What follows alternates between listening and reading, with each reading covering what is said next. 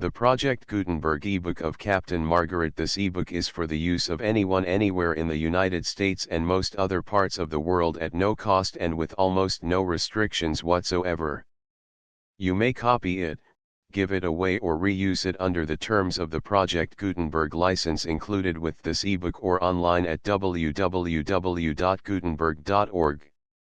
If you are not located in the United States, you will have to check the laws of the country where you are located before using this ebook.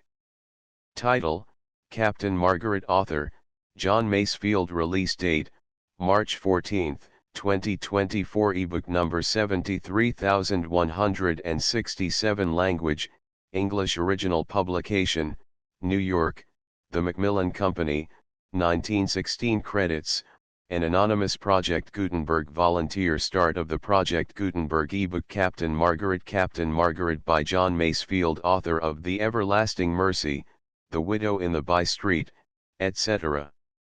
New York, The Macmillan Company, 1916. All rights reserved. Dedication to my wife Contents I. The Broken Heart 2. A Farewell 3. Outwards 4. A Cabin Council v. Stukely 6. A Supper Party 7. The Tobacco Merchant 8. In Port 9. A Farewell Dinner X. The Landfall 11. The Flag of Truce 12. The End. Captain Margaret. I. The Broken Heart. All this the world well knows, yet none knows well to shun the heaven that leads men to this hell. The short summer night was over, the stars were paling, there was a faint light above the hills. The flame in the ship's lantern felt the day beginning. A cock in the hen coop crowed, flapping his wings. The hour was full of mystery. Though it was still, it was full of the suggestion of noise. There was a rustle, a murmur, a sense of preparation. Already, in the farms ashore, the pails went clanking to the byres.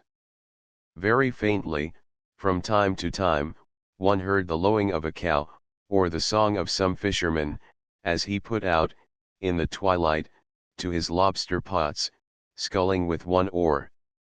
Dew had fallen during the night. The decks of the Broken Heart, lying at anchor there, with the lantern burning at her peak, were wet with dew. Dew dripped from her running rigging, the gleam of wetness was upon her guns, upon her rails, upon the bell in the poop belfry. She seemed august, lying there in the twilight. Her sailors, asleep on her deck, in the shadow, below the break of the quarter-deck, were unlike earthly sleepers. The old boatswain, in the blue boat cloak, standing at the gangway watching the dawn, was august, sphinx-like, symbolic. The two men who stood above him on the quarter-deck spoke quietly, in hushed voices, as though the hour awed them. Even the boy by the lantern, far aft, stood silently, moved by the beauty of the time. Over the water, by Salcombe, the fishers' boats got under way for the sea. The noise of the halyards creaked, voices called in the dusk, blocks piped, coils of rope rattled on the planks. The flower of the day was slowly opening in the east, the rose of the day was bursting. It was the dim time, the holy time, the moment of beauty, which would soon pass, was even now passing, as the sea gleamed, brightening, lighting up into color. Slowly the light grew, it came in rosy color upon the ship, it burned like a flame upon the spire top.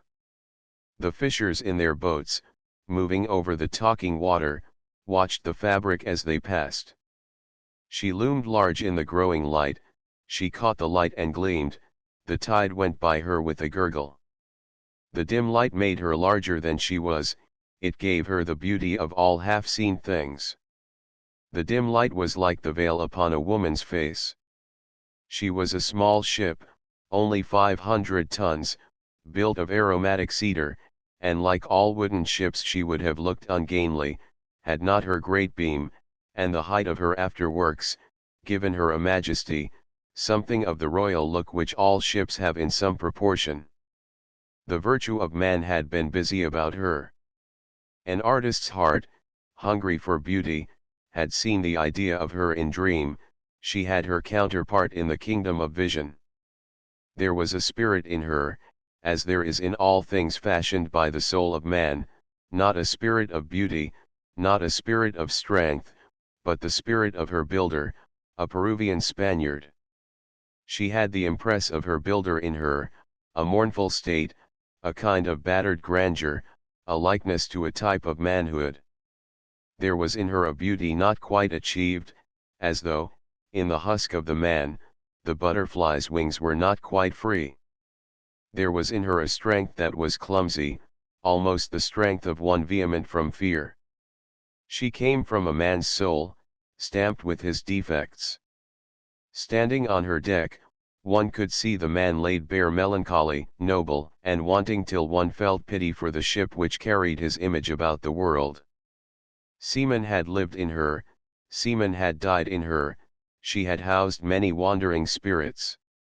She was, in herself, the house of her Maker's spirit, as all made things are, and wherever her sad beauty voyaged, his image, his living memory voyaged, infinitely mournful, because imperfect, unapprehended.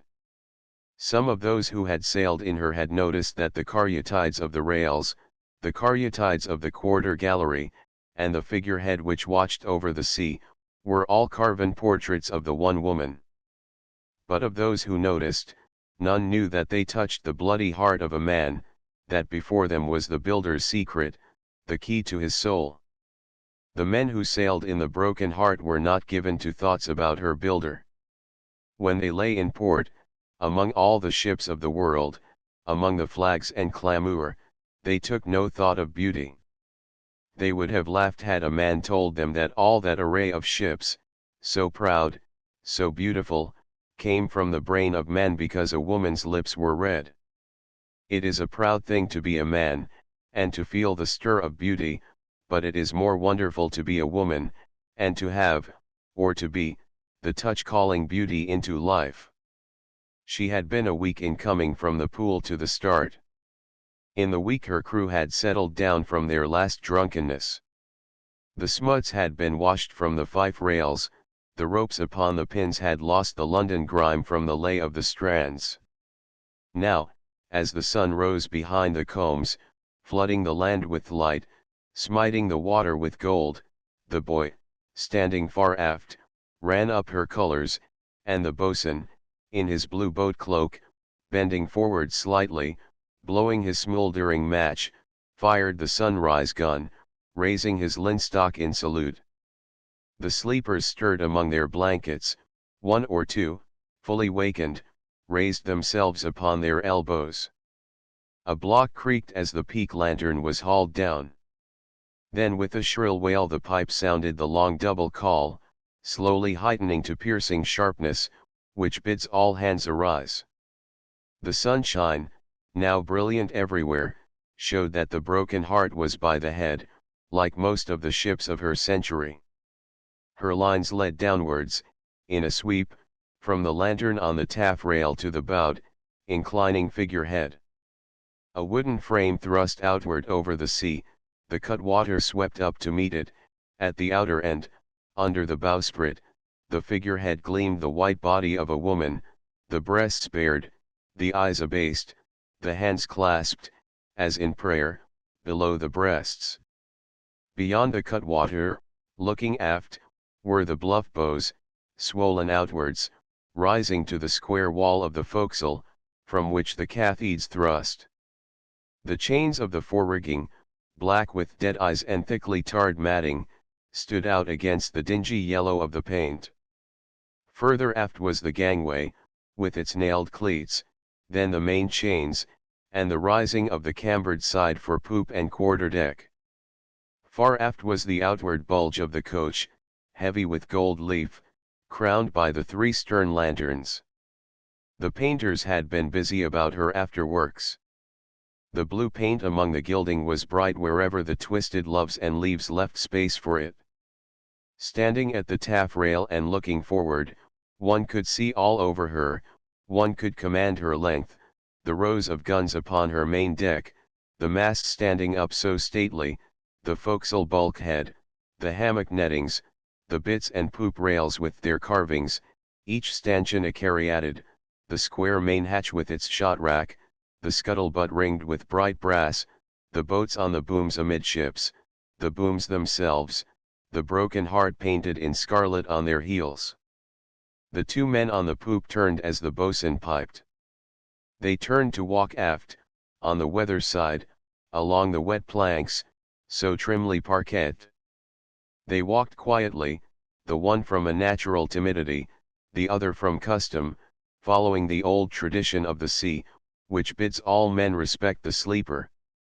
The timid one, never a great talker, spoke little, but his wandering eyes were busy taking in the view, noting all things, even when his fellow thought him least alive. He was the friend of Captain Margaret, the ship's owner. His name was Edward Perrin.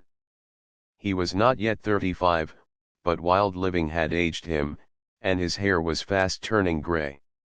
He was wrinkled, and his drawn face and drooping carriage told of a sapped vitality, hardly worth the doctoring. It was only now and then, when the eyes lifted and the face flushed with animation, that the soul showed that it still lived within, driving the body, all broken as it was, as furiously as it had ever driven.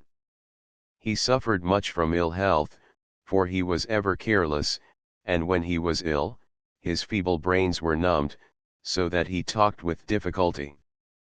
When he was well he had brilliant but exhausting flashes, touches of genius, sallies of gaiety, of tenderness, which gave him singular charm, not abiding, but enough to win him the friends whom he irritated when ill health returned. In his youth he had run through his little fortune in evil living.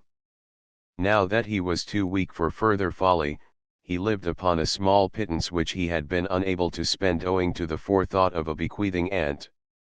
He had only two interests in life, Captain Margaret, whom he worshipped with touching loyalty, and the memories of his wild youth, so soon spoiled, so soon ended. Among those memories was the memory of a woman who had once refused his offer of marriage.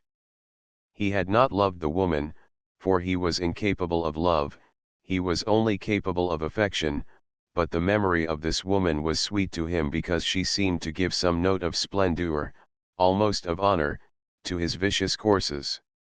He felt, poor wastrel, poor burnt moth, that his life had touched romance, that it was a part of all high beauty, that some little tongue of flame had sealed him.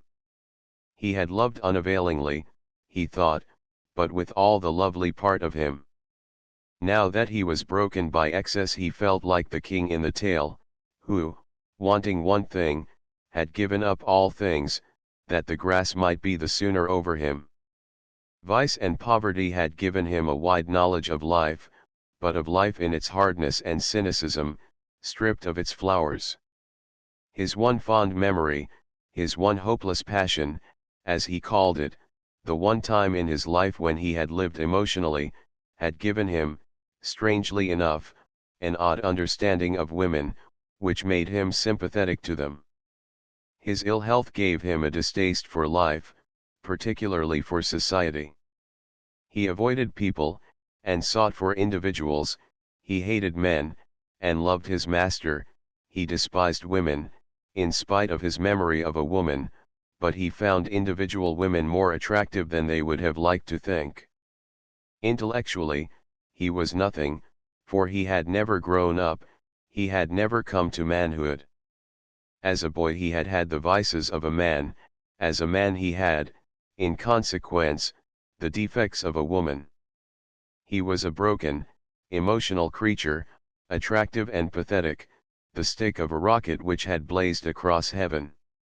He was at once empty and full of tenderness, cruel and full of sympathy, capable of rising, on his feelings, to heroic self-sacrifice, but likely, perhaps on the same day, to sink to depths of baseness. He was tall and weedy-looking, very wretched and haggard. He delighted in brilliant clothes, and spent much of his little store in mercers' shops. He wore a suit of dark blue silk, heavily laced at the throat and wrists. The sleeves of his coat were slashed, so as to show a bright green satin lining, for, like most vicious men, he loved the color green, and delighted in green clothes. He drooped forward as he walked, with his head a little on one side. His clumsy, ineffectual hands hung limply from thin wrists in front of him. But always, as he walked, the tired brain, too tired to give out, took in unceasingly, behind the mask of the face. He had little memory for events, for words spoken to him, for the characters of those he met, but he had instead a memory for places which troubled his peace, it was so perfect. As he walked softly up and down the poop with Captain Cammock that lovely morning, he took into his brain a memory of Salcombe harbour, so quiet below its combs, which lasted till he died. Often afterwards, when he was in the strange places of the world, the memory of the ships came back to him, he heard the murmur of the tide, the noise of the gulls quarrelling, the crying out of sailors at work. A dog on one coombe chased an old sheep to the hedge above the beach of the estuary. I am like that sheep, thought Perrin, not unjustly, and the hound of desire drives me where it will. He did not mention his thought to Captain Cammock, for he had that fear of being laughed at which is only strong in those who know that they are objects of mirth to others. I'll soon show you, he cried aloud, continuing his thought to a rupture with an imaginary mocker. What'll you show me? Said Captain Cammock. Nothing. Nothing, said Perrin hastily. He blushed and turned to look at the town, so that the captain should not see his face. Captain Cammock was a large, surly-looking man, with long black hair which fell over his shoulders. His face, ruddy originally, was of a deep copper color, handsome enough, in spite of the surly look, which, at first glance, passed for sternness. There were crow's feet at the corners of his eyes, from long gazing through heat haze and to windward. He wore heavy gold earrings, of a strange pattern, in his ears, and they became him, though nothing angered him more than to be told so. I wear them for my sight, he would say. I ain't no town pimp, like you. The rest of his gear was also strange and rich, down to the stockings and the buckled shoes, not because he was a town pimp like others, but because, in his last voyage, he had made free with the wardrobe of the governor of Valdivia. A jewel of gold, acquired at the same time, clasped at his throat a piece of scarlet stuff, richly embroidered, which, covering his chest, might have been anything, from a shirt to a handkerchief. The Spanish lady who had once worn it as a petticoat would have said that it became him. His answer to the Spanish lady would have been, well, I ain't one of your dressy ducks, but I have my points. Those who had seen him in ragged linen drawers, pulling a canoa off the main, between Toulouse and the headlands, with his chest, and bare arms, and naked knees, all smeared with fat, to keep away the mosquitoes, would have agreed with him. There's one thing I wish you'd show me, said Captain Cammock, glancing at the schooners at anchor. What's that? Said Perrin. Well, said Captain Cammock, turning towards the harbour entrance, why has Captain Margaret put into Salcombe? Wasting a fair wind I call it. We could drove her out of soundings if we'd held our course. I don't think I ought to tell you that, Captain Cammock. I know, of course. It has to do with the whole cruise. Personal reasons. Captain Cammock snorted. A lop-eared job the cruise is, if you ask me, he growled. I thought you approved of it? I'll approve of it when we're safe home again, and the ship's accounts passed. Now, Mr. Perrin, I'm a man of peace, I am. I don't uphold going in for trouble. There's trouble enough on all men's tallies. But what you're going to do beats me. Perrin murmured a mild assent. The pirate's vehemence generally frightened him. "Look here, now, Mr. Perrin," the captain went on. "One gentleman to another, now. Here am I sailing master. I'm to navigate this ship to Virginia, and then to another port to be named when we leave England. I don't know what you want me to do I, James? Well, then, can't you give me a quiet hint, like, so I'll know when to shoot? If you don't like that, well, you're my employers, you needn't. But don't blame me if trouble comes. You're going to the Main. Oh, don't start, I've got eyes, sir. Now I know the Main, you don't. Nor you don't know seamen. All you know is a lot of town pimps skipping around like burnt cats. Here now, Mr. Perrin, fair and square. Are you going on the account? As pirates? As privateers? Well, you see, Captain, said Perrin, it's like this. Captain Margaret. I don't know. You know that, in Darien, the Spaniards they drove out the Indians very brutally. Captain Cammock smiled, as though pleased with a distant memory. Oh, them, he said lightly. Well, continued Perrin. You'd have been told today, anyhow, so it doesn't much matter my telling you now. What he wants to do is this. He wants to get in with the Indians there, and open up a trade, keeping back the Spaniards till the English are thoroughly settled. Then, when we are strong enough, to cut in on the Spanish treasure trains, like Sir Francis Drake did. But first of all, our aim is to open up a trade. Gold dust. Captain Cammock's face grew serious. He gazed, with unseeing eyes, at the swans in the reach. Oh, he said. What give you that idea? Do you think it possible? I'll think it over, he said curtly. I'm obliged to you for telling me. He made one or two quick turns about the deck. Here you, boy, he cried, coil them ropes up on the pins.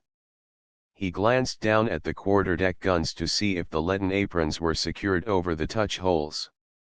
Mr. Perrin, he continued, about Captain Margaret. Has he got anything on his mind? Yes, Captain. He's had a lot of trouble. A woman. I thought it was something of that sort. Rum or women, I say. Them and lawyers. They get us all into trouble sooner or later. He was in love with a girl, said Perrin. He was in love with her for 4 years. Now she's gone and married someone else. I suppose she was a society lady, said Cammock, investing that class with the idea of vices practiced by his own. She was very beautiful, said Perrin. And now she's married, said Cammock. Yes. Married a blackguard. Yes, said the captain. And now she'll learn her error. Women aren't rational beings, not like men are. What would a beautiful woman want more, with Captain Margaret? It's about done for him, said Perrin. He'll never be the man he was. And as for her, the man she married cheated a lad out of all his money at cards, and then shot him in a duel. I've heard of that being done, said the captain. Oh, but he did a worse thing than that, said Perrin.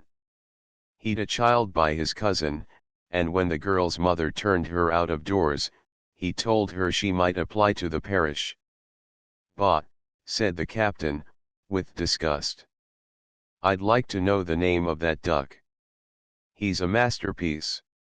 Tom Stukeley, his name is, said Perrin. His wife's Olivia Stukeley. They are stopping in Salcombe here. They are still wandering about on their honeymoon. They were married 2 or 3 months back. Ah, said Cammock, so that's why the captain put in here. He'll be going ashore, I reckon. He walked to the break of the poop and blew his whistle. "Bosun," he cried.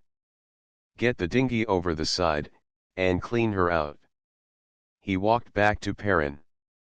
"Much better get him away to sea, sir. No good'll come of it." "What makes you think that?" said Perrin. "He'll only see her with the Stukely fellow. It'll only make him sick. Very likely make her sick, too." "I can't stop him," said Perrin. "He'll eat his heart out if he doesn't go. It's better for him to go, and get a real sickener, than to stay away and brood. Don't you think that?" "As you please," said Kamek. "But he ain't going to do much on the main, if he's going to worry all the time about a young lady. The crowd you get on the main don't break their hearts about ladies, not as a general act." "No," said Perrin. The conversation lapsed. The captain walked to the poop rail, to watch the men cleaning up the main deck. He called a boy, to clean the brass work on the poop. "Not much of that on the main, sir, you won't have," he said. "No," said Perrin. "No, sir," said the captain. "On the main, you lays your ship on her side on the softest mud anywhere's handy. And you gets Indian ducks to build little houses for you. Fine little houses. And there you lays ashore, 9 months of the year, listening to the rain. Swish. Your skin gets all soft on you, like wet paper. And you'll see the cabin below here, all full of great yellow funguses. And all this brass will be as green as tulips. It will. And if you don't watch out, you could grow them pink water lilies all over her. It's happy days when you've a kind of a pineapple tree sprouting through your bunk boards." He paused a moment, noted the effect on Perrin, and resolved to try an even finer effort. "I remember a new Jamaica sloop as come to one bush key once. I was logwood cutting in them times. She was one of these pine-built things, she come from Negril. They laid her on her side in the lagoon, while the hands was cutting logwood. And you know, sir, she sprouted. The ground was that rich she sprouted. Them planks took root. She was a tidy little clump of pines before I left the trade." "8 bells, sir," said the boy, touching his cap. "Thank you," said Kamek. "Make it." "Who's watchman, bosun? Let him call me at once if any boat comes off." I, Captain Kamek," said the bosun. The steward, an old negro, dressed in the worn red uniform of a foot soldier, came with his bell to the break of the poop, to announce the cabin breakfast. The men, with their feet bare from washing down, were passing forward to the forecastle.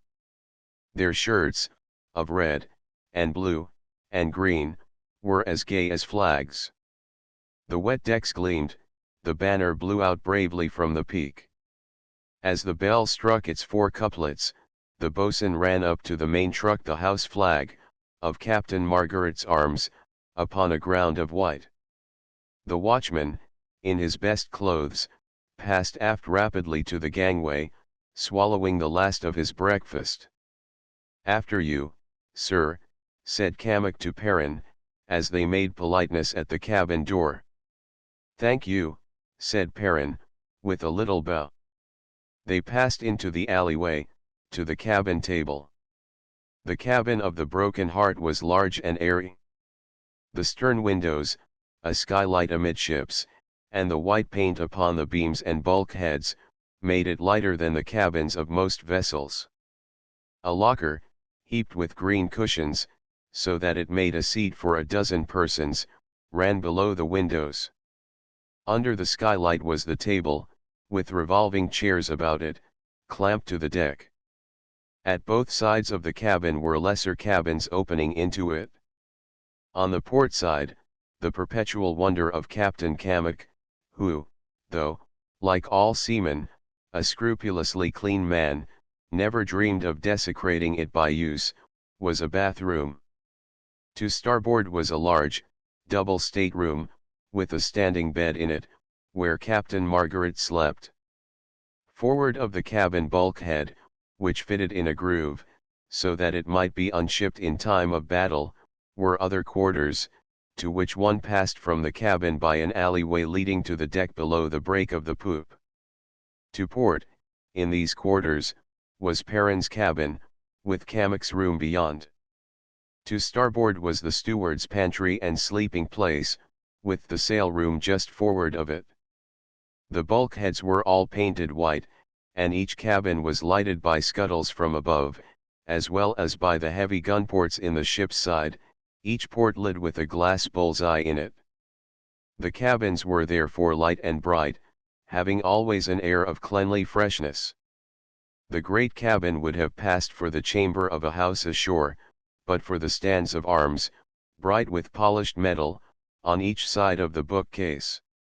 Over the bookcase was a small white shield, on which, in red brilliance, was the broken heart.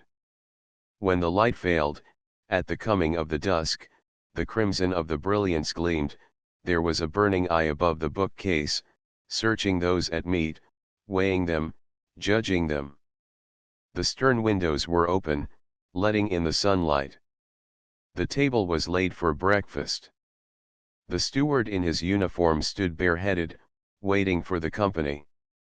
The door of the stateroom opened smartly, and Captain Margaret entered. He advanced with a smile, shook hands with the two men, bidding them good morning. Perrin, ever sensitive to his friend, glanced at him for a moment to note if he had slept ill, through brooding on his love, but the mask upon his friend's face was drawn close, the inner man was hidden, a sufficient sign to Perrin that his friend was troubled. Captain Cammock looked at his employer with interest, as he would have looked at a man who had been at the North Pole. So he's in love with a girl, hey, he thought. Gone half crazed about a girl. In love. And the lady give him the foresheet, hey. He even peered out of the stern window over Salcombe, with the thought that somewhere among those houses, or walking in one of those gardens, went the Lady Olivia, wonderfully beautiful, squired by the unspeakable Stukely. "Hope we didn't wake you, sir," he said politely. "One can't carry on without noise, coming to anchor." "I thought I heard your voice once," said Captain Margaret. "You were talking about grilling the blood of someone."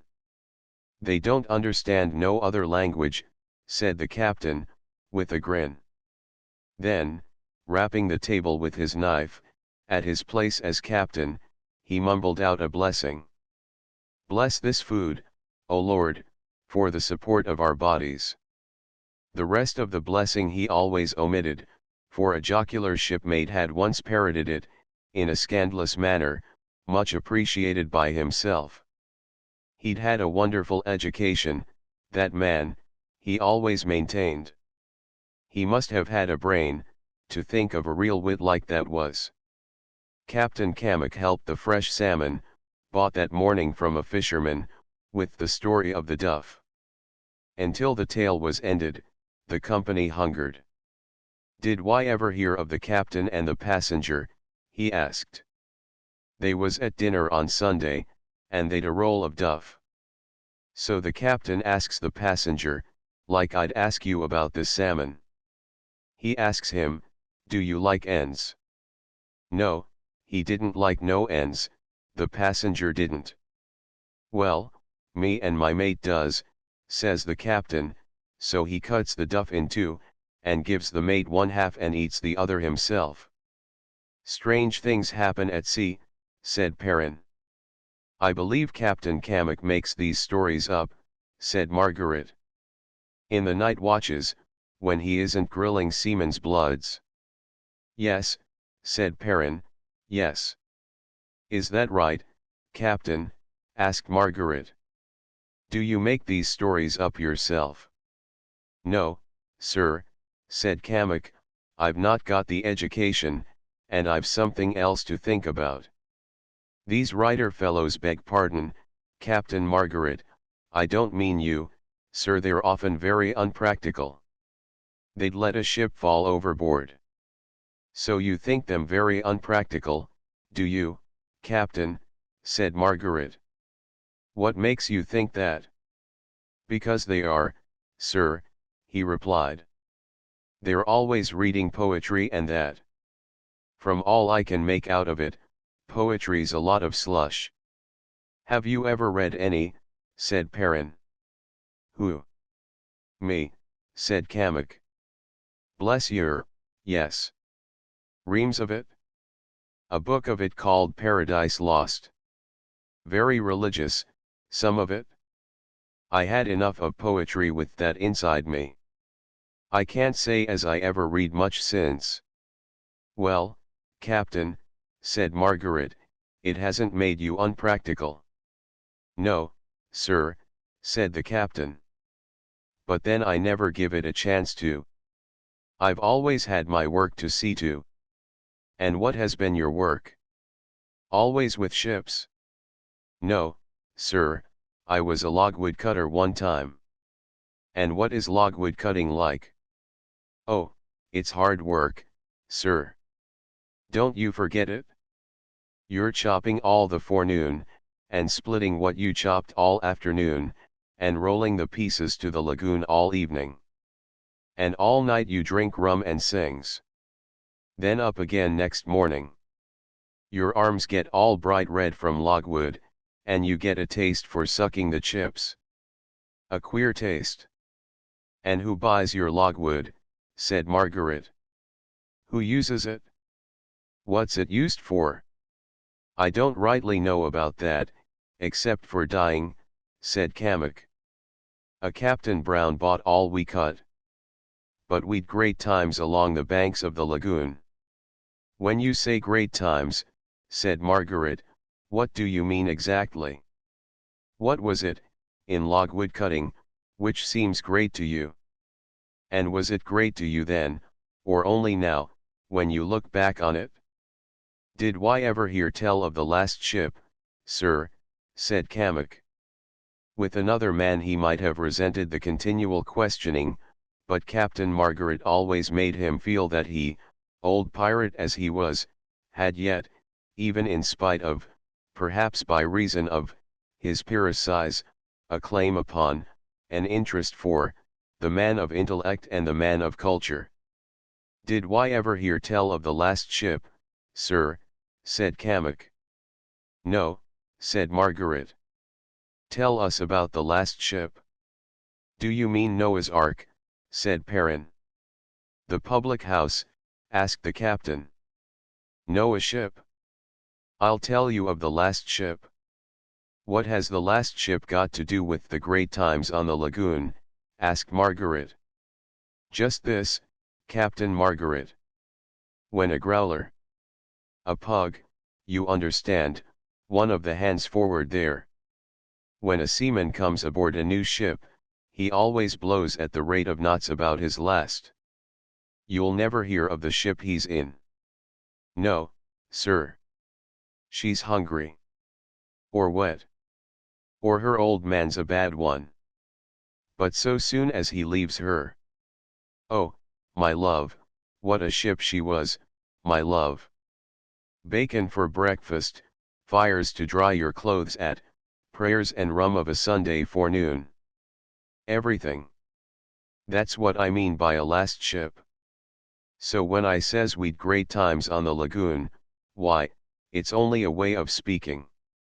I mean as it seems just beautiful, now it's over. I'll just trouble you, Mr. Perrin, if there's any more beer in the jug. So that's the last ship, Captain Kamek, said Margaret. Well, and now tell us what seems great to you, when you think of your last ship, in the lagoon, as you call it. Captain Kamek looked at Perrin, who seldom spoke at meals, perhaps because his intellect was too feeble to allow him to do more than one thing at a time. Perrin, who hated to be looked at when he was eating, from some shy belief that no one looked at him save with a desire to laugh, gulped what he had in his mouth at the moment, choked, and hid his confusion in his tankard. Captain Kamak did the same, lest he should appear rude. "Now that's no easy question, Captain Margaret," he said. "It wasn't great, now I come to think of it. It was hard work. As hard as shoveling coal. And hot. Oh, it's hot in them lagoons. Sometimes our shirts would be wringing wet with perspiration. And often we were up to our knees in mud, where we worked, and little red devils biting us, besides mosquitoes. And there were thorns on the logwood, spikes as sharp as stings." "What were your amusements?" said Margaret. "Oh, as to them," replied the captain. "We'd go hunt a wild cow on Saturdays. Or perhaps fish. Or sometimes we'd go a lot of us among the Indians, to a pavov. And then ships come. We'd great times when ships come. In the moonlight. We'd sing and drink rum. And firing off pistols and cheering. Oh, we'd great times." "Why don't you go back to it?" asked Captain Margaret. "You don't go back to it? Why not?" "It wouldn't be the same," said Kamak, as he prepared his morning's pipe. "The men I knowed are gone. They'd have new ways, the new lot. Besides, that sort of thing only goes when you're young. When you get the salt in your bones, you find the young devils don't like having you around. And the girls get particular. You can't get a wife no longer for a yard of blue baize and a stick of sealing wax. Excuse me, Captain. I'm a sailor. I sometimes talk rough. But there it is. All a sailor has at the end is just what he can remember. What I can mind of logwood cutting is the same as a trader's money bags is to him. I must be off forward, to have my morning draw." He spun his chair round, and rose, pressing the tobacco into his clay pipe. "Give me my hat, steward." He bowed to the two friends, walking slowly to the cabin door. "By the way, sir," he called back. "I forgot to ask. I suppose you'll be going ashore this fine morning?" "Yes," said Margaret, "I am going ashore." "I shall want the boat, Captain." "Very good, sir," said Kamak. "Will you want to fill our water, sir?"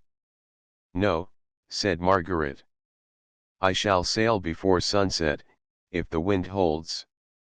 We shall fill no more water till we make Virginia." "Very good, Captain Margaret," said Kamak. "If you don't want the hands, I'll try them at the guns. It's time they got into the way of doing things." He spun upon his heel, leaving the two friends together. The steward, gathering up the gear, retired to the pantry to wash up.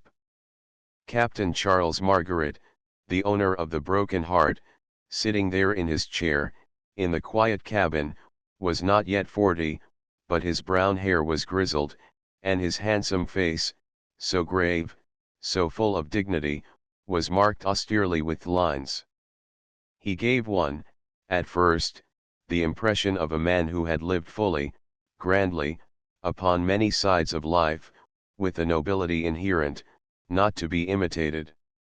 It was only after long months of friendship that the observer could learn the man's real nature. He would see then that the real nature, ripened, as it was, on so many sides, ready, as it was, to blossom wonderfully, had never come to flower, still less to fruit. It was a great nature, checked by some hunger of the soul, which, this is the sorrow of all beautiful desire, would perhaps have destroyed the soul, had it been satisfied. He was one who had loved for many years. He had paid away all the gold of his life, for a sorrow and a few copper memories. He had loved nobly, like a man of the heroic time, letting life go by him with a smile, so long as the woman whom he loved might be spared one little moment's annoyance, one little wrinkling of the beautiful brow. He had said to himself that he had worn this woman's glove, and that he would wear no other woman's petticoat. And from long brooding on this wayward beauty who had spoiled his life, he had learned much of women. He understood them emotionally with a clearness which sometimes frightened him. He felt that he took a base advantage of them in allowing them to talk to him. Their hearts were open books to him. Though the woman said, "Look on this page, or on this," his instinct, never wrong, revealed to him the page she tried to hide, and his indulgence of this sense made him, at times, of little use in conversation, for the revealed truth amused him more than its polite screen. At times its possession saddened him, for he knew that he would never exercise that sense in the tenderness of the accepted lover, reading the unspoken thought in the beloved eyes. In his person he was tall and finely built, but a certain clumsiness in his walk made his appearance ungraceful when he left his chair. His hands were singularly beautiful. His eyes were grey and deep-set.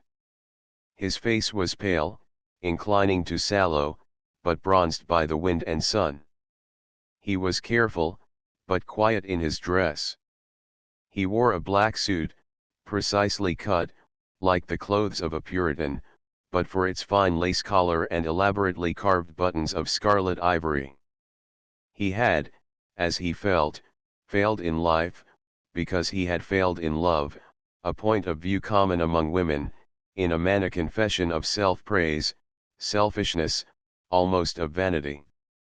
He had allowed his passion to keep him from action, by which, alone, growth or worth can be determined.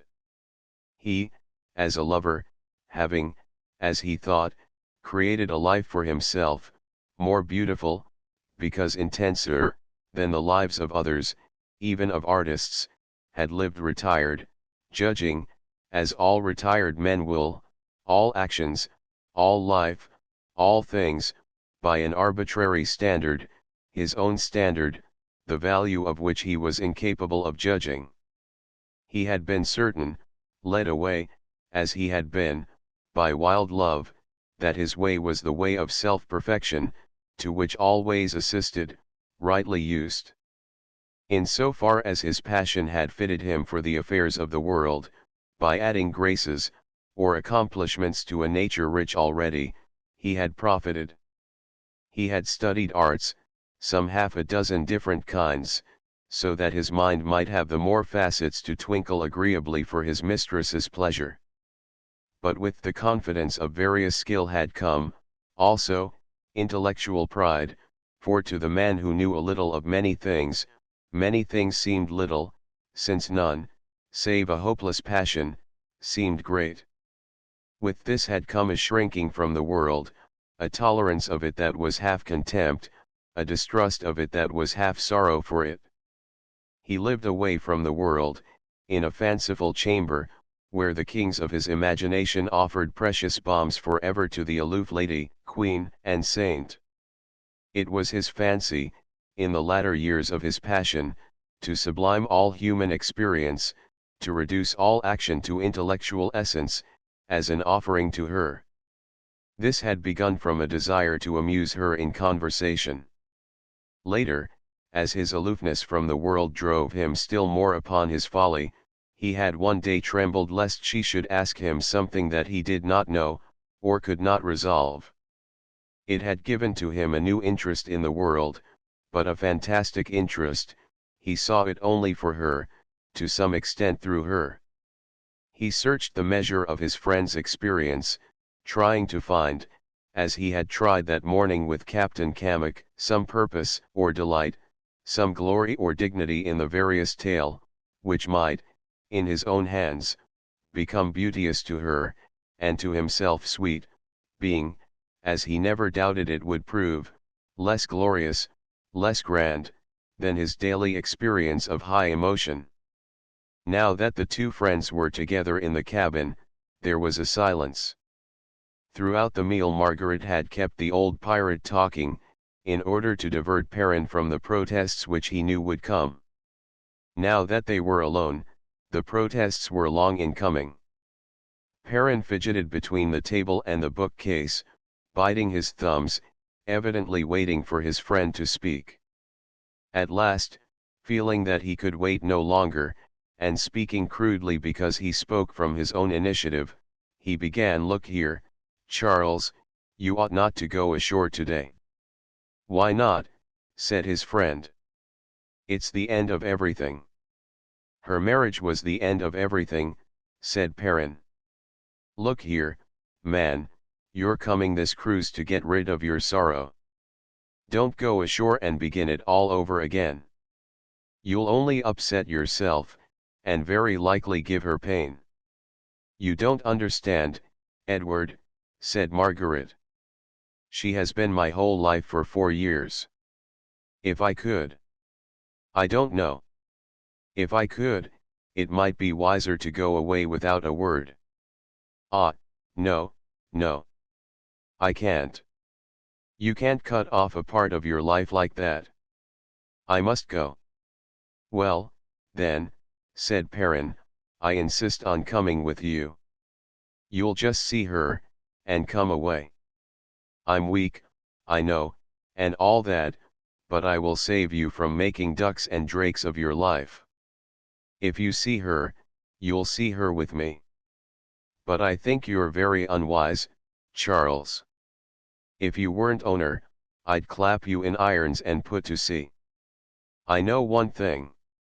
If you see her, no good'll come of it. Look here, man, do drop her, and let's get away while the wind holds." "No, I must see her," said Margaret stubbornly. "And I couldn't have you with me." "That's impossible." "Why impossible?" "Because. Well, we won't talk of that. My mind is made up. By the way, Edward, you were up very early, weren't you?" "I couldn't sleep. I wanted to see the sun rise. I've heard so much about sunrise at sea. And I got into talk with the captain. I told him a little about our plans. I hope you don't mind." "No. I'm glad. We shall have to go into that tonight. By the way, Edward, I want you, after this, to stand 2 watches a day." "I shall do the same. We must learn what stuff our men are made of before we reach Virginia, for in Virginia we shall have to weed out our crew. We can have no skulkers where we are going." "All right, Charles. I'm going on deck now." "I think you're very foolish. You're going to see her will do no good.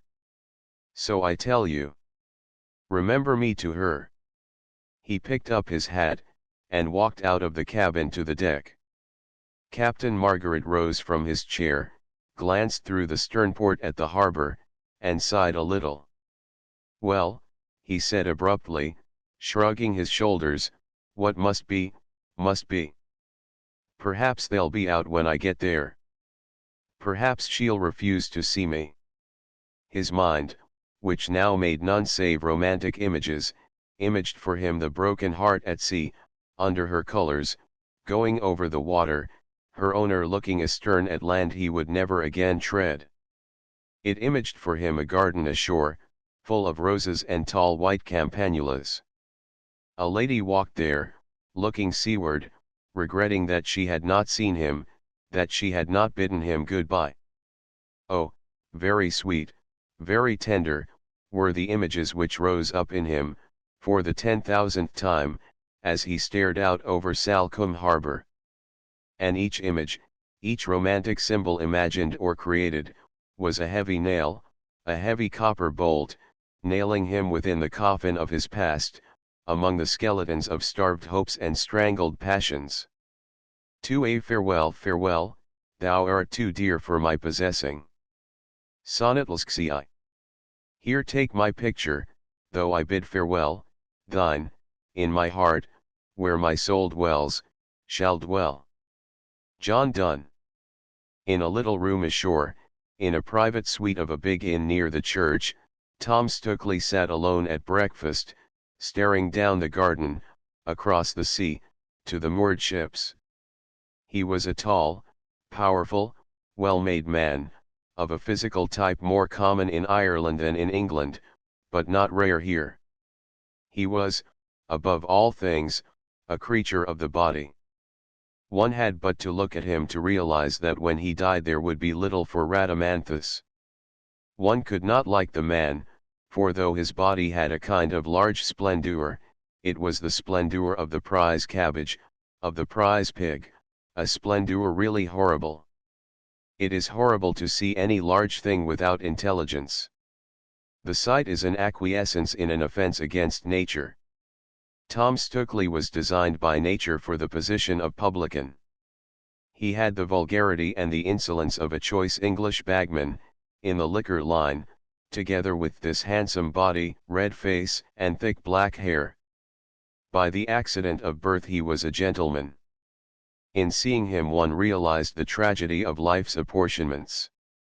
One realized that to build up this mass of mucous membrane, boorishly informed, lit only by the marsh lights of indulged sense, the many toiled in poverty, in enforced though hated ignorance, in life without ease, without joy. His coarsely colored face passed for beauty, his insolence for strength of character, even for wit, among those men and women with whom he consorted. His outward manner had something of the off-handed ease of the inferior actor, who drinks, and tells tales, and remarks upon the passing women. But he had little of the actor's good humor. He had, instead, that air of insolent superiority which makes the inferior soul, arrogant always, like the dunghill cock, clamorous of the glory of dung. In company he was rude to all whom he did not fear. He was more rude to women than to men, partly because he feared them less, but partly because his physical tastes were gross, so that he found pleasure in all horseplay such as the snatching of handkerchiefs or trinkets, or even of kisses in gaining which he had to touch or maul his victims, whether protesting or acquiescent. Women were attracted by him, perhaps because he frightened them physically. His love affairs were not unlike the love affairs of python and gazelle. They like it, he would say. They like it? To men whom he did not fear, to those of them, that is, who had no advantage of fortune or position from which he could hope to profit, he acted with studied rudeness, with the unintellectual unvaried rudeness of a school bully, particularly if they displayed any little sally of wit, any fondness for art, any fineness of intelligence beyond him. It is possible to think of him with pity, as of one born out of his due time and out of his right circle. He was a cad, born a gentleman. He sat alone at breakfast, with the breakfast dishes pushed far away from him, for he had risen late, and had sat late at wine the night before. The thought of food was nauseous to him, he drank small beer thirstily, and damned his wife under his breath for being risen from table, as he would, perhaps, have damned her aloud had she been present. He had been married for some 3 months and had begun to find the simulation of virtue tedious.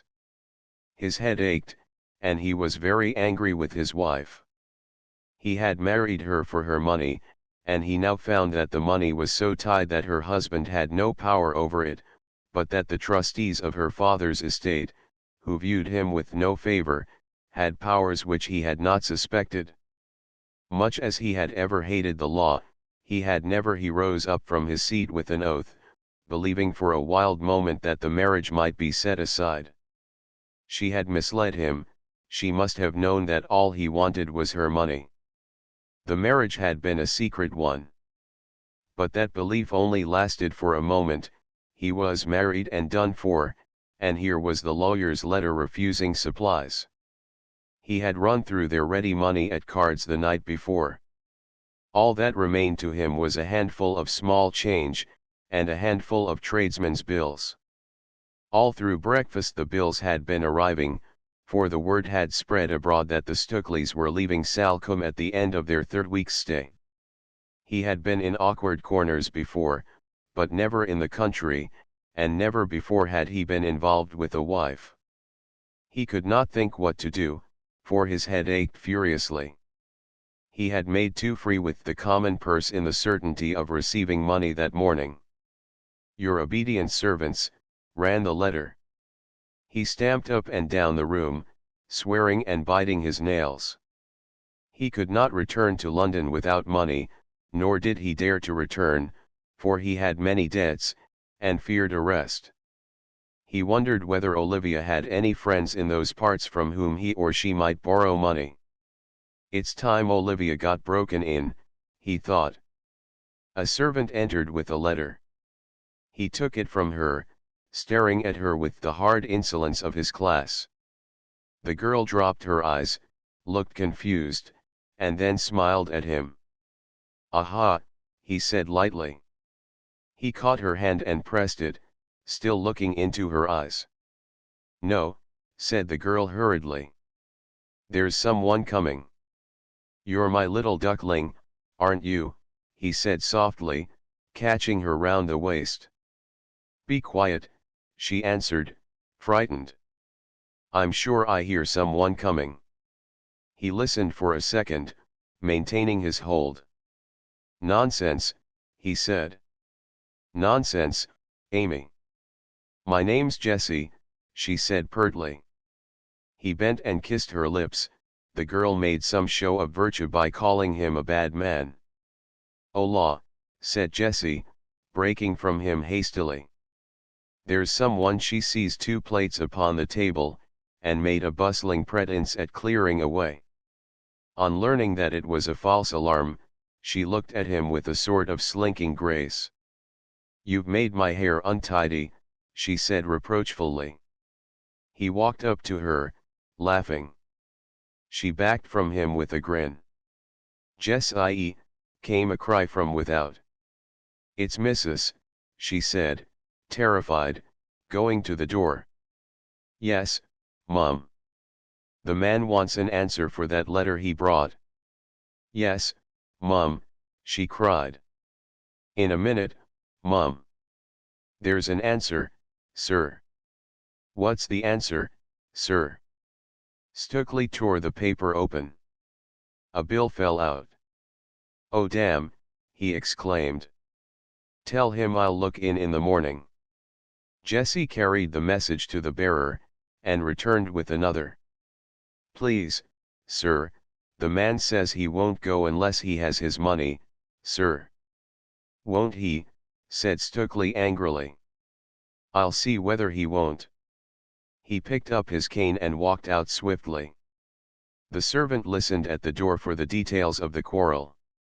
"Hark ye," came Stukeley's voice. "Here's your bill. D'ye see it? There." There came a sound of tearing paper. "Now take that back to your master. Next time you disturb me at breakfast I'll break your head. Get out of this." The haberdasher's clerk withdrew. The landlady aided his retreat with a few words about not having her guests disturbed. Stukeley returned to his breakfast room. Jessie looked at him admiringly. "Aha, Jessie," he said. "What nice arms you've got. Eh?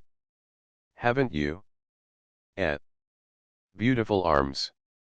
He pinched them, following her about as she backed to avoid him. "You've got a wife," said Jessie. "What do you want with arms? Don't. Don't. You'll make me scream out."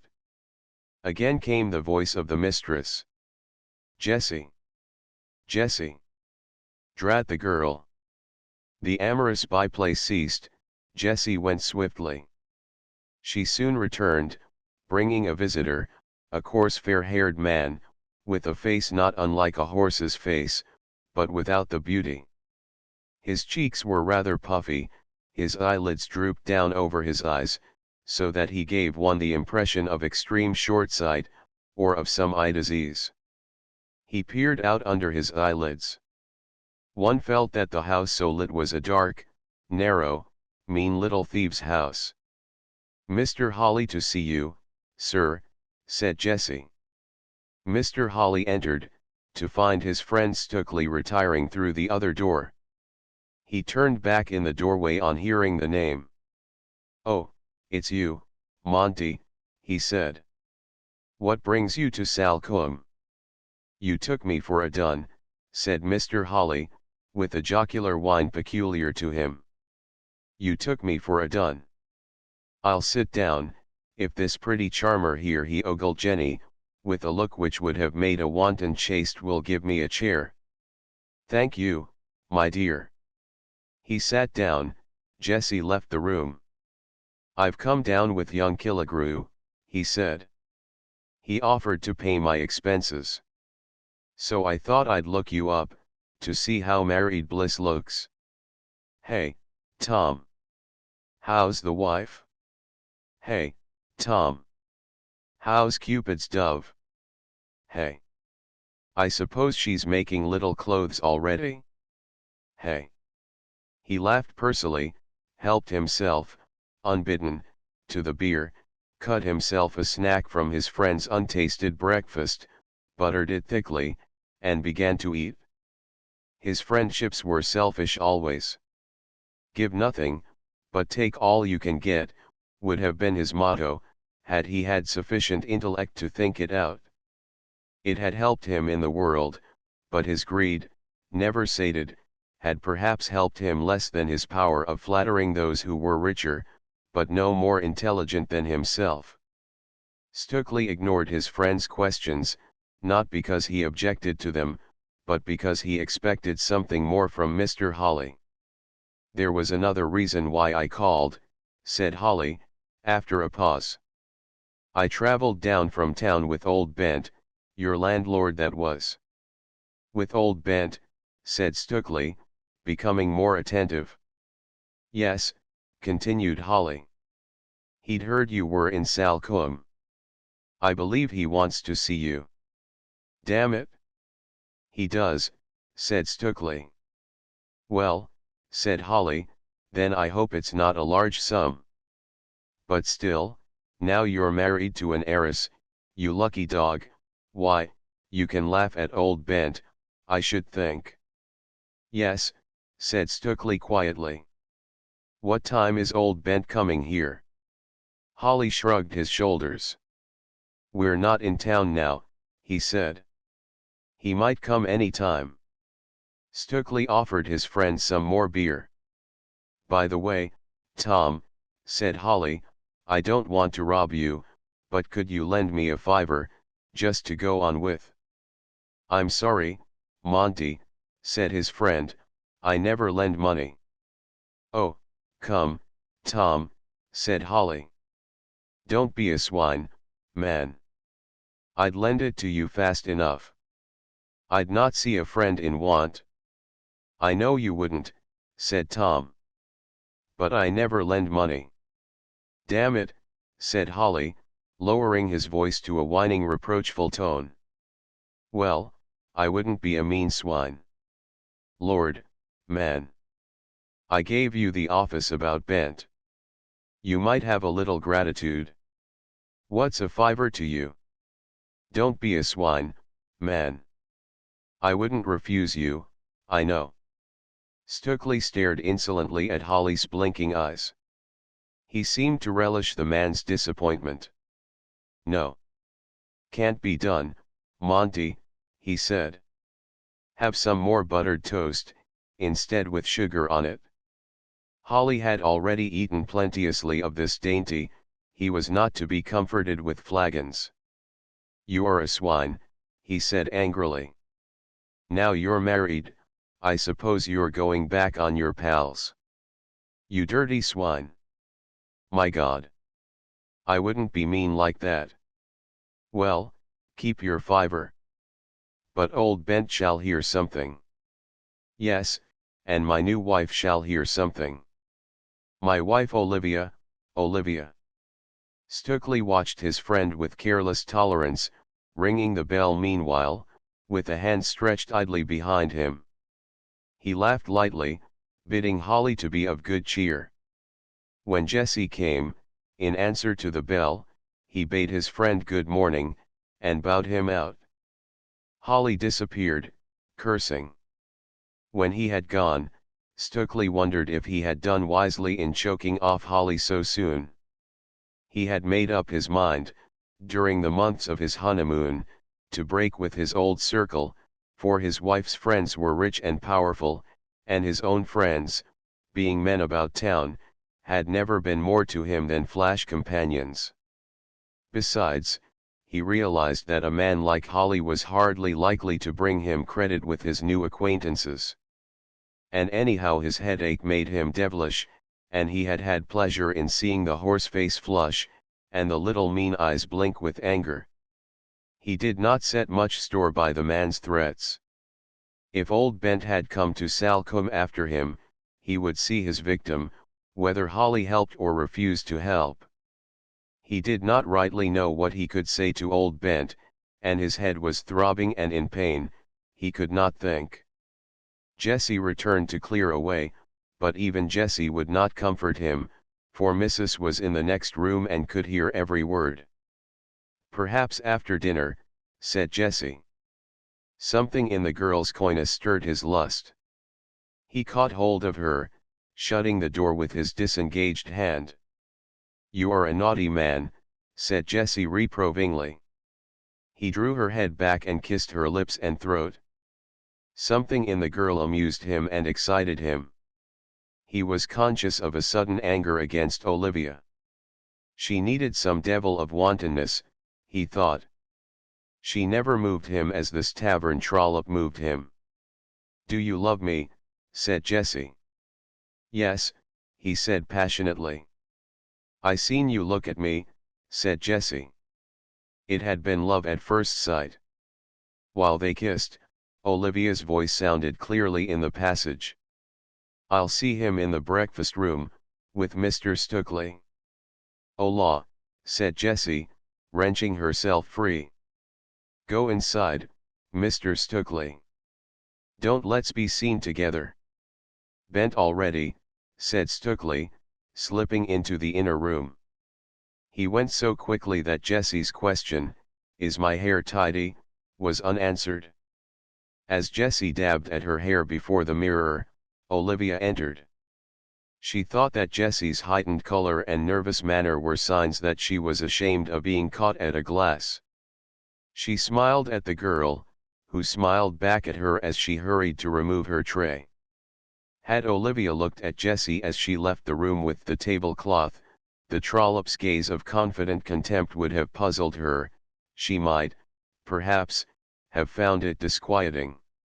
She had only been married a few weeks, and she loved her husband so dearly that to speak of him to anyone, to an inn-servant, for example, seemed sacrilegious to her. She felt this very strongly at this moment, though she longed to ask Jessie where her husband might be found. She felt some slight displeasure at her husband's absence, for he had never before left her for so long. This breakfast had been the first meal eaten apart since the day of their marriage. When Jessie had left the room, she looked at her image in the mirror, straightening the laces at her throat and smoothing the heavy hair, one of her chief beauties. She loved her husband. All other men were mere creatures to her, creatures with no splendor of circling memory, creatures of dust. But the announcement that Captain Margaret was even then without, waiting to be admitted, was somehow affecting. She felt touched, perhaps a little piqued. He had loved her, still loved her, she felt. She had never much cared for him, though she had found a sort of dreadful pleasure in the contemplation of her power over him. At the moment, she felt a little pity for him, and then a little pity for herself. Now that she was married, she thought, she would be unattractive to him, her power would be gone, and as that was the first time the thought had come to her, it made her almost sad, as though she were parting with a beautiful memory, with a part of her youth, with a part of her youthful beauty. Her look into the glass was anxious. She was eager to look her best, to make the most of her pale beauty, for, like less intelligent women, she believed that it was her beauty which most appealed to him. As a matter of fact, it was the refinement of her voice which swayed him, her low voice, full of music, full of intensity, of which each note told of an inner grace, of some beauty of mind unattainable by men, but sometimes worshipped by them. She was not a clever talker. Her power lay in sympathy, in creating talk in others, for when she was of a company it was as though music were being played, the talk showed fine feeling, at least, the talkers went away delighted. She had a little beauty. Her eyes were beautiful, her hair was beautiful, but beautiful beyond all physical beauty was the beauty of her earnest voice, so unspeakably refined and pure, coming wholly from the inner shrine. She had not waited a minute, before Captain Margaret entered. She had expected to see him troubled, and to hear the ring of emotion in his voice as he greeted her. She had half expected to be surprised by some rush of frantic passion. But he entered smiling, greeting her with a laugh. She felt at once, from his manner, from his obvious dislike for her hand, which he scarcely touched and then dropped, an implied shrinking from her husband. It gave her firmness. He looked at her eyes a moment, wondering with what love they had looked at Stukely during the night watches. The thought came to him that she was a beautiful soiled thing, to be pitied and tenderly reproved. The image of Stukely cast too dark a shadow for any brighter thought of her. When she began to speak she had him bound and helpless. "Well, Olivia," he said gaily, "I'm glad I came in time to catch you." "Yes," she answered, "we were just going." "We have been, and how did you come here?" She found it harder to talk to him than she had expected. "I came here in my ship," he answered. "I wanted to see you, to wish you, to hope to wish you all happiness. Before I leave England." She smiled. "Thank you very much," she said. "Are you leaving England for long?" "It may be a long time. If all goes well, it will be a very long time." "I had not heard that you were going abroad." "To what part are you going?" "Italy again." "No. I'm going to Darien." It seemed to him to be almost tragical that she really did not know where Darien lay. "The Spanish Main," he added. "Ah, yes," she said. He covered her retreat by saying that he was going to Virginia first. She looked at him with quickened interest. "Going in your ship," she said. "That sounds very grand. Is she in Salcombe here?" "Which is she among all those schooners?" "That one," he answered, pointing through the window. "The ship with the flag." "And you're leaving England at once?" "Yes. This afternoon's tide." "But what are you going to do when you get there?" "Oh, don't let's talk about that," he answered. "Tell me about yourself, and your plans. What are you going to do, now you're leaving Salcombe? Will you go home to Flaxey?" "No," she answered, coloring slightly. "Uncle Nestor was rather rude to Tom, to my husband." The captain bit his lip, and gazed out absently over the sea. He had heard why Uncle Nestor had been rude. The knowledge made him doubtful of Olivia's future happiness. "So I suppose you'll go back to town," he answered, "and settle down." "What do married people do, when they settle down?" "Oh," she said, "I've great schemes for Tom. He's going to stand for Parliament. But I want to know what you're going to do in Darien." "What is your scheme?" "Just to help the Indians," he answered. "The Spaniards have robbed them and ill-treated them, and I thought that if some Englishmen settled on the isthmus, and opened up a trade with them. For you see, we could trade with both Jamaica and Virginia. and if we opened up a trade there, we could check the Spanish power there, making the Indians our allies. And what would you trade for, or with? It sounds very romantic. The country is very rich in gold. Gold is found in all the rivers. But of course the gold is not to be our aim. I want, really, to found an English colony, or a colony of workers, at any rate. The Spanish colony is just a press, which squeezes the land. Now the land ought, in a sense, to squeeze the colonists. It ought to bring out all their virtues. That is what I want. The country will have to be cleared. And then we shall plant cacao, or whatever the land is fit for, and the scheme is thought out, in detail.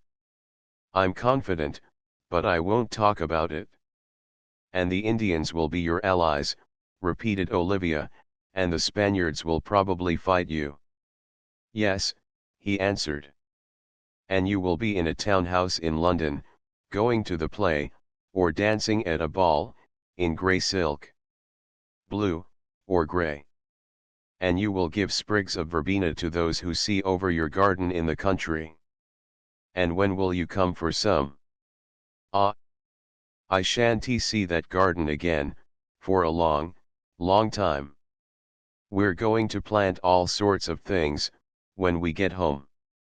You must send some roots from Darien. I should like to do that. We have been such friends. In the old days. Yes, he said, rising. Now I must be off. Oh, but you ought not to go yet. I only just came ashore to see you. Oh, you must stay to see my husband. He wants to see you. He'll be so disappointed if you don't stay to see him.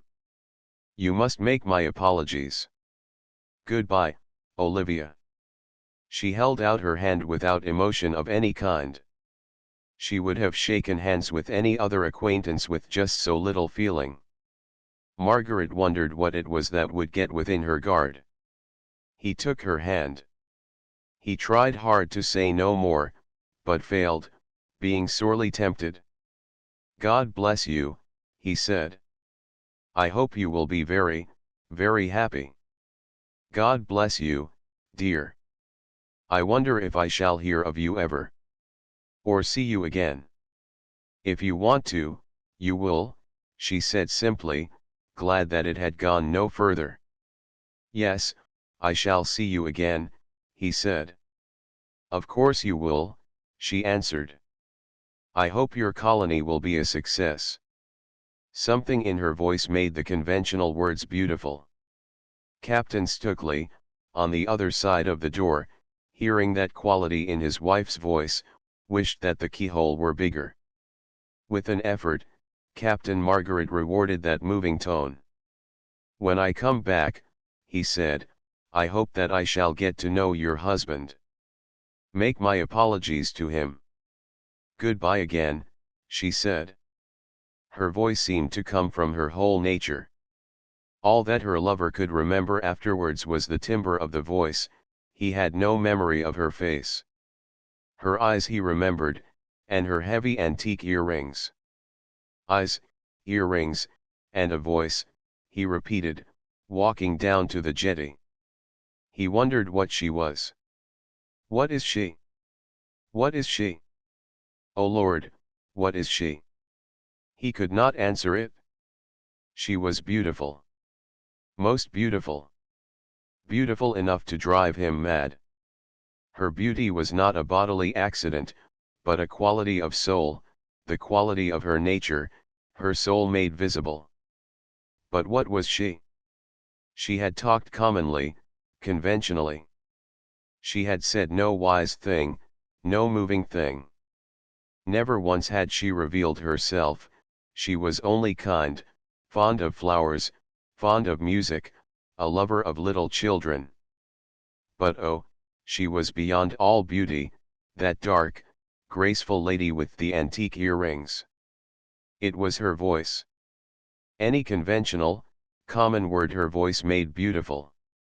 He wondered if she were, after all, divine, for if she were not divine, how came it that her voice had that effect, that power?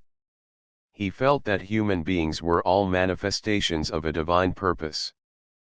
Perhaps that lovely woman was an idea of refinement, of delicate, exquisite, right grace, clothed in fitting flesh, walking the world with heavenly intention.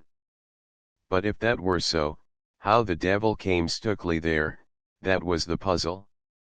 The blood came into that pale face sometimes, and oh, the way she turned, the way she looked, the way of that voice, so thrilling, so infinitely beautiful. Ah well, he had played and lost, and there was his ship with her flag flying, he was bound down and away along the coast of New Barbary. But he had loved her, he had seen her, he had been filled with her beauty as a cup with wine.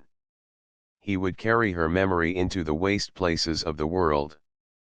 Perhaps in the New Athens, over yonder, among the magnolia bloom, and the smell of logwood blossom, he would make her memory immortal in some poem, some tragedy, something to be chanted by many voices, amid the burning of precious gums, and the hush of the theatre.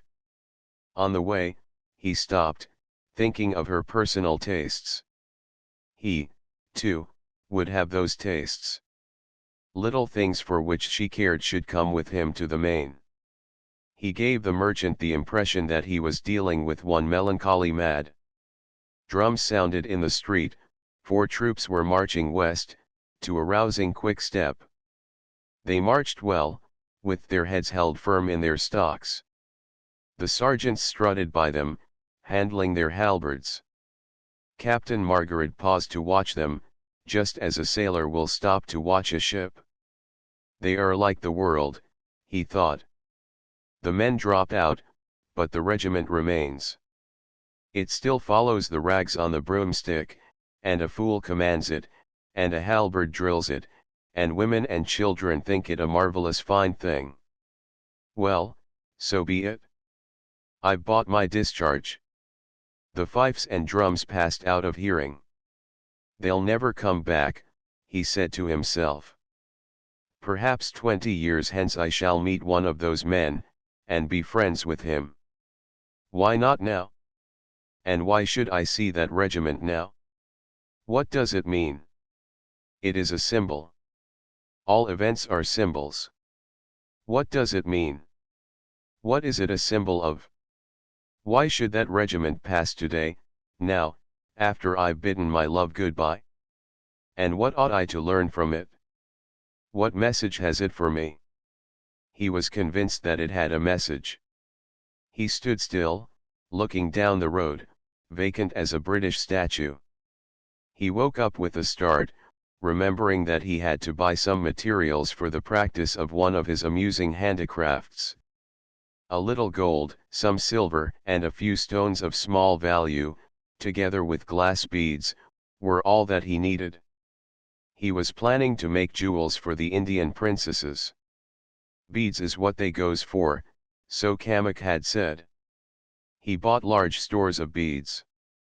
He also bought materials for a jewel for Olivia, thinking, as he examined the gems, of the letter he would send with the gift. It will be written under palm thatch, he thought, in the rains. He was able to plan the jewel in all its detail. People stared at him with curiosity. He was speaking aloud as he walked. Nothing matters very much to me, he said. I know the meaning of life. Life and death are the same to me. So saying, he arrived upon the jetty, and hailed his boat, which lay at a little distance, her oarsmen playing dice in the stern sheets. His purchases were stowed between the thwarts, a few grocers' boxes made an obelisk in the bows. As they shoved off, there came a flash of fire from the side of the Broken Heart. White smoke rings floated up and away, over her topgallant masts. Grey smoke clung and drifted along the sea. The roar of the cannon made the Salcombe windows rattle. The boat's crew grinned. Being boatmen, they had escaped the gun drill. They knew what all hands were getting from the stalwart Kamek. He stepped quickly up the side, acknowledging Kamek's salute and the pipe of the boatswain. Perrin met him at the break of the poop. He noticed that Perrin stared rather hard at him. He grinned at Perrin cheerfully. "Yes, I saw her," he said gaily. It seemed to Perrin that his gaiety was natural, and that, perhaps, the sight of Mrs. Stukely, with her husband, had proved an effective cure. A gun's crew swayed the gear out of the boat. The other gun's crews, heaving the heavy trucks, training the guns forward, wished that they might help. Captain Kamek resumed his drill. "Starboard battery, on the bow," he exclaimed. "Port battery, upon the beam. Imagine them hulks. Them's the enemy. Bring aft your train tackles. No. No. Oh, what are you playing at? Drop them blocks. What in hell are you thinking of there, number 3? I'm not talking to you, port battery. Now. Wait for the word of command. Take heed. Silence. Silence there. Now. Cast off the tackles and breechings. Carry on." The figures by the guns became active. Though they carried on in silence, there was a good deal of noise, many muttered oaths, much angry dropping of rammers. Captain Margaret stood by Kamek, waiting till the guns were fired. He had learned the practical part of naval gunnery from a book in Kamek's cabin, The Mariner's Friend, or Complete Sea Gunner's Vade Mecum. He watched the drill wearily, knowing how hard and dull a thing it was to the men who swayed the tackles, and hove the trucks along with crows. In the moment of peace after the broadsides, he felt a pity for his men, a pity for humanity. He had hired these men at 4 shillings a week apiece. He gave them their food, worth, perhaps, 10p a day, with their rum worth 2p more, bought wholesale, out of bond. For 11 shillings a week, he thought, a man will clog his heavenly soul with gun drill, which his soul loathes, and refrain from drabs and drams, which his soul hungers and thirsts for. He felt ashamed that he had not thought more of his men's comfort. "You've got them into shape already, Captain," he said. "I'll get them into trim in time," answered Kamek. "It takes time." "Yes," said Margaret, "it takes time." He paused a moment, remembered his kindly feeling, and continued. "I want to ask you about fresh meat, Captain. Shall I get some fresh meat here, to see us well into the Western Ocean? Or flour, now? I want the hands kept in good trim. I don't want to lose any by sickness." "Fresh meat is always good at sea," said Kamek. "But there's better things than meat. For keeping a crew in good shape, you can't beat sugar and flour. It takes the salt out of their bones."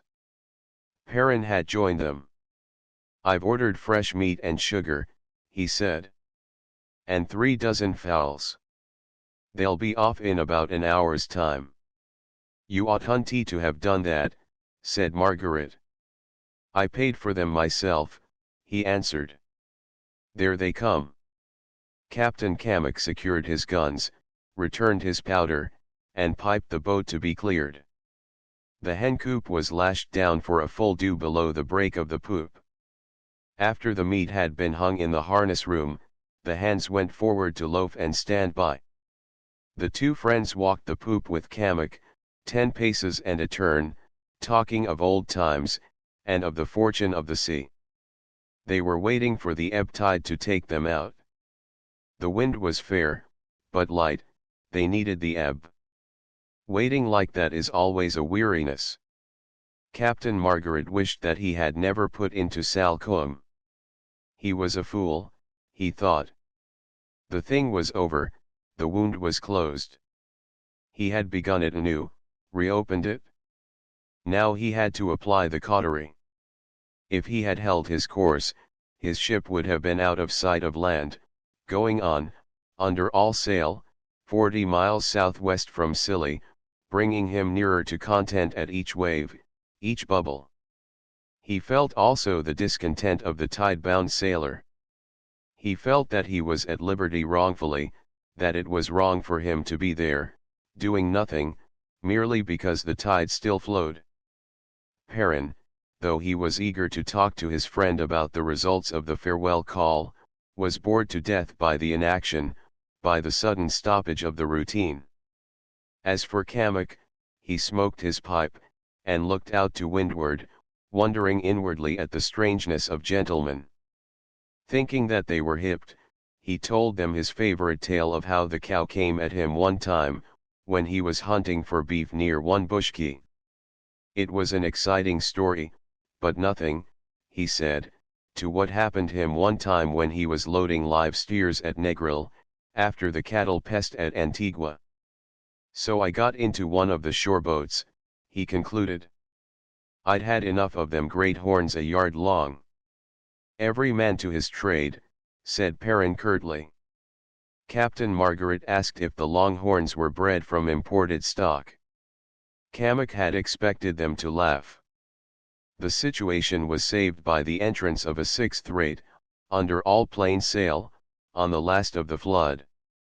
Her blue sides were gay with gold leaf, her colors streamed out astern, she broke the water to a sparkle. In her main chains stood a leadsman crying his melancholy cry of and a half, 3, which another voice repeated harshly. Though she came quietly, she came swiftly, for the flood had strength. She was a lovely thing, swaying in there softly. The broken heart saluted her.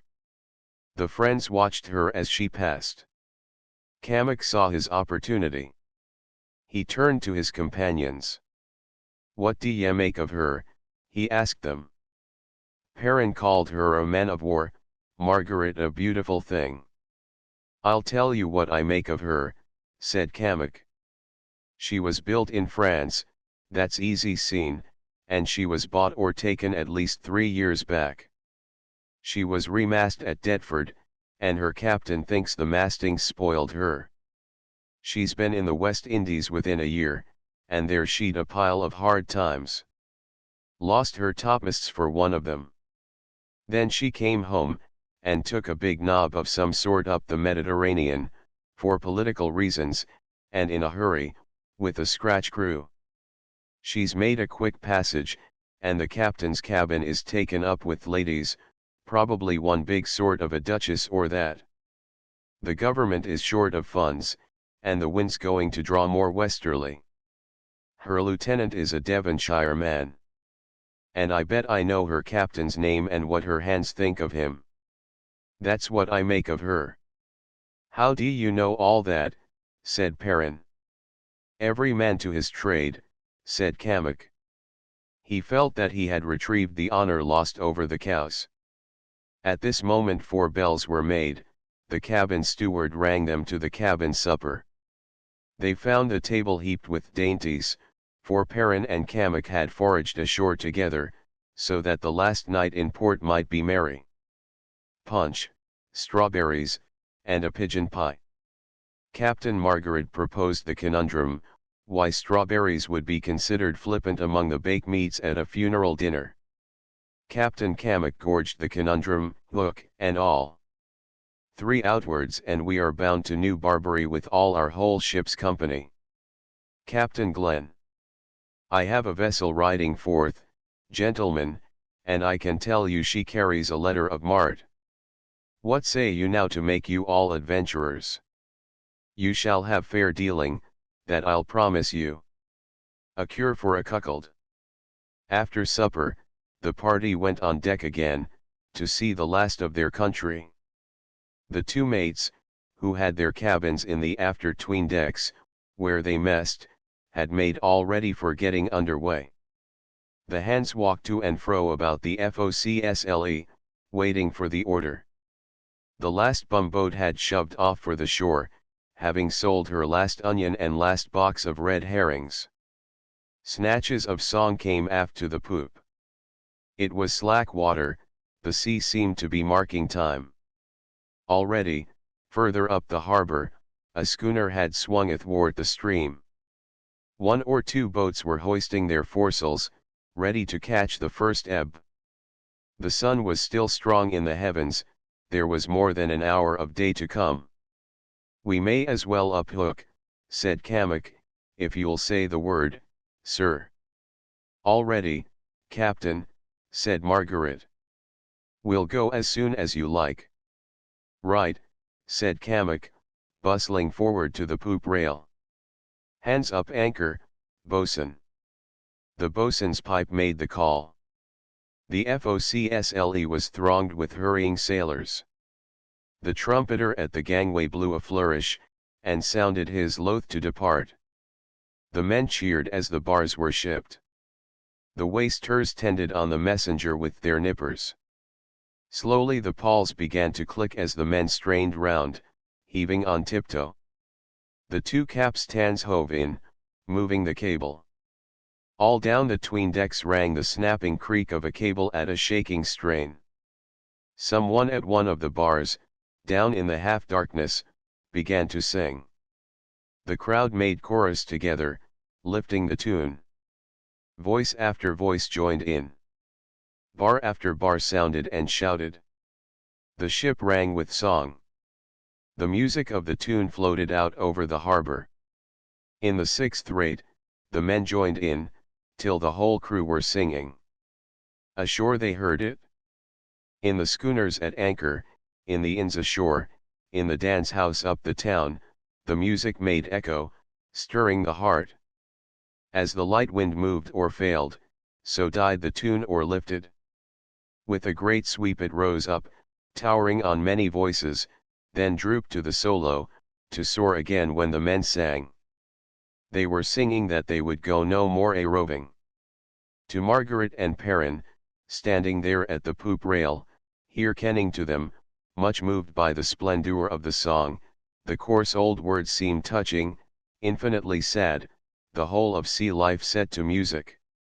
Now they were moving slowly, making the water talk. Their spritsail was set. Hands were aloft loosing the topsails. On the focsle head the mate bustled, looking over the rail. Very slowly the ship moved, but now, as she left her berth, heading for the Narrows, past the breakers, where Ramrock gleamed in his smother, the song at the capstan ceased.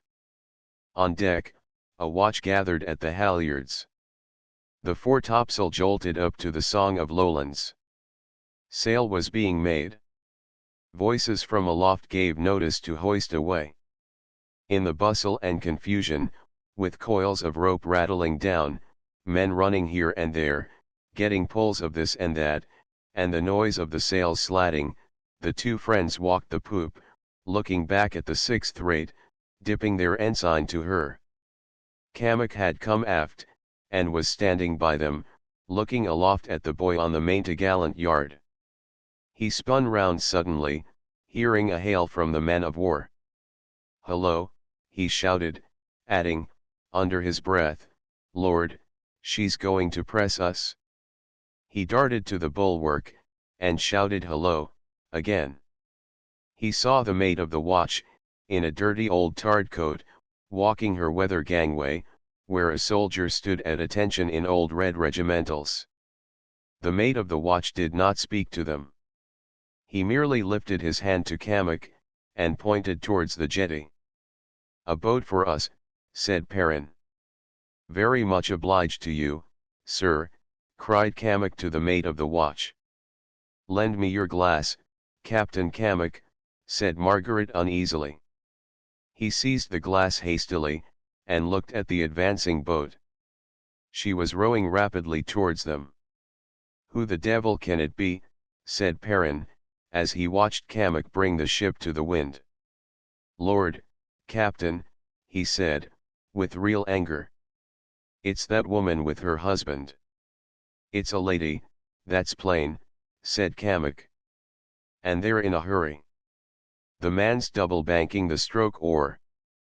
They've got a lot of gear in the boat, said Perrin. Presents, I guess, said Kamek. A present of fowls and that. Or a case or two of bottles. Captain Margaret flushed, walked up and down uneasily, and called to the steward to open wine. There's something queer, said Kamek to Perrin. Hark at all them shouts. Gad, sir, I believe they're being chased. There's 2 shore boats after them. Ain't they smoking, hey? Indeed, the pursuing boats were being pulled furiously, their oars were bending.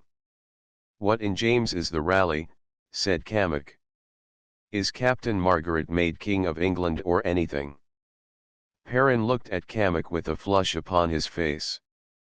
Captain Kamek, he said, they're coming aboard us. They're being chased. I bet they're flying from their creditors. Lord, said Kamek. He watched the chase with deeper interest. Captain Margaret joined them. Charles, said Perrin, they've come to beg a passage. Stukely's being chased by creditors. Man, for heaven's sake don't take them in.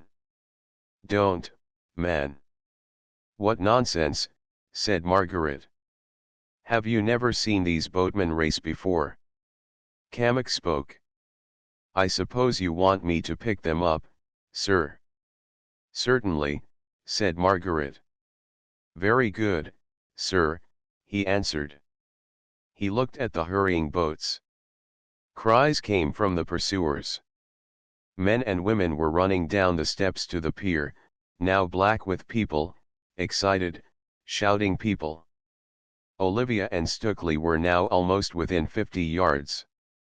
Stukely was standing in the stern sheets, double banking the stroke with all his strength.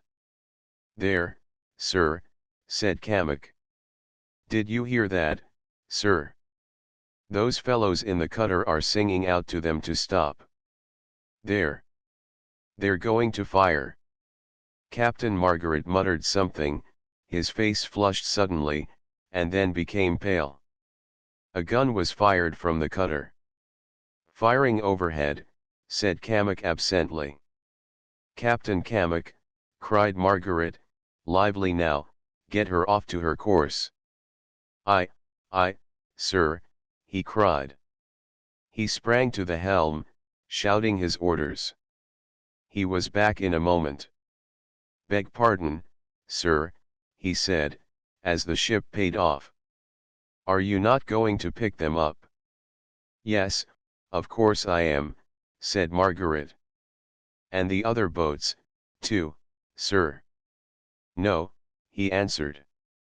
Not yet anyhow. A hail came from the pursuing boats. Ship ahoy! Stop those persons on your peril. King's officers, sir, said Kamek. They're fugitives from the law. It's transportation to receive fugitives, sir. 2 more guns were fired in quick succession, a bullet from one of them struck the bends of the Broken Heart. Arrest those fugitives. In the name of the king, came the shout of a man in the cutter. The words were clear enough. All that Margaret saw was Olivia's face, laughing and happy, her great eyes bright, as the boat swept alongside. It's a hanging matter, Charles, said Perrin, biting his thumbs till the blood came. I don't care if they hang me 50 times, said Margaret. They fired at her. Oh, all right. All right, said Perrin resignedly. Now we're in for trouble, he added angrily. Oh, damn it. Damn it. I knew how it would be. Hands clear boat, said Kamek to the boatswain. Olivia and Stukely tripped up the gangway to the quarterdeck. Margaret greeted them, but Stukely pushed past him to Kamek and Perrin. Here, he said, drawing them aside. We're coming with you. I'm wanted. And I'm coming with you. She thinks I'm coming to help the Indians. He seemed to choke with laughter. He was out of breath from rowing. Kamek did not answer, but walked to the rail, and called to the boatman in the boat. "Hook on these boxes lively now," he said. "You'd best come aboard, all four of you, unless you want a taste of jail."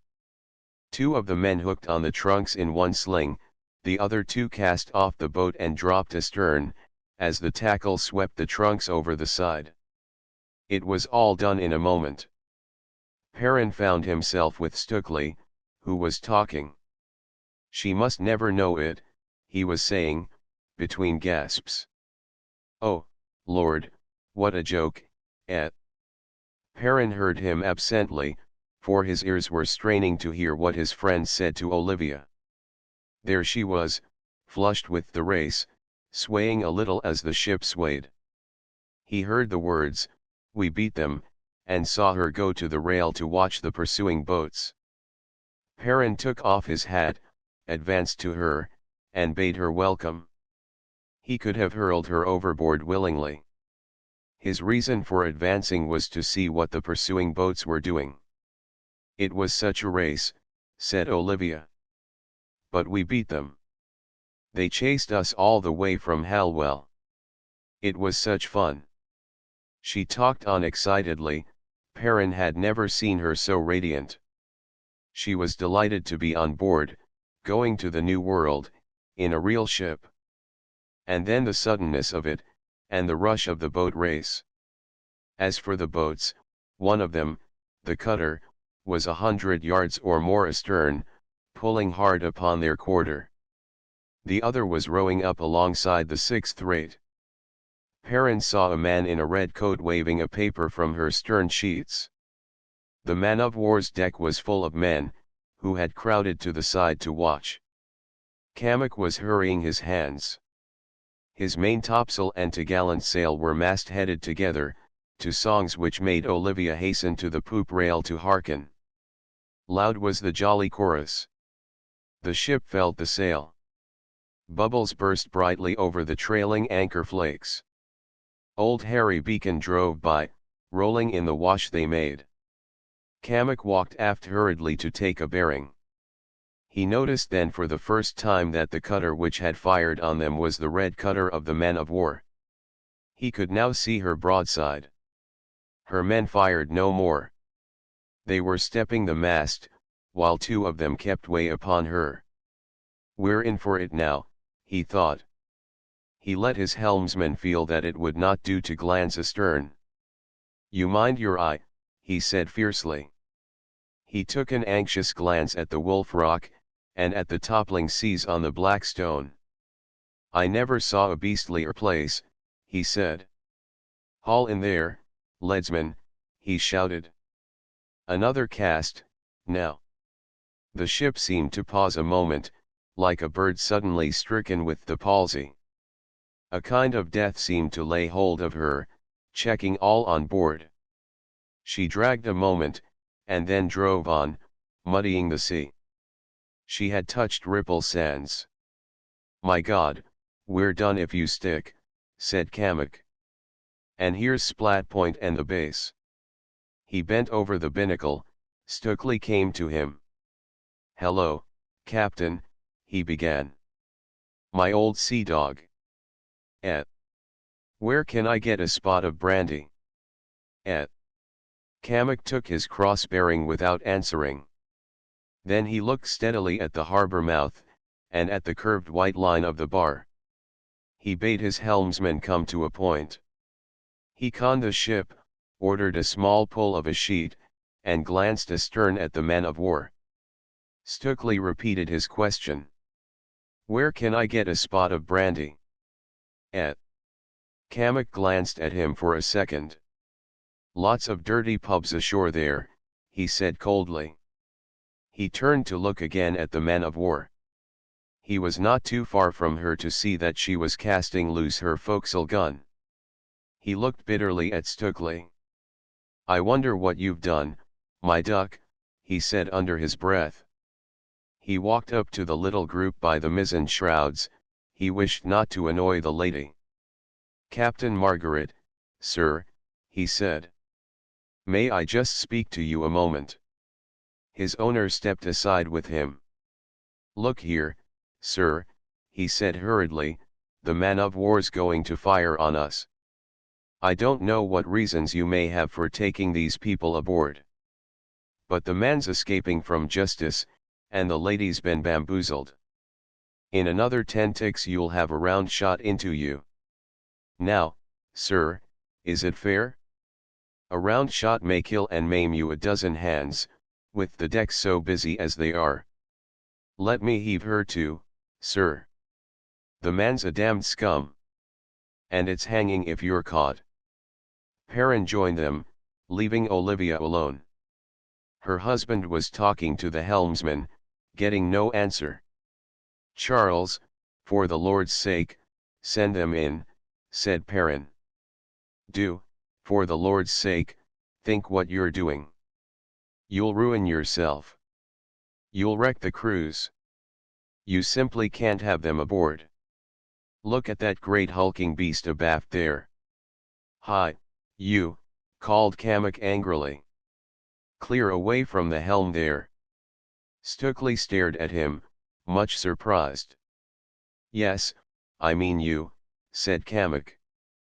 No man must talk to the helmsman, said Margaret gently.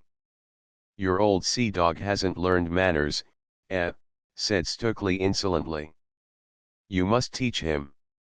He stared at Kamek, who returned the stare, and then spun upon his heel to con the ship through the channel. Perrin drew Margaret aside. Oh, Charles. For the last time. Think what you're doing. I must heave her to. You aren't fit to decide. Heave to, Captain Kamek. As she goes, cried Margaret angrily. No, Edward, he added quietly, I'll take them. I'll save her one shock, anyway. And if I must hang for it, I must. That's settled. You don't even know what he's done, said Perrin. He's her husband, said Margaret. And they fired on her. They fired on her. Now go and talk to her. No more talk, Ned. They're coming with us. Go and talk to her. Perrin turned from his friend with a gesture of childish passion. He took off his hat, ripped the brim from the crown with a single violent tug, and flung both portions into the sea. Then he walked swiftly down the ladder, and to his cabin, muttering curses so vehemently that they seemed to shake him. As he passed under the cabin door a flash came from the bows of the sixth rate. A ball from a long 9-pounder hit up a jet from the sea close alongside, then bounded on, raising successive jets, till it was spent. Another shot flew over them. A third, fired after an interval, brought the main-topgallant brace block down. A part of the sheave just missed Olivia's head. They ought not to salute with shot, explained Captain Margaret. They always do. And that bit of lignum vitae, feel it, isn't it beautifully smooth and hard, would have given you a nasty bruise. Hold on, he called, catching her arm, she's rolling. We're going over the bar. It's all very well wishing a ship a pleasant voyage, he continued. But I wonder they don't kill people. His thought was, can she be such a fool? Surely she must know. But at that time he knew very little of Stukely. Olivia answered him. The shot and the rattle of the falling gear had filled her mood. Yes, she said. But I must be prepared for that.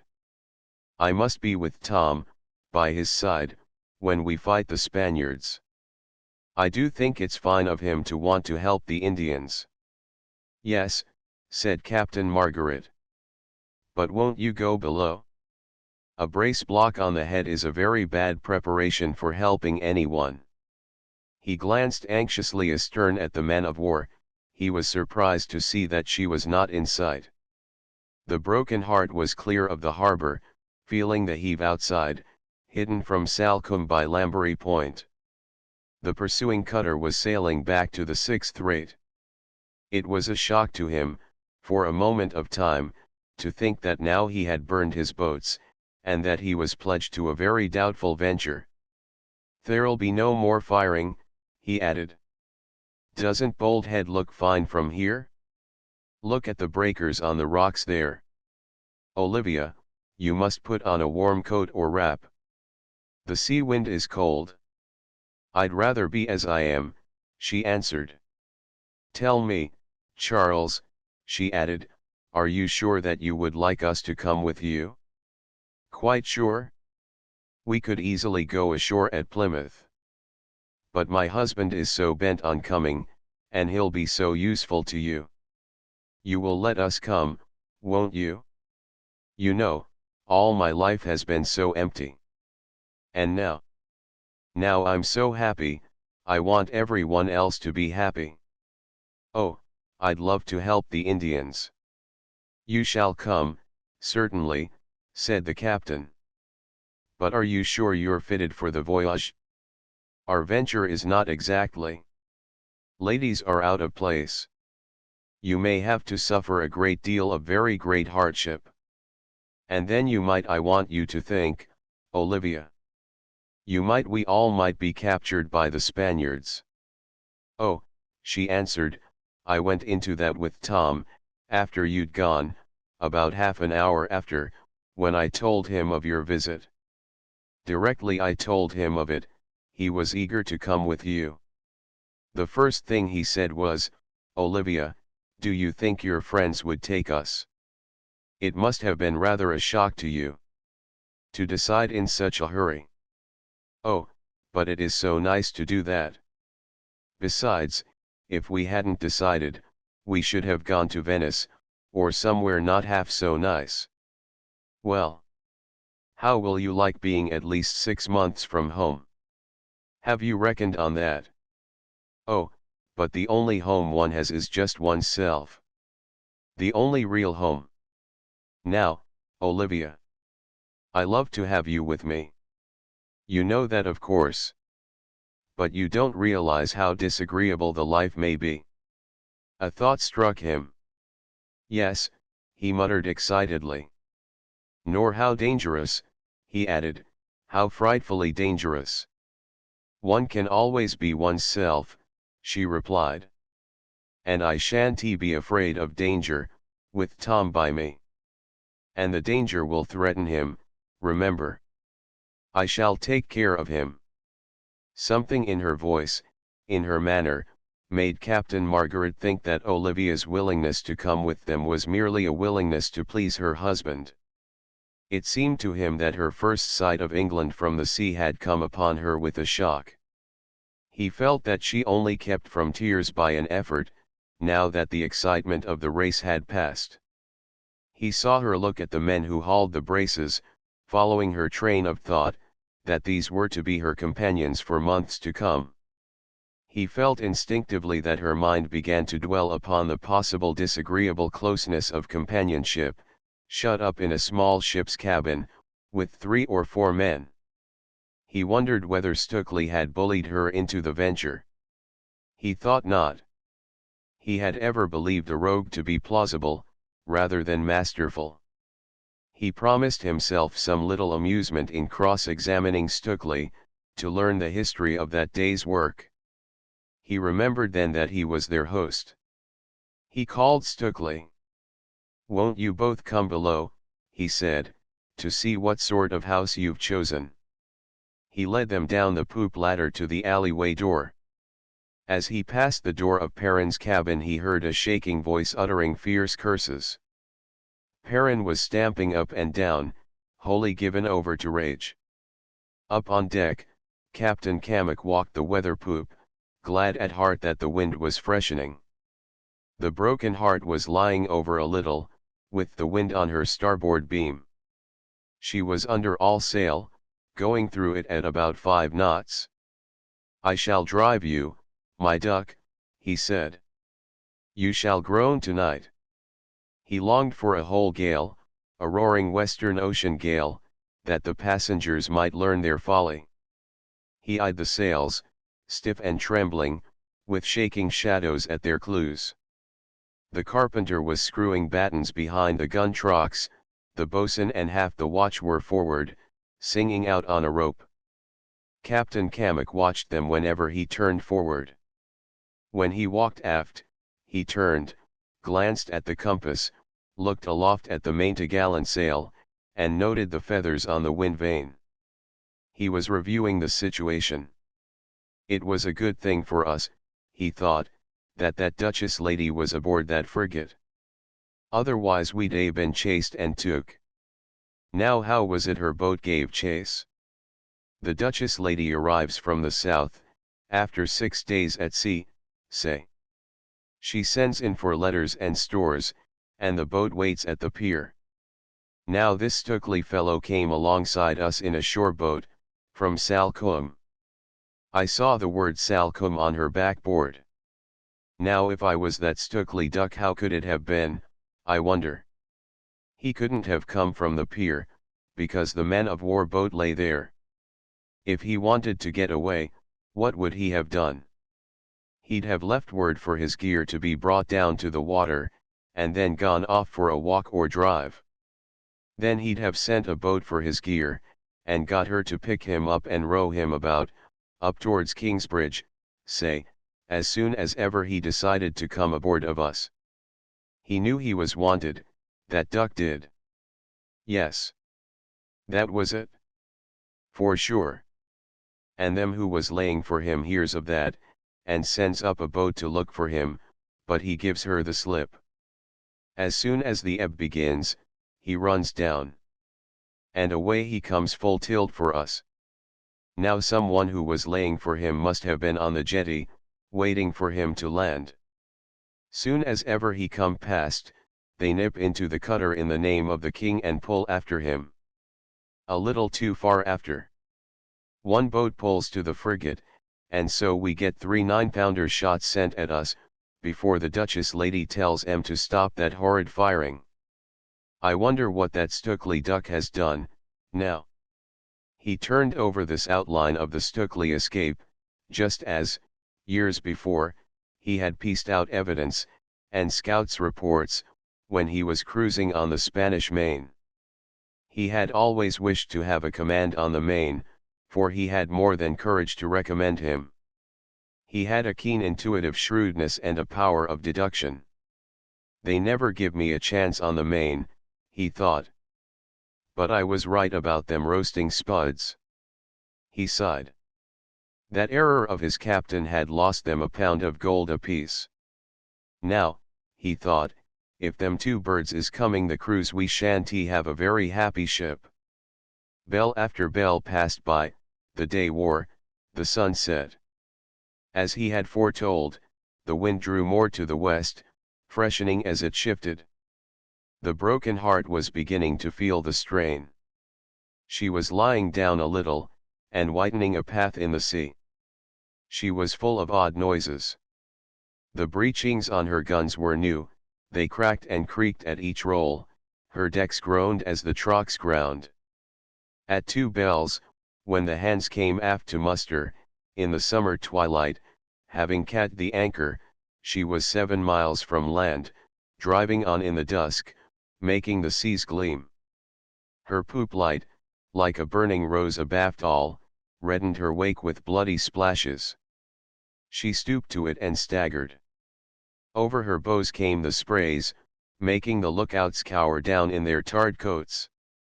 The water whitened aft in a washing rush, gleaming and creaming.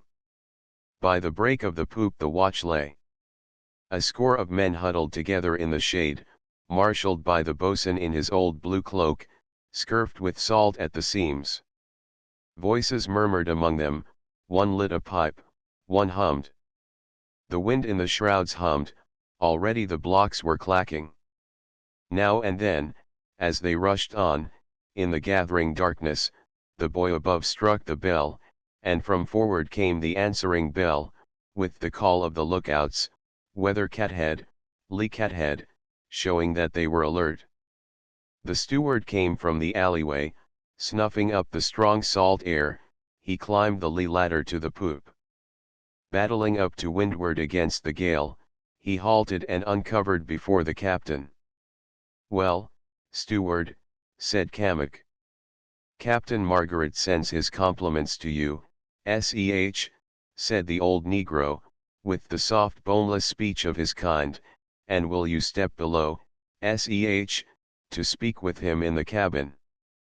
"Tell him I'll be down in a minute," said Kamek.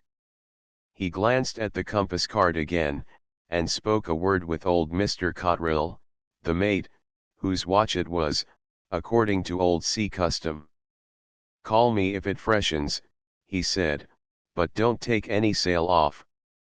Mr. Cotterill murmured that he understood, and bent under his coat to get a light for his pipe. His thought was, "I've shipped with pirates." With pirates.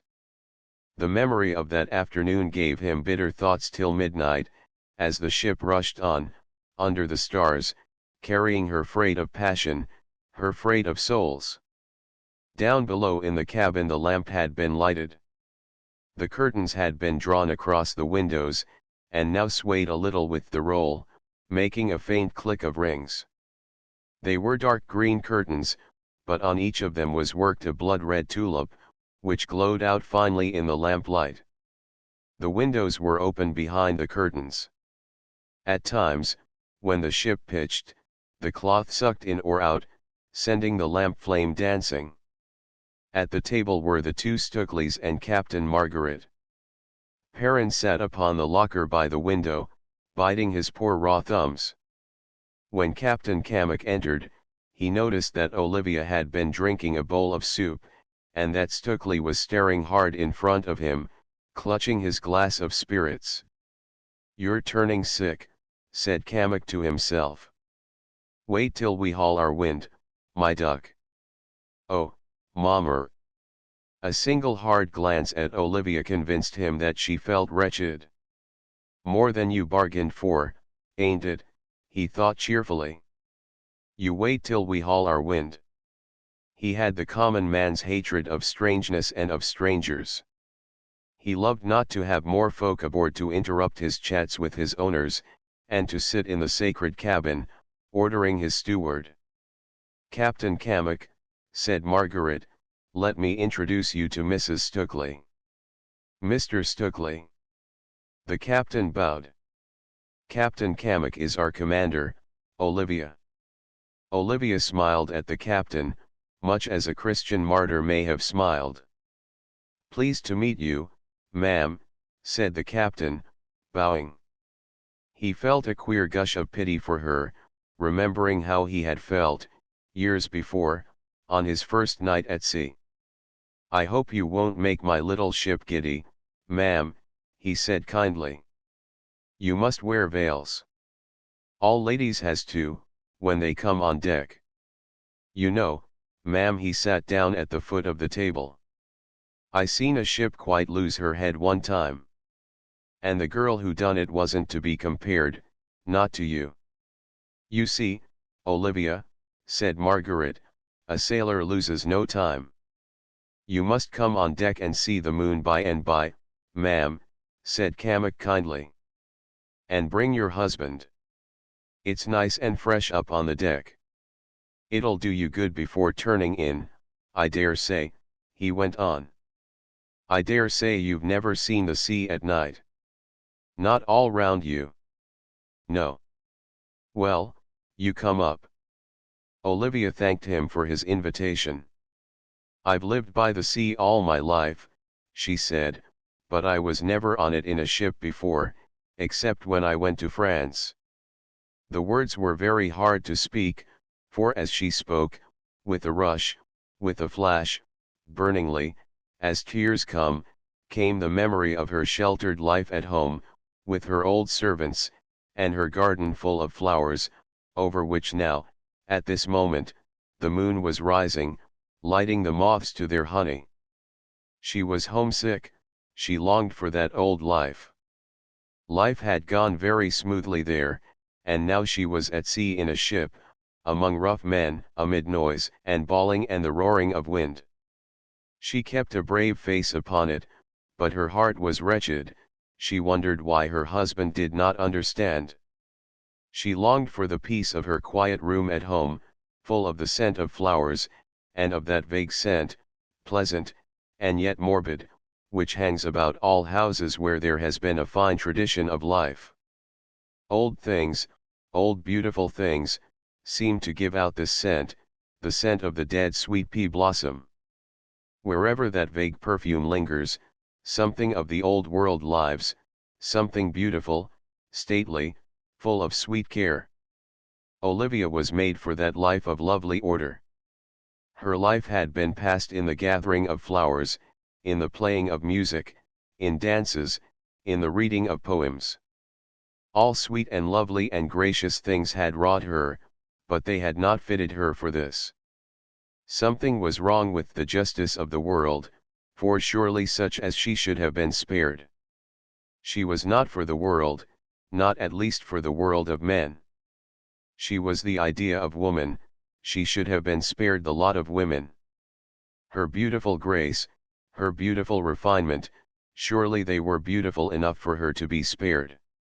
Now this violence had happened, this brutal rearrangement of her life, needing further violence to remedy. At the time she understood nothing of what had happened. She was stunned and surprised, as a flower dug up and transplanted must be surprised and stunned. She drooped and pined, this alien soil made her shrink.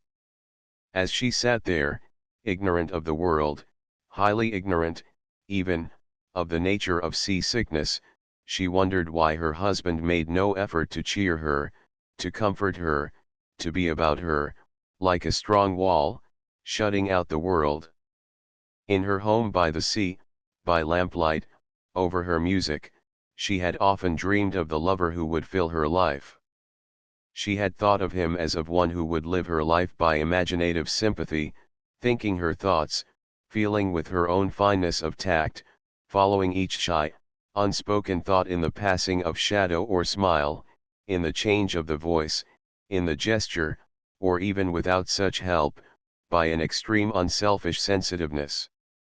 She found comfort in the thought that her husband must be debating the wisdom of this cruise, which, only a few hours ago, had seemed so wise, so noble, so right in every way. Captain Margaret broke the silence which had followed her last words. "Captain Cammock," he said, "we're making a new arrangement in the cabins. Mr. and Mrs. Stookley will have my double cabin to starboard here. I shall have the spare bunk in Mr. Perrin's cabin. I shall want you to beat up to Falmouth, Captain." "You'll run some risk of jail, Charles," said the petulant friend on the locker tops. "You'll probably be wanted by this time tomorrow all over the west of England." "You were always a pessimist," said Margaret.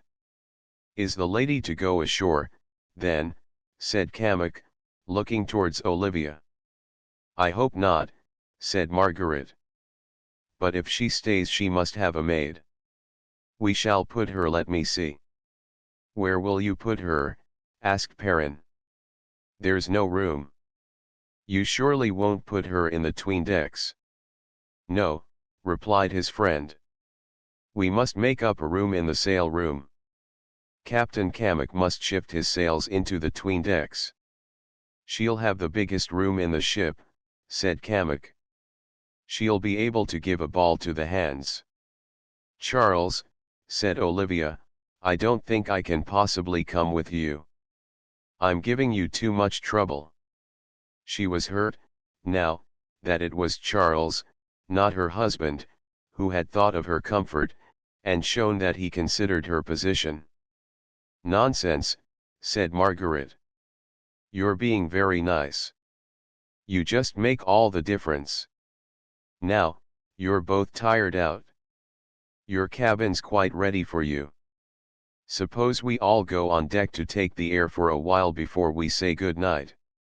As they filed on deck, Cammock drew Stookley aside. "See here," he said. "You're giving way to it. You'll be as sick as a dog if you give way to it. What you want to do is to get some nice fat pork, or a bit of greasy bacon, now. Or lard. The steward lend you a ball of lard. Or get one of the hens to puff tobacco at yer. Or take a suck at a little melted butter, or some of that salad oil as they call it. It'll fetch you up all standing. He turned to his owner as Olivia left the poop. And you wish me to beat for Falmouth, sir? If you please, answered Captain Margaret. Very good, sir. I'll go about at once. I can tack with the watch. Mr. Cotterill, he shouted, ready-o. His advice to Stukely had the usual results. Olivia's first night at sea was passed in the marriage bed of the stateroom by the side of a seasick Boer, who groaned and damned and was violently sick all through the night. He complained of cold before the dawn broke, so she gave him her share of blankets, tenderly tucking him in. Up on deck the men passed quietly to relieve the wheel. The main race block grunted and rattled, the mizzen topsail sheets flogged on the woulding of the mast, making a noise like drums. Up and down, above her head, in a soft, never-ending shuffle, went the ship's boy, keeping the lee poop. At each bell she heard the hails of the lookouts, weather cathead, lee cathead, gangway, lee poop, coming in the gusts of the storm. Often, too, she heard a noise which she had never heard before, a terrifying noise, the noise of water breaking aboard, the lash of spray against her scuttle. The wind freshened through the night, till it blew a fresh gale. The broken heart took on strange antics, which seemed very dreadful to Olivia.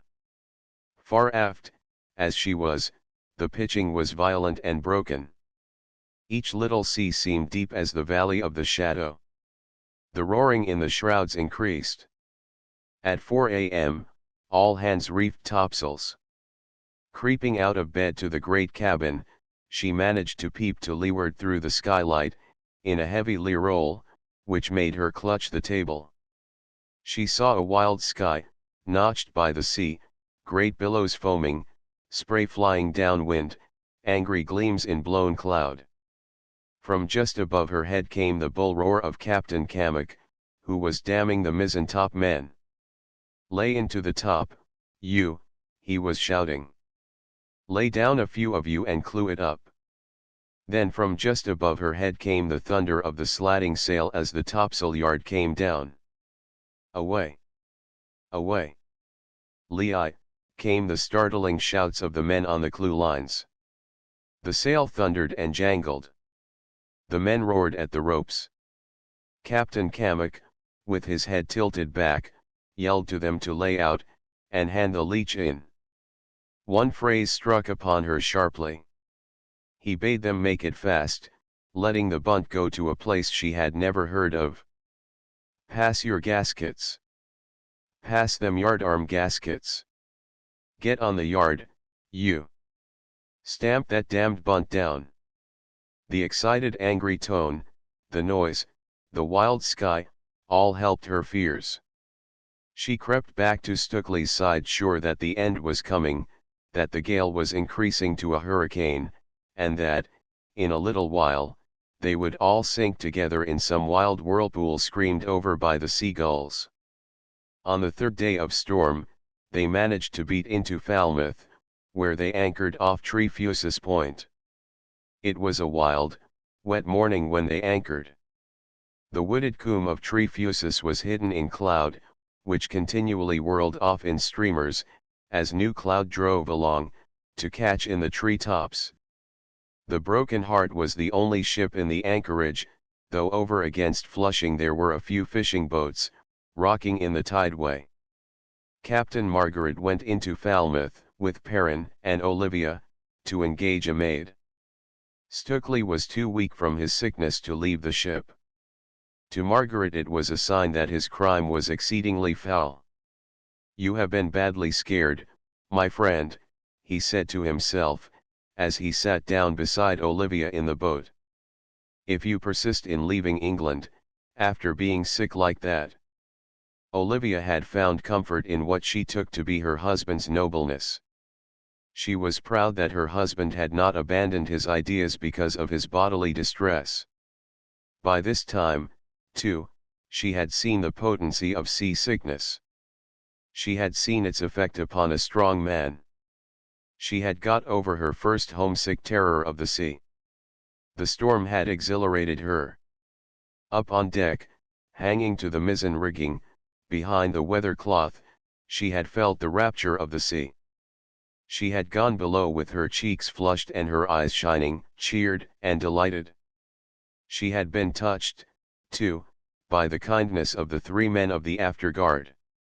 Kamak had given up his cabin to the sick man, so that she might have the great cabin to herself, in peace and quiet. She had been very busy in getting her cabin into order, even in the tumble of the storm. Now that she had made the stateroom a home, she had less terror of the sea. It was not an easy matter to engage a maid for such a voyage. They tried at many mean houses, using tempting promises, but without success. At last they called at the poor house, where they had their choice of several. An idiot girl, aged 20, 4 old women who remembered King James, and the widow Inigo, a black but comely woman, in the prime of life, who had gone under after a succession of disasters beginning with the death of her husband. They struck a hard bargain with the widow Inigo, and then bore her down the hill to buy her an outfit for the voyage. At the mercer's shop, where Olivia and the widow made their purchases, Captain Margaret, following his invariable custom, began a conversation with one of the shopmen, a youth just out of his apprenticeship. "How long do you have to stay here every day?" "About 12 hours, sir." "From 6 till 6. That's a very long day's work, isn't it?" "Do you have those hours all the year round, or only in the summer?" "All the year round, sir." "And what holidays do you have?" "Holidays, sir?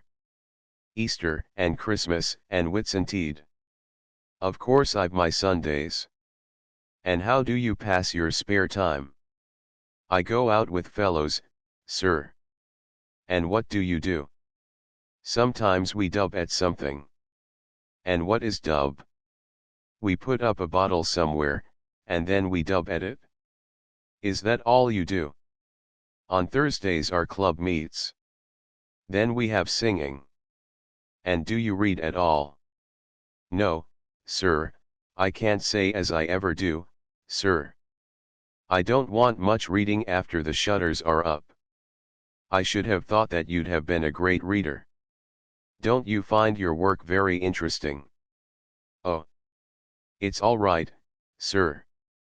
"Like any other work?" "Yes." "But take these woolen things, for instance. Don't you think of all the hands it has passed through? Don't you think of the sheep up on the hills, and the shepherds piping to them, and the great lonely downs, with nothing but sheep bells and the wind?" "No, sir. Not in that light exactly." "And then, don't you think of the brooks where they wash and shear? And then the great combs and looms, with so many people combing and weaving and spinning, all helping to make this?" He picked up the warm woolen shirt, and handled it. "And don't you think of the people who will wear these things?" "No, sir. You see, I'm only a shopman. Mr. Trelawney, the owner, he thinks of all these things." "And will not you be a shop owner, sometime, if you save and work hard?" "No, sir." "Oh no, sir. I'm only a shopman." "Yes, but could you not become a shop owner? Would you not like to be one?" "No, sir. I can't say as I should, sir." "What would you like to be?" "Of all things, sir." "Yes. I don't know, sir." "That's rather a big order, sir." "Think." "I think, sir, I'd like to be." "Don't let Mr. Burles hear, sir. He's listening." I'd like to be one of these buccaneers, sir. Fellows what goes about fighting the Spaniards. They live an open-air life. Not like here, sir. Oh, I'd like to lie by a campfire, sir, with a lot of big bronzed men. And to have a gun, sir. And then to attack a city full of treasure. But I should think that was very dangerous. Isn't it? No, sir. Not by all accounts, sir. A poor lot, sir, the Spaniards. They're not like us, you know, sir. Our fellows are a bulldog lot, sir. The bulldog breed, sir. Really? Oh yes, sir. Why, sir, only a day or two ago there come the newsletter from Plymouth. I dare say you saw it, sir. And there was a Virginia ship at Salcombe, it says. Did you see that bit, sir? And a forger was escaping from the constables, and he got on board this ship and bribes the captain, and he carries the man off safe, with the men of war all firing broadsides on him. Oh, it must be fine to hear the cannonballs coming whiz. Indeed. A forger, you say? A forger, sir, but he'd done other things as well, sir, of course. And he'd a lady with him, too, sir. But you wouldn't like to be that sort of man. No, sir. What would you do to the forger, if you caught him? I should give him up to the constables, sir. And the ship captain? I don't know, sir. I haven't thought about it much, sir. You would support the laws, I hope. Oh yes, sir. Even if he were a buccaneer. Oh, now you're too hard on me, sir. But he was defying the law. And saving a ruffian from it. Yes, sir. Of course I suppose I should support the laws, as you say. It would be rather nice to be a buccaneer, and to obey only those laws which one is strong enough to make for oneself. Yes, sir. To defend the weak and to make money by it. Isn't that our maxim? The shopman giggled nervously. Yes, sir. I'm a buccaneer, said Margaret. Come with me. Won't you? You shall be what you really long to be. Oh, but I couldn't leave the shop, sir. Mr. Trelawney would never think it over, said Margaret, rising. I hope you'll send all these things down to the landing stage within an hour. And send this woman's box down with them. Oh, I will, sir.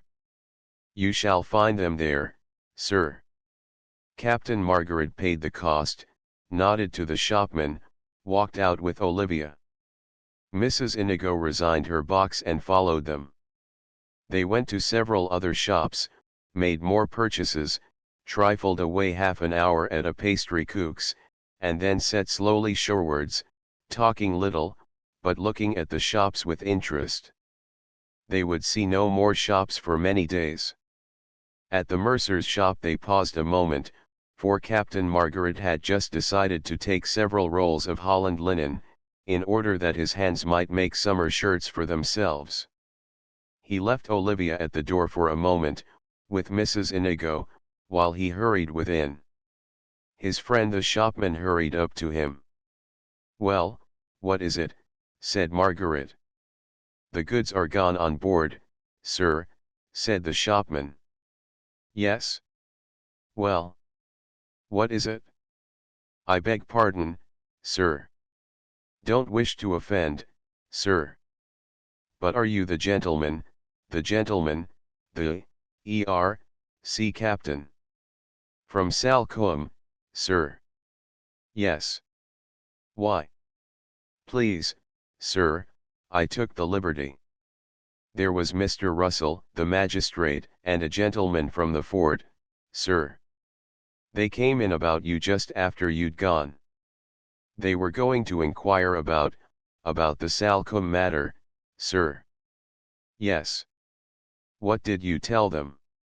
I said you'd gone to Penryn, sir, about some beer, sir, for your sailors. That wasn't strictly truthful, was it? No, sir. I suppose not, sir. So they went off to Penryn, sir. And I told your boatman to take the things aboard, and then wait for you at the docks. Where are the docks? Nearly a mile down the harbour, sir. Further on along the road here. I beg your pardon, sir, but the landing stage has soldiers on it. Thank you. Have they sent to seize the ship? No, sir. Oh no indeed, sir. I think why haven't they? Did you hear? I think I heard them say, sir, that they had only a warrant for, if I may say so, as they call it, for you, sir. How far is it to Penryn?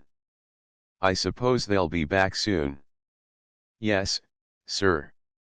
They might be back at any moment. Thanks. Well. Show me where the docks are. Away to the left here. Yes, sir. You can't miss them. If I might come with you, sir. To the Spanish Main. No, sir. I'm afraid I can't. But to the docks, sir. Can you leave this?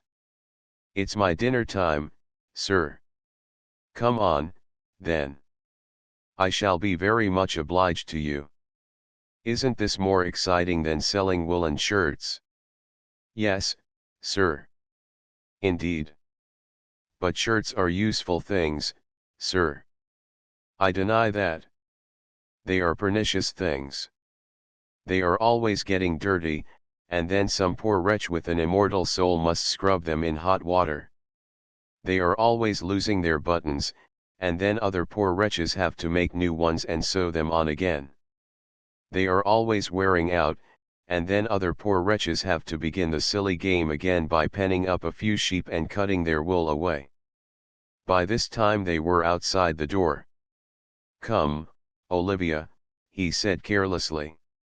We must walk to the docks. You will be tired to death before you get there. Oh no, I shan't, she answered. I love walking. Give me that package, he replied. Now, he continued to the shopman, walk as though we were seeing the sights. Oh! Here's a butcher's shop. Now my captain would never forgive me if I came aboard without a leg of mutton. He bought a leg of mutton, handed it to the shopman to carry, and sauntered on. You must have your jest, I see, sir, said the shopman. Oh yes, if I swing for it, replied the captain, quoting from a popular broadside, which had contained the biography of a pirate. Hadn't we better walk a little faster, sir, said the shopman. He had no desire to be caught, he was not used to excitements. Olivia, said Captain Margaret, paying no attention to his new acquaintance, but continuing to saunter leisurely, when we get on board I expect you'll find your husband up and about. Yes, she answered. I ought not to have left him for so long. I've hardly seen him for days. He had spoken so that the shopman might make no allusions to the Salcombe affair, casting out a reference to Stukely's crime. She had answered with some little, half-acknowledged wish to pique him. Tonight, said Margaret, in the cabin, we'll all hold a council of war to decide our doings on the Main. Yes, she answered. And when we get there we shall remember the council. Things will look very different there. Here. You've been talking to Kamak. He's so amusing, she answered. Sauntering in this way, talking nonsense and trifling, they arrived at the boat builder's creek, which then did duty for a dock. Their boat lay off at a little distance, the hands were lying on their oars. Captain Margaret hailed her, she put in. He handed Olivia into the stern sheets.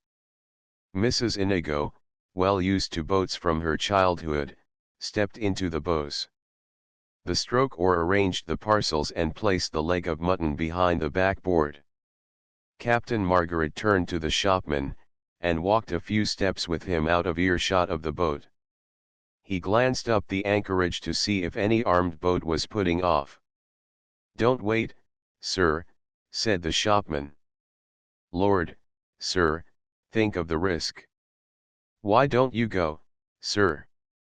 "It's frightfully dangerous, sir." "You exaggerate the risk," he answered calmly. "Well, you've done me a good turn." "Why did you do me a good turn?" "Oh, sir, I'm sure I shall often think of you," said Captain Margaret. "Are you sure you won't come with me?" "Oh no, sir. I couldn't really be persuaded, sir." "Well, think of us." "I shall think of you always, sir." "You are a real buccaneer, sir." "Oh yes. Real. In my ship yonder, there's a man who knew Morgan. I've never had anything happen to me, sir, before." "Does it make any difference, do you find?" "Oh, sir. Will you wear this charm of mine to remember me by?" He detached a small gold jewel, set with symbolical stones. "It is said to bring success in love." "I don't believe it." The man took the symbol as though it were an eggshell. "Thank you, sir," he said with fervour. "Thank you very much, sir." Then he started violently. "Oh, sir," he cried, remembering the risk, "do go, sir. It's frightfully dangerous, sir." "Yes," said Margaret, "I mustn't keep the lady waiting." "I hope you run no risk yourself, for warning me." "Oh no, sir. I just showed a customer to the docks. And I'm very much obliged. Goodbye." "Goodbye, sir." "Oh, sir, I'm much honored indeed, sir. I hope we shall meet again, sir." "Well, if we don't, we shall think of each other, shan't we?" "Oh yes, sir. And I shall be on the main, and you'll be here." "Here on this spot?" "Often, sir, I suppose I shall be." "Goodbye. There is your soldier friend, I think." He nodded carelessly towards the bend of the road, then made a half bow to the shopman, and stepped into the boat. "Shove off," he said. "Back a stroke, port oars. Down starboard and shove her off." As he placed the boat rug over his knees, he heard the hoofs of horses trotting on the road. "Give way together," he said coldly, as the boat swung round. He glanced over his shoulder at the shopman, half expecting to see the officers beside him. Then he turned to his boat's crew. "Come. Shake her up. Shake her up," he said. "Rally her out. Give way, now. Put your backs into it. Come on, now. Toss her up." The stroke quickened, the boat gathered way, she shot out into the harbor, spreading a ripple. She was 100 yards out, keeping a fine steady stroke, when Captain Margaret turned again. He saw the figure of the shopman pointing towards him, while a man on horseback stood at his side looking towards the boat. Another horseman was galloping fast back to town, evidently to get a boat at the landing stage. "They aren't very clever, these soldiers," he thought, "but I've had a little luck today." Or was it luck? Who knows? It may not have been luck, after all. It may have been anything but that. He drew from the stern locker a little flag nailed to a batten. He tied a knot in the flag. "What are you doing that for?" said Olivia, as he waved the weft in the air. "It's a signal to Kamak," he said, "to get his anchor up, and to make sail. He'll pick us up on his way out. There goes his gun. He's seen us. Rather hurried, isn't it? Said Olivia. It makes the hands smart, he answered evasively. I wonder if the fort will salute us as the man of war did. I hope not, said Olivia. They very likely will, he answered. Come. Toss her up, boys. That was a funny little man from the shop, said Olivia. Yes, he said. But he told me some interesting things. Very interesting. They talked no more after that till the Broken Heart, under a cloud of canvas, came reeling down to them, to back her mainyard within hail, and hoist them all aboard. Goodbye, old England, said Olivia. Yes, said Margaret. And thank the Lord it is. For a cabin council Captain Chilver's gone to sea. Aye, boys, oh, boys. Captain Chilver's gone to sea in the Brave Benjamin. Captain Chilver. The wind had gone down gradually all through the day.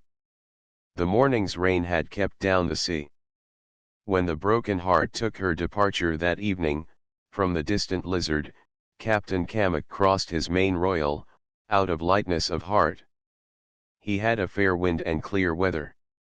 He was thankful to have escaped arrest at Falmouth. He was within smell of Virginia, he said, so now he would crack on and drive her, sending her lee ports under. The 3 days of storm had been of use to him. They had shaken the hands into shape, and had bettered the ship's trim. Now, he flattered himself, he knew what his ship would do, and what his men could do. He was ready for the Western Ocean. The guns were housed, their breeches down on the carriage beds, their tompioned muzzles lashed to the upper port sills. The light brass quarterdeck guns were covered with tarpaulin. Lifelines were stretched fore and aft across the waist. Wind sails were set. There were handy billies hooked along the hammock nettings ready for use. Forward, on the focsle head, the hands had gathered to dry the clothes soaked in the storm. Some of the hands, lying to windward, against the forward guns, began to sing one of their sea ballads, a dreary old ballad with a chorus, about the bonny coasts of Barbary. Old Mr. Cotterill had the dog watch.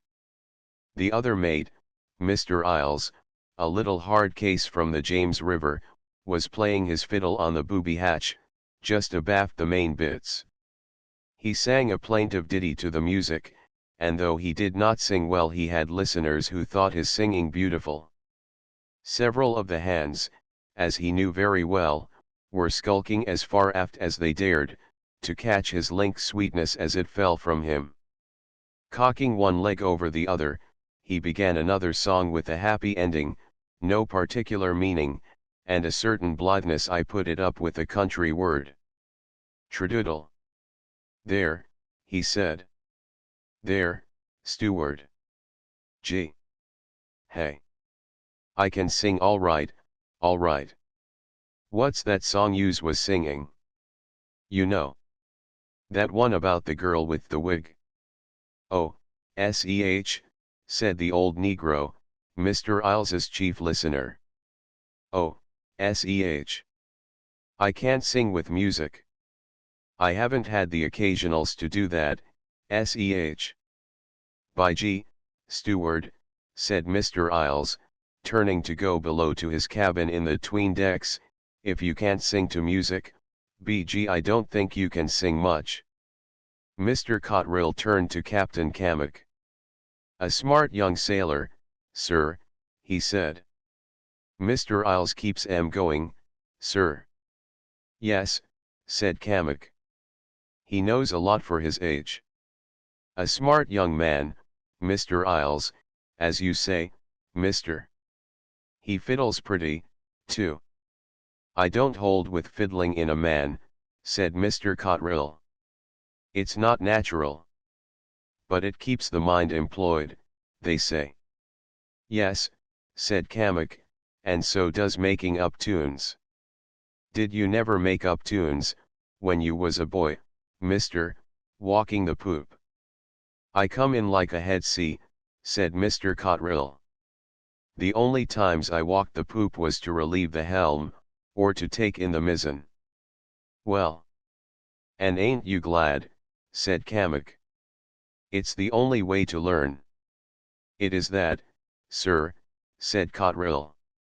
I guess, sir, he added, if this wind holds, we'll be out of sight of land by dawn. The boy reported 8 bells. Make it, said Cotterill.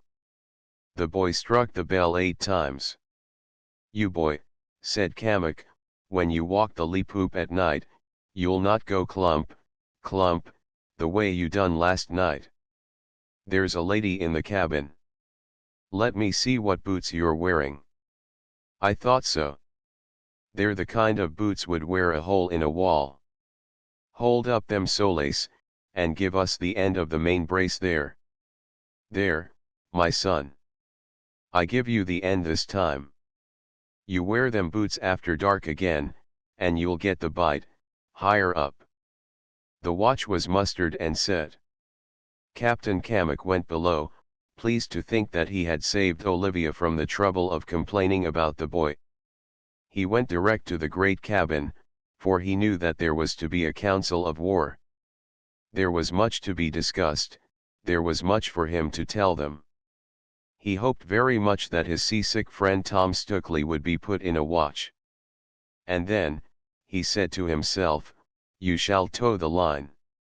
In the cabin he found Perrin and Margaret playing some simple card game with Olivia, 4 counters. Stukeley lay at half length upon the window seat, sipping brandy. He was evidently cured of his sickness, though very weak from it. He looked up as Kamek entered, took a good pull at his drink, and called to Margaret. You were going to have some sort of parish meeting here. Here's the beetle. Suppose you begin, and get it over. He took another pull at the brandy. Take a seat, beetle, he said insolently. Perrin and Margaret bit their lips, and slowly, almost fearfully, lifted their eyes to Kamek's face. The old pirate had turned purple beneath his copper, but Olivia's presence bridled him. He looked at Stukeley for a moment, then spun round on one heel, in the way he had learned in some ship's forecastle, and walked out of the cabin. I must get my charts, he said thickly. Stukeley, said Margaret lightly, Captain Kamek is the captain of this ship. Yes, said Stukeley. And I wish he knew his place as well as I know it. I must ask you to remember that he commands here. Of course, said Olivia, rather nettled. I hope, Stukeley, said Perrin, I hope you won't quarrel with him. We're going a long voyage together.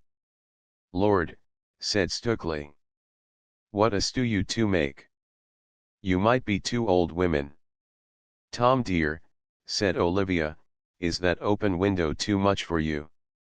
In the diversion caused by the shutting of the window, Captain Kamek took his seat, laying a book of charts on the table before him. Now, Captain Margaret, sir. Will you begin?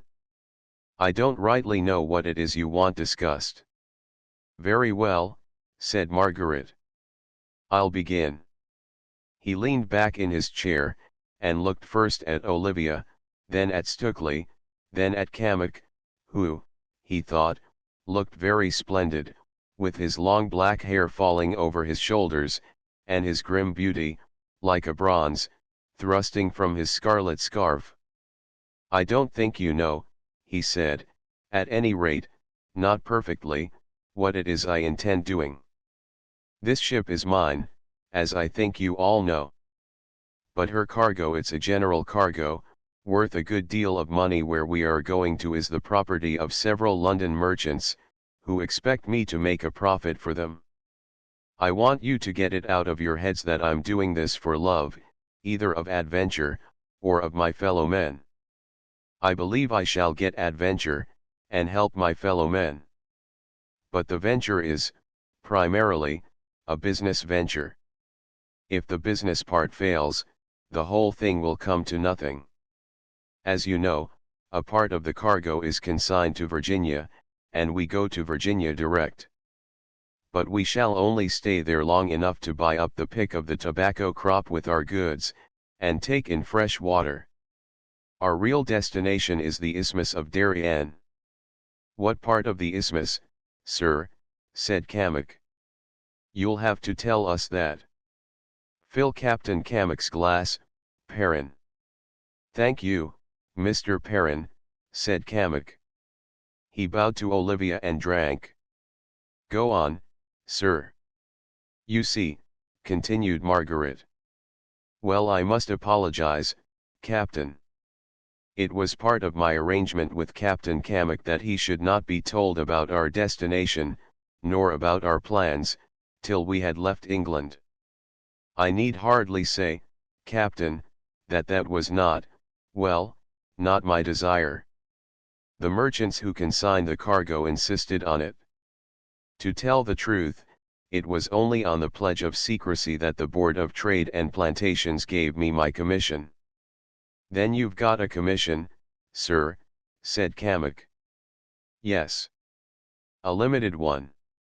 But still. Had our plans been bruited abroad, we should have had a lot of opposition. Who'd have taken the sweat to lift a finger to stop you, said Stukely. The West Indian merchants, replied Margaret. And the chartered Brazil Wood Company, and the Spanish ambassador, among others, would have given us a lot of opposition. In fact, had the Spaniards known of it, we might have spared ourselves the trouble of sailing. Here, sir, said Kamek quietly. Our friend the Beetle knows his job, said Stukely. Fill Captain Kamek's glass, Edward. Fill mine, too, please, waiter, said Stukely. To continue, said Margaret. Had the Spaniards known, we should have found the place of our intended settlement in the hands of Spanish troops. Settlement, said Stukely. Yes. A settlement. To be short, my plan is to land on the isthmus, found an English colony, and open up a trade, a real trade, mind you, with the Indians of Darien. Now that is the rough outline of the scheme. Now, Captain Kamek. Now comes your part. I'm going to cross-examine you. You know the isthmus thoroughly. Have you landed on the main? I know you have, of course. But we must begin at the beginning. I've been there a many times, right along. Mostly looking for food, said Kamek. Did you ever meet the Indians? I've been up agin all kinds of Indians. Are there many kinds? There's 3 kinds. 3? What are the 3? I don't mind telling you, sir. There's one kind comes and says, "Oh sir," and brings you these great bananas and spears fish for you. There's some sense in them ones. Give 'em a handful of beads and they'll fill you a pannikin of gold dust. They're getting spoiled, of course, like everything else. But where they ain't been got at they're good still. That's one kind. And the others? There's another kind no one seen. They say they're white, this second kind. They live in the woods, in stone houses, too, for the matter of that. And they wear gold masks. No one ever seen 'em, mind you. But you lay out in the woods near 'em, and the first night you'll hear like singing all round you. Singing. Like little birds. I never like singing like what that is. You only get it the first night. Oh. That's very curious. What happens then? The second night, if you lay out in the woods, you get your head cut off. You find your corpse in the morning, that's what you find. Why do they cut your head off? Said Perrin. Their idea of fun, I suppose, said Kamek, with a grin. Come to that, a corp is a funny thing with no ed. They take the eds and pickle them after, I've seen 'em. What do they do with the heads, asked Perrin, when they pickled them? They wear 'em round their necks, for ornament, said Kamek. If one of them ducks gets a reg'lar necklace, like a dozen eds, he thinks he's old Sir Henry. Sir Henry. Like a admiral, explained the buccaneer. Ah. And what's the third kind? I don't mind telling you. I was cruising one time. I was with an English crew, too. And 4 of our men went ashore there, near Cape Codera. They didn't come back, so we went to look for them. We found ashes, where a fire'd been. And we found hands, lying in the ashes. Hands, said Perrin. With fingers on them, some of them, said the pirate calmly. Some of them was ate all off. And there was a skull lying. And bits of one man tied to a tree. I've never liked Indians from that day, not what you might call love them. So that's the third kind, said Captain Margaret. I take it that these 2 last kinds don't suffer much from the Spaniards. Not unless sometimes they get a tough one, said the pirate, they don't. And the other kind, the first kind. They're melancholy ducks. No use at all, said Kamek. Of course they suffer. It's a wonder to me they don't get it worse. They'd ought to. If it rained soup they'd be going out with forks. They ain't got the sense we have, or something. Osier, they say. The French taught 'em that. Osier. Come and kick us, that's what it really amounts to. He looked at Olivia, half fearing that she would be shocked. Could they do anything, under a capable man, do you think, said Perrin. We'd one with us in the Trinity, said Kamek. William his name was. Yes, William, after my poor brother. Captain Sharp was capable, all right, in his limits. William was capable too, I guess. I don't remember him getting it. Yes. I think they do. Ah, but they ain't got the sense. No, I don't know as they'd ever do very much. Was your brother with you in town? Asked Captain Margaret. Why isn't he here with you? Who? Bill? No, sir. He died. Off of La Serena. Rum did him. He'd no sense to drink rum the way he drank it. I was sorry to lose Bill. I'd my fair share of trouble that passage. Have some more drink, your glass is empty, said Perrin. It's thirsty work talking, as the parson said, answered the pirate, holding out his glass. He looked at Perrin not unfavorably. Perrin mixed him another punch, and brought out a clean clay pipe from a little locker to the left of the fireplace. You're a thoughtful young fellow to me, said Captain Kamek, regarding him with favor. His thought was, you'd make a steward, perhaps, boiled down a bit, but this he kept to himself. Was you ever at sea before, sir? He asked politely. Only across the channel, said Perrin. Well, it's a hard life, said the pirate. Salut. Salut. He jerked his head towards his hosts, and gulped the liquor. It's a hard life. Ah. You don't know how hard it is, sitting here by the fire. He looked moodily into the little bogey stove, which had been lighted to air the cabin. What made you take to it, Captain Kamek? Said Perrin. Just a girl, said the captain. I thought I'd make money that way, so's we could marry. Are you married, might I ask? Said Captain Margaret. No, he answered surlily. No, a single man. He seemed upset by the question, for he became moody. He glared at the fire, and drummed with one foot against the leg of his chair. "Tell me," said Captain Margaret. "You don't think that I could do much among the Indians, do you?" "You mean, if you settled there?"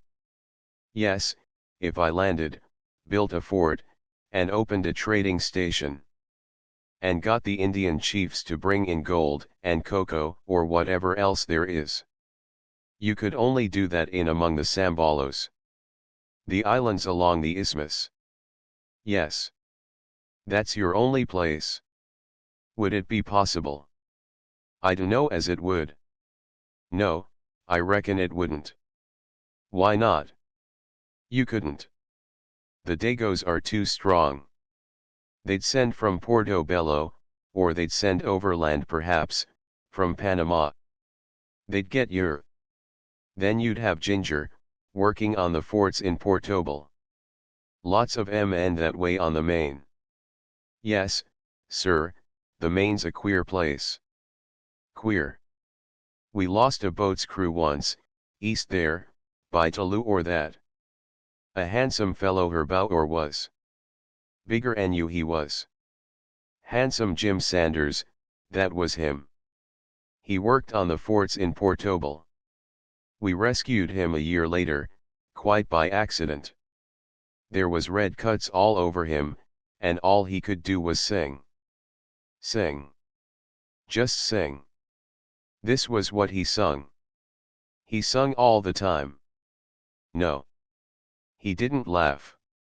He just whined a little and sang." The pirate dropped his voice to a whimper and sang Tom, Tom, the piper's son, learned to pipe when he was young, and all the tunes that he could play was over the hills and far away. There's many like Handsome Jim. I've knowed a many go that way. The Main's a hard place, the same as the sea is, if you come to that." "Ah," said Perrin.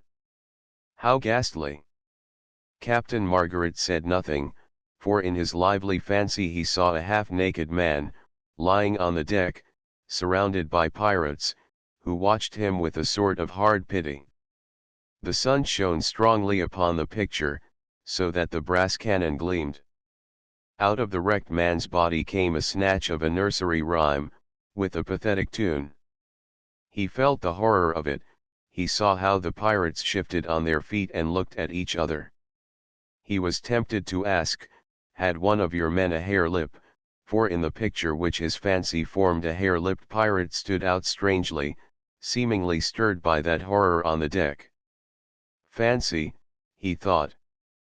"Pure fancy." "Let me fill your glass, Kamak," he said. He poured another dose into the glass. "Salute," said the pirate. A red log, burned through, fell with a crash inside the stove. "Sparks," said the pirate. "Sparks. We give the Dagos sparks for that lot." He paused a moment. "Yes, Captain Margaret," he went on. "And that's the way you'd best." "What way is that?" asked the captain. "Well, it's like this," said the captain. "Your trading lay, I'm speaking as a sailor, you understand, is all Barney's bull. It's got more bugs than brains, as you might say. But you don't want to go trading. What do you want to go trading for? You'd only get et by sand flies, even if you did make a profit. What you want to do? You got a big ship. You'd easy get hands enough. Well, what I say is, why not go for one of the towns? Morgan done it. Sharp done it. Old John Coxon done it, for I was with him. And the French and Dutch done it, too, don't I know it? If you come on with a sort of a hockey pounce, you get every time. Profit, too. There's 20 or 30 pound a man in it. Besides ransoms. There's no work in it, like in trading. If you're trading, you got to watch your stores, you got to watch the Indians, You got to kowtow to the chiefs. Pa. It's a poor job, trade is. It's not a seaman's job. But you come down on the towns. Why? Half your life. I wish I'd been wise when I was a young man. That's what I ought to 'a done, 'stead of logwood cutting. What towns would you advise? Said Captain Margaret, smiling. Well, here's a map. Kamek opened his book to show a map of the terra firme from La Veracruz to Trinidad. It's rough, he explained. But it'll just show you. All them red dots is towns. And what I say is, take them. That's the only way you'll help the Indians, as you call it. Help them. You won't help them much when you get among them, I'll tell you that much. The main altars people. Oh, said Margaret quietly. So that's what you think. Why do you think that? What reason can you give? Well, take it on military grounds, sir, said Kamek. You'll have to admit it on military grounds. Stukely pretended to choke with laughter, it was an offensive act. Stukely's turning sick again, said Perrin dryly. Well. On military grounds then, said Margaret. I want to hear your reason. Look, sir. Look at my two fists. This right fist, here, is Cartagena. This left fist is Portobel or La Veracruz. Now these here counters. You'll excuse my taking your counters, Mrs. Stukely. These here counters are the Sambalos Islands in between. Now. On military grounds. Suppose I knock my fists together. The counters get a nasty jounce. I see, said Margaret. We should be the nut between two crackers. Yes, sir. You would. And take it as a matter of business. You'd be on the trade route, or jolly near it, between the crackers, besides being able to flank the overland route from Panama to Portobel. They'd never set still to let you establish yourself among them. Why, you'd as well ask them to cut their own throats. You'd have to destroy their towns first. Portobel's nothing very much. It's been took twice within the last few years, but you can never really settle Portobel till you settle Panama, and to do that you'd want a fleet in the South Sea to settle Lima. To make yourself secure. Quite secure. Secure enough for the King of England to back you up. You know what that means. The enemy beat, and the spoils your own, that's what makes King James your friend. God save him, I say, and bring him glory. To put yourself in that position, you'd have to take the two big naval ports on the North Sea, both of them. Cartagena and La Veracruz. For jabbing an enemy's no use at all. A prick here and there's nothing. Nothing at all. Smash the naval ports first, and then the place is your own. Go for the main stem and you'll get the whole tree.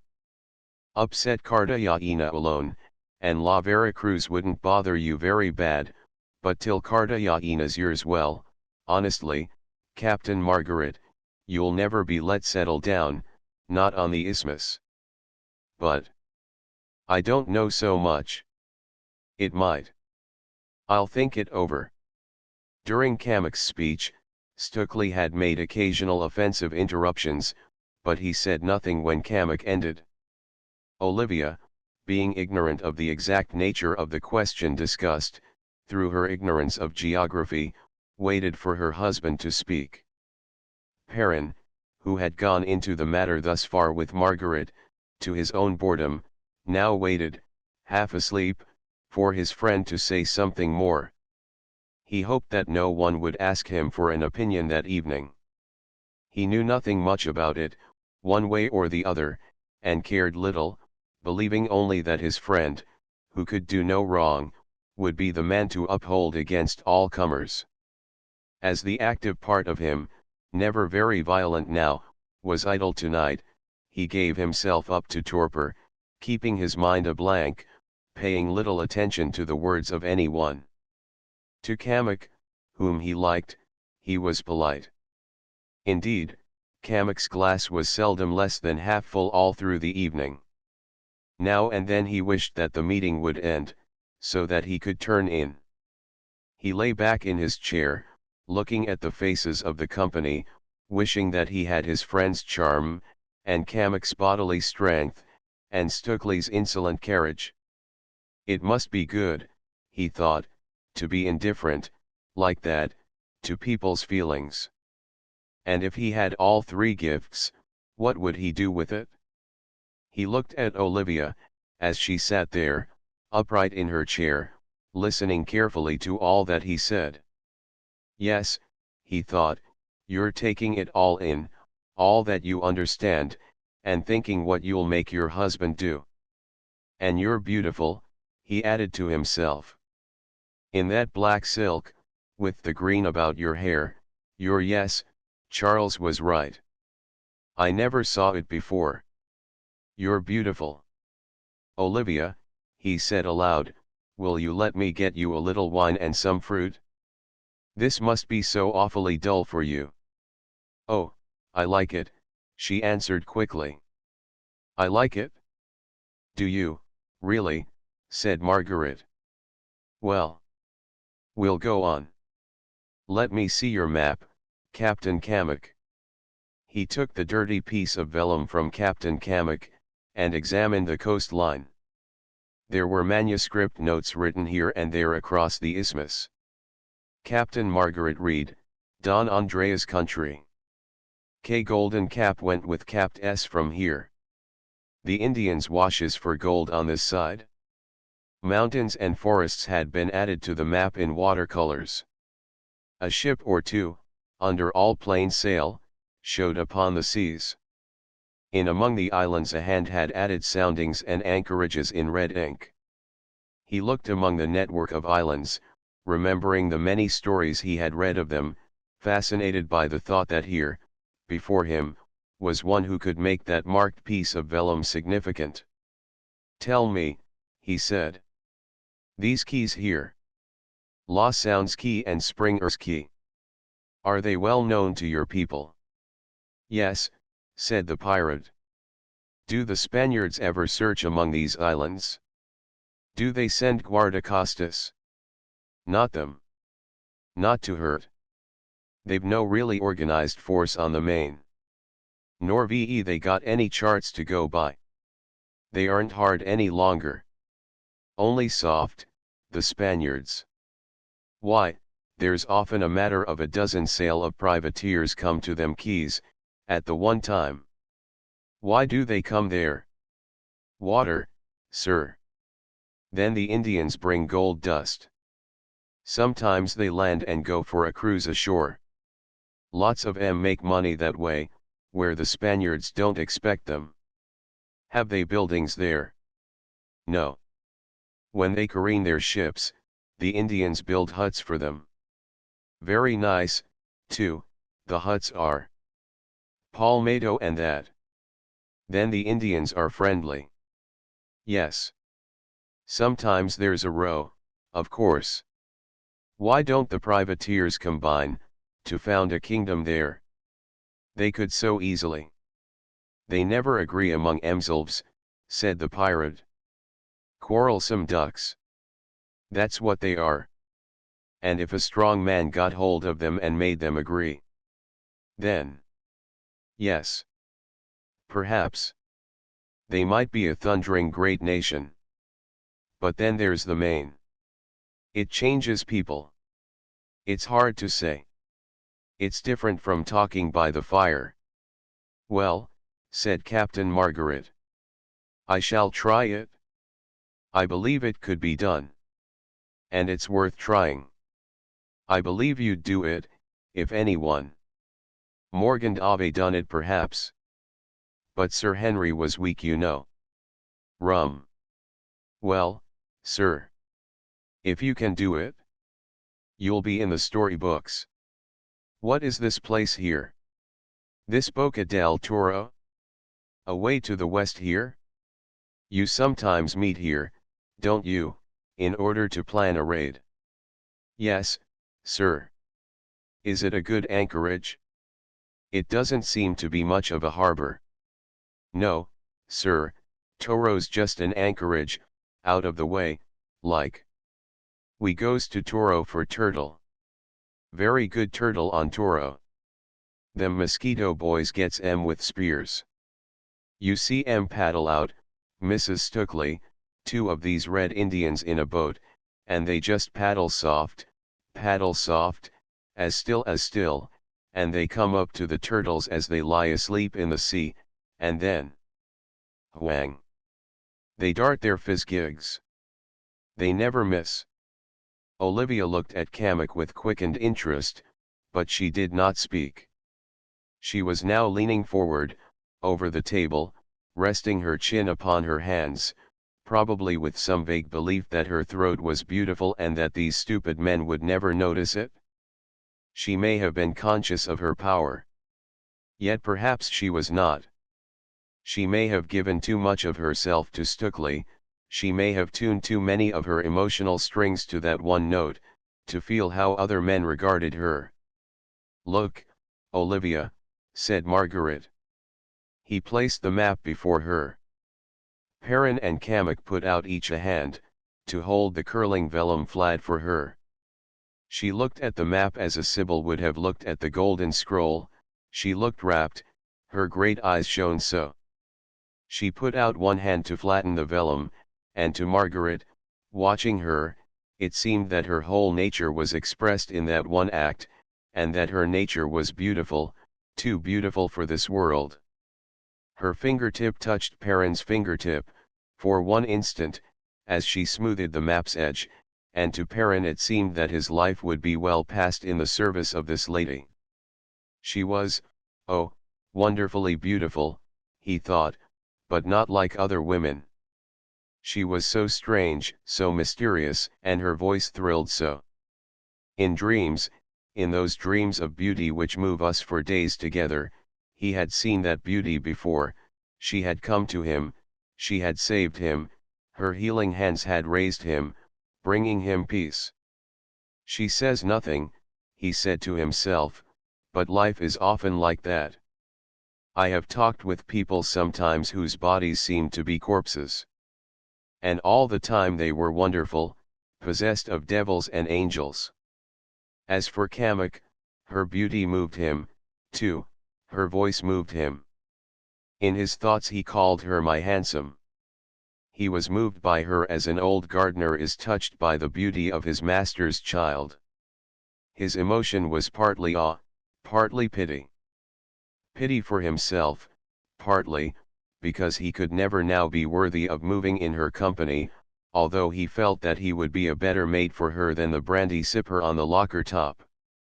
She was the most beautiful thing he had ever seen, she was like a spirit, like a holy thing. Looking at her, as she studied the map, he thought of an image in the Cathedral of Panama. He had been with Morgan in the awful march from Chagres. He had fought in the morning, outside Panama, till his face, all bloody and powder burnt, was black like a devil's. Then, he remembered, they had stormed old Panama, fighting in the streets, across barricades, over tables, over broken chairs, while the women fired from the roofs. Then they had rushed the plaza, to see the flames licking at all the glorious city. They had stormed a last barricade to reach the plaza. There had been 20 starving pirates with him, all blind with drink and rage. They had made a last rush, clubbing and spearing and shooting, killing man, woman, and child. They swore and shrieked as they stamped them under. And then he, with 2 mates, had opened a postern in the cathedral, and had passed in, from all those shrieks, from all that fire and blood, to an altar, where an image knelt, full of peace, beautiful beyond words, in the quiet of the holy place. He remembered the faint smell of incense, the memory of a scent, which hung about that holy place. The vague scent which Olivia used reminded him of it. She is like that, he thought, and I am that. That still. Margaret glanced at Stukely, who seemed to be asleep. I suppose, Captain, he said, I suppose, then, that you would recommend one of these keys in the Sambalos, as you call them. Yes, sir, said Kamak. I'll tell you why. You're handy for the Indians, that's one great point.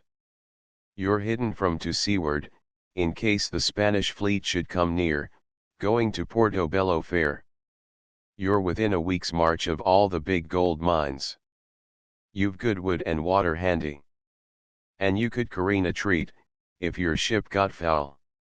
Beside being nice and central. Which of these two keys do you recommend? Lost Sounds Key is the most frequented, answered Kamak. You often have a dozen sloops in at Lost Sounds. They careen there a lot. You see there's mud to lay your ship ashore on. And very good brushwood if you wish to give her a breaming. I see. And the Indians come there, you say?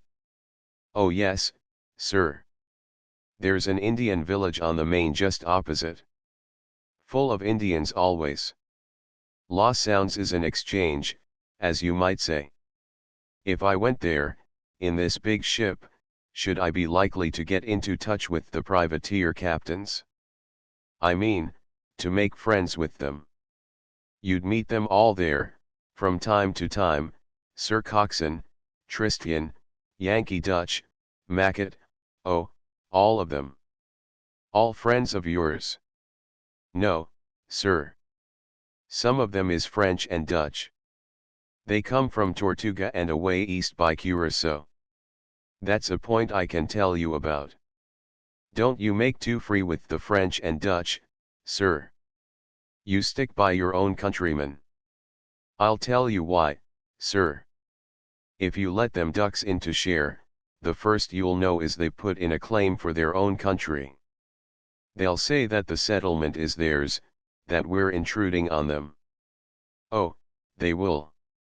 I know 'em. And they'll trick you, too.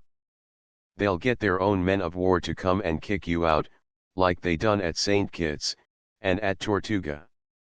That would hardly suit. But is Lost Sounds more of a French and Dutch resort than Springer's? Yes, sir. Since Captain Sharp's raid. Ever since that, we been as it were more separated.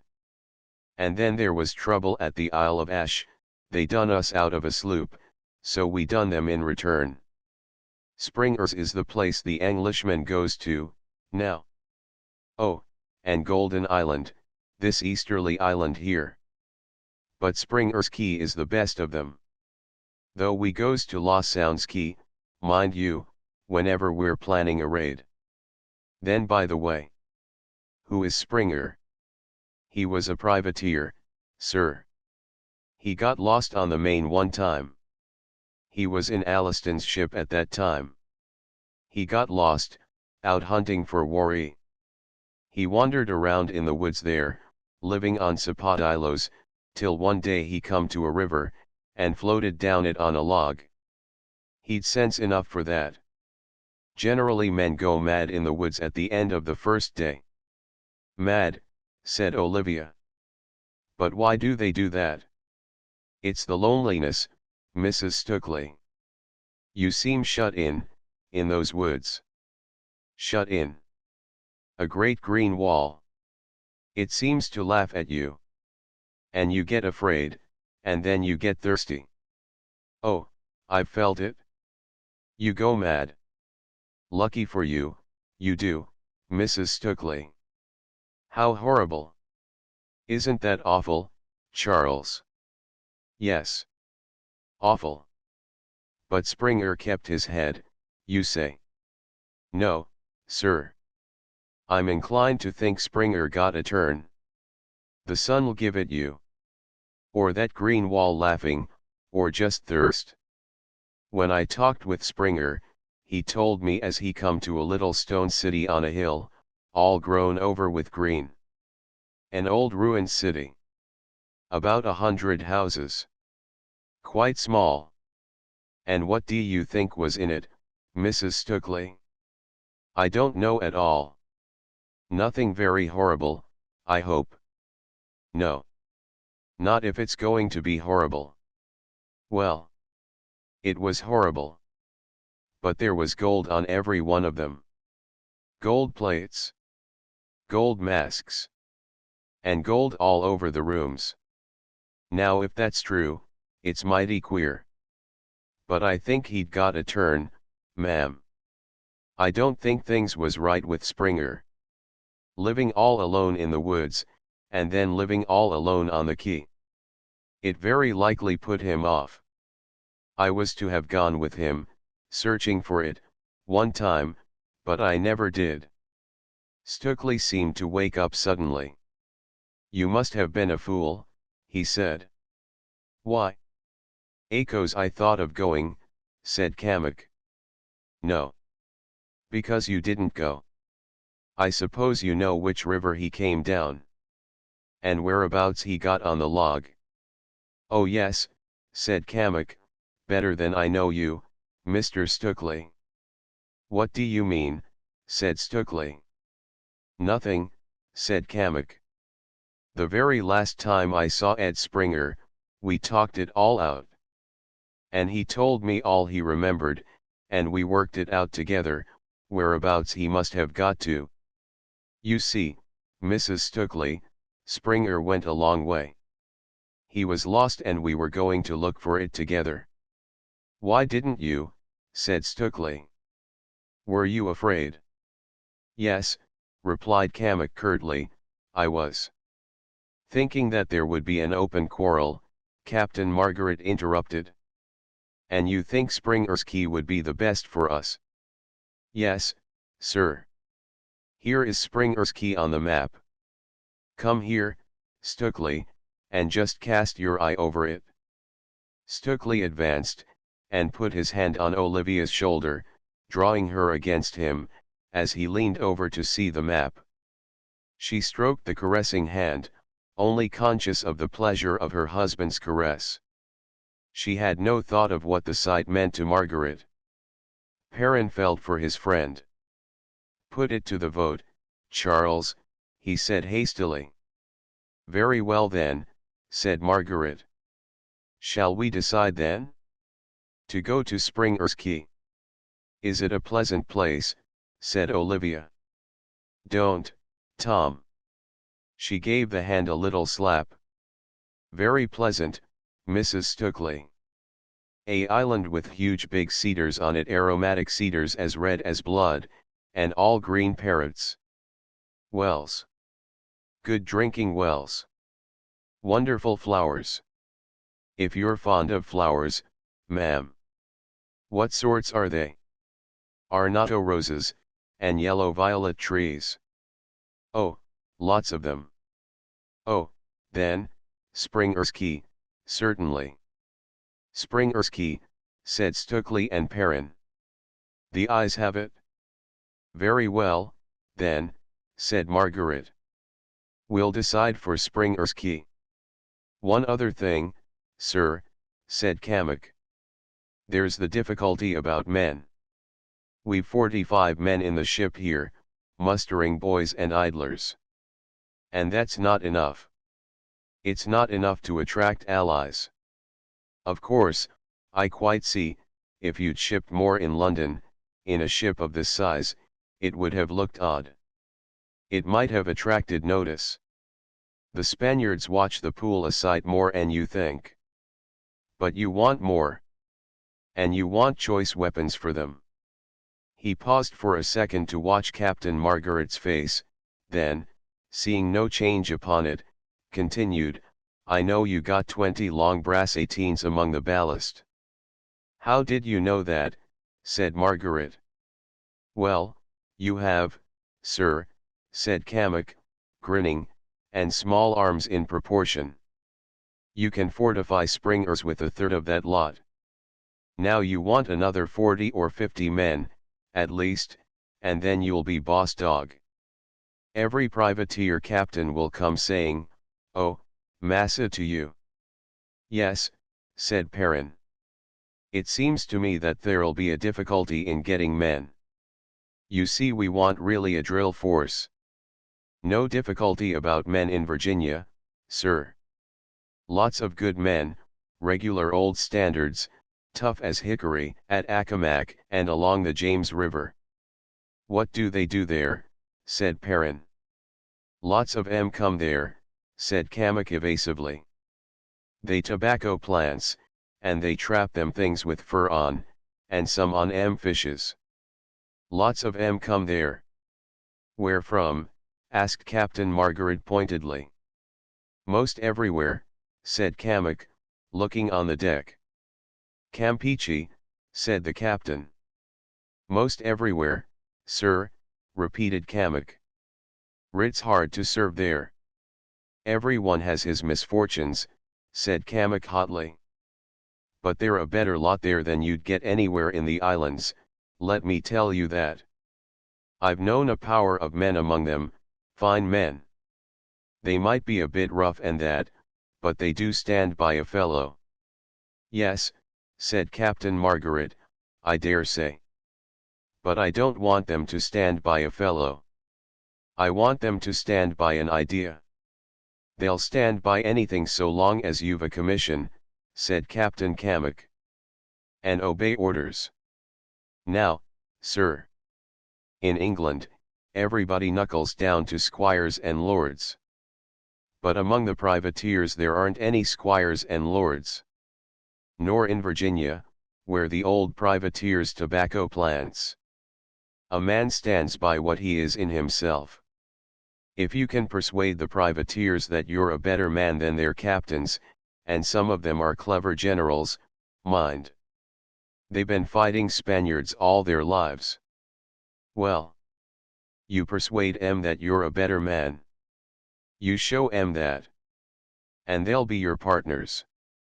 As for hands in the ship here, and ship's discipline, they aren't particularly good at being ordered about.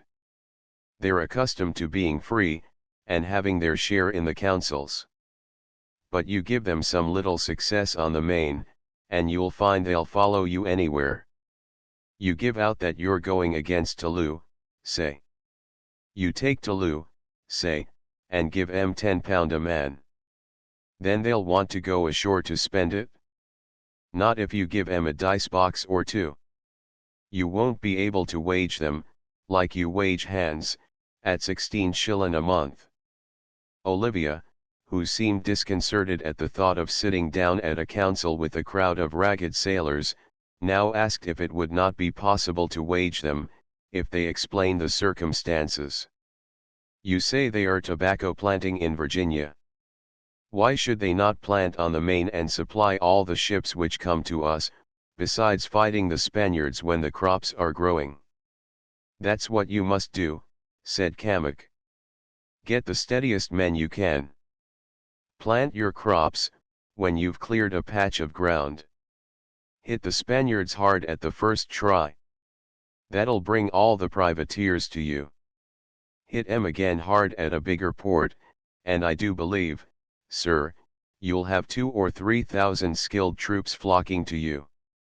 Old Mansveld, the old Dutchman. You know who I mean.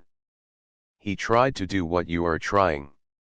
That was at Santa Catalina. But he died, and Morgan had to do it all over again.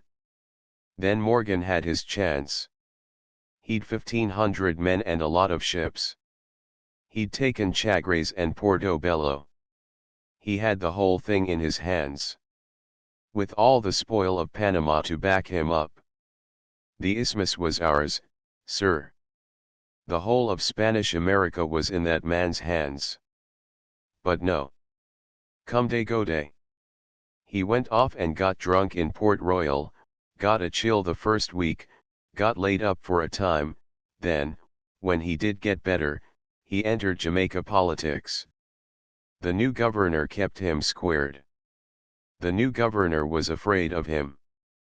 But what he done you can do.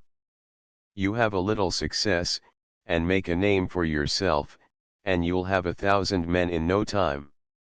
That's enough to drive the Spaniards off the North Sea. When you've driven 'em all off, the king'll step in. The King of England, I mean. He'll knight you, and give you a bottle washing job alongside his kitchen sink. Your settlement'll be given to one of these sirs in Jamaica. There, sir. I wish you luck. The meeting was now broken up. Perrin brought from his cabin a box of West Indian conserves and a packet of the famous Peruvian sweetmeats. He offered them to Olivia, then to all the company. The steward brought round wine and strong waters. Mrs. Inigo, passing through the cabin with a curtsy, left hot water in Olivia's stateroom. She wore a black gown and white cap. She looked very handsome. She walked with the grace of the Cornish women. She reminded Captain Kamek of the Peruvian ladies whom he had captured before Arica battle. They, too, had worn black, and had walked like queens. He remembered how frightened they had been, when they were first brought aboard from the prize. Olivia followed Mrs. Inigo into the stateroom. "I must just see if she's got everything she wants," she murmured. She remained in the stateroom for a few minutes talking with Mrs. Inigo. Perrin noticed that Stukely looked very hard at Mrs. Inigo as she passed through with the jug. He decided that Stukely would need watching. "Where are you putting her?" said Stukely. "Who?" "Mrs. Inigo," said Margaret. "Along the alleyway, to the starboard, in the big cabin which was once the sail room." "I see," said Stukely. "By the way, Stukely," said Margaret. "Now that you've got over your sickness, would you like to be one of us? And will you stand a watch?" "I'm going to stand 2 watches a day with the mate's watch, and Edward here will do the same with the starboard watch." "I'll think it over," said Stukely, evidently not much pleased. "I'll think it over. I think I've listened to enough jaw for one night. I'm going to turn in." Margaret, quick to save Olivia from something which he thought might annoy her, made a neat parry. "Oh, don't say that, Stukely. Come on deck for a blow, then we'll have a glass of punch apiece." "Come on," said Perrin, attempting, with an ill grace, the manner of a jovial schoolboy. "Come on, my son. Catch hold of his other arm, Charles." As he seized Stukely's arm to give him a heave, Stukely poked him in the wind, and tripped him as he stepped backward. "What are you sitting down for?" he said, with a rough laugh. Perrin was up in a second. He seized a heavy decanter, and hove it into Stukely's face. Stukely, in guarding the blow, received a sharp crack upon the elbow. Margaret and Kamek pulled Perrin aside, under a heavy fire of curses. "What d'ye mean by losing your temper?" "Hey," said Stukely. Margaret drew Perrin out of the cabin. "Good night, Stukely," he said as he passed the door. He left Kamek standing by his chair, looking into Stukely's face. There was a pause for a moment.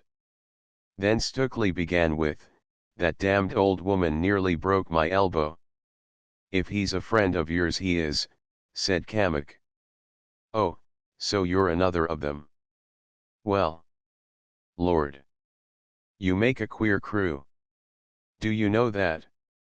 Kamek did not answer, but remained standing, like a figure of bronze, staring into Stukely's face. For fully a minute he stood there silently. Then he spun round swiftly, in his usual way, giving a little whistle. He paused at the door to stare at Stukely again. "I'm glad you admire my beauty," said Stukely. "You're not much used to seeing gentlemen, are you?" Still Kamek did not answer. At last he spat through the half-opened gun port. "My God," he said. Then he walked out on deck, leaving Stukely rubbing his elbow, but softly chuckling, thinking he had won the field. V. Stukely, thus can my love excuse the slow offence. Sonnet li, I can endure all this. Good gods, a blow I can endure. But stay not, lest thou draw a timeless death upon thyself. The Maid's Tragedy. One morning, about 6 weeks later, when the broken heart was near her port of call, Captain Margaret sat at the cabin table, with a book of logarithms beside him, a chart before him, and a form for a ship's day's work neatly ruled, lying upon the chart. He made a faint pencil line upon the chart, to show the ship's position by dead reckoning. Then, with a pair of compasses, he made a rough measurement of the distance still to run. Stukely, lying at length upon the locker top, watched him with contempt. The broken heart had had a fair summer passage, with no severe weather. She had spoken with no ships since leaving Falmouth. Her little company of souls had been thrown upon themselves, and the 6 weeks of close association had tried their nerves. There were tense nerves among the afterguard, on that sunny morning, just off soundings. "Where are we?" Stukely asked. "Just off soundings," said Margaret. "Where the blazes is that?" "About 400 miles to the east of Accomac." "How soon shall we get to Accomac?" "A week, perhaps. It depends on the wind." "And then we'll get ashore." "Yes. If you think it safe." "What the devil do you mean?" Captain Margaret sat back in his chair and looked at Stukely as an artist looks at his model. Many small, inconsidered, personal acts are revelations of the entire character. The walk, the smile, the sudden lifting of the head or hand, are enough, to the imaginative person. So, now, was Captain Margaret's look a revelation? One had but to see him, to know the truth of Perrin's epigram. Perrin had called him a Quixote turned critic.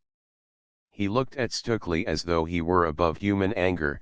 His look was almost wistful, but intense. He summed up the man's character to himself, weighing each point with a shrewd, bitter clearness. His thought was of himself as a boy, pinning the newly killed moth upon the setting board. "Look here," said Stukely. "Do you think it safe?"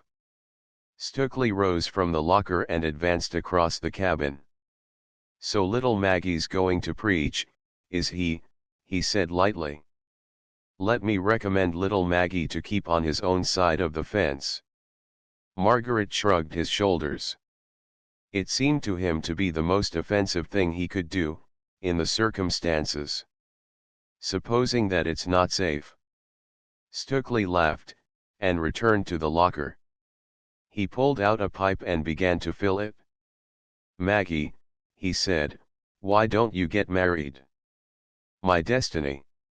"Marriage goes by destiny." Marriage. And hanging, Stukely. That brought him from the locker again. "What the hell do you mean by that?" "Oh," said Margaret. "It's safe in Accomac, I should think." "What is?" "The evildoer, Stukely. The cheat, the ravisher, but I don't think you ever committed a murder." "Not what is called murder by a jury." "Ah. You cast that at me," said Stukely. "Recollect now, Maggie." "That's enough." "I'd be sorry to hit you." "Would you?" said Margaret. "Well. Perhaps. But if it's not safe, Stukely, what are you going to do?" "Stay here, little Maggie." "Oh, ducky, you are so charming." "I shall stay on board with my own little Maggie." "You'd better remember my name when you speak again, Stukely. I take no liberties from a forger." "Have you been reading my papers?" "In my cabin." "It was forgery, wasn't it?" "Is it any business of yours?" "Yes." "How?" Because, Stukely, I may have to see the governor about you. I may be asked about you when you land. I may even have to hand you over to disgrace. Rot. How the hell will the governor know? Don't talk nonsense. Then it was forgery. Certainly no damn maggot like you'll call it anything. No man alive. But supposing they try you, my friend. Suppose, when we land, when we anchor, you are taken and sent home. What would a jury call it? We're not in Falmouth Harbor now. Nor in Salcombe. Just at this moment Captain Cammack entered, whistling a tune through his teeth. He glanced at both men, with some suspicion of their occupation. Come for the deep-sea lead line, he explained. We'll be in soundings by tonight. Getting on nice, ain't we? He opened one of the lockers and took out the lead line. You'd ought to come on deck, sir, tonight, to see how this is done. It's a queer sight, he said.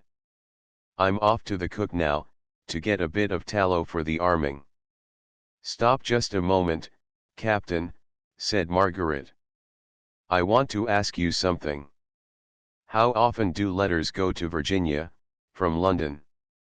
I suppose about twice a week, now there's no war. Almost every day, in the summer, you might say. Yes. They're always going. Have we made a good passage? Nothing extra. It's been done in 5 weeks by the Bacalao schooners. Less. The Bacalao schooners. They're the cod boats? Are they very fast? Oh, beauties. But ain't they wet? Then we might find letters waiting when we arrive. Very likely, sir. I was going to speak to you about that. He looked with meaning at Stukely. What are you looking at me like that for, said Stukely.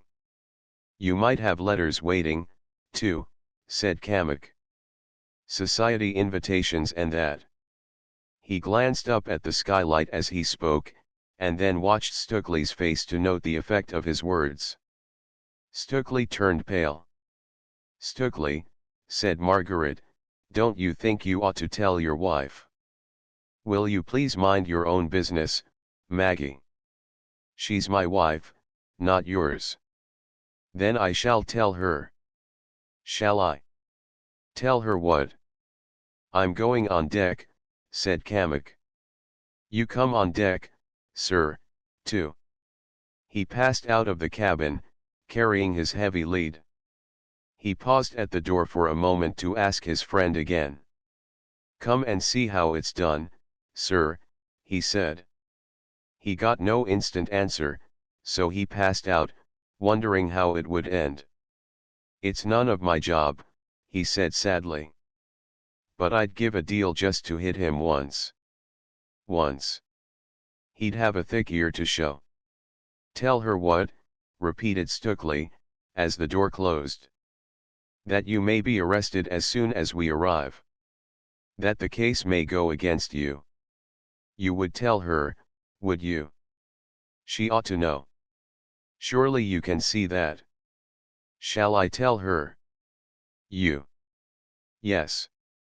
You've go you losey. You'd like to, wouldn't you? I should very much like to, Stukely. I don't doubt. And you're the one that's like you poets. You're a mangy lot, Maggie. I see you so plainly, Maggie, telling my wife. Like a cat making love. In the twilight. Oh, I've seen you. Go on, Stukely. You come crawling round my wife. I've seen you look at her. I've seen you shake hands with her. I've seen your eyes.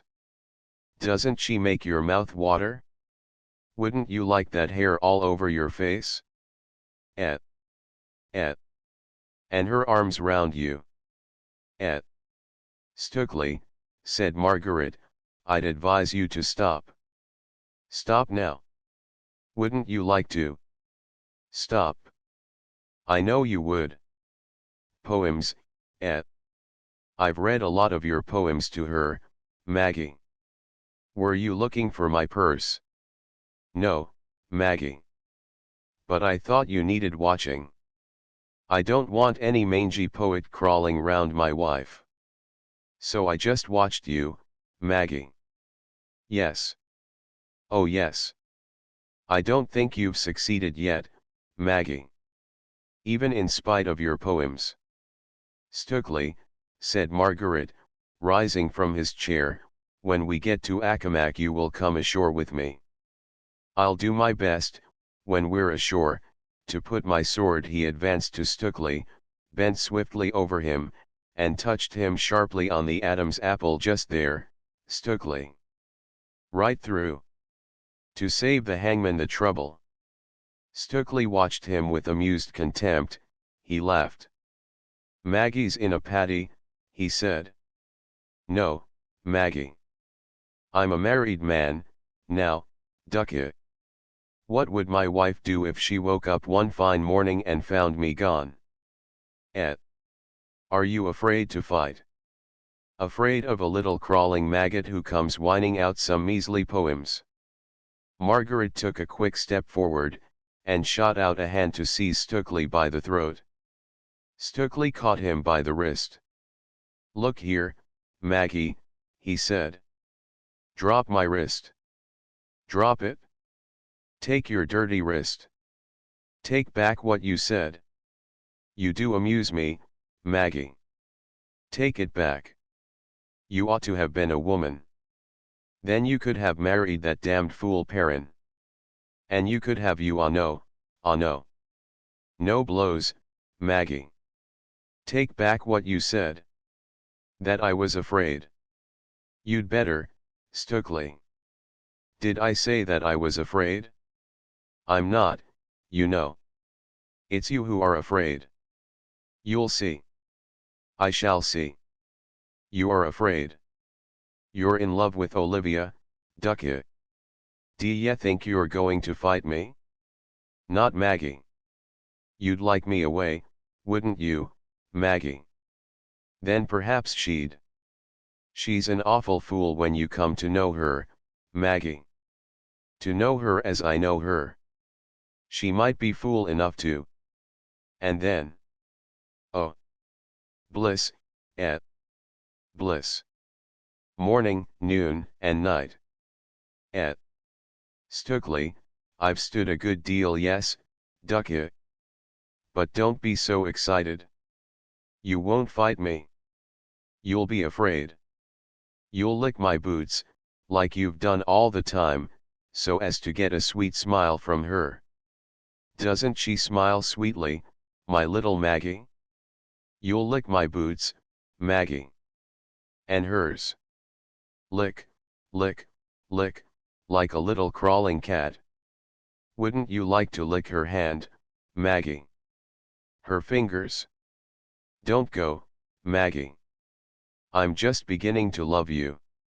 We'll go on with this at Accomac, Stukely. We shan't fight, Maggie. If you killed me, she'd never marry you. Besides, it would kill her, Maggie. She loves me. She wants a man, not a little licking cat. You're content to spend your days licking.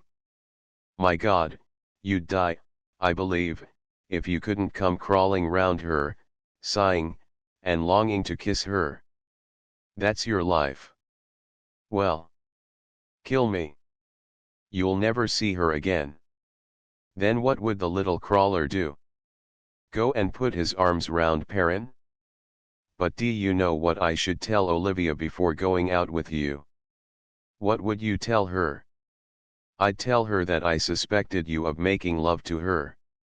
That you admitted it, and that I gave you this chance of satisfaction out of consideration, instead of thrashing you. So anyway I've the whip hand, Maggie. She'd never look at you again, and you can't live without her. Can you? Anything else? Just this.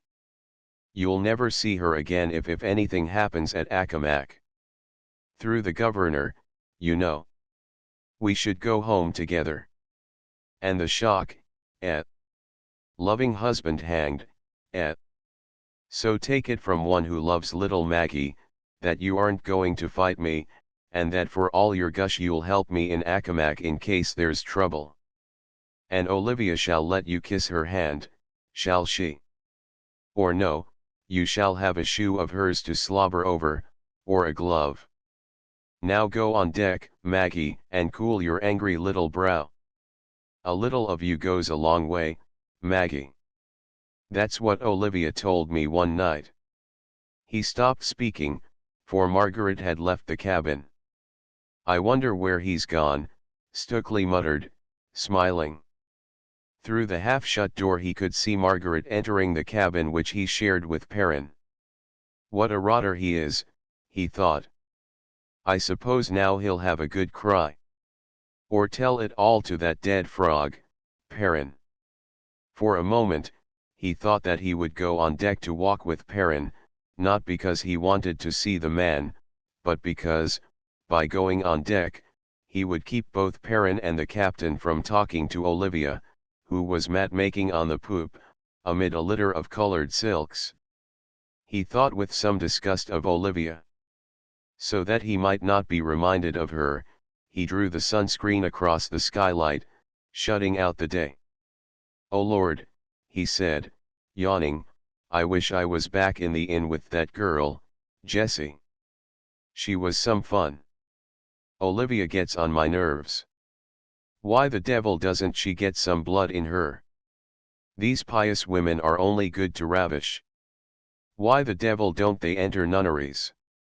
I wish that one of these three sprightly lads would have a try at Olivia. One never knows, though.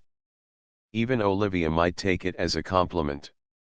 For a moment he wondered if there were any chance of trouble at Accomac.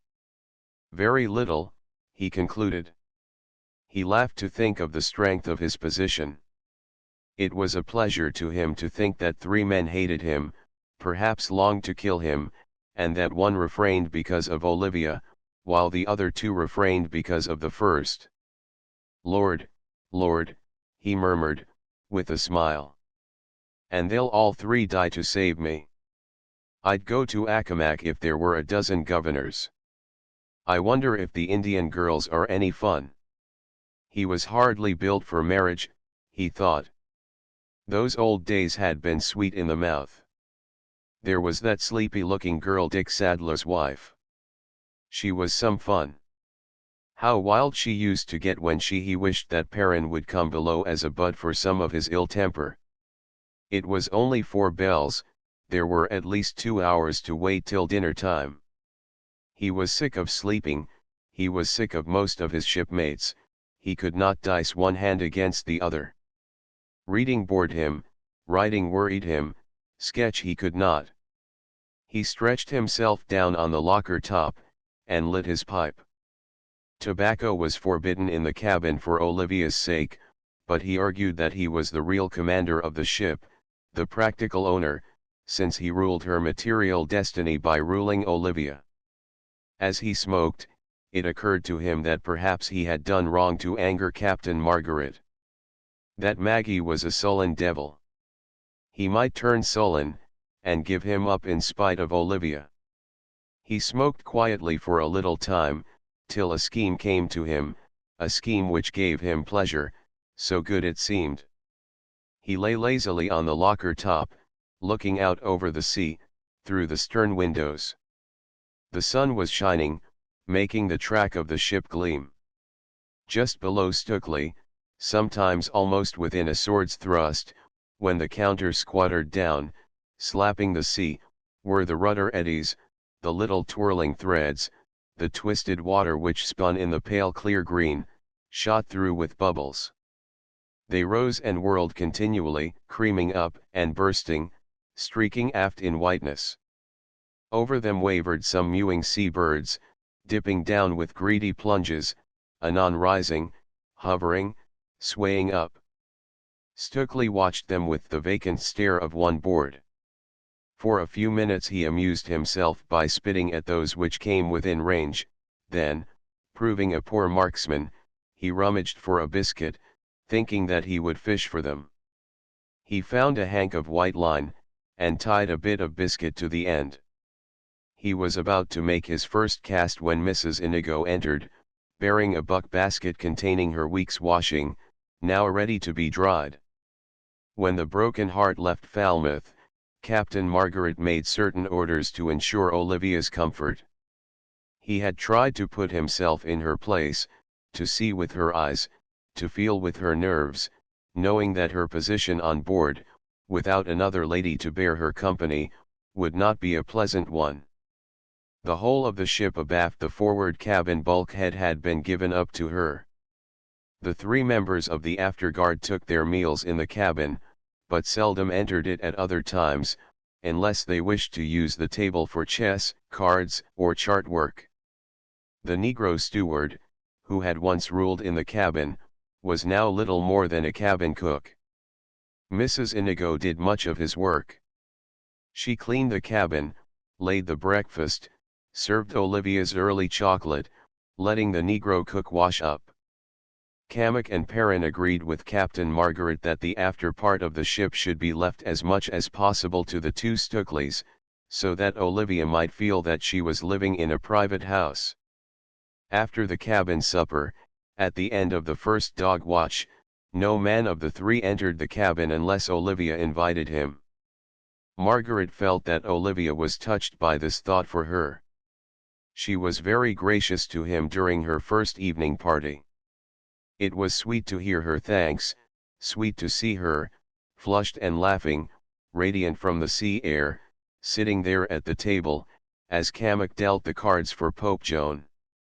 That evening had been very dear to him, even though, across the cabin, on the heaped green cushions, lay Stukely, greedy for his wife's beauty, wetting his swine's tusk as the color came upon her cheek.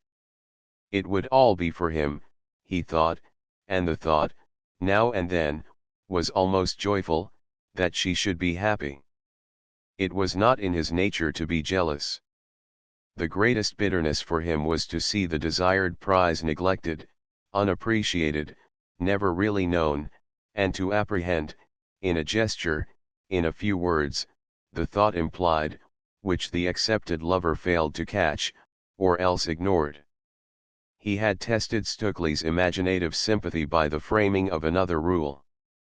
In a small ship like the Broken Heart there is little privacy. To prevent a possible shock to her, he arranged that on washing days the clothes of the women should be hung to dry from the cabin windows, from lines rigged up below the port sills, where they were out of view of the crew. Olivia was pleased by this arrangement, without quite knowing why. Stukely saw no sense in it. On this particular morning the arrangement bore peculiar fruit, very grateful to Stukely, who had long hungered for a change. Mrs. Inigo entered with the buck basket, closing the door behind her. She dropped the basket on the deck below the window seat, seized the clothesline, and began to stop the linen to it, in the sea fashion, with rope yarns. She was a little flushed with the exertion of washing, and she was a comely woman at all times. "I'm going to help you," said Stukely. She smiled, and looked down, as he helped her to tie some clothes to the line. She blushed and smiled. He took her hand. "Let go my hand," she whispered. He pressed the hand, and though she drew back, a little frightened, he managed to catch the other. He kissed the hands. They were rough but warm. "Don't," she said. "Don't, Mr. Stukely." "Ah, Bess," he said, taking her into his arms and kissing her, "why didn't you give me a chance before?" Half an hour later Bessie Inigo went forward to peel potatoes for dinner, while Stukely slept upon the locker top till the steward roused him at 1 bell. He went on deck, when he was called, to get a breath of air before dinner. He found Olivia at work with her little balls of silk, while Perrin, on the lee side of the skylight, was drawing for her a ship upon canvas. Perrin was talking to Olivia, asking her questions about her work. At the break of the poop, Captain Kamek stood, waiting with his quadrant to take the height of the sun. Olivia looked up with a smile as Stukely stepped on deck. She was still in that rapturous first stage of marriage in which all men, save the husband, are regarded as hardly living, as being, at best, but necessary cumberers of the earth, mere lifeless interruptions. In the early days of the voyage she had learned, from one of Captain Kamek's stories, that people shut up in ships together cannot always bear the strain, but become irritable, quarrelsome, apt to suspect and slander. She had determined that her married love should not decay thus, and so, for some weeks past, she had contrived to avoid her husband for several hours each day, greatly to the delight of Perrin. On this particular day she felt that Providence had rewarded her but meanly for her loving self-sacrifice. All men, save Tom, were nothing to her, but Perrin, in the morning, in one of his dull moods, when unrelieved by Margaret, was less than nothing. She had always been a little shy of Perrin, perhaps because Perrin's shyness was a bar to equal intercourse. Her own nature was full of shy refinements. She could give nothing of herself to one who could not win upon her by some grace or gallantry. Perrin meant well, he was even her devoted slave, but he was heavy in the hand with ladies, until their sympathy had raised his spirit. Olivia was not in the mood to give him even that simulated sympathy by which women extract their knowledge of men. Her own fine instincts told her, or rather suggested to her, all that could be known of Perrin. In a vague way she had the idea of Perrin in her mind, the true idea, but vague, without detail, an instinctive comprehension. He was a blunted soul to her, broken somehow. She felt that he had been through something, some vice perhaps, or sickness, with the result that he was blunted. He was quite harmless, she thought, even sometimes pleasant, always well-meaning, and yet dwarfed, made blunt, like his shapeless hands.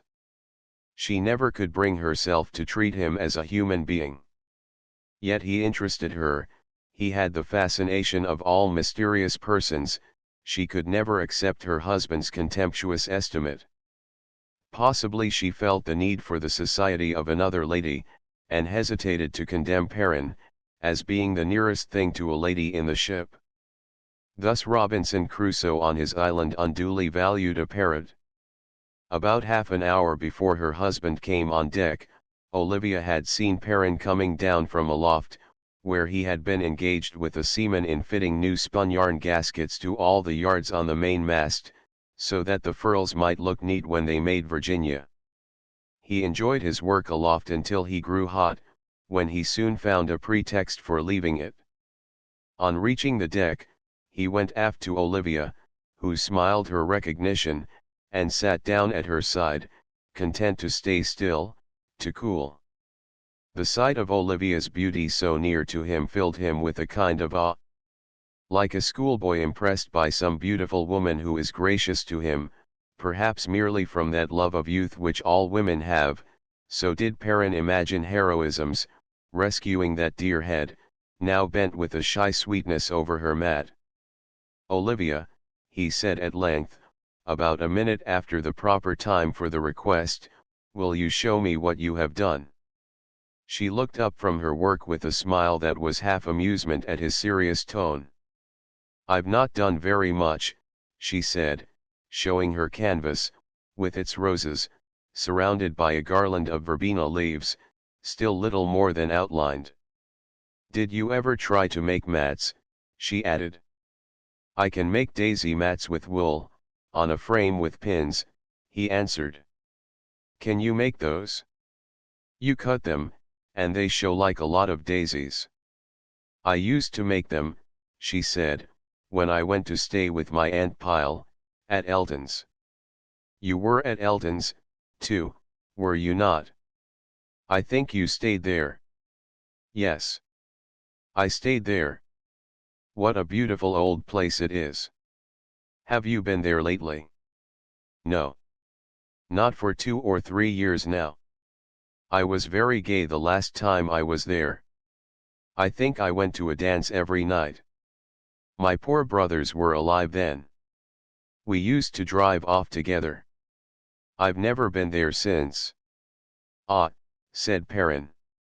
He paused for a moment, so that his brain might make the picture of the woman before him sitting in the gloom of the carriage, with all her delicate beauty warmly wrapped by the 2 young men now dead. Furs, he muttered to himself. Furs, and the lamps shining on the snow. Then he looked at Olivia, noting the grey and black dress, the one gold bracelet round her wrist, and the old pearl earrings against the mass of hair. What jolly clothes women wear, he said, meaning, like most men who use such phrases, how beautiful you look there. This, she asked. This is my oldest frock. Is it? I didn't remember it. How do you get your clothes? I tell my dressmaker. I wish you'd let me design you a dress. I should be very pleased. What sort of dress would you design for me? I would have you in a sort of white satin bodice, all embroidered with tiny scarlet roses. And then a little black velvet coat over it, with very full sleeves, slashed, to show an inner sleeve of dark blue silk. And the lining of the velvet would be dark green, so you would have green, blue, white, and red all contrasted against the black of the velvet. That would be costly. And what skirt? A black skirt, I suppose. A very full black skirt. What do you think about a belt? Would you wear that belt of yours? The one with the Venetian silver work. I don't know about a belt. I thought you were going to design everything. Not a belt, then. And black shoes, with small, oval, cut steel buckles. I should think that would be very pretty. Her thoughts were wandering in England, down a lane of beech trees within sound of the sea, to a hillock of short grass, cropped by the sheep, where sea pinks and sea holly sprouted. What are the sailors like? She asked. I saw you working up aloft with them. What are they like to talk to? Oh. They're all right. I think they're dreadful people. Why? Said Perrin. What makes you think they're dreadful? No nice man would take such a life. Oh. It must be dreadful. I shudder when I see them. What do they talk of, among themselves? They're not very refined, of course. That man up on the yard there was once a slave in Virginia.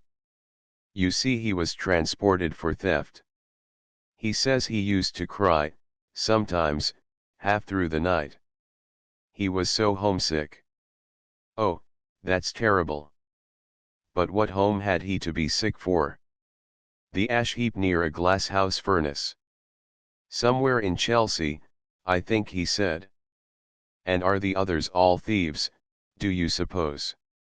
That ugly-looking dark fellow with the crooked eyes was once in a pirate's crew, so the man on the yard said. Was he really? I don't think that man is quite sane. He seems to glare so. Oh, ships are dreadful, dreadful. They're beautiful, though. All yes. Don't you think all beautiful things seem to gather vileness about them? No, I don't think so. Vileness. In what way, vileness? I think they do. You see ships with sailors, and pictures with picture dealers, and tragedies well. Tragedies with all sorts of people. He ran on glibly, though with some confusion. The thought had occurred to him first in a moment of jealous anger that Olivia, so beautiful and sweet, should be a prey to the vile Stukely. He blushed and stopped, thinking that she would read his thought. Oh. But I don't think that at all, she said. You ought to say that vileness gathers about beautiful things. A beautiful thing is a vigorous form of life, and all forms of life have parasites. The parasites don't attach themselves to the things you speak of because the things are beautiful. No, I suppose not. Of course not, he answered, rather puzzled, still thinking of Stukely. And you wouldn't say that the really beautiful things, such as love is, say, to a woman like myself. No vileness gathers about that. And no, he answered, with some hesitation, wishing that he had never started his mild little rabbit of an epigram. He looked away, at the skyline, for a moment.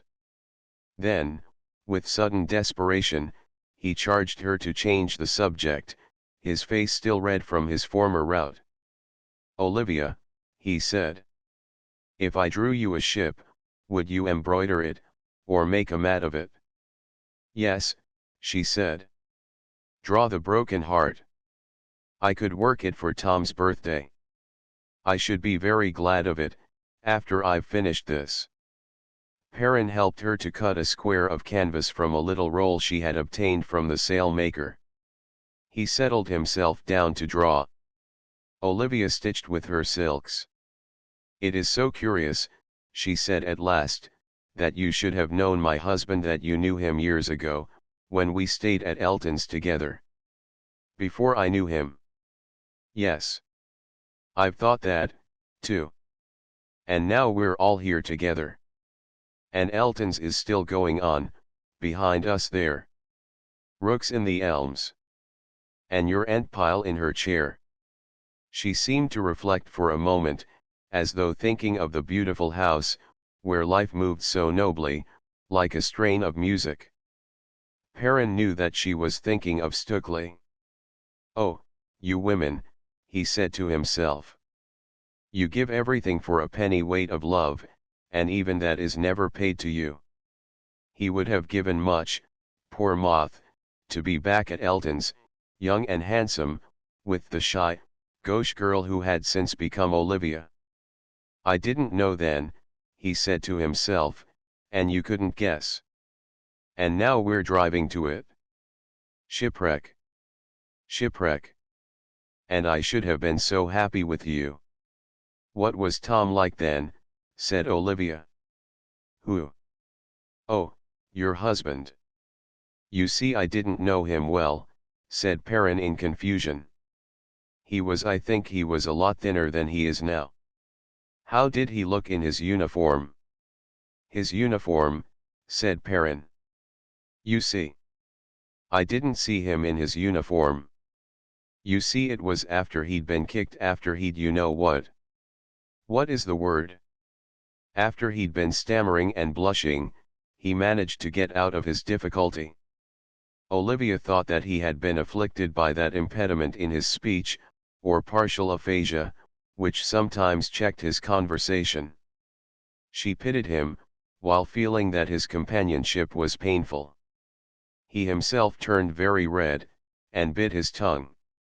He thought that the 6 weeks at sea should have taught him the guard for all such sudden thrusts.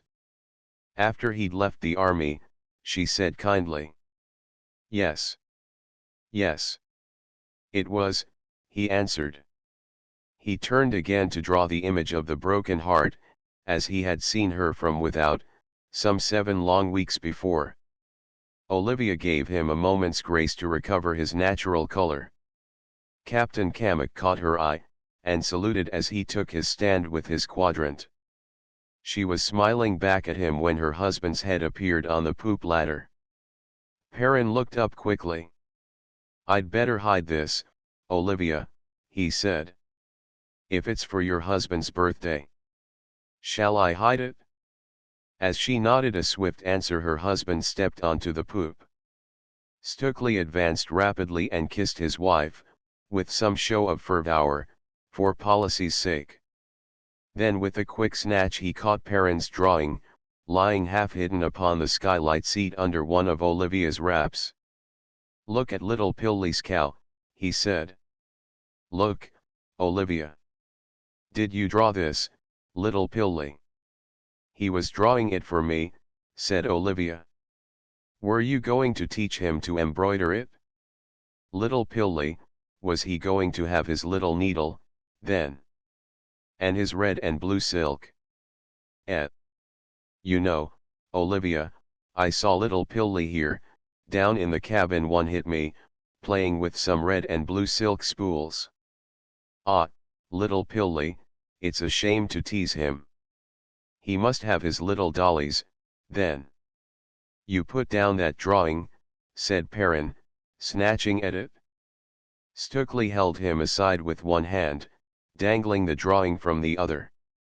No, no, little Pilly, he said. Manners, little boy. Manners before ladies. Don't, Tom dear, said Olivia. Don't spoil the drawing. That would be a shame, he answered. Little Pilly draws so beautifully. Which is the tail, Pilly? He asked. Which of these prongy things is the tail? Perrin did not answer, but again attempted to snatch the canvas. Why don't you take it, little Pilly, said Stukely. Damn you, give it, said Perrin, white with passion. He snatched the canvas from him, smote him a sharp slash across the eyes with it, and flung it overboard.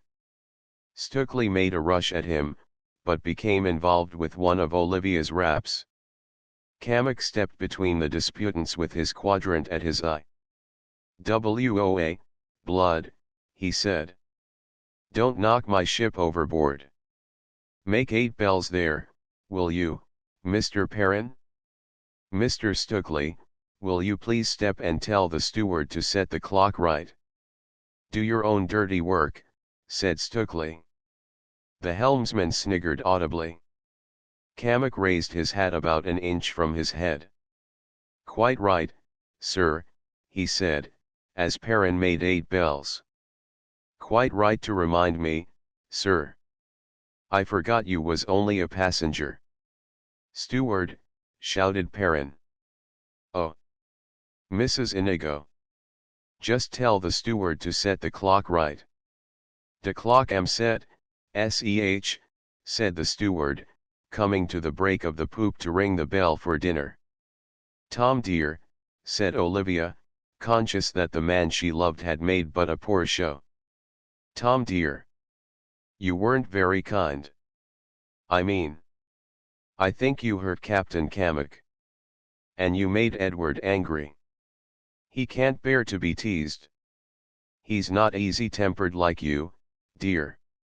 I think sometimes you forget that, don't you, Tom? You won't be cross, Tom." "Oh, nonsense, Polly," he said, as he took her arm to lead her below. "Nonsense, you old pretty eyes. I can't resist teasing Pilly, he's such an old hen. As for Kamek, he's only an old pirate. I'm not going to be ordered about by a man like that. He's no right to be at liberty." Olivia was pleased by the reference to her eyes, so she said no more. She wondered, during dinner, why Captain Margaret ate so little and so silently, and why Perrin never spoke until addressed. Kamek was affable and polite. His attention to Stukely's needs was almost oily.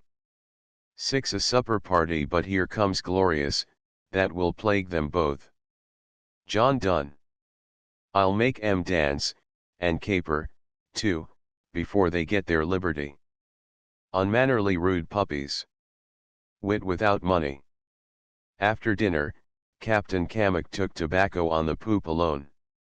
He liked to be alone after dinner, because his mind was then very peaceful, so that he could shift his tides, as he said, walking up and down, remembering old days at sea. He had had an adventurous life, had Captain Kamek.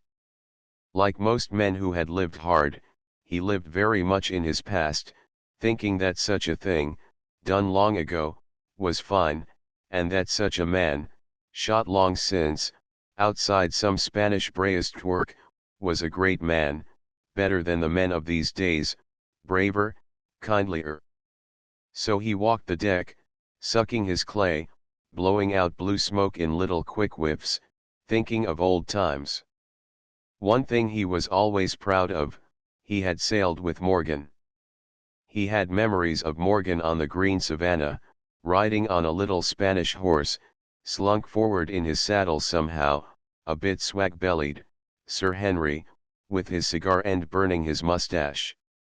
And all of those men crowded round him, surging in on him, plastered with mud, gory with their raw meat meal, they were scattered pretty well, they would never come in on the one field again. On the quays, it had been fine, too, all of that blue water had been fine. A sea like blue flame, and islands everywhere, and the sun over all, making bright, and bowls of cedar among the jungle like the blood streaks in porphyry. And graceful, modest Indian women, glistening with oil, crowned with dwarf roses. And then 1 or 2 nights by the campfires, with old Delander standing sentry, and Eddie Collier singing, it was none of it like this was responsible work, this turned the hair grey. He felt this the more strongly, because the Broken Heart was not a happy ship, she was wearing him down. Stukely made him grit his teeth. He had to sit at table with him, conscious of the man's mean malice at every moment. There would be some slight sound, an intake of the breath, some muttered exclamation, a request to repeat the offending phrase, when he, a rough seaman, made some mispronunciation, or slip in grammar. And to stand that, till one's veins nearly burst, knowing that the man was a caste criminal, flying for his life. And to have to pretend that he was a guest, an honored guest, a fit mate for the woman there. And to have to defend him, if need be, in Virginia. It made him check his walk sometimes to shake a belaying pin in the fife rail, till the passion passed. It was lucky for Stukely that he was a man with a pretty tight hold on himself. A lesser man, a man not trained in the wars, would have laid Stukely dead, or taken it out of the hands. He was too just a man to work it off on his hands. At this point he checked himself, sharply, putting all evil thoughts aside, remembering how a shipmate, Balsam Dick, the scholard, who ladled out soft Polly of a Sunday, old Balsam Dick it was, had told him that was the thing to do. Let it go or make it go, that was how to work a passion. There was no sense, only misery, in keeping it by one, poisoning oneself. Besides, he was glad he'd come this cruise. He had been for 6 weeks shut up in a ship with Olivia. He would never be thankful enough for that. She was so beautiful, so pure, so gentle and kind, so delicate a lovely thing, he could hardly bear to think of her. When he thought of Olivia, he would lean over the taffrail, somewhere above her cabin, wondering at the powers which had made him what he was, a resolute, rough seaman, beaten into clumsy toughness. And yet those powers had shaped her, too, making her very beautiful, very wonderful. And now the powers had shoved her into a ship with him, and he would never be quite the same towards women, whatever happened. But, then, there was Stukely, that intolerable, mean bully, worrying all of them in the same ways, day after day, with a maddening monotony of insult. Perrin, who was half Welsh, had once hit off Stukely in an epigram upon the English. Dull, he had said, goaded by some school bully boorishness, repeated for the 100th time. The English dull? Of course they are dull. They're so dull that they can't be inventive even in their cruelty. Cammock would repeat this phrase, reading Stukely for English so many times daily that he tokened his pasture. While Cammock walked the deck, thinking and smoking, Olivia sat in her stateroom writing letters, feeling sure that she would be able to send them home from Virginia in one of the tobacco ships, and anxious to be ready in case they should speak one at sea.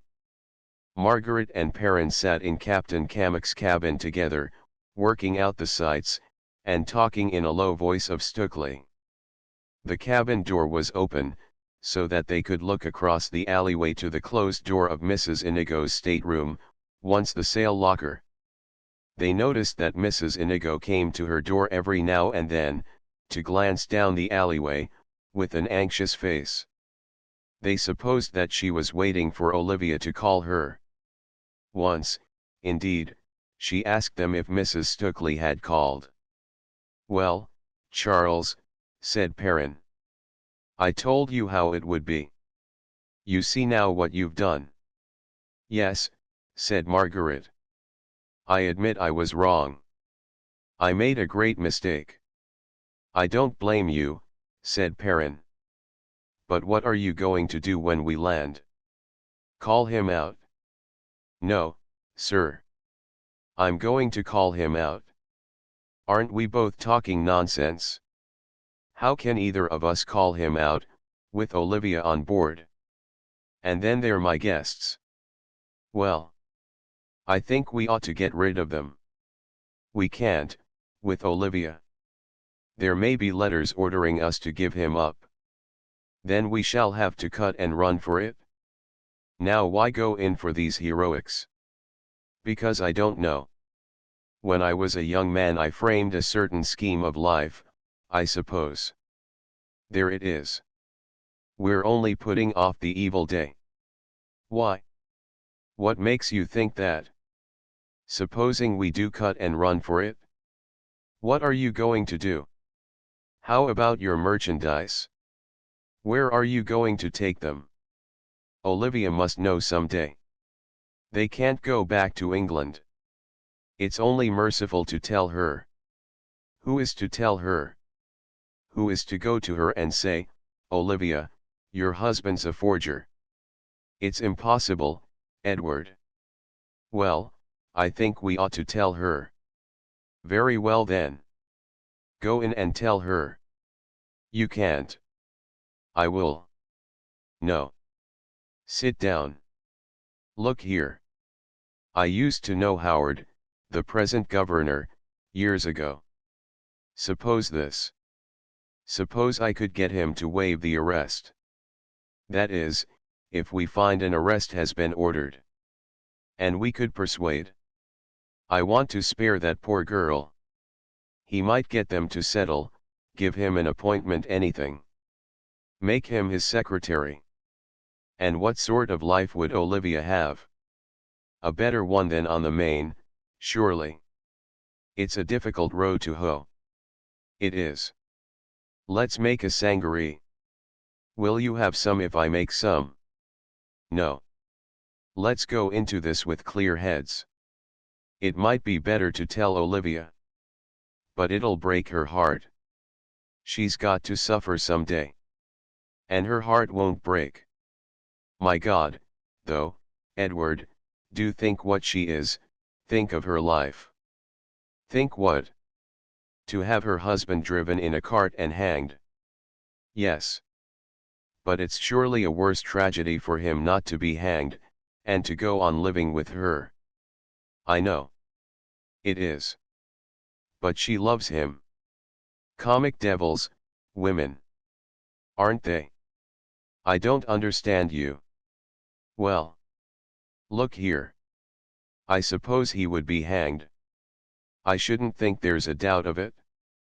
And the question is, how to get rid of Stukely and spare Olivia? No. How to spare Olivia? Settle them in Virginia, I say. In the first place, the governor might not allow it. And in the second place, my dear man, you simply can't leave Olivia in a land where, well, a savage land. What do you know of the land? I don't know anything of the land. What makes you think it to be savage? It's common talk. The sailors. What do the sailors say about it? They say it's the hell of a place. The last place God made, and he forgot to finish it. What do they know of Virginia? They've been there. Yes. But what do sailors know of any country? They go ashore. What for? To load and unload their cargoes. To roll casks in the sun. Well. Yes. Do they like that? No, what else do they do when they go ashore? They go exploring. What? The brothels. Yes. And the country, too. Are there any roads? Well, anyway, they've been there, and that's what they say. And some of them. That Bill Adams fellow in my watch. He was there for 5 years, and he said it was hell. What was he doing? Working in the tobacco fields. As a slave? No, a redemptioner. Kidnapped? No. Transported? I think we'd better wait till we see Virginia for ourselves. This is my plan, Edward. We had better do this, I think. I'll explain things to Howard, and get him to give Stukely a place. And compromise himself. Not necessarily. Then they had better stay in Virginia. And perhaps I'll give up the Darien scheme and go home, find out what sort of a mess he is in, and see if I can make some sort of a composition with his prosecutors. You can't. You're wanted in England yourself. We're all outlaws, Charles. We're flying with ropes round our necks. Yes. I suppose we are. Well. Shall we all stay in Virginia? Till we're taken and sent home. Till my committee of merchants procure our pardons. We shall get no pardons till our Darien scheme is a big success. That's true, too. Old Kamak was saying that Carolina is a good place. They call Charleston Porto Franco, everybody's safe there, he says. God deliver Olivia from a place so lawless that everyone is safe there. Yes. My word, yes. Suppose, now. Suppose there is an arrest. Suppose Howard should be firm. It seems hard. My God, I know I meant well, but I've got her into a cruel fix. If we let them go back to England, for him to be tried. Do you know, Edward, I think it would be best. I'm quite sure it would be. But you would have to go with her, Perrin. You would have to go. I'd go, too. I'd take my chance. No, you wouldn't. You'll do nothing of the sort. You've enough trouble as it stands.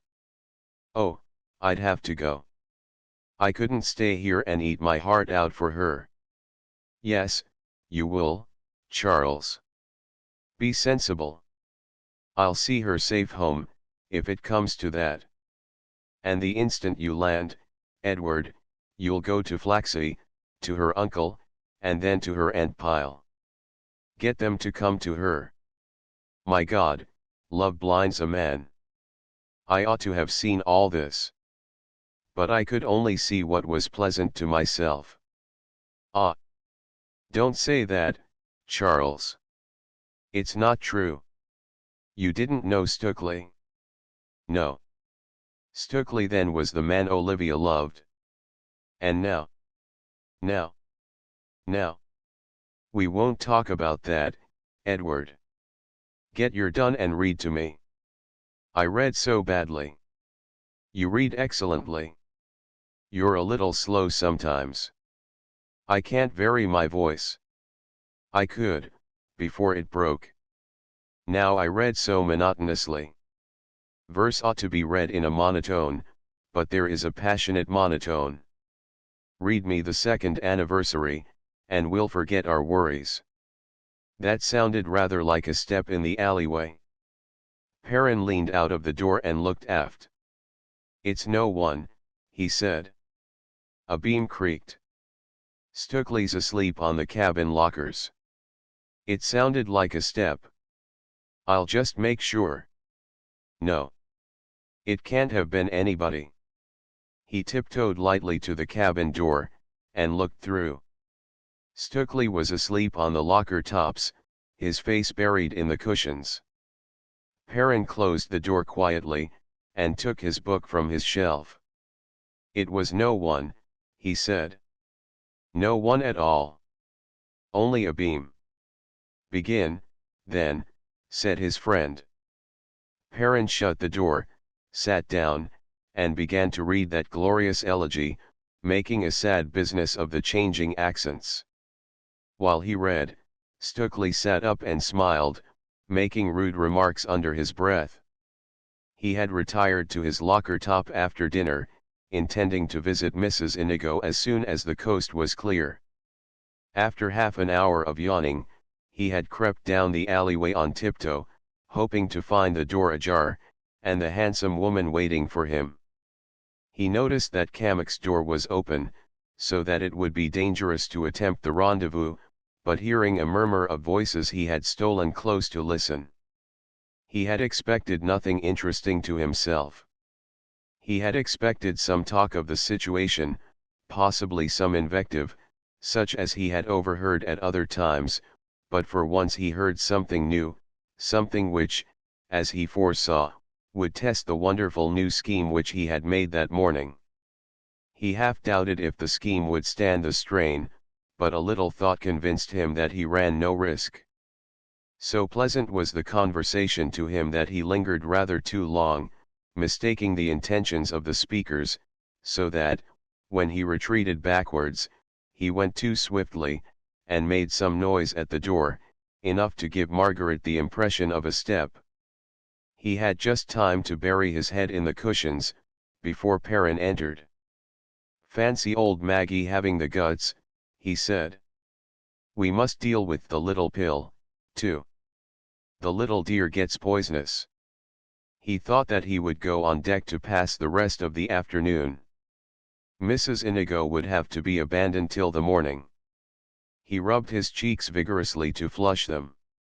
With a twist of his fingers he ruffled his long black hair, as though he had slept. Then he went yawning down the alleyway, pulling at the skirts of his waistcoat.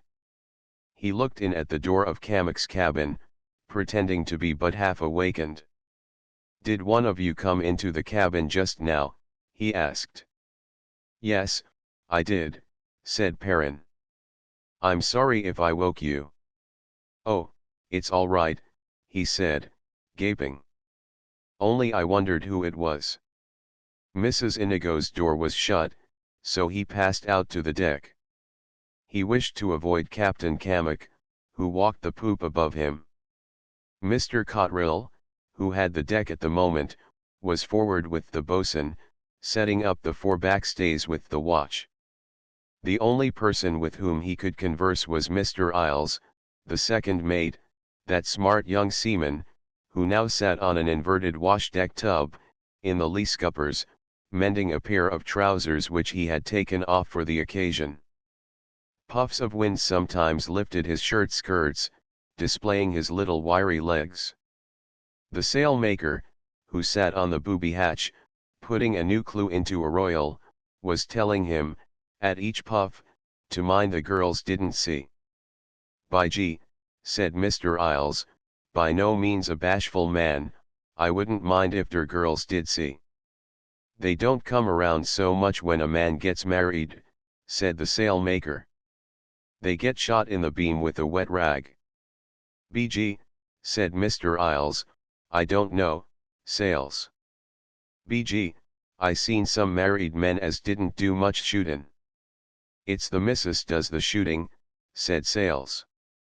"I know there's not many girls come whistling after me since I got married." "But you young fellers," said Sales, "you think of nothing else, I do believe, except the gels outside Paddy's." "BG," said Mr. Isles. "There was one of them girls outside Paddy's. She was a beaut, all right, all right. She'd got a fine skin on her. Gee. Hey. Like old Sale." "They don't last at it," said Sales. 5 years, they say. Then they get froze, down Lavender Pond way." That washes the poor creature's rouge off.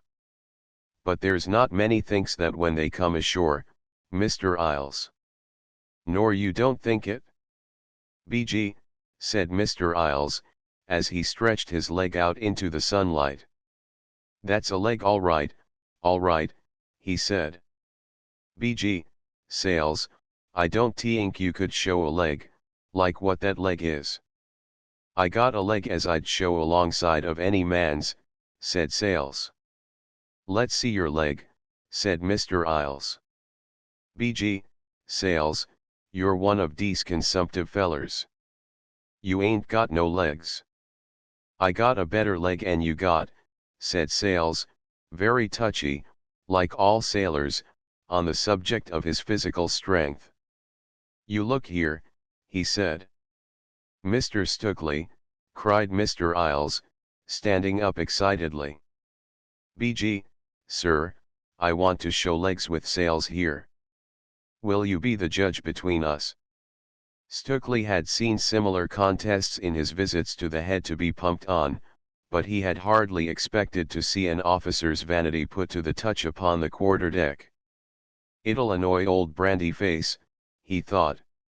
Yes, he answered, I'll be the judge. But don't shock old Brandy-Face on the poop there. He said this in the hearing of Captain Cammock, who paused at the poop rail, looked down on their preparations with an unmoved face, and then turned to walk aft. BG, said Mr. Isles. It's a pity our girls ain't here. There's some girls die laughing to see us. Come on, Sales. Sales extended a bared leg beside him, balancing, like a flamingo, on one foot. The boatswain, coming aft for a sack of ponch mats, called on his maker to come aft and watch. BG, Sales, said Mr. Isles, looking critically at the contesting leg. You got a pretty good calf all right. You been wolded pretty well, too, said Sales. You could keep them going, for a little feller. Them little fellers, said the boatswain flatteringly. They do their piece. I seen little fellers keep them going when the rest is gone dormy. He glanced at Stukeley, to see how Paris would decide. Boatswain strip, too, suggested Stukeley. Now, Bose. Cock up your leg with the others. The boatswain shook his head with a laugh, and went back to his work. BG, sir, said Mr. Isles, the old Bose is jealous. I'm getting cold, BG. He danced a little step dance, slapping his feet. You've both got decent legs, said Stukeley, taking the hint. Damn good legs. But you want a connoisseur to decide. I'll get Mr. Perrin. Make him measure us, said Mr. Isles. I ain't going to have no Mr. Perrin, said Sales, retiring. My legs speaks for theirs elves. You got no legs, Mr. Isles. You only got muscles. What a leg wants is pathos in the joints, like what I got. BG, Mr. Stukeley, said Isles, I think I got old Sales to the bad.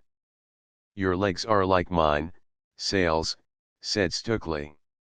They show a bit old alongside a fresh young buck like Mr. Isles here. Ah, go on, sir, said Sales. Them legs Mr. Isles got, I wouldn't be seen dead with. Mr. Isles stuck his needle in his cap. He yawned, and spurned his tub into the scuppers. I'm going below now, he said. I'll have a bit of a fiddle before 8 bells. He glanced at Stukeley, who seemed willing to talk. You've never been below in the 'tween decks, have you, sir, he said. You come down and see the sights. I ain't got much, but I can give you a chair and a look around. Come on down this way, sir. He led the way down the booby hatch, into the 'tween decks, where the light from the boom gratings and the open hatch mouths made sunny places in the gloom. A lamp or two, hung under the quarter-deck, gave light to the after part, showing a few whitewashed, jalousied cabins on both sides of the ship. "That's the roundhouse," said Isles, nodding towards the port side. "The idlers live in the roundhouse." "Anybody in?" he cried, shaking the door. "There'll only be the cook in at this time." "Rise and shine there, doctor." But the doctor was down in the forepeak grubbing up dunnage for firewood. All that Stukely saw of the roundhouse was the darkness of a vault, through which gleamed the oilcloth on a table, and the paint upon a sea chest. The clue of a hammock sloped down from the beams just above his head, like the crow's foot on a stay. The place smelt of oil, for the lamp had been allowed to burn itself out. "Fine dry little house," said Mr. Isles. "Dry as a bone. They've good times in there, them idlers. This is where me and Mr. Cotterill bunks. Over here, sir, to starboard. Mind them bosun's stores amidships." He led the way to a couple of dingy boxes on the starboard side. They were more roomy than the cabins on the deck above, but they gave one no feeling of comfort. Mr. Iles's home was littered with second-made stores. It gave out the penetrating, homely stink of spun yarn. Spare log lines and lead lines were heaped in a spare bunk. From the beams dangled a variety of lamps, and bunches of thin candles, like corpses' fingers. His oilskin swung behind the door, and dripped upon an old swab laid below, as a sort of doormat. "I been oiling up my skins," he explained. "Don't it stink, hey? Stinks like hell, I call it.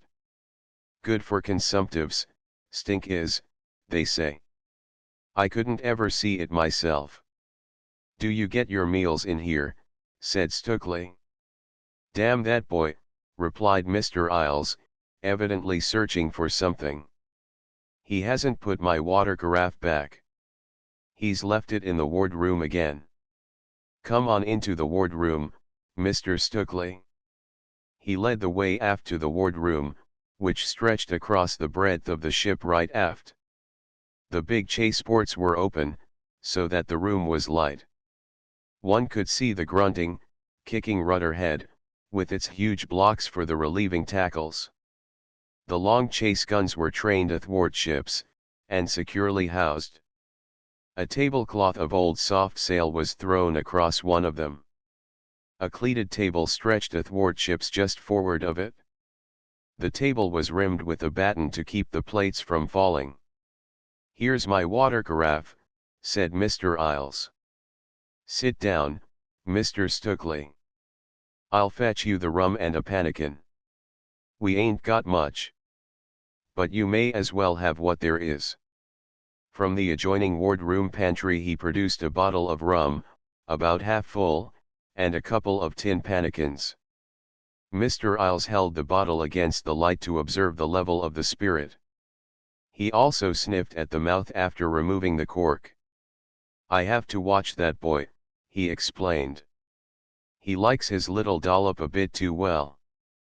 I don't think he's been at this though. Does it seem to you's though it been watered?" "No, sir," said Stukely, swallowing his allowance. "It's very sound spirit. Once another year in cask perhaps." "How much of this do you get a day?" "Half a pint's the whack," said Mr. Isles, "but I don't touch my whack the first month, till the water slimes. Then I've a matter of 3 gallons saved, in case I get company come. Have another go, Mr. Stukely." "Thank you," said Stukely, holding out his pannikin. "Here's to old Brandy Face, our bold commander."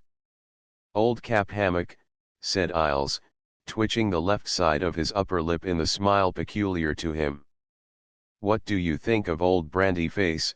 said Stukely. "Perhaps you're used to pirates." "What's pirates got to do with it?" said Mr. Isles. "Drink hearty, sir. I got a demijohn in the spare bunk there." What's pirates got to do with it? Well, there's old Brandy Face in the cabin, isn't there? Old Cap Hammock ain't no pirate.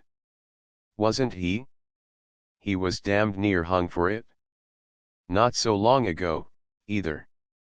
Is that so? Said Isles. Is that so, now? Straight. He's only an old buccaneer. What do you think of the old boy? I ain't paid to think, said Mr. Isles evasively. Gee. I didn't know he was that sort. I wish I'd known. Why? Here. You ain't doing your piece. You want to do better and that. Lay aft with your pannikin. He was one of the gang which worked in the South Seas, said Stukely. You know the sort of thing they did. Ruffians. He was at it all his life. I wish I'd known. Gee. Hey. Why? Here, fill fair. Fill fair. You'll make me cocked. Cock in your eye, sir. Lap the cream of it. He's a nice one to have command of a ship. So he was nothing but an old pirate? Gee. What sort of an old man is he to work with? I wish I'd known. BG, sir, I'd have what sort is he? He don't know nothing. He's only an old woman. He can't not a rope yarn. If I'd known, I'd have what would you have? He got fresh with me one time. He give me the slack of his old lip, about leaving the harness cask unlocked. I'd have called him down if I'd known. I don't let any old pirate get gay with me. See. He's a dirty old swine, said Stukely. He and those damned old women your owners. That Perrin's a beaut, for fair, hey. They make a nice trio to leave your wife alone with. Your wife's a peach, I guess. Hey. If she is, she's a green one. Give us the bottle there. Is it true the Margaret fellow's sweet on her? Who? Oh, that little crawler. There's a picture of a man. I never had much truck with him. His look's enough for me. For me, too. Look here, Isles. I'm sick of the company in the cabin. That old pirate, and those two twisters, and my wife sitting up like a cold jelly. Ah. Good luck. Sick of it? You come up and have supper with us tonight. And bring your fiddle. I guess old Brandy-faced raise a stink. If he does, we'll call him down. He's not going to dictate my guests to me. I'll have in any one I like. Gee. That would be great. Hey. I'm not going to let an old pirate say who's to be my friends. He'll heave me quit of the cabin. I'll heave him if he does. Pretty quick. Gee. I'd like to come. But he'll be mad as hell. All the better. And those two twisters, too. That Perrin. Hey. He asked me one time what I did to make my hair grow. He's about the damnedest fool I've met. Have another ball. There's one bell. It'll be my watch in a quarter of an hour. You'll come, then. Oh, I'll come. But gee, Mr. Stukely, old Brandy coal fire me. We'll have a bit of sport if he does. Bring your fiddle. Oh. Let's have a song. Let's sing Tickle Toby. No, I don't know it well enough. Let's have this one about the sailors' wives. Do you know this one? Until 8 bells were made, Mr. Isles sang to Mr. Stukely, who joined in the choruses, and sometimes offered a solo. The songs were all vile. They were the product of dirty drinking bars, and dirty young men. Youth sometimes affects such songs, and such haunts, from that greed for life which is youth's great charm and peril. That men of mature experience should sing them, enjoying them, after tasting of life's bounty, was hateful, and also pitiful, as though a dog should eat a child. The couple went on deck together at 8 bells, singing their scrannel for the mustering crew to hear. A few minutes before his watch was up, Mr. Isles gave the deck to the boatswain, and went below to dress. It was not his day for a first wash, but Mr. Cotterill gave him the first turn of the basin. It contained about a pint, on promise of a plug of tobacco at the next issue of slops. Mr. Isles washed himself carefully, in spite of Mr. Cotterill's complaint that water so soapy would hardly serve the second comber, let alone the boy, who had the reversion of it after him. After washing, he combed his hair, put on his best suit, gave his shoes a rub of lampblack, took his fiddle from its case, and went on deck to muster his watch at 4 bells. A few moments after 4 bells, while the dismissed starboard watch went whooping forward to supper, the steward rang the cabin bell, and Stukely met his guest at the alleyway door. "Come in," said Stukely. "Before old Brandy-Nose comes aft." They passed aft into the cabin. Margaret, Perrin, and Olivia were already seated when they entered. Mrs. Inigo stood behind Captain Cammock's empty chair, waiting to take the covers. She was looking with contempt at the wife she had supplanted, thinking her a confident, pale, thin-lipped thing, and wondering what her husband could have seen in her. Captain Cammock had been delayed for a moment, having cut his chin while shaving. When Stukely entered, Perrin was talking to Olivia. "For whom is the place there?" he was saying, nodding towards the napkin opposite to him. "Why, we're laid for 6, she answered. "Yes," said Stukely. "Olivia, let me introduce Mr. Isles. Mr. Isles has come to give us a little music." Olivia, rather startled, for she had seen Mr. Isles about the decks, dressed like a seaman, and doing seaman's work, with much foul language, glanced at the man and made a little cold bow, dropping her eyes to her plate as Mr. Isles advanced, holding out his hand. "This is Mr. Isles, Captain Margaret." Stukely grinned to see Captain Margaret's anger plainly show itself for a moment. But he had misjudged his victim's power of self-control. Margaret's face instantly became impassive. He stared rather hard at Mr. Isles, inclined his head in a little cold bow, and wished him good evening, the only words which occurred to him, in a little cold voice. "Hell," said Stukely to himself, "I ought to have introduced Perrin first. Now Pilley'll take his cue from Maggie. Mr. Perrin, I think you know," he continued aloud. "You sit over here, Mr. Isles, by me." Perrin looked at Mr. Isles and blushed, partly with anger at having to meet the man, partly at the slight put upon them all, upon Olivia even, by Stukely's invitation.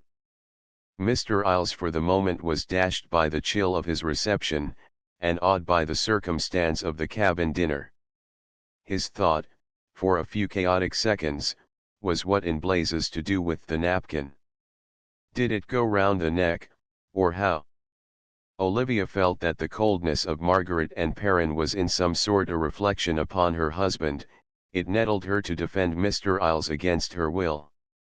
She guessed that Mr. Isles must be a fine musician, that her husband had discovered his talent, and had decided, it was just like her dear Tom, that his talent made him a fit companion for her. She would talk to Tom about it that night, however, as there might be unpleasantness to them all if Mr. Isles were to be admitted to the cabin even occasionally. Even Mrs. Inigo seemed to be sniffing with contempt. Had she known it, the negro steward was at that instant spreading the news in the roundhouse, where Sales proposed that the company should go on deck to hear Captain Cammock at the moment of his introduction.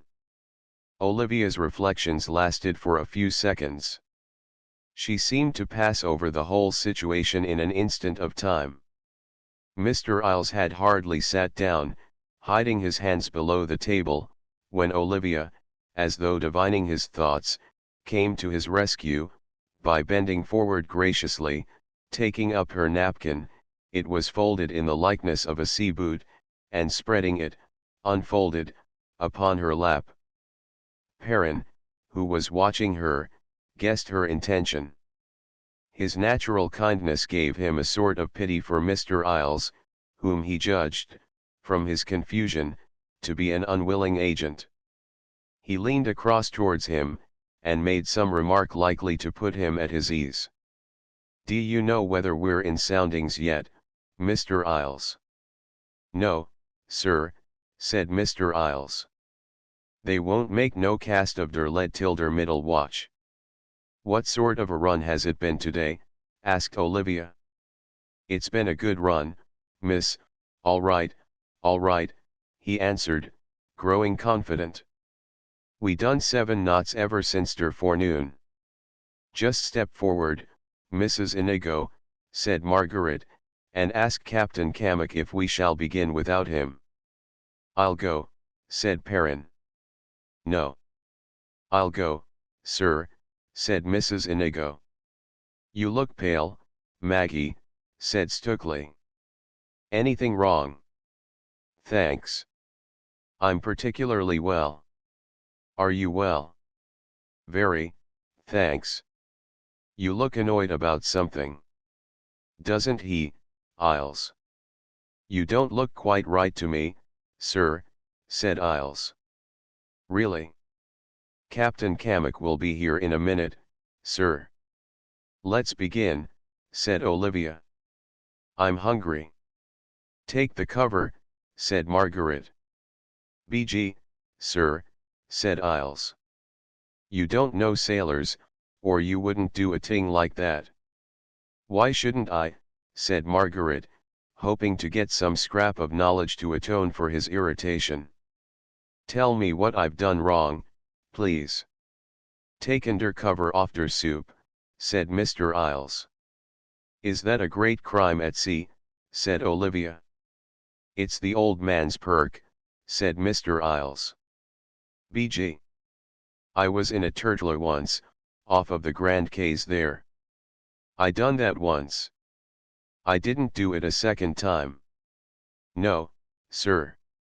"What did they do to you?" said Olivia. "He give me der lid for me supper, lady." "How old were you then?" said Perrin.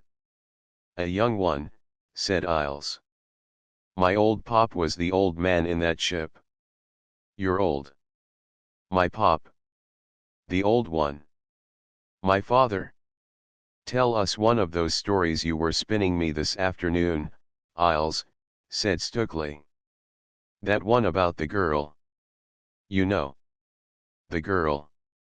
The girl who which girl?" said Mr. Isles. "I don't know which girl you mean." "The girl outside Paddy's. Mr. Isles is a wonderful raconteur," he explained. "He's like an old sailor, you know." "Excellent. He told me some this afternoon." "What sort of stories do you tell?" Olivia asked. "Just amusing stories to pass the time, miss," he answered. "Do you make them up yourself?" "Some of them I seen myself, miss," he answered. "I don't know who makes the others up." "Some son of some gentleman's son with nothing better to do." "But BG, I don't think I could tell one of them kind here exactly." "Why not?" asked Captain Margaret, looking at him coldly. "Why couldn't you?" "I guess you know, all right, all right. I don't frequent pothuses. So perhaps I don't know." "That's where you sentimental prigs go wrong," said Stukely, flaring up. "It'd do you a sight of good if you did frequent pothuses. You meet better people in a pothuse than you do in one of your Chelsea twaddle shops." "I don't understand you," said Margaret calmly. "What is a Chelsea twaddle shop, Olivia?" "You've stayed at Chelsea." "What is it?" "A bookshop." Olivia smiled. Captain Margaret was like her dead brother, he did not show temper even when people spoke to rouse him. She defined the offending shop. It's a name Tom gives to houses in Chelsea, like my Aunt Pyle's house, where the people talk a good deal of poetry and painting. Where you meet intellectual people. Don't you like intellectual people, Stukely? I don't like prigs, and I don't like blue stockings, and I don't like people who care for beautiful things. Is that it? A lot of mewing old women who ought to be in a rook shop. What's a rook shop? Said Olivia. A monastery, my dear. A monk or nun house. Somewhere where they could mew and caw their silly hearts out. Beauty. Eh.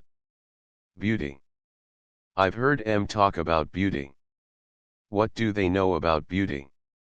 There's nothing in poetry and that, said Mr. Isles, rallying to his patron. What's the good of it? It's unpractical stuff. BG, der poets should come to see. I'd show em what to write about. What would you show them? Said Perrin. Show them, said Mr. Isles. I'd show them what a man is, for one thing. And what is a man? Said Margaret. He ain't an old woman, anyway, said Mr. Isles. I don't want to know what he isn't. I want to know what he is. What is a man? A felly what can do his piece, and stick it out. A man who won't hang back, or lie up, or give you no lip. You would like the world composed of such men. BG I would. You're right. And you, Stukely? I'd like my dinner in peace, without a lot of cross-examination. Talk about beauty with Perrin there. He likes to hear you. I don't. No, said Perrin. No, Stukely. I shouldn't think you ever liked to hear of anything noble. Noble? Good Lord. I hope I spend my time better. You two seem to think because you read a few half-tipped writers like yourselves, you're free to judge everybody else. Well, said Margaret. And don't you judge everybody else? Better judge, I think, with some knowledge of the law. Don't lose your temper about it. You're such a funny devil. Mr. Isles, said Olivia, in order to create a diversion. Have you ever been in Virginia, in any of your voyages? Yes, miss. I been there 2 or 3 times. Tell us about it, Mr. Isles, said Margaret. Were you there at the time of the rebellion? I was there just after. What was the cause of the rebellion? Olivia asked. It was hushed up, in England. But a man I once met told me that it was a very terrible thing. You remember Charles Myngs, Charles? He was one of the rebels. I know. He was very lucky to get away. The rebellion was caused by the action of a wise, far-seeing young man, who objected to paying taxes to, and being governed by, a body of wiseacres 3,000 miles away, who gave nothing in return, except expensive impositions. You talk like a rebel yourself, said Stukely. I suppose you sympathize with them. Most certainly I do.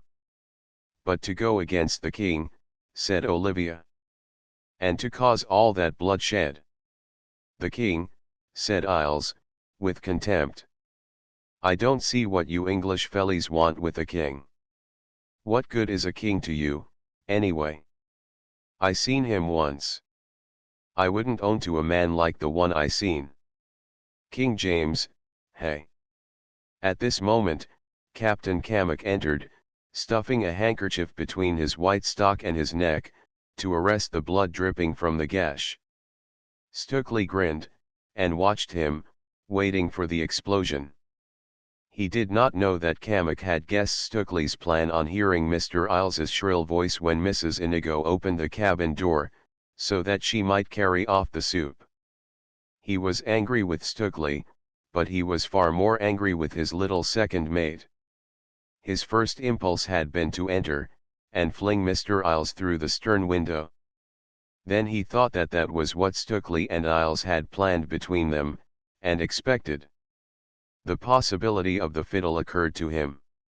It was just possible that Olivia had asked for a tune, not knowing, how could she know, of the captain's pride of place in old sea custom.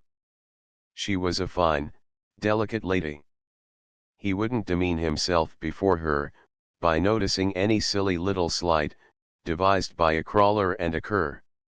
He smiled into his shaving glass, as he dabbed away the blood, thinking that his old days as a man of war had taught him a little prudence. He referred most of his daily problems, such as they were, to their equivalents on the larger stage of war. Once or twice, he thought, the Spaniards had tempted them, to make them attack, but only the mad, swearing, flashy fellows were caught in that way. It was better to go by the difficult road, it proved the easier in the end. He would settle with Mr. Isles later on. He went to his place at the head of the table, and made some apology to Olivia. "I'm sorry to be so late, Mrs. Stukely. Have you hurt yourself? I hope you've not cut yourself badly." "No. No. It just bleeds. I upset the alum I had, last week." "Good evening, sir." "Good evening, Mr. Good evening, Mr. Perrin. May I give you a bit more beef, Mr. Isles?" "I won't have any soup, thank you, stewardess." "Bring me the bread barge." "Well, Mrs. Stukely. We'll soon see Virginia at this rate." "Very soon. We might sight the cruiser at any time." "What is the cruiser?" Olivia asked. "She's a man of war, Mrs. Stukely. She cruises up and down between the two capes." "BG, Captain Cammack," said Mr. Isles. "I should have thought you'd a known better and to expect to see her for another week." "Would you, Mr.?" he answered. "They make a wide sweep at this time of year." "How do you know?" put in Stukely. "They come away out to look for pirates." "The pirates come round at the season, Mr. Stukely, to look for the English merchantmen." "Well, Mr. Isles knows Virginia, and he says they don't." "I can't help that." "Can I? Is there any chance of the pirates attacking us?" Olivia asked. "I should pity any pirate that tries." "Dog doesn't eat dog," said Stukely. "Our captain here's a pirate himself. He'll give his old friends the wink." "Was you really a pirate, Captain Cammack?" said Mr. Isles. Olivia stared at the captain curiously. "Take away the beef, stewardess," he said in a natural tone, ignoring the question. "Steward. Steward there. You may take away. Mrs. Stukely, I hope you'll give us a song afterwards. If you'll give us a song, and Mr. Isles a tune on his fiddle, I'll bring in another treat, and we'll all be merry." "What treat have you for us, Captain?" asked Margaret. "I've got a box of raisin candy, from Ilo, in Peru," he answered. "It's said to be a great dainty, but some people find it too sweet." "But only if you sing, Mrs. Stukely." "Oh, I'll sing. I haven't sung for a week now." "I shall be delighted to sing." "And you'll sing, too, Mr. Stukely." "Oh, I vote we don't sing. Let's have cards. There's no sense in caterwauling." "I got a fine song," said Mr. Isles, taking a pull at his glass of spirits. "What song is that?" said Perrin. "The Lament of the Old Buccaneer, it's called. It's about a pirate who was hanged." "BG." He'd been captain in a merchant ship after. But they hung him. Captain Kamek asked the company if they would have any more duff. He himself had had more than enough. Look at him blushing, said Stukely, nudging Isles. At this moment, there came loud cries from the deck, of "Watch there! Watch!" shouted by many voices cheerily. Then there were cries of "Haul in! Haul in! Haul in! Snatch it and run her up!" Then a silence, a sudden stamp of feet, and the voice of someone asking what was on the arming. "Sand and small shells," came the answer of the boatswain. The diners at the cabin table seemed to see the man raising the heavy plummet to show the spoils stuck upon the grease. "Land ooh," he cried. "Land ooh, hooray!" Then the seamen, gathered in the waist, with the redness of the sunset on them, cast loose a gun at Mr. Cottrell's order. As the cook, coming from the galley with a red-hot poker, called to the men to stand clear of the breach, Captain Kamek bowed to Olivia, raising his glass. "Mrs. Stukely," he said, "we're in soundings. Your very good health. Soundings, gentlemen. You must all drink to soundings. Now then. There goes the gun. 3 cheers." There were no cheers in Stukely, though he drank the toast. Half an hour later, after hearing a few songs, and a jig upon the fiddle, Captain Kamek sat smoking in his cabin. He struck his gong to call the steward. "Ask Mr. Isles to come here, please." In a few minutes Mr. Isles appeared, followed by Stukely, who had expected the summons.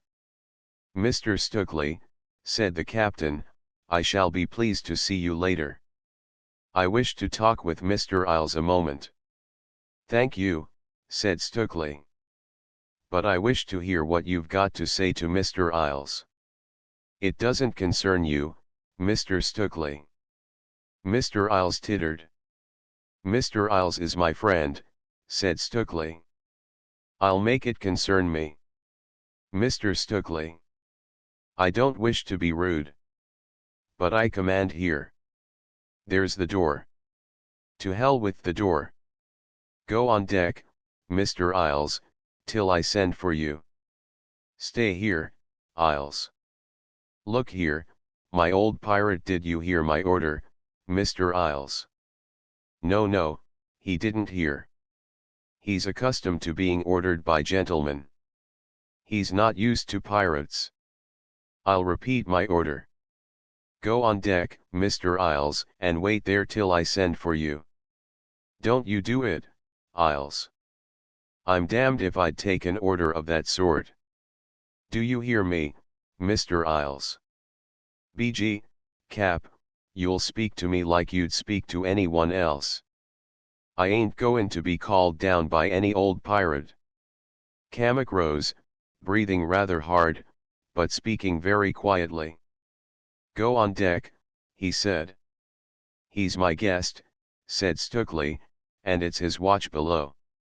I'm damned if he shall go on deck. Are you going, Mr. Isles?" "Ah, git ter hell. Don't you hit him," said Stukely, as Captain Kamek picked up his little gong hammer. "Hit me," said Isles. "Hit me? BG, Cap, you hit me and I'll mark you for life. All right, all right." "I'm not going to do any hitting, Mr. Stukely," said Kamek quietly. He went to the gong and struck it softly till the steward came.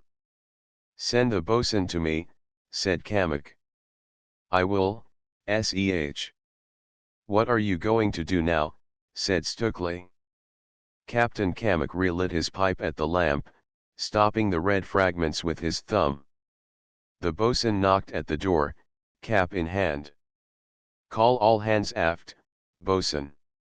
"What der hell?" said Mr. Isles, as the call sounded.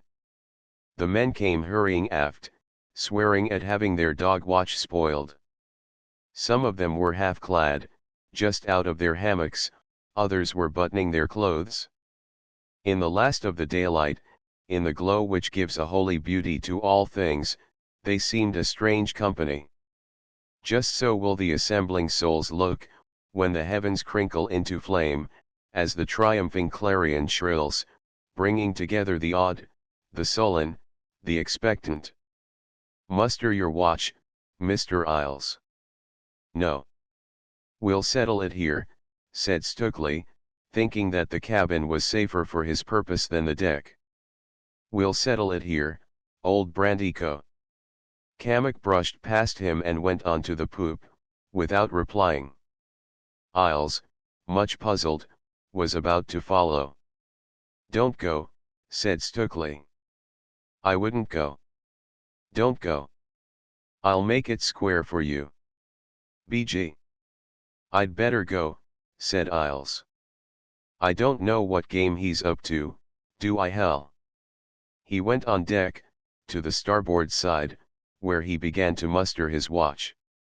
Mr. Cottrell's voice, much more slow and grave than his, made a strange echo with him, each calling a name in turn, each drawing a response from a voice of different pitch. Shepherd. Here, sir. Arnold. Here, sir. Richard Arnold. Here, sir. John Wise. Present, sir. Adams. At the wheel, sir. Then the reports, port watch all present, sir, except the wheel and lookouts. Starboard watch all present, sir. Idlers and boys all present, sir, followed by Captain Kamek's very well, as he paced to and fro across the forward end of the poop. Captain Margaret stood with Perrin by the poop bell, with their hats off, out of deference to Captain Kamek. They stood still in their most splendid clothes, just as they had risen from the feast. They looked down on all the upturned faces a few feet beneath them, wondering at the beauty of the scene, lit now, by the dying sun, into a glow, that made each face glorious. Still Captain Kamek walked to and fro, casting a contemptuous glance as he turned, his face set and passionless, his eyes taking in each face of all the crowd. Stukely, who had followed his friend on deck, asked Margaret if he was going to lead in prayer, but he got no answer. The men, impressed and puzzled, did not titter. Kamek stopped in his walk, and looked over the poop rail at the crew. Thomas Isles, he said. Sir, said Isles, turning and looking up. I break you, for refusing duty. What, sir? Mr. Cottrell. Sir. Put the man Isles in your watch. Very good, sir. Isles, go below and get your chest. Take it forward to the FOCSLE. You belong to Mr. Cottrell's watch. What the hell, began Stukely. Silence, please. I ain't goin' to take no break from you, said Isles. Mr. Cottrell, said Kamek, log that man. Go below and get your chest, Isles, said Cottrell. Get ter hell, said Isles. Cottrell walked up to him and smote him in the eye. Get your chest, pronto, he said. Give me any more of your lip and I'll lay your spine bare. Give him a hand, you, Wise. You know the rules, men, said Captain Kamek.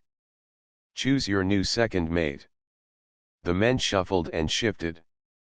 One of them, a leader in the FOCSLE, shoved the bosun forward. What the hell, boys, said the bosun under his breath. We'd rather you chose, sir, said Old Sales, coming from among the crowd after a moment of busy whispering. I choose you, bosun, said Kamek. I or no, you. I, sir. Mr. Ramage, you're our second mate. Come to my cabin at 8 bells and sign the articles. You, Griffin Harris, take Mr. Ramage's call, I make you bosun. Mr. Ramage, tell one of the hands to shift your gear into the second mate's cabin. Harris, bring your chest aft to the roundhouse. Men, remember that Mr. Ramage is Mr. Ramage. Take the call, Harris. Griffin Harris, a short, thick-set seaman, hanging his head but showing no trace of emotion, pulled his forelock and stepped up to Mr. Ramage. Beg pardon, Mr. Ramage, he said, might I have the call, sir? Mr. Ramage slipped the chain from his neck and handed it to him. Pipe down, bosun. Harris took the pipe and blew the tremolo of the belay. The men turned to walk forward, just as Isles and Wise reappeared with the chest and bag. Captain Cammock's sternness vanished the moment the pipe down had sounded. You'll have to pipe better than that, bosun, he said. You pipe like Wally with the stiff neck. The new bosun laughed. I'll pipe fine against we get there, sir. Stokely walked up to Captain Cammock. What the hell do you mean by insulting my friend, he said.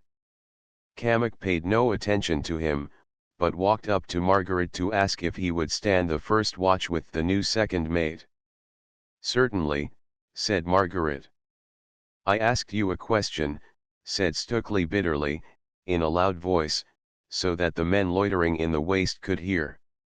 D'ye hear me, Captain Cammock? What the hell do you mean by insulting my friend? Stokely, said Margaret, go below. I'm not talking to you, said Stokely.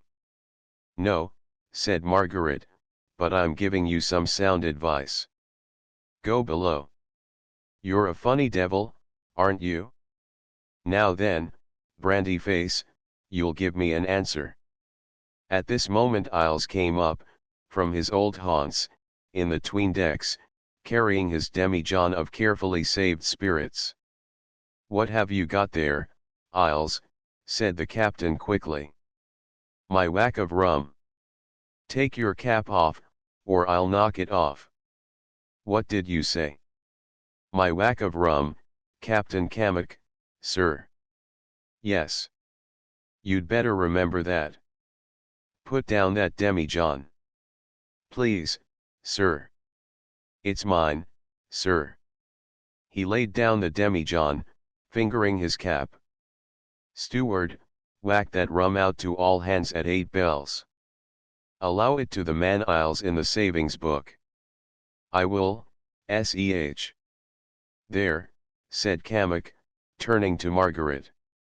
He's not going to curry favor forward with a couple of gallons of rum. He'd have had half the watch blind if I'd not seen him that time. Stokely put his hand on Cammock's shoulder. You damned old pirate, he said. Now you'll settle with me. Your little goes over. Now it's mine. Cammock turned to Margaret. Take his other arm, sir, he said. He caught Stokely by the wrist with his left hand. Margaret tackled him swiftly on the other side. Together they marched him below to Cammock's cabin, which they entered locking the door behind them. Now, Mr. Stokely, said Cammock, placing his prisoner on the settee. I command this ship. Be quiet now. Not a word, sir, till I'm done. You give me any more trouble. You so much as try to come between me and my hands, and you'll go in irons till I can put you ashore. That's entirely right, Captain Cammock, said Margaret. You'd do well to remember it, Stokely. I'll remember it, said Stokely. And I'll make you two remember it. Another thing, said Cammock. While you live aft, you'll act aft. You'll hold no conversation with any member of my crew, except through one of my officers. And I shall expect you to keep from the main deck and the 'tween decks. I say nothing about your insults. Them's only the bubbling in your mind, I guess. I'm sorry for you. But give me no more, sir. If you do, or if you break the rules I make, you'll go in irons till we land. Anything more, said Stukely. There'll be more when I see you need it. All right, Maggie. I'll remember this. Is that all now? Yes. That's all, said Margaret. Then I advise you to let me go. There's the door, said Margaret, turning back the key. Allow me to come with you. Thank you. I choose my own company. No, sir, said Kamek. We shall do that for you. You ain't fit to choose your own company. I'm sorry to have to say it. You wait, Mr. Kamek. You wait. Will you come on deck, Stukely, said Margaret. Or will you join your wife? You may go to hell, said Stukely. With this repartee he walked aft to vent his spleen upon Olivia. Guessing his intention, Margaret stayed with him till the bell called the starboard watch on deck. 7. The tobacco merchant. This is all our world, we shall know nothing here but one another. The two noble kinsmen. 6 days after striking soundings, the Broken Heart sailed up the James River with the flood, to let go her anchor off Jamestown as the last gun of her salute was fired. Her colors were dipped to the colors on the governor's flagstaff.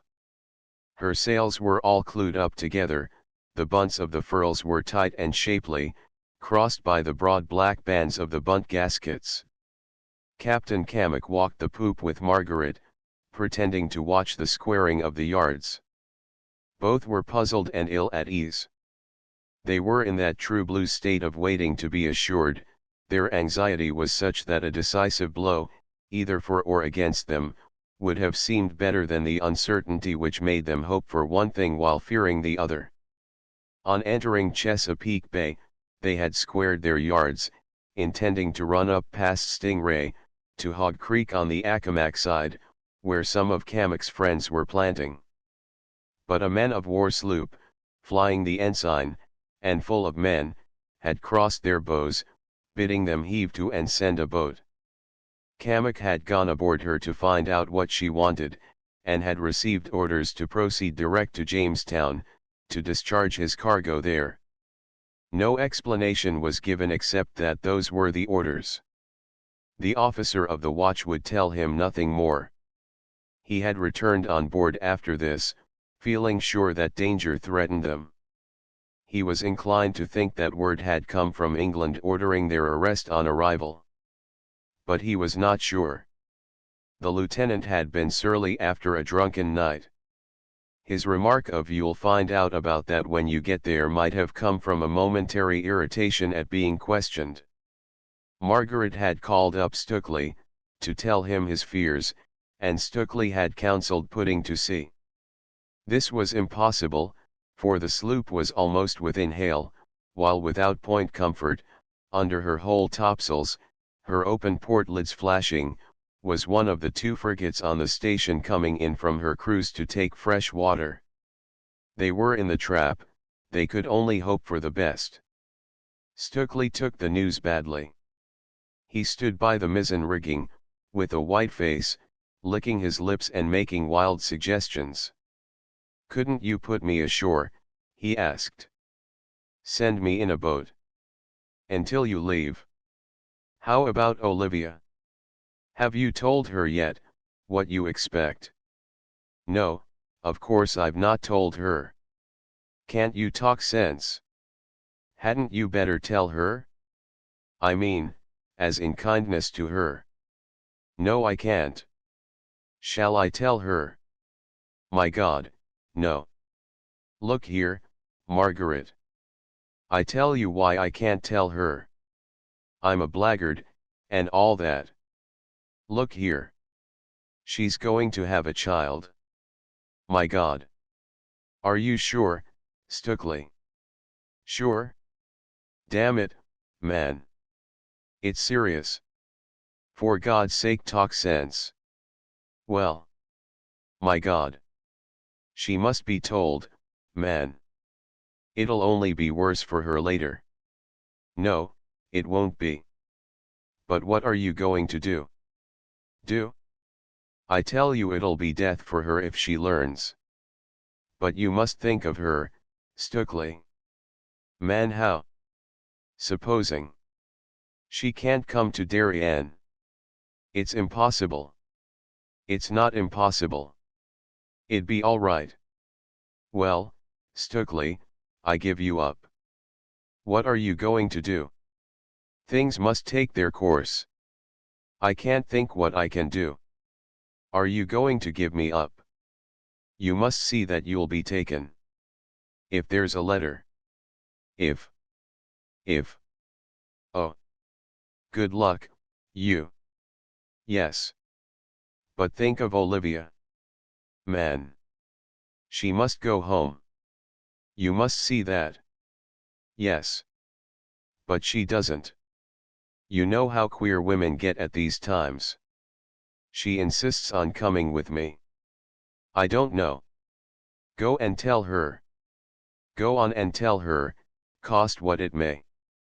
I've got to consider her child. Captain Kamak, you've got a clear head.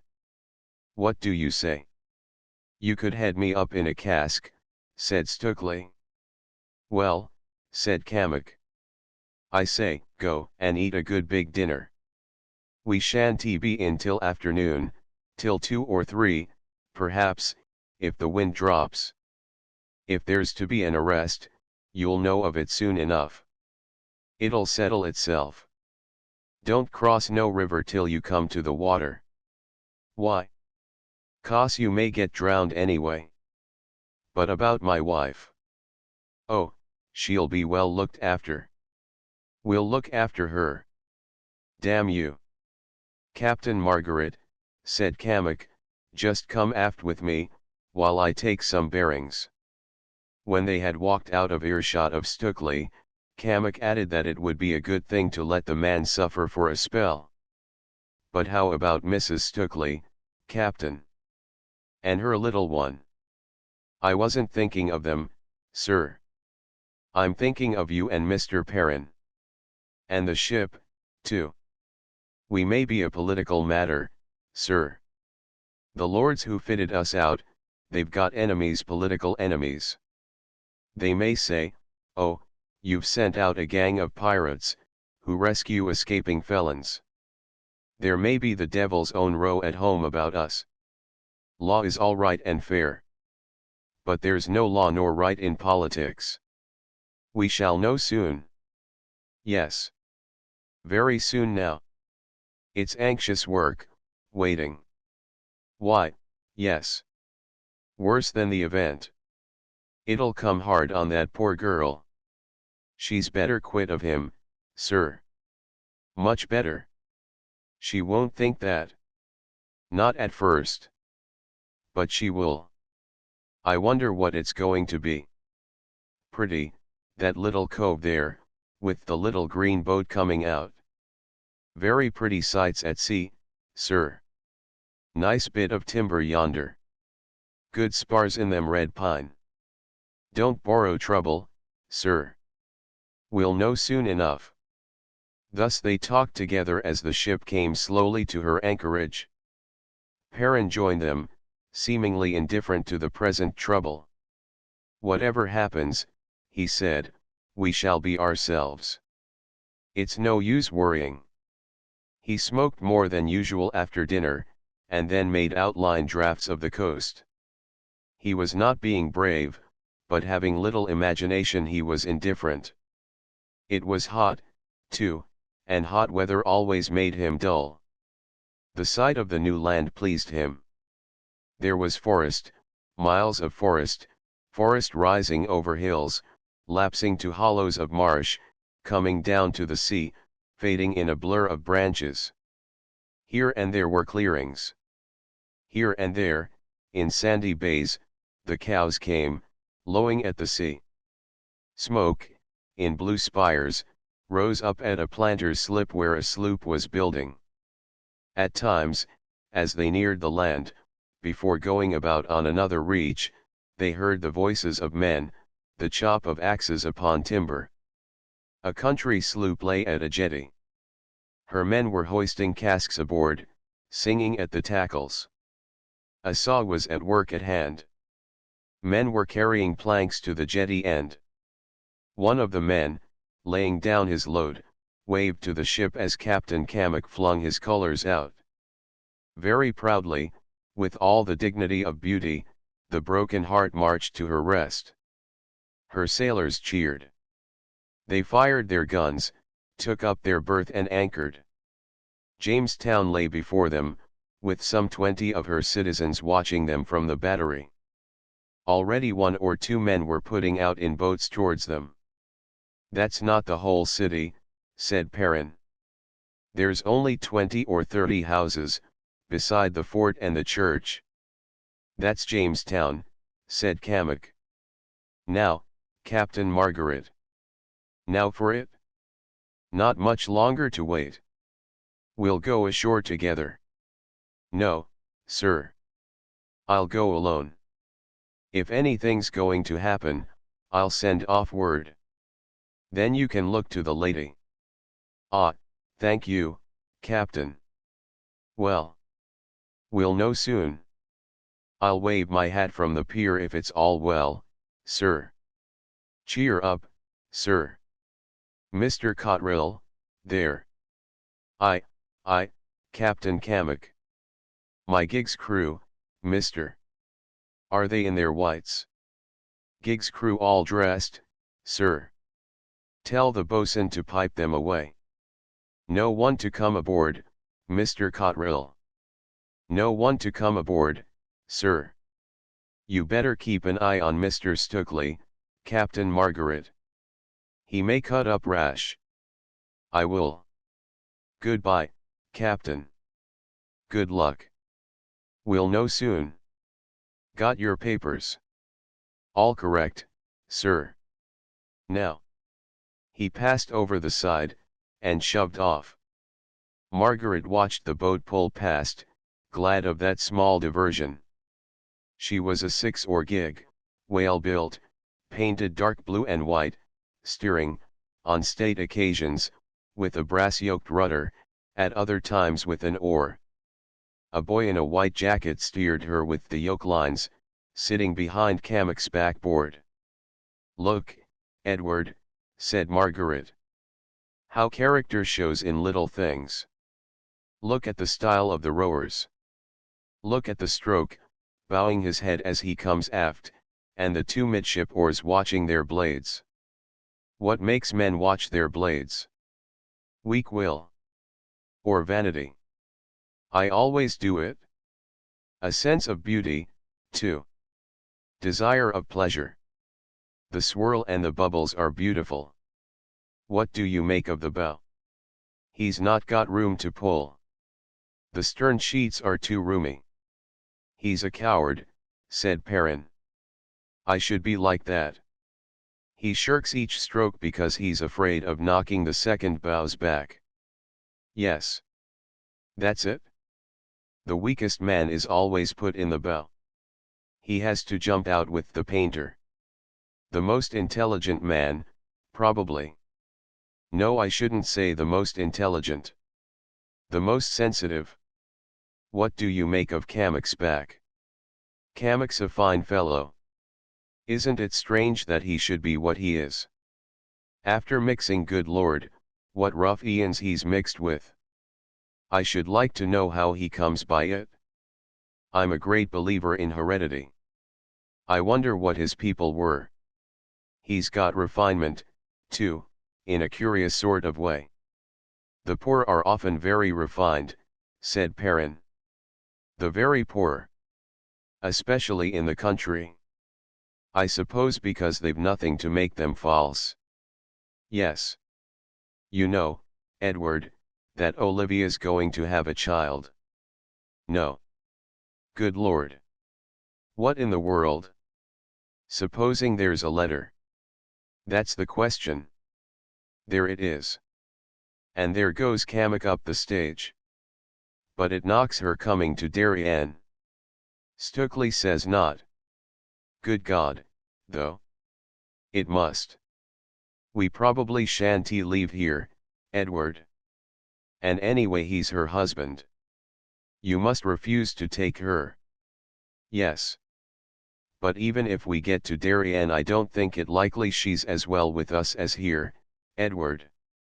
That's true, too. Well. I told you how it would be, Charles. Didn't I?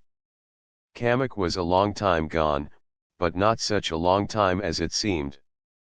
Margaret, deserted by Perrin, who was called away by Cotterill, paced the poop moodily, losing, in dejection, the clumsy trick of carriage which marred his gait.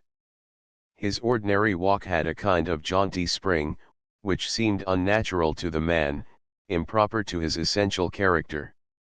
There was no jauntiness in him at this moment, for his trouble was heavy. For possible arrest he cared nothing, for possible hanging he cared nothing.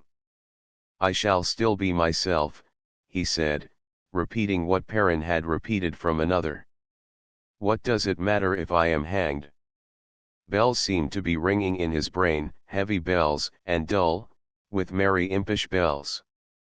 Olivia's going to have a child, they said. Olivia's going to have a child. Going to have a child. A child. A child. Like many lonely men, he desired children. They had played about him in his dreams of her. Girls mostly, with Olivia's eyes, her throat, her voice. Now was come the end of everything. Her child would be a monster, a goat-footed boy, a Stukely. He shuddered to think of the child's hair, curling and black like the father's hair, Negro hair. His nerves were shaken. As for his love for Olivia, that would never be the same, it was changed now, wholly changed. No man's love could bear that, could forgive that, though it glorified her, in a way, and made her very sacred. He leaned over the taffrail, to watch for Kamek, who had vanished among the strangers, like a stone cast into water. Something stirred beside him, and there was Olivia, dressed in clothes which she had worn long ago at home, looking as she had looked then, but that her face was paler. He started to see her, thinking for a moment that she had come to tell him, hoping it with all his heart. It would make their friendship perfect, he thought, if this might be done together. She smiled to see him start, but her face instantly grew grave again. Charles, she said, is anything the matter with Tom? Matter with him, he repeated. Is he ill? Has he hurt himself? For just one wild second, he wondered, in an agony that was half hope, if the man had taken poison. I can't get him to speak to me. And he's so white, Charles, I can't help thinking that he is sunstruck. Shall I go down? He won't see anybody. He won't. Oh, Charles, I wish I'd been on deck with him. Was he in the sun? Are you sure he wasn't? He wasn't in the sun, Olivia. He wasn't on deck for more than a few minutes. But where was he, then? He must have been forward, where you couldn't see him. I do hope he wasn't, said Margaret, hating himself for his deception. The words Mrs. Inigo rose to his lips, but he kept from uttering them. I ought to have prevented all this. I might have. I ought to have kept them apart till she ought not to be fretting. He bit his lips at the thought of his negligence. I'll come down at once, Olivia, he said. Oh, Olivia, he added, his voice growing tender and moving, you look so white and worried. I'll look after Stukely. Won't you lie down and rest? It's much too hot for you in the sun here. And then the excitement. Oh, never mind me, she said hurriedly, almost gaily. I'm not in the least ill. It's Tom. As women sometimes will, in moments of emotion, she acted impulsively, laying her hand on his arm, sending the blood to his temples. "Come on down, then," he said thickly. "We'll see. We'll see your husband." He glanced over the side again, biting his lips, his face turned away, as she took his arm. In that glance he saw the slip below the battery, with its green piles, barnacled, clucked about by the tides, mounted with tarpaulined cannon. Kamek stood upon the slip end, his gig's crew, their oars tossed, just below him. Townsmen were talking to him, but he stood unheeding, looking at the broken heart, waving his hat. Margaret waved his hat in answer, to show that he saw. Then, breathing a deep sigh, he led Olivia below. "Why? What makes you sigh like that?" she asked. "Why do I sigh?" "Captain Kamek was signaling to me. I was afraid we might be quarantined. But it's all right now. He's signaled that it's all right. I'm relieved." "Charles," she said, pausing in the alleyway, "I sometimes feel that I've given you pain by coming with you like this." "Have I?" "No, Olivia," he answered. "How could you?" "But are you sure?" "I couldn't bear to think that I had." "I am very sure of that, Olivia. You aren't angry with me for asking. We're old friends, you and I, Olivia. Old friends like you and I don't get angry with each other. Someday I hope you'll marry, Charles. You'd make the right woman very happy." "Ah no, no. We mustn't talk of that." "You will, Charles. You will. And yet it would be sad to see all one's boy and girl friends married. A woman doesn't like to feel old. Olivia. Now come in and see Tom. Do you think there are good doctors here?" The question was earnestly asked. It seemed to Margaret that it took for granted that he knew, that it was the woman's way of taking him into her confidence, into the dark, locked cupboard, meagerly catalogued without, which is a woman's confidence. It made a strange jangling of all his strings to hear her. In the dark passage there, with her great eyes looking into his, and the earrings gleaming palely against the hair, she moved him, she shook him out of tune. "Olivia," he said, stammering. "Olivia. If. When. When you're. If you ever have a child, Olivia. Will you let me see it often? Be its godfather. Be something to it?" "Yes," she said softly, pressing the back of his hand quickly. "Yes, Charles. I promise you that. You aren't hurt, Olivia?" "No, Charles. Not hurt. God bless you, Olivia. Come in to Tom, now," she said in a low voice. She was moved and touched. They went in. Stukely sat at the cabin table, drinking brandy without water. He was white and sick. Their entrance made him start up with an oath. "What's the matter, Stukely?" said Margaret. "We aren't going into quarantine. Kamek signaled that it's all right. What's the matter with you? Let me feel your pulse." "Ah," he said, gasping. "Ah. This heat's upset me." "How are you, Tom?" Olivia tenderly asked. "How's your head?" "Oh, my head's all right. Don't bother. Don't bother." He rose from his seat, laughing wildly. "What a turn it gave me," he said. "I'm going to see old Brandico. I'm all right again, Olivia." He took her by the shoulders and bent back her head so that he might kiss her. "Poor little Olive," he said caressingly, pinching her arms. "She's been worrying, ever so. Hasn't she? Hasn't she? Eh?" He kissed her eyes.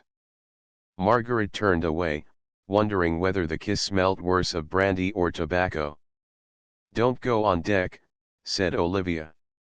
"Don't go on deck, Tom dear. The sun's so strong. But you'll want to hear about Jamestown from Kamak." "No, Tom dear. I don't. I want you. I want you to rest and get well. I must just see Kamak." "But what makes you so eager to see Captain Kamak, Tom?" "Stukely looks on the captain as a sort of a show," said Margaret quickly. "The captain has just been talking with strangers." "Wouldn't you like to see a man who'd really seen a new face, Olivia, and heard a new voice?" Olivia smiled. "I don't think Tom's strong enough for excitements," she said. "No," said Margaret, leaving the cabin.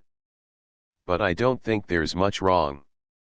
I think he'll soon be all right, Olivia. Make him lie down and rest. I must just see the captain."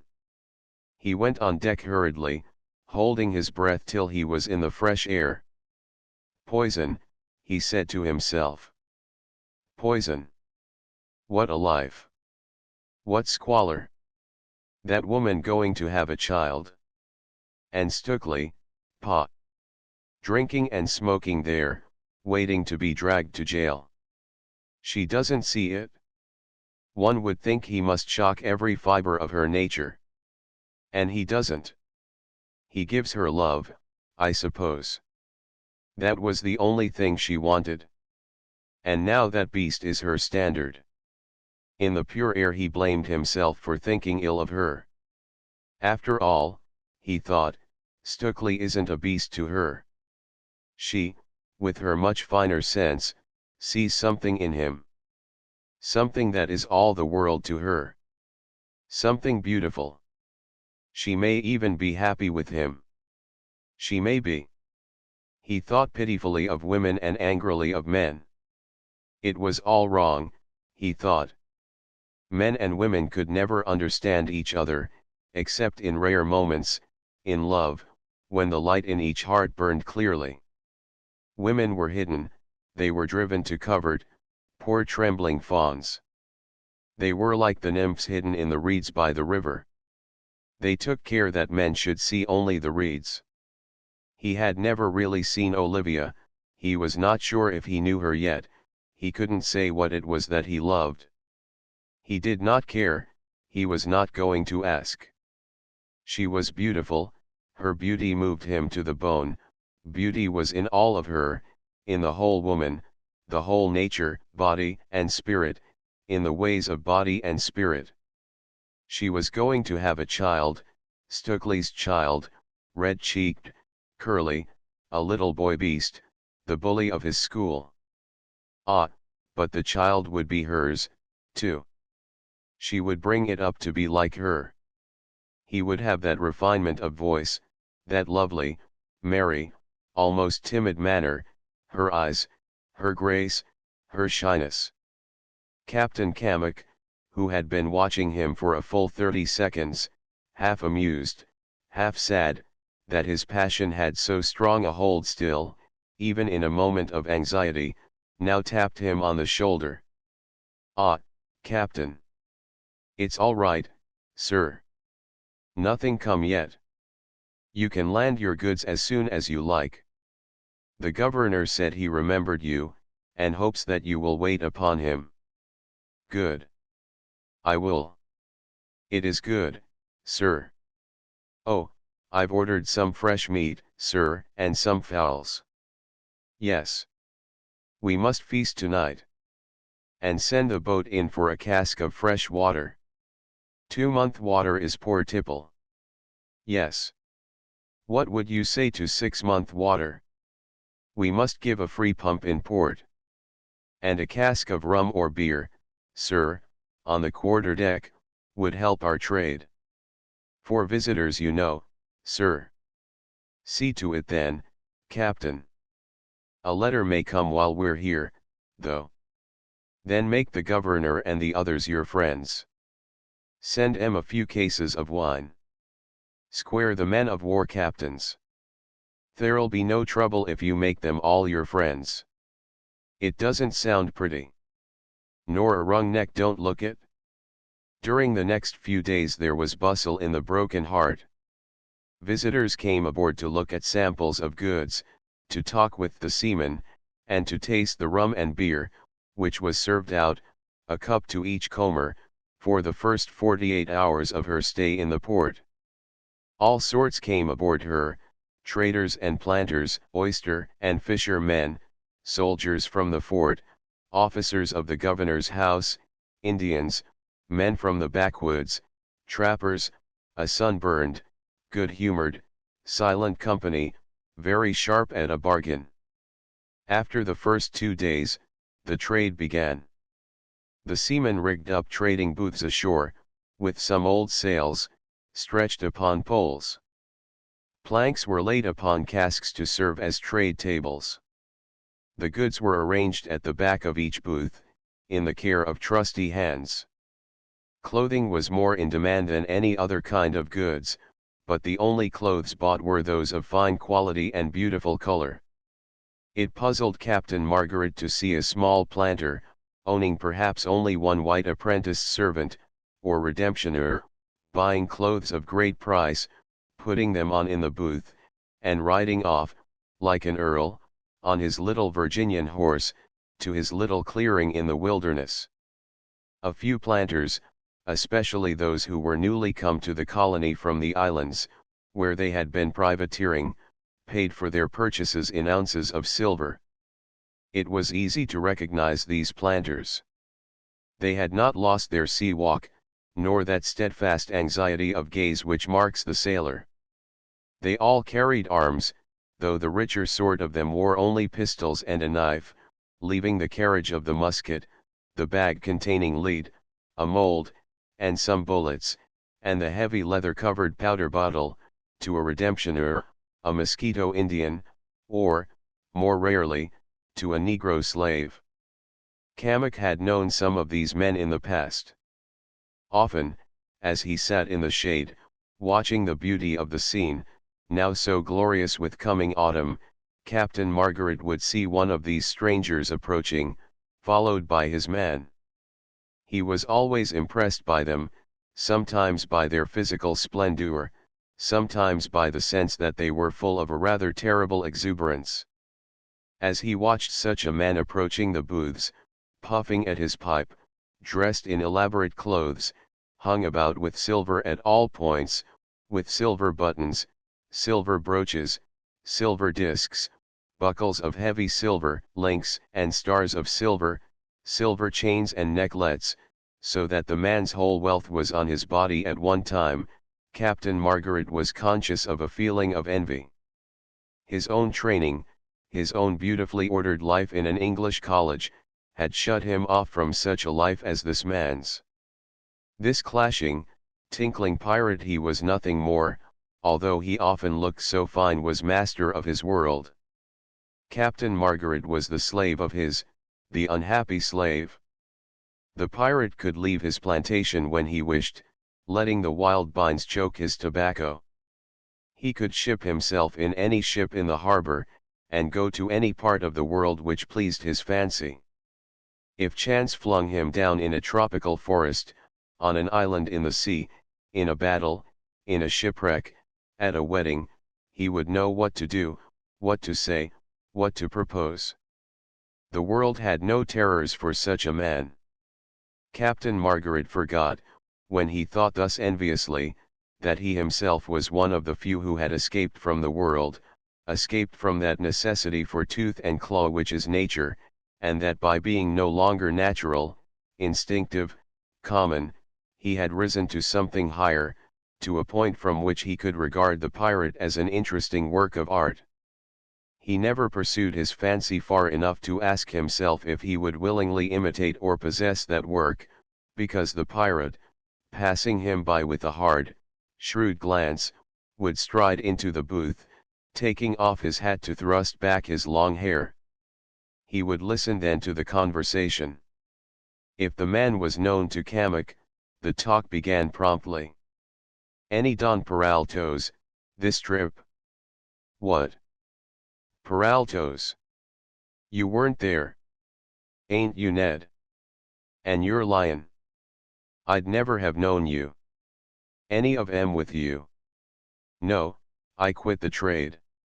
Come and have something. Then they would mix some rum and sugar, and sprinkle the mixture with a squeeze of a scrap of lemon peel. They would drink together, calling their curious toasts of "Salute, here's how, happy days, and plenty dollars."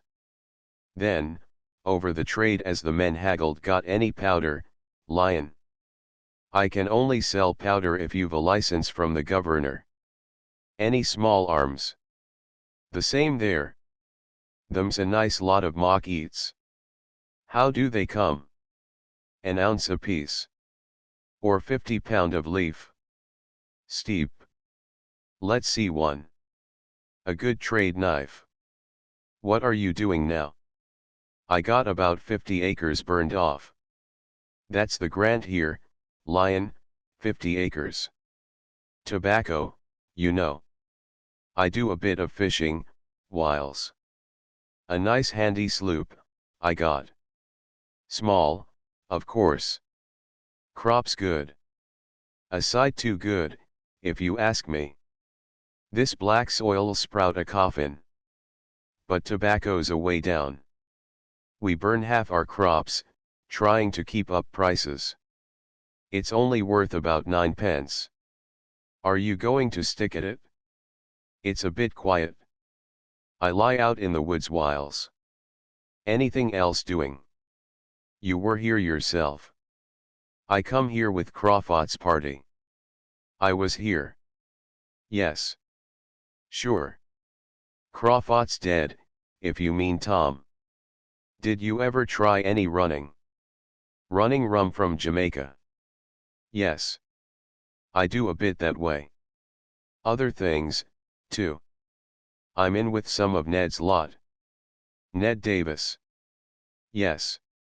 We run blacks sometimes, too. Run 'em into Carolina. New York sometimes. Ah. How did Tom die? Indians. I done a bit that way, too, lion. You catch 2 or 3 squaws. They fetch as much as a white woman down to Campeche. 2 or 3 of them, it runs into money. I've known that done, said Kamek. The man done it was Robert Jolly. He come to a jolly end, what's more. The braves got him. There's always a risk of that, said Ned. And it's 10,000 pounds of leaf fine, if the governor gets you. Well, Ned. If you want fun, why don't you come in with us? And bring in some of your mates. Is this trade only a blind, then? Not on your life. But we're in for a big thing. A very big thing. I wouldn't mention it. But you see, I know you, Ned, and so, you see, it's like this. Between them, Margaret and Kamek persuaded some half a dozen recruits to join during the first few days in port. The new recruits promised to come aboard when the ship sailed, but not before, lest the governor should grow suspicious. They agreed, also, seeing that Margaret had a commission, to submit to a sharper discipline than was usual among privateers. Margaret had no intention of admitting these men into his FOCSLE. They were not waged men like the seamen shipped in London, but volunteers agreeing to serve for shares. To admit them into the FOCSLE, where they would enjoy certain privileges not shared by the sailors, would cause bad blood, and bickering for precedence. To avoid this, he planned with Kamek to create a military company, to be called the Men of War. The privateers who joined him were to be enlisted in this company, under the command, as he suggested, of an old buccaneer, one of the first to join, who kept an alehouse some miles out of Jamestown. This old man was named Raphael Gamage. He had served with Kamek many years before in Morgan's raid on Porto Bello. As far as Kamek could remember, he was a trusty old man, well liked.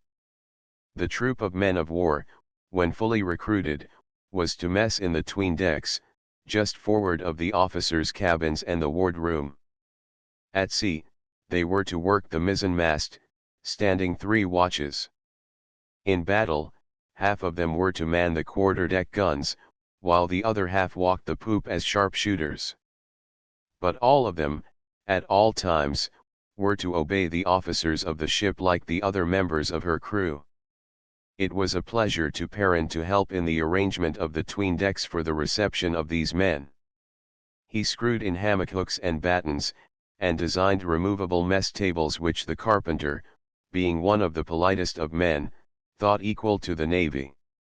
Trade throve beyond their dreams, for the Broken Heart was the first ship in since the tobacco crop.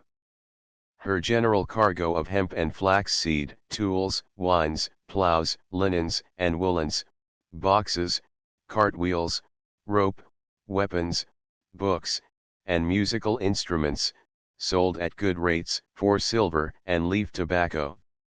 Captain Margaret had planned to arrive at Jamestown early in the season, so that he might secure the cream of the tobacco crop before the summer fleet came in. Now that he was safe for a little while, he set about his business.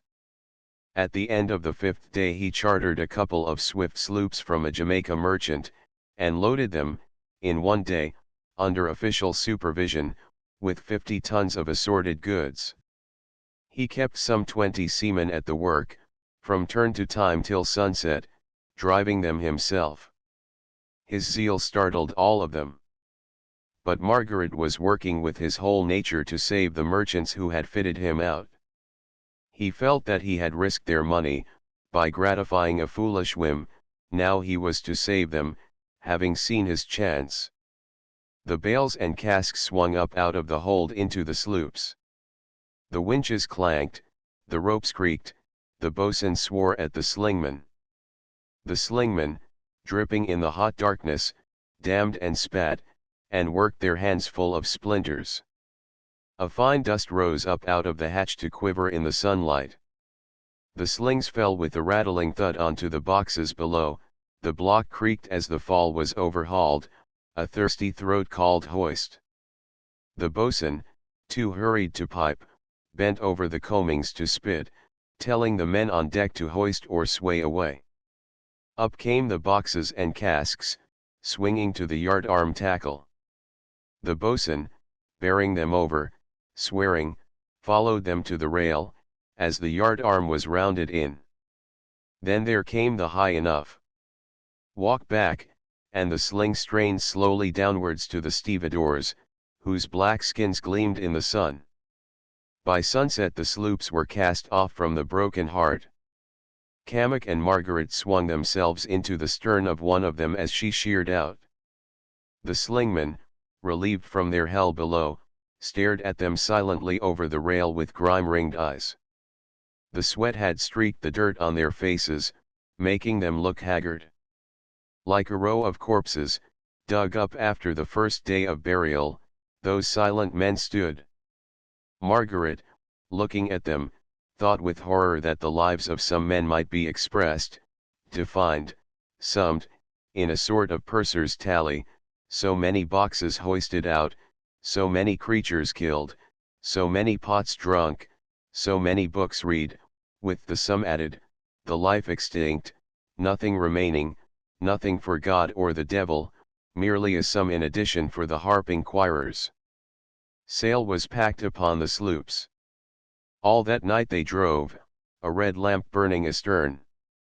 At dawn, when the sea below the woods was like steel, though tremulous in pale light, they were standing into a jetty on the Accomac side. It was dusk in the clearing where the house stood, but the stumps of felled trees stood up black, a troop of dwarfs, and the cattle moved dimly among them, cropping grass with a wrench. Casks stood at the edge of the jetty, there was a gleam upon their hoops. There was a gleam of dew upon the forest, as a little dawn wind, stirring the birds, made a patter of dropping. A fire with a waving flame burned under a penthouse, making a thick, sweet smoke, which floated everywhere, smelling of burning gum, driving away the mosquitoes. When the flame leaped up, brightly shaking, it showed a tilted cart, with a man under a red robe asleep against the wheel. Quietly, before the light was come, they made the sloops fast and stepped ashore. They stamped to kill the numbness in their feet, then, rousing the sleeper, they helped him to prepare a breakfast of apples, fish, and new cider, before trading for his tobacco. All that day they plied along the Accomac coast, Kamak in the Peach, Margaret in the Daisy, buying tobacco at every clearing, paying the planters in goods. When the Peach sloop was full, Kamak drove her back, with her boom end under, to sling the tobacco into the Broken Heart at dawn, and to fill up again with trade. Margaret's keenness puzzled him, the man was on fire. I thought he was one of these dreamy fellows, he said to himself. But he drives a tight bargain, and he goes at it like a tiger. He went aboard the ship, putting all hands to the work of clearing and reloading the sloop. Mr. Cotterill met him at the gangway with word that 2 of their best men had deserted from the trading booth, taking with them about £50 worth of goods, that they had gone off at sunset, just as the sloops cast off, and that one of the men aboard had heard that they were going for a run with a gang of Indian snatchers. Worse still, the foretopmast was sprung at the heel, and the new spar couldn't be ready for a week. Kamak had been at a driving strain for a couple of days, but, like most hard cases, he found the second day a day of exaltation, of nervous excitement. The news pleased him, it occupied his mind. He bade his men get out trade from all 3 hatches as fast as the winches could sway it out, while he with a dozen men went ashore in the sloop, still half full of tobacco.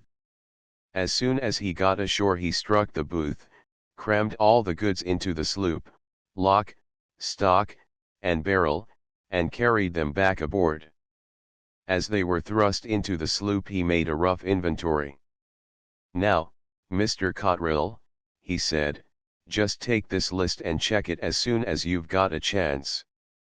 Then check it with the trade book, and find out what's missing.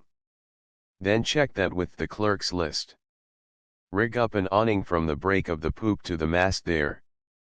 That'll be your trade booth. Call the trade clerk. Call Mrs. Inigo. Mr. Harthop, you'll keep your trade booth here in future. Mrs. Inigo, you'll have to give up your berth in the sail locker. See to that, Mr. Cotterill. Mrs. Inigo'll sleep in the steward's room. The steward'll have to go into the roundhouse. Mr. Harthop, you'll use the sail room, where Mrs. Inigo's been sleeping, as your sample room. See that no one goes up the alleyway to the cabin. Keep a clear gangway from the alley to the companion there. Mr. Cotterill, give Mr. Harthop 3 hands and let him arrange his shop. He'd better stone out the sail room after breakfast. Shift your things, Mrs. Inigo. You, too, steward. Mr. Cotterill, pick out 3 good hands to be under Mr. Harthop. Quiet, steady men. Pick 1 or 2 of the boys. Mr. Harthop, what were you doing to let those men away? Mr. Harthop, a little, bald jocular man with a pale face and long drooping mustaches, which gave him a sad, Chinese expression, rolled slowly forward, peering under his spectacles. I'd gone up to the governor's house, sir, with some velvets. Why didn't you send one of the men? Or wait till trade was over for the day? The governor's lady asked me to come, Captain Kamak. Women'll be the death of this cruise, said Kamak to himself. Who was in charge while you were gone? Smale, the boy, Captain Kamak, sir. I was only gone 20 minutes. There it is, said Kamak. Smale, how did this happen? Please, Zur, said Smale, a short young pluff boy from Gloucestershire, I were a even my zooper. And I seed a out feller come up and give his fist like to Andrews. And heard a done it avore. So they talked, and by, Captain Cammock, zooer, another feller come like. Her said as Mr. Harthop said as I was to go to Governor's house, to fetch a few fowls for Thn coop. So I went. And heard all gone avore I'd come back. And heard took the things. Cammock kept back what he thought of the governor's wife. Mr. Cotterill, he said. You, Mr. Ramage, and the boatswain, will have to stand trade watches. No visitor is to talk to any of the hands under any pretext whatsoever. I, sir. I thought I could have trusted Andrews. You may go, Mr. Harthop. It ought never to have been allowed. Directly my back was turned. He was blaming himself for having been so easy of access, and so friendly with old acquaintance. Naturally, he said to himself, the men got notions. Well, they'll get no more. He walked to the waist, where the work was going busily with songs. The sloop was being loaded forward as she discharged abaft. His presence made the men zealous. He had never seen cargo work so well. Boatswain, he called, who's night watchman? Pearson, Captain Cammock, said Harris. He smeared his mouth with the back of his hand, and left a cask to dangle aloft over the hatch. He ran towards Cammock in a shambling trot. Tell Pearson that I want him. Mr. Cotterill, choose a good man to stand night watchman with Pearson, to walk round the ship, harbour guard, all night long, in opposite directions. No man whatever to come aboard or to leave the ship after sunset. Pearson, when you come on duty tonight you'll apply to Mr. Ramage for a pair of pistols. You're to shoot at any man who attempts to desert. You're to heave cold shot into any boat which tries to come alongside. Tell the lamp man he's to have lanterns lit abreast the main and fore chains. Call all hands if any boat comes off to us after 2 bells. You're to shoot at any boat which does not answer to a hail. You understand? Yes, sir. Shoot at any man as tries to desert, and any boat as don't reply. Said Cammock to himself, noting the faces of the crew. There'll be no more deserting from this hooker. Carry on, he said aloud. Boatswain, call away the gig. Let the gig's crew dress. Doctor, there, kill me 6 fowls.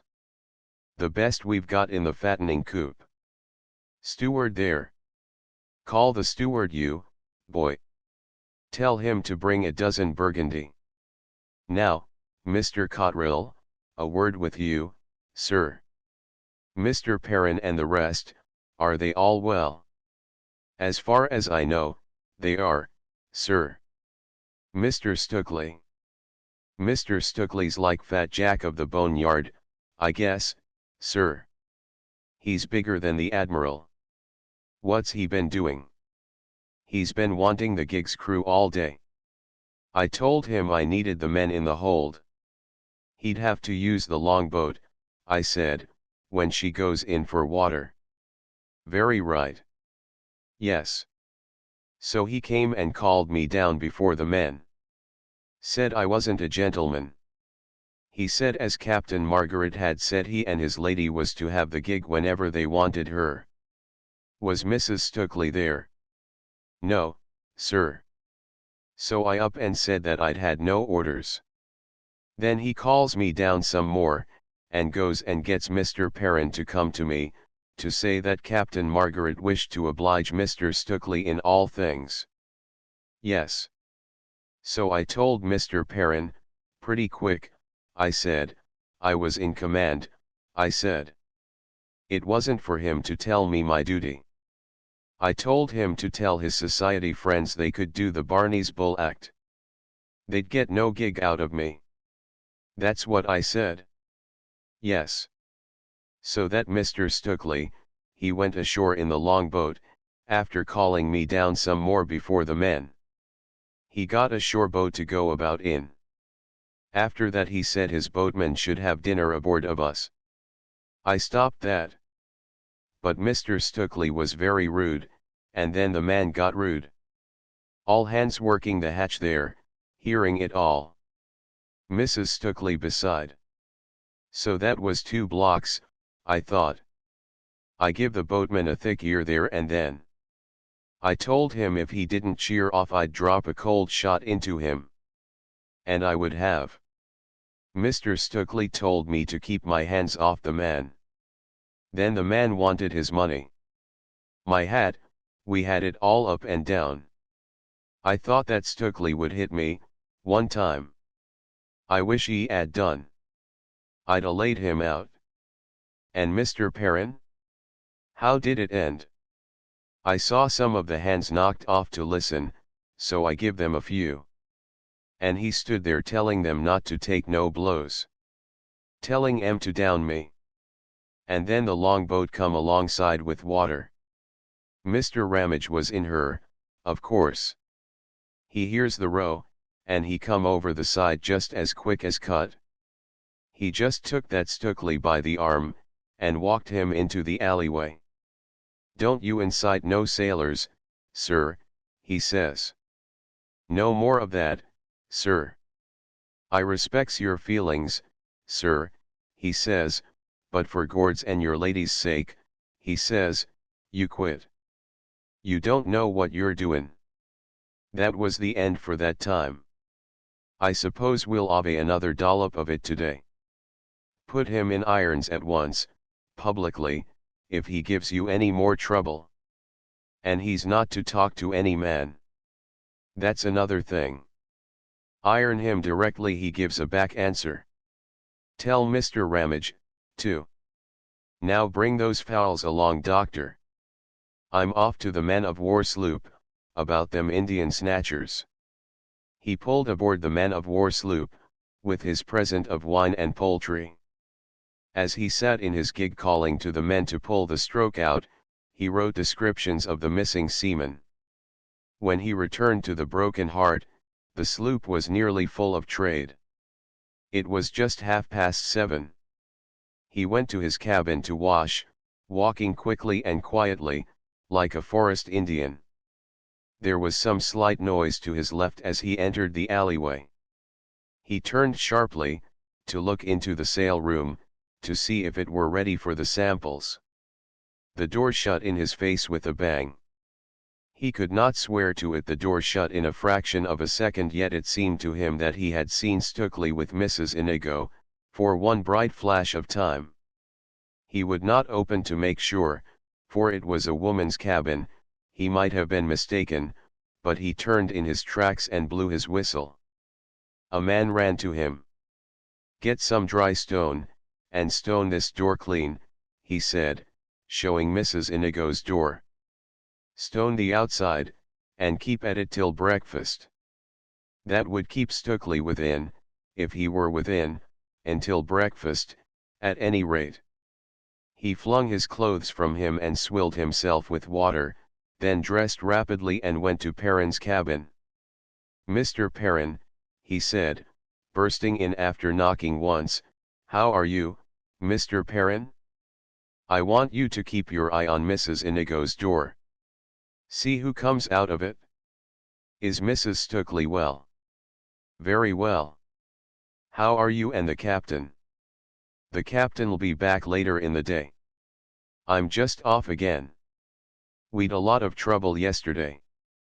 I'll be glad when you're back for good.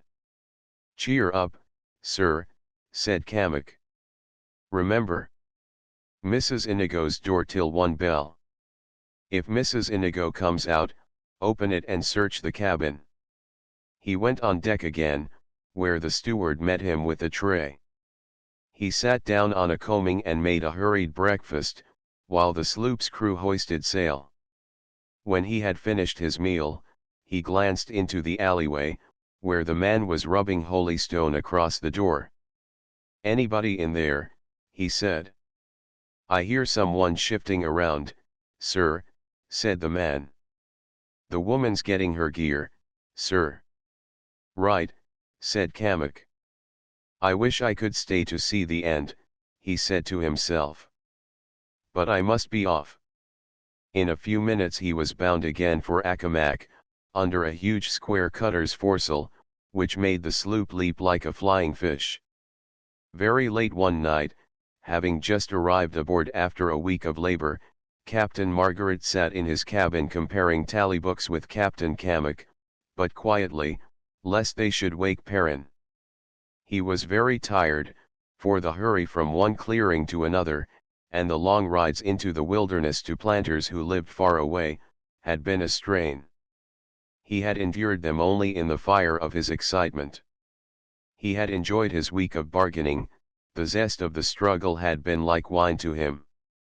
On the lonely clearings, or drinking with strangers in woodmen's shacks, he had forgotten his love, forgotten the torment of the voyage, Olivia's child, the settlement on Darien. All had been forgotten. Now that the struggle was over, he felt the exhaustion, but nodding as he was, over his tally book, his whirling brain praised him with that excited inner voice which talks to the overwrought. You've got the pick of the crop, the pick of the crop, the cream of the year's leaf, the voice kept telling him. He had bought 700 tons of the best tobacco in the colony. The little that remained to be sold was the poor, crude leaf from the young plants and the poorly cured, poorly flavored leaf from the distant walks in the forest. We've got the whole trade, sir, said Kamek. You needn't fear for your owners. No, said Margaret. Now to get a bottom to carry it home. Of course, in a week we ought to have the summer fleet here. They'll not find much, said Kamek. We've got it all. But supposing a letter comes with the fleet? We shall have to sail that night probably, shan't we? Supposing we've to cut and run, leaving it all in the warehouse. I've thought of that, said Margaret, I thought of that, too. Hi-oh, Captain, I'm tired. This week has been an experience. I shall leave Mr. Harthop in charge ashore, with powers to deal. He's shrewd. He's got a funny way of getting at the point with that queer humor as a cloak. And I've got Howard, Kamek. Howard's our agent. You've got the governor, sir. Oh yes. That was my first move. I knew old Howard wanted specie, so I went to see him and told him my plans. He was expensive, though. He knew his worth to a penny. What it is to be a gentleman. If I'd gone, he'd have kicked me out. Well. Birth tells, they say. Perrin sat up in his bunk, and looked at them through the curtains.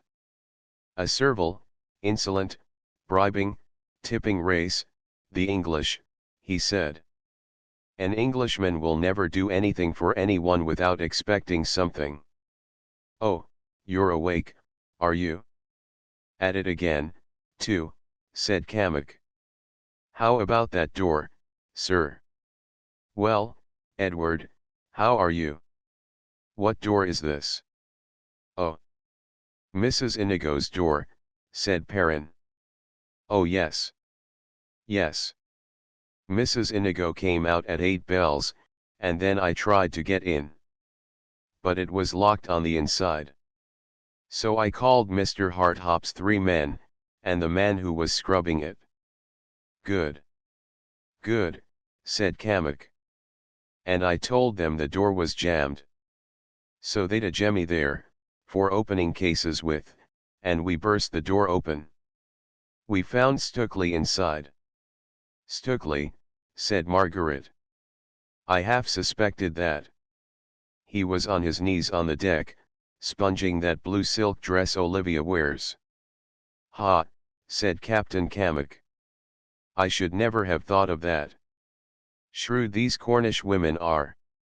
He was rather red in the face, but he asked us what was the matter. Then he asked me to give him a hand, as he'd got to get the dress ready for Olivia, he said. She'd spilled some chocolate down it. Was he flustered? Hectoring. Afterwards. Not then. He kept saying that Olivia wished to wear the dress at breakfast. Did she? Yes. Oh yes. I don't know, Charles. There might have been nothing wrong. I thought I saw something, said Kamek. Well, said Margaret. I suppose we'll have to discharge Mrs. Inigo, and pay her passage home. Captain Kamek, what do you think of Stukely? I'm like the parrot, said Kamek, I think a lot more and I'll say. Now turn in, all hands. A long lie, and pie for dinner. Captain Margaret, if you don't turn in, you'll find you won't sleep. Oh. Has Mr. Stukely been in irons? He's been threatened with them. He's been very quiet though lately. That Inigo time gave him a scare, I think. Well. Good night, gentlemen. Good night. As Captain Margaret drew his bunk curtains and settled himself to sleep, the voices in his brain took bodies to them, fiery bodies, which leaned and called to him. You've got the pick of the crop, the pick of the crop, the pick of the crop, they called. Lucky devil. Lucky devil. Oh, you lucky devil. 8 in port yet still he stands prefract and insolent. Charles, Duke of Byron. After breakfast the next morning the two Stukeleys sat in their stateroom talking. They had had a week of comparative isolation, of comparative privacy, very sweet to Olivia, who had learned, during the voyage, to regret the days at Salcombe, when one had but to close a door, to shut the world of love from that other world, full of thorns and thistles, where ordinary mortals walked, not having the key of the burning imagination. With Margaret and Kamek away, and Perrin seldom present at meals, owing to his fear of the badgering of Stukely, the cabin of the broken heart had come to be something of a home to her.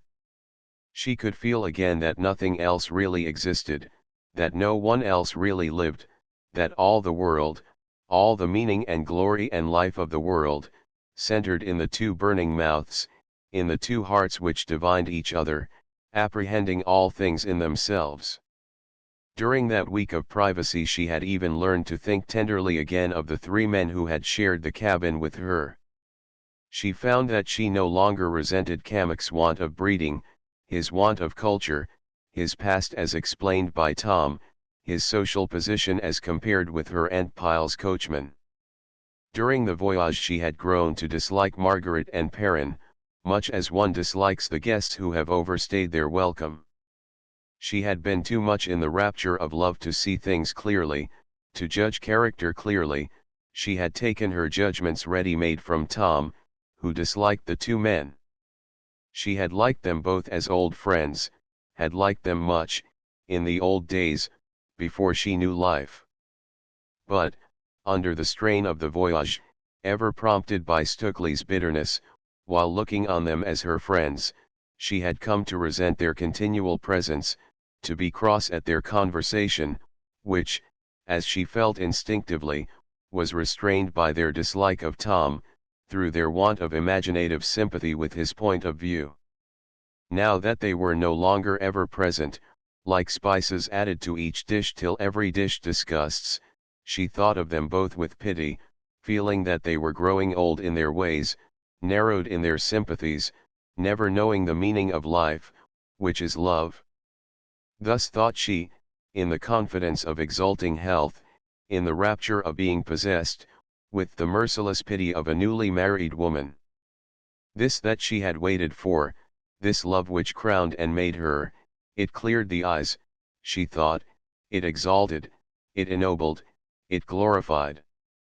She would that those 2 pathetic figures, Margaret so serious and proud, with his clumsy walk, and halting, almost affected picked precision of phrase, and Perrin, the forlorn parasite who looked as though he had been frozen, were married. She would so gladly see them happy, tasting something of the joy which made earth heaven to her. Margaret would be a beautiful lover, very thoughtful and tender, but cold. He was cold-hearted, she thought, and rather frightening. Perrin would be attracted by some little merry woman who would laugh at him and twist him round her finger. Perrin, she confessed to Tom, attracted her more than the other, because he looked so wretched. Being so happy herself, she wished others to be happy.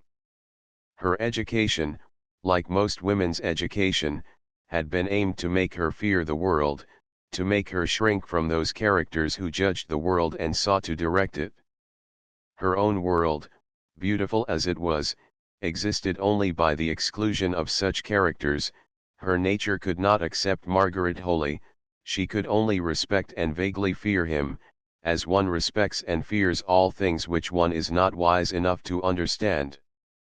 Perrin looked wretched, and having a tenderness for wretched folk, she thought that she understood him. All the time, unknown to her, the three men summed her up with pity and reverence and tender devotion, but mostly with pity, and with a mournful, tender curiosity. It was perhaps partly that curiosity which had made their absence pleasant to her. Their absence had been a relief to her, it had also relieved her husband. And since their arrival at Virginia her husband had made her anxious, he had behaved very queerly at times, ever since the first day. She felt that he was keeping something from her, perhaps some ailment which tortured him and made him irritable. She had been very thankful to have her dear love so much to herself during an entire week.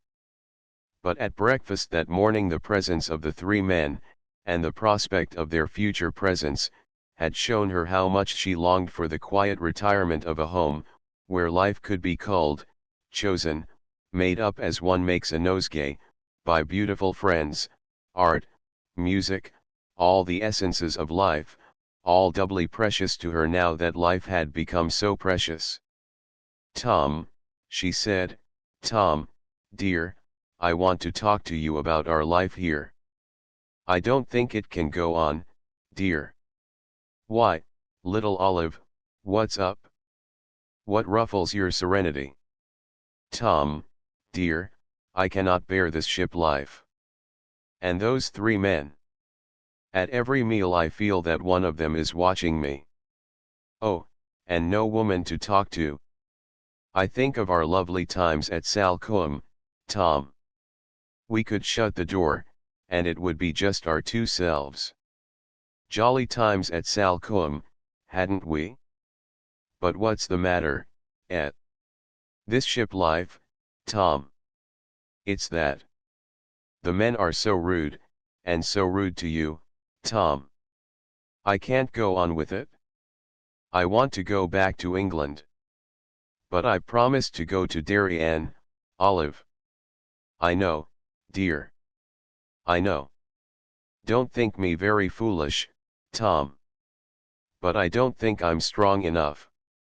Tom, darling, could not we leave this life? Think how rude Mr. Cotterill was to you only the other day. I do so long for our old happy life together. Away from the sea. Look here, Livy. I understand. You're lonely.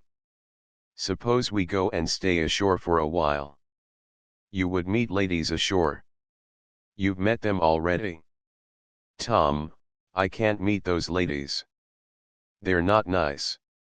What's wrong with them? What's wrong with Mrs. Montague?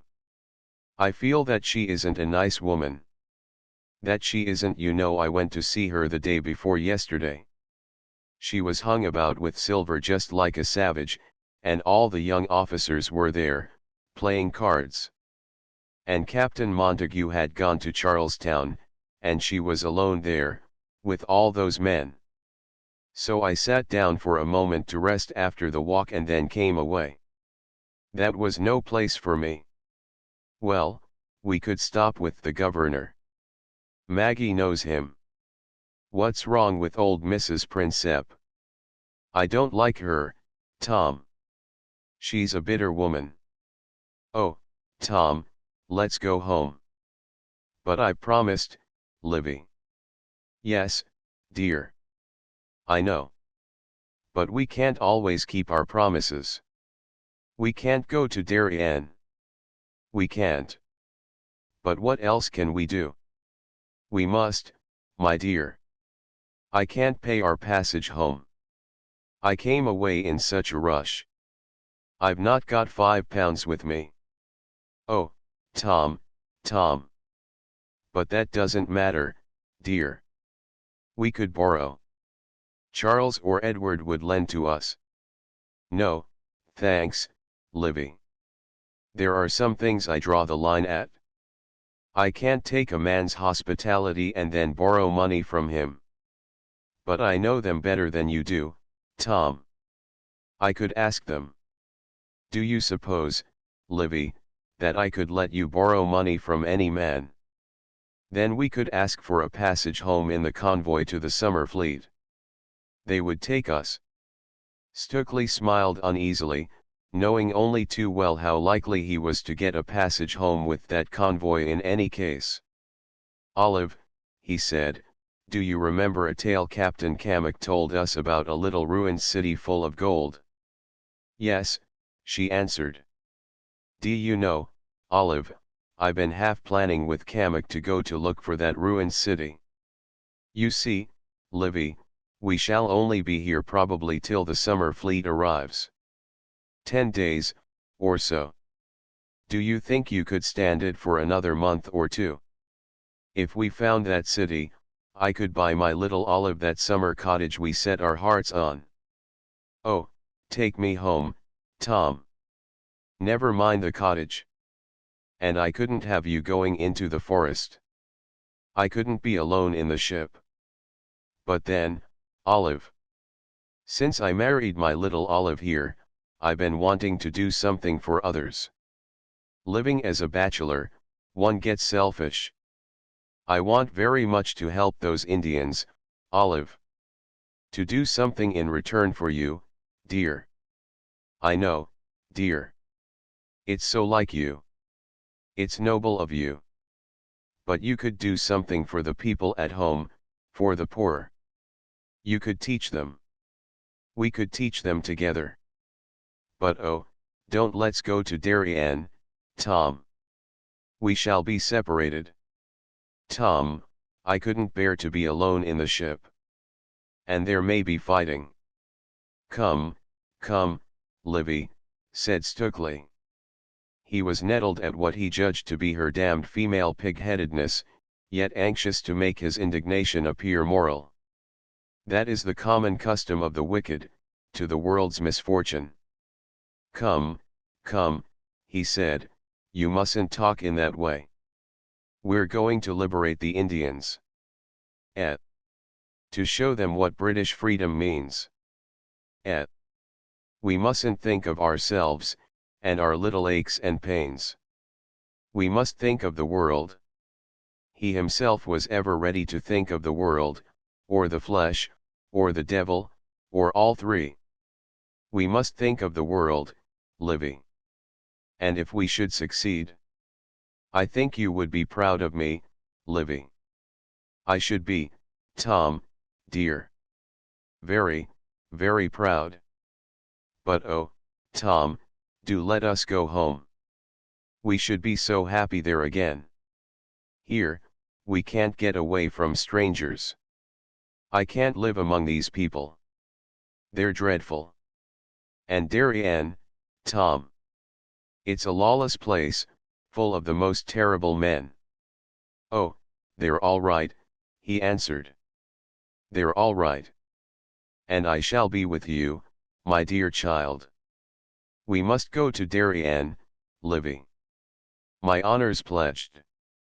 I can't draw back in honor. They would call me a coward. They'd say I was afraid. Besides, I can't very well pay our way home. And I can't borrow. You do realize my position, Livy. We must go on. Oh, Tom, said Olivia, crying now, in spite of brave efforts. I didn't think I thought you'd take me when I begged you. We might be home in 3 weeks. Oh, Tom, do.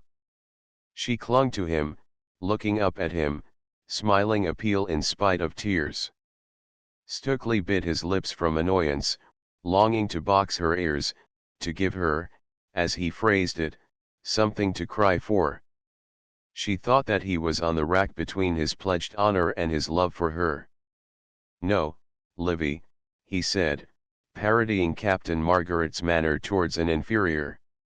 No, Livy, dear. Don't make it hard for me. We must never draw back from a noble cause, dear. He thought that this would bring more tears, and force him to be brutal. He was not going to stand there while she snivelled on his shoulder. A snivelling woman, he always maintained, is not a thing to be encouraged. But to his surprise his answer checked her tears. She had never loved him more than when he placed his honor even above his love for her. There, Tom, she said. Forgive me. I won't cry any more, dear. My nerves are upset. I won't ask again, Tom. Of course, we'll go to Darien. But I wasn't thoughtless of your honor, Tom. You don't think that? I wasn't. I was only fidgety and frightened. Women are so silly. You don't know how silly. There, he said. There. What pretty ears you've got, Livy. Why in the world do you wear earrings with ears like yours? They're only clip earrings, you old goose. I shall bite them. No, Tom. Not my ears now. My dear Tom. Do forgive me. You know I love you. You've got the reddest lips I ever saw in a woman, Livy. Oh. Do you notice women's lips? I notice yours. Almost the first thing I noticed of you was how red your lips were. What do you put on them? Nothing. You put something on them sometimes. What? A gag? No. Your old silly mouth that asks so many questions. I'll get you some hot water for your eyes. You must bathe them. How good and tender you are to me, Tom. As he walked to get a jugful of hot water he muttered to himself about her. Bread and butter, he repeated. Bread and butter.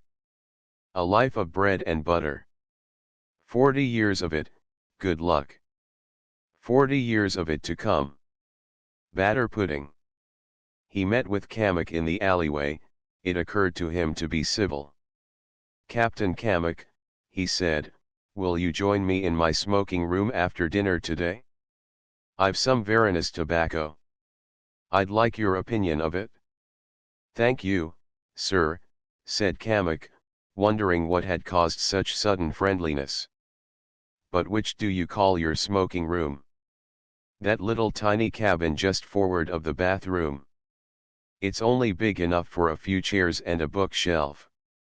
Oh, the after hospital, said Kamak. I'll be very pleased, sir. But where did you speak with Varanus tobacco, Mr. Stukely? I spoke with it ashore, said Stukely, of a Mr. Davis, whom I think you know.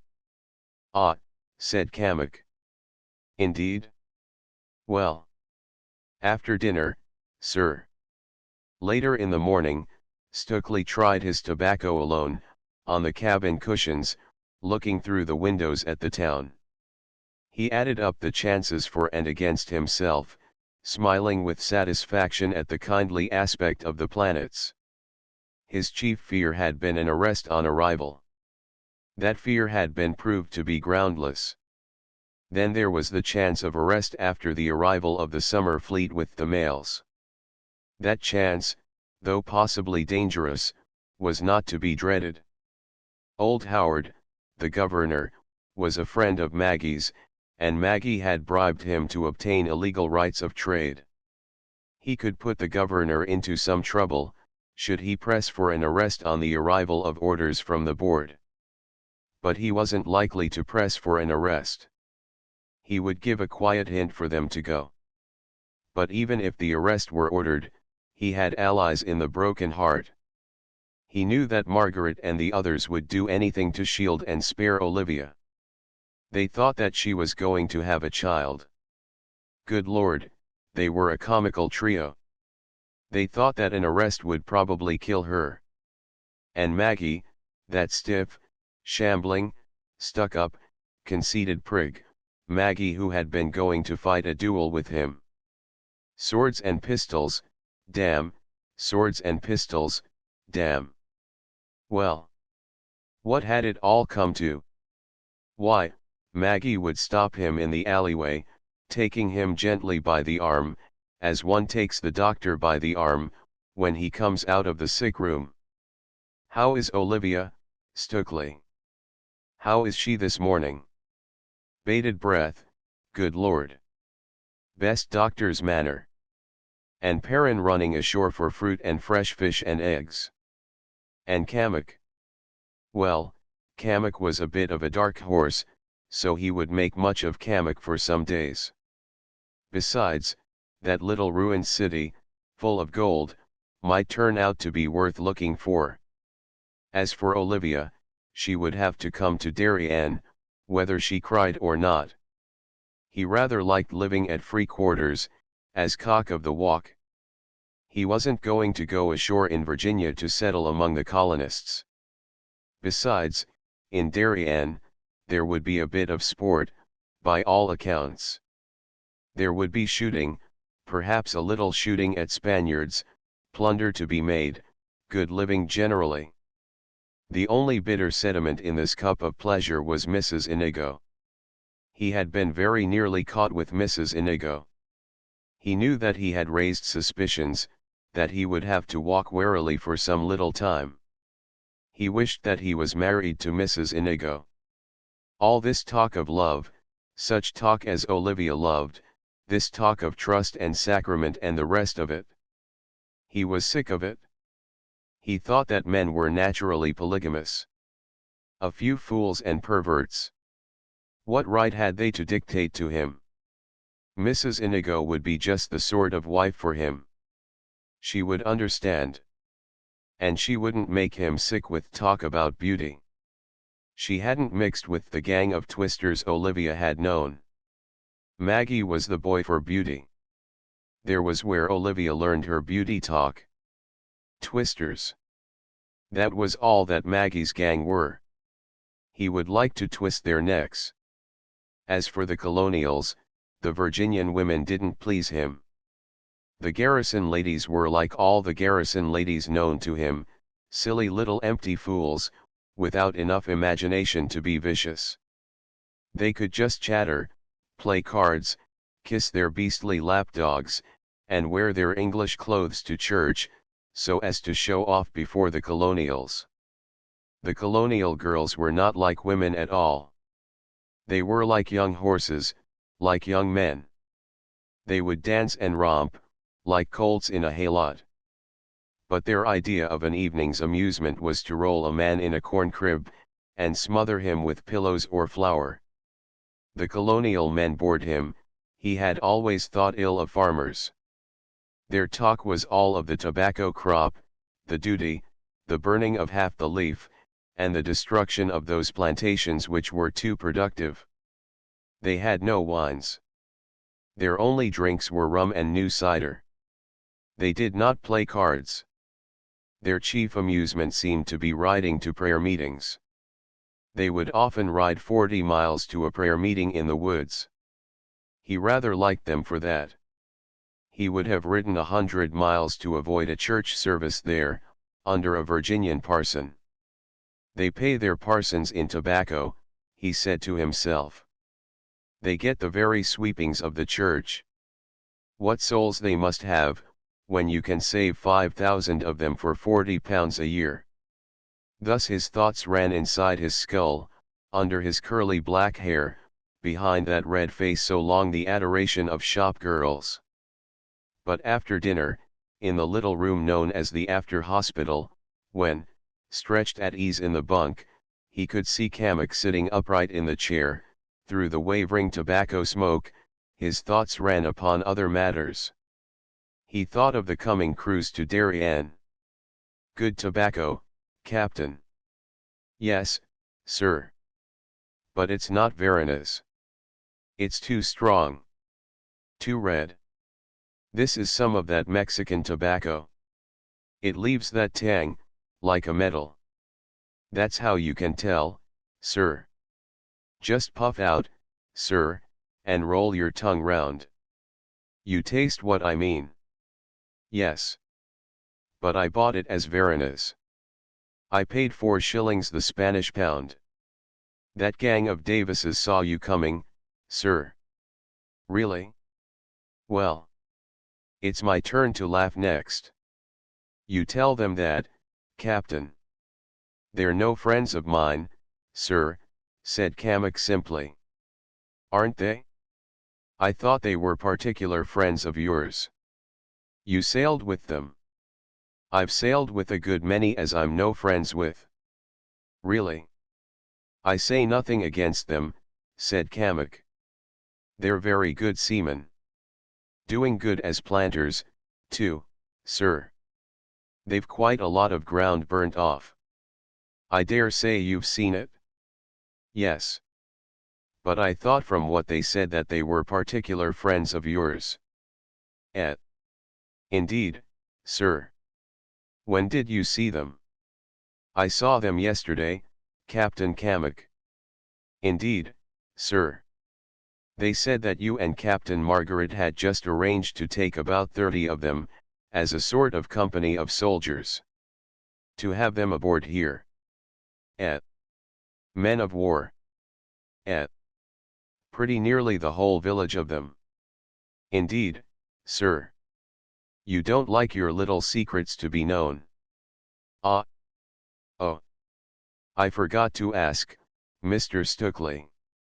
How is Mrs. Stukeley? She's very well, thanks. You didn't think I'd learn your little secret about the men of war. I didn't think one way or the other. You'd have known some day sure enough. I needn't disguise the fact. Yes. We've just got 30 of them, to join at an hour's notice. When we sail? When will that be? We ought to have gone today. Only our foretopmasts sprung. We have to wait for a new one. But you know yourself, sir. We may have to sail at an hour's notice, spar or no spar. Thank you for reminding me. You're a person of great delicacy, Kamek. For one of your rank in life. I believe I am, sir. Let it go at that. Can we sail at an hour's notice? If the governor, and that old frigate, the Royal Nonsuch, don't object. I suppose we could if we had to, even without a topmast. But if our topmast ain't aboard, we couldn't run very fast. I reckon we could, sir. Leaving all that tobacco ashore. Yes. All except about 50 ton, which we've got aboard. That tobacco'll go home in the summer fleet, if the fleet don't want to cross home light. I hear you've got all the pick of the crop. You hear a lot of things, sir. Well-informed man, Ed Davis. He knows what's going on, said Stukeley. When you're shut up with a couple of old sheep, like your two owners, you need a change. So I believe, sir. What do you mean?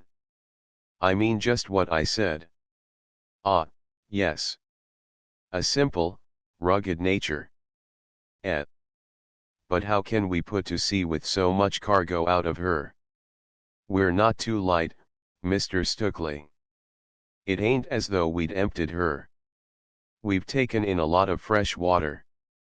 A lot of scantling, too. A lot of this Virginia cider. Then there's the new cables we bought from them hog islers. besides the 50-odd ton of tobacco. Still, I don't say but what she'll cut up a bit of a dance, if she gets any weather going south. I thought all her cargo was consigned to Virginia. Did you, sir? Surely. What's the good of fencing? Good luck, Captain. I'm not an old sheep, like your owners. Indeed, sir. You're getting funny, Captain. A wit. You ought to have been at the university. That's where they make gentlemen, sir. Oh, you know that. We'd one of them come with us in the Trinity. I know all about the universities. He taught you, at private tuition in the forecastle. Yes. As you might say. One of the things he taught was well. You were at one yourself. I don't think he could have learned you much. Don't you? Could he have learned me, as you call it, that the reason you've not discharged your cargo here is that you're going to try to trade along the Main? Ned Davis knows a lot, it seems. Don't be so confounded smart and hippie. See. I know all your plans. I know all you can do, and all you're going to try to do. And I know exactly where you'll go wrong. Then we shan't have the trouble of telling you. What do you say to going up the river after Springer's little city? There might be something in that. I met a power of clever men in my time, said Kamek. I don't say men of learning and that. I mean clever fellers. I been up rivers with them. Looking for cities. Cities sometimes. Sometimes it was gold mines. Then again it'd be Indians. Boys to spear fish and that. Or perhaps it was only a snatching raid. The clever fellers was never any good at it. But, here talk. My. I gather your intellect is trying to express the fact that you dislike me. I think I trace so much. I see your brain floundering towards it. Huh, said Kamek, snorting. I think I see you floundering towards that little city. Man alive. Good heart alive. D'ye know what sort one of them rivers is, to go up? You've neither skill nor sense of it. You lie there bilged in your bunk like a barge at low tide, and you come the funny nigger, trying to get a raise. I'll tell you what them rivers is like. See here, now. Listen to me. I'll perhaps give you some idea of the land you're bound for. Really? I don't know that I want to hear you. No. But I want you to hear me, Mr. Stukeley. I'll tell you where the Golden City is. Now you're talking business. I'm glad to hear it. Well. When you come in from the Sambalos, you'll see the land ahead of you, like a wall of green. Just like a wall. Think. Dense. Then you come to two rivers, about 30 yards across. They're the two mouths of the Conception River. You try to go up one of them in your boat. First thing you know is a thundering big bar. You'd be surprised how ugly them little bars get. Well. Suppose you get across. What's next? D'ye know what a snag is? A branch of alder or willow, fallen into the river. Yes. Or a whole whacking big great oak, Mr. Stukeley, fallen right across, and rotting there. With its branches all jammed up with drift and drowned things. Hornets' nests stuck in 'em. Great grey paper bags. So then you land, and take out your machiat, and cut a path around that tree, and drag your boat round. May take you an hour or more.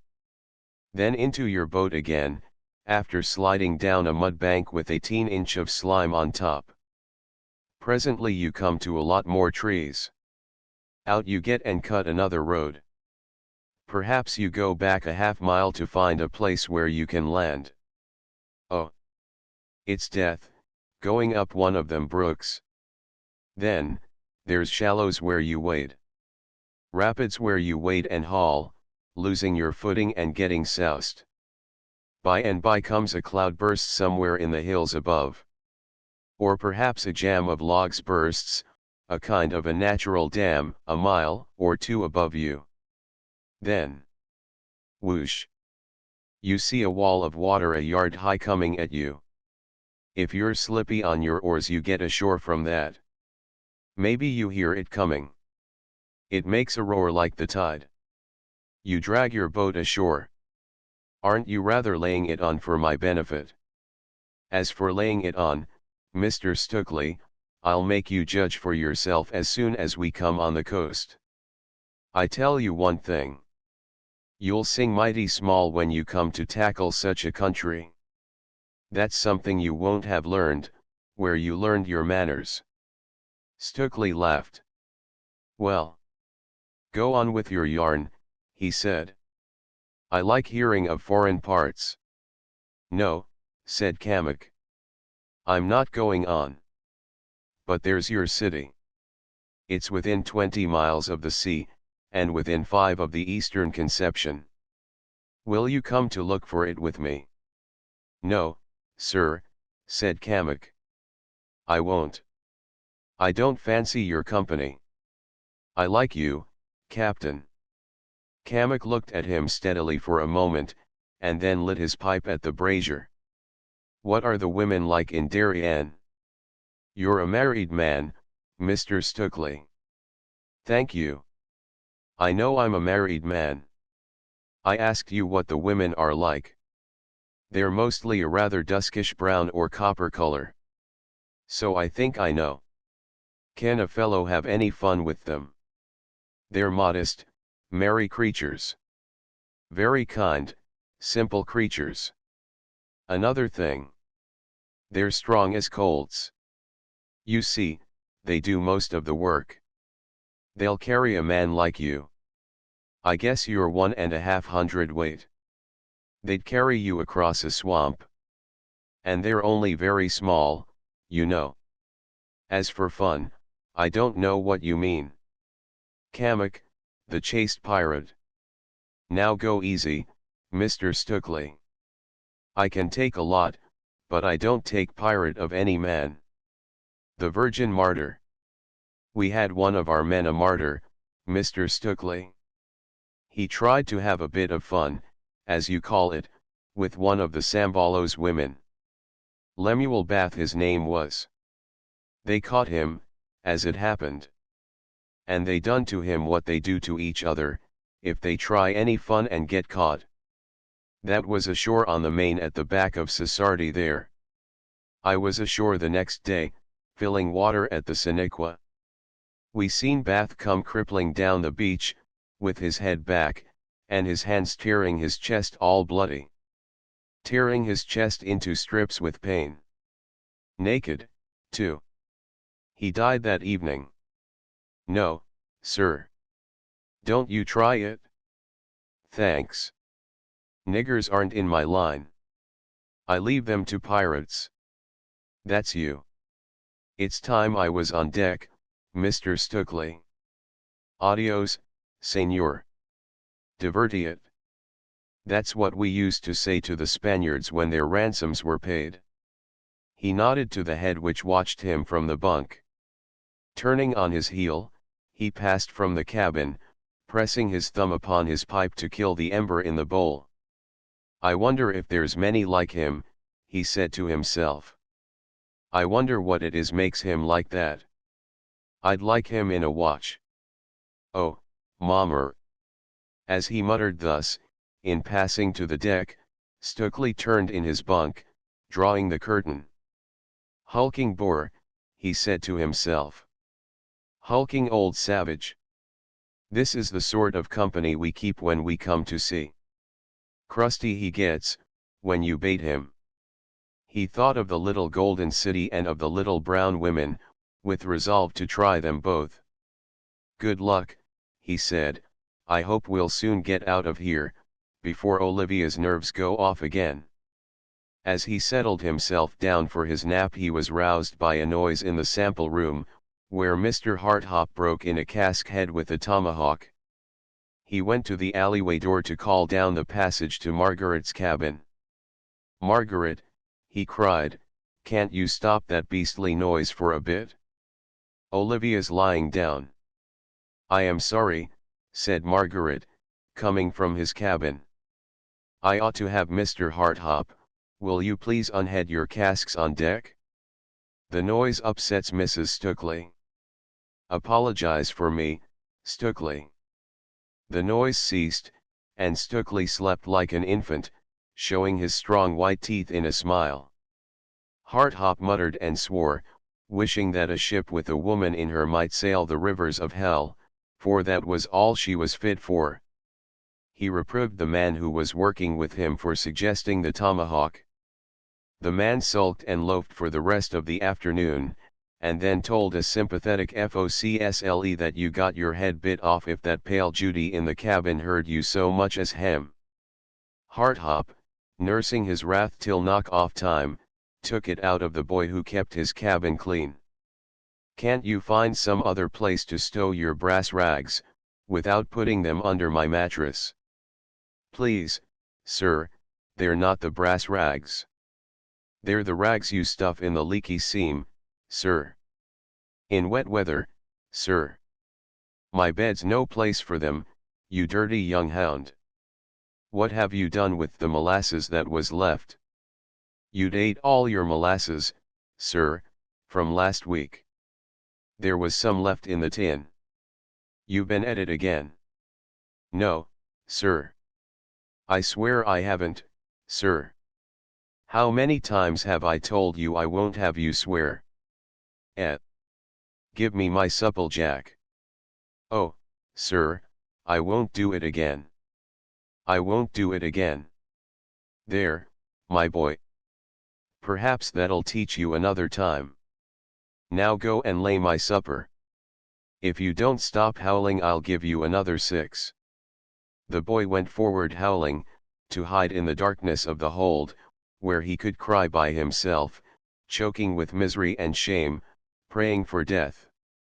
If he had had a flint and steel, he would have burnt the broken heart at her anchor.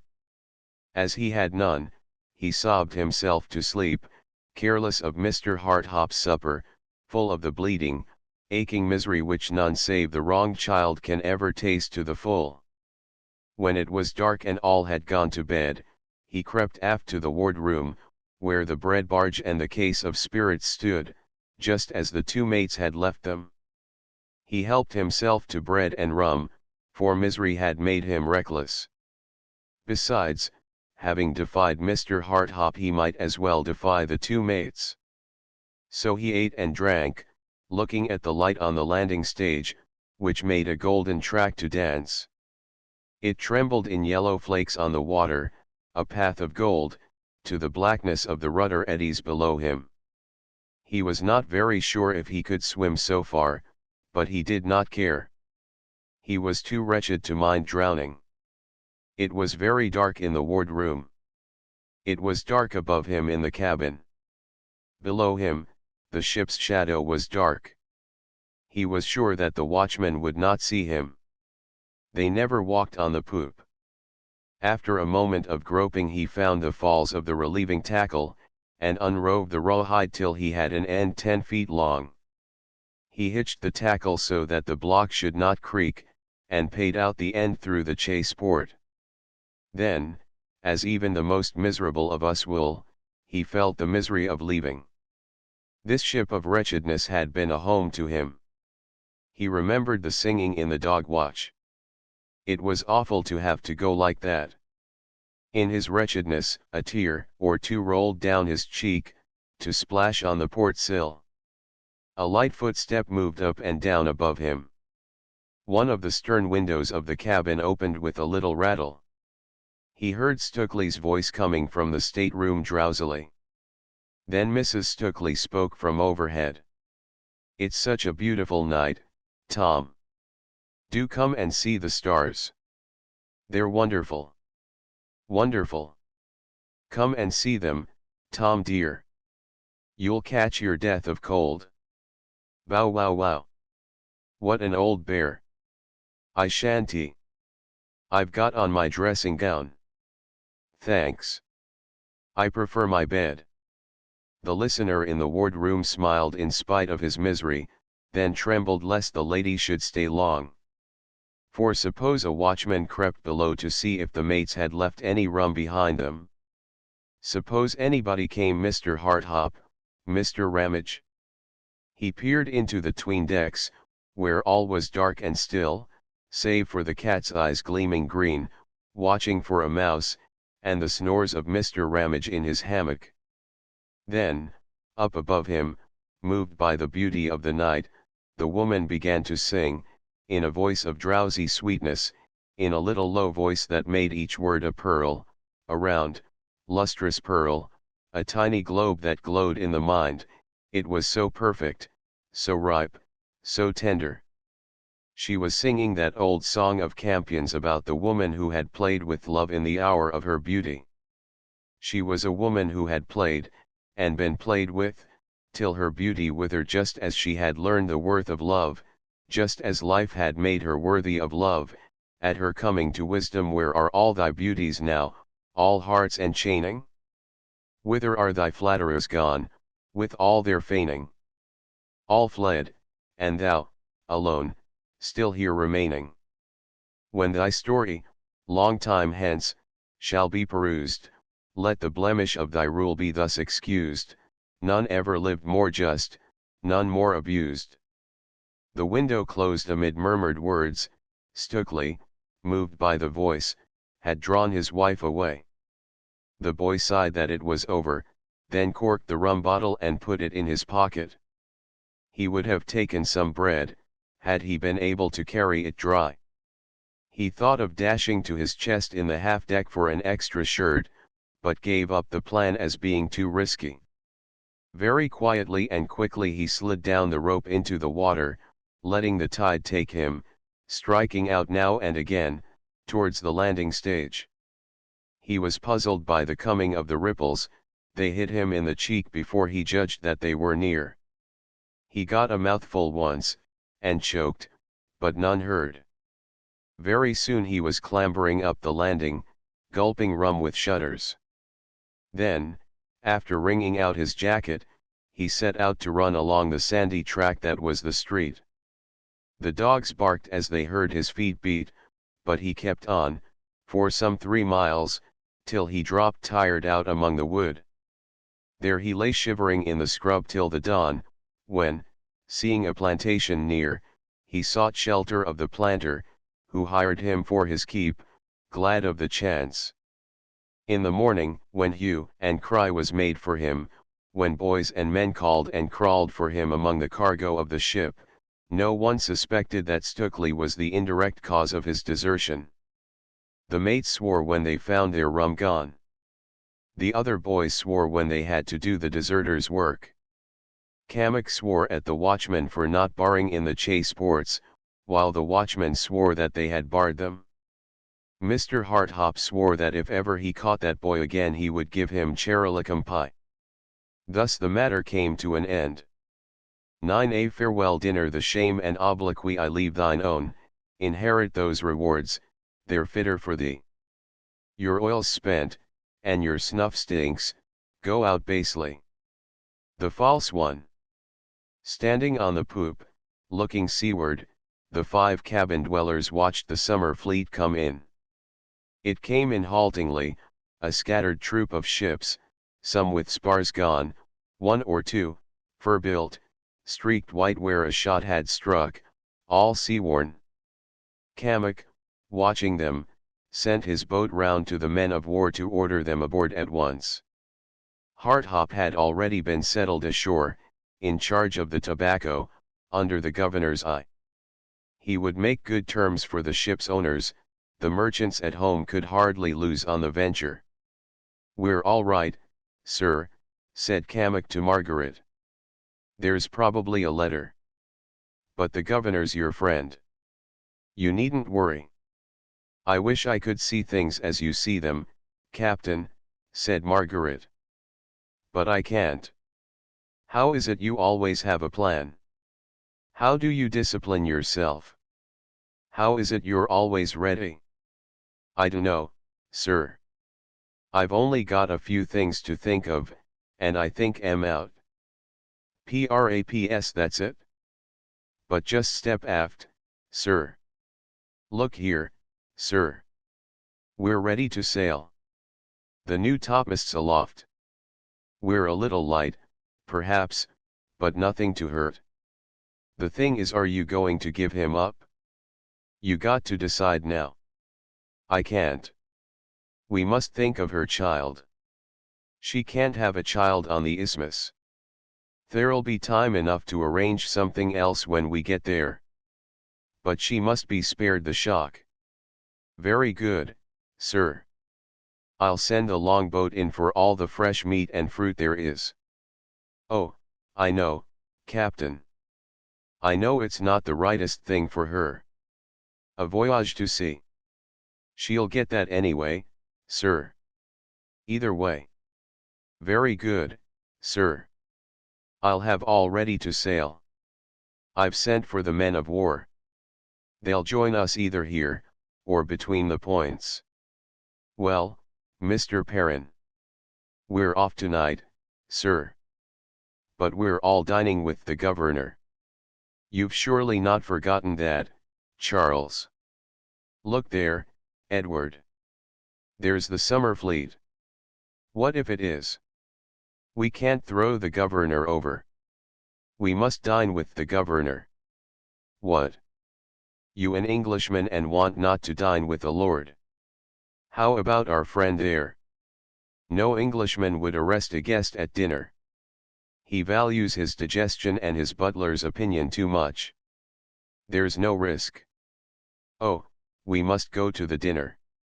I've got a new American coat to go in. No harm in it, sir, said Kamak. It might divert the lady, poor thing. Yes, said Margaret, sighing. If it won't tire her. He crossed over to the Stukelys. Olivia, he said, Perrin has just reminded me that we're dining tonight at the governor's. It won't tire you. Tire me? Of course it won't. You would like to go. We both want to go.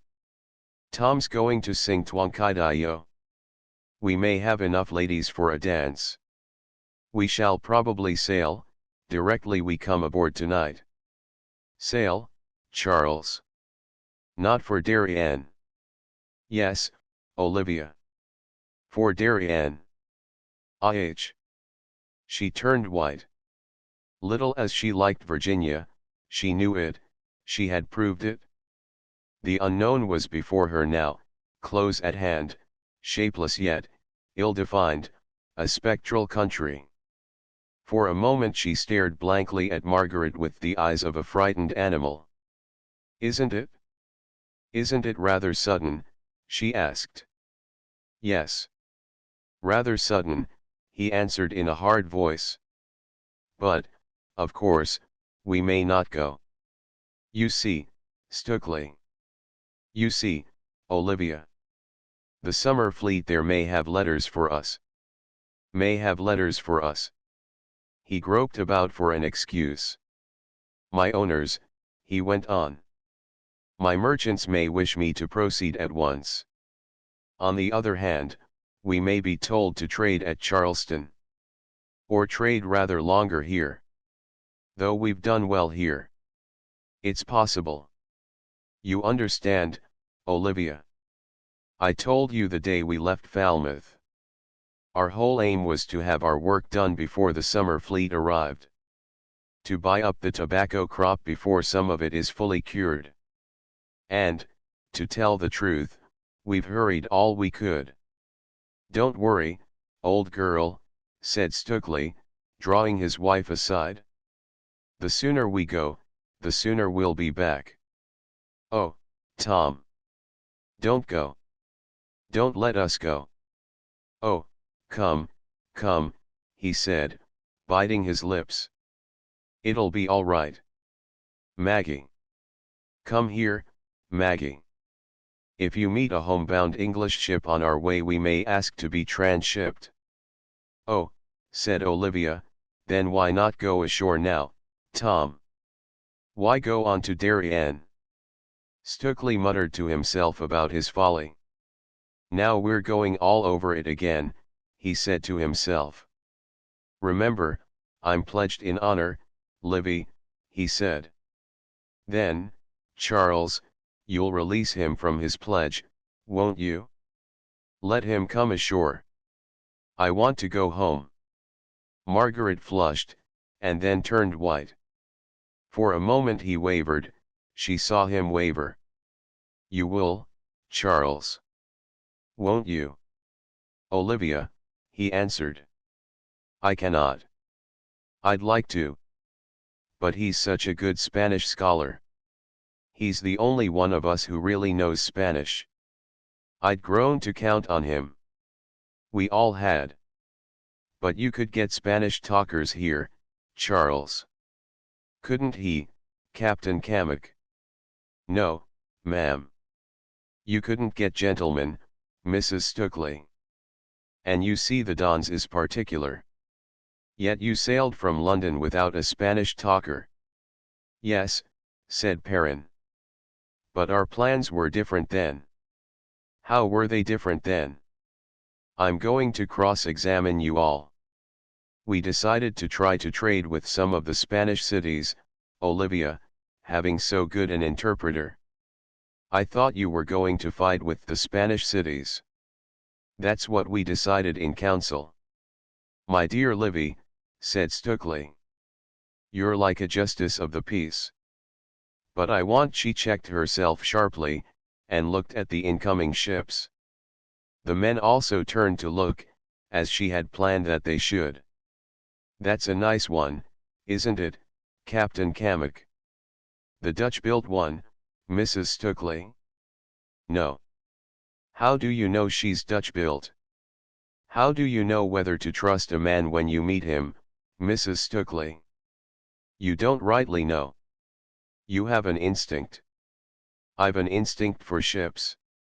There's 20 things tells me she's Dutch, long before I've time to examine them. Yes, said Margaret, only too glad of the diversion. But I want you to tell us now what it is that makes you say she's Dutch. It's in her hull, isn't it? What is it in her hull? The Dutch, sir, said Kamek, are built for the India trade, and they give their ships a rather high sheer, and not quite so much camber as an English builder likes. Then they like a very flat floor, and a tuck. That he wandered on into a swamp of sea terms, taking it for granted that his hearers understood him. Margaret and Perrin plied him close with questions as the ship loitered past them, rolling in the light wind, her men singing out at her clewlines. While they talked, Stukely and Olivia went below to the cabin, Stukely with the feeling that Olivia would now make no more fuss, Olivia with the sense that all was not well, that something was withheld from her. Tom, she said suddenly, as soon as the cabin door had closed, you're keeping something from me. What is it? Why am I not to know? I'm not keeping anything back. Tom, I think you're being made a tool of. I think Charles has some scheme that isn't quite right. Don't be dragged into it, Tom. Dragged into it, Livy. You've a noble, trusting nature, Tom, and I love you for it. But, oh, I feel sure Charles has some deep-laid scheme, that he's afraid to tell you of. I don't think he was telling the truth to me just now. Oh, nonsense, Livy. He couldn't tell a lie if he tried. No, Tom, dear, but he was trying. When? He was trying to find a reason for the ship sailing tonight. But it was the plan, Livy. We expected to sail as soon as the summer fleet came. Why, Tom? Tell me that. There may be letters ordering us to sail. My dear girl. Maggie's got a whole firm of merchants to order him as they please. We had to be ready in case an order came from them. There may be no order. But we weren't ready, Tom. When the fleet was signaled we were in the midst of trading. Yes. But my dear child, if there's no order, we may trade again tomorrow. You think it's all right then, Tom? Do you? Of course I do, Livy. You've got fine eyes, Livy. Did you know that? But why should they alter their scheme of fighting the Spaniards? You promised to help the Indians against the Spaniards. Now you're suddenly asked to help Charles's merchants to make trade with the Spaniards. You never promised to do that. And I should never have let you. Never. Never. Oh, Tom, they've tricked us cruelly. They aren't going to help the Indians, Tom. They're going to make money, like common city merchants. And they want my noble, generous Tom to help them. Don't do it, dear. Don't do it. I can't bear it. My dear Livy. I can't have you mixed up with merchants. Look here, old girl. Aren't you a little unreasonable? We've decided that we can help the Indians best by making some sort of agreement with the Spaniards. You say we have decided this. When was it decided? Why wasn't I told? We haven't really decided. It was suggested last night. After you'd gone to bed. Why wasn't I told? What was suggested? It's a fine idea, Livy. Kamek suggested our going to one of the towns and proposing an agreement with the governor.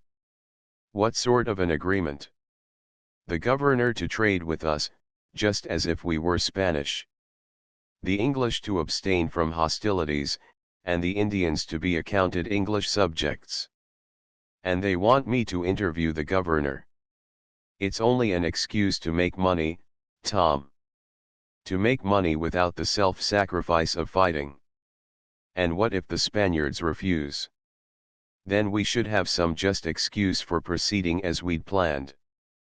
Tom, I don't think they've been straightforward with us. There's something hidden. I'm sure of it. But what can be hidden, Livy? My darling charmer. Besides, look here, my beauty spot. I'm ambitious. I want to make my Livy proud. See.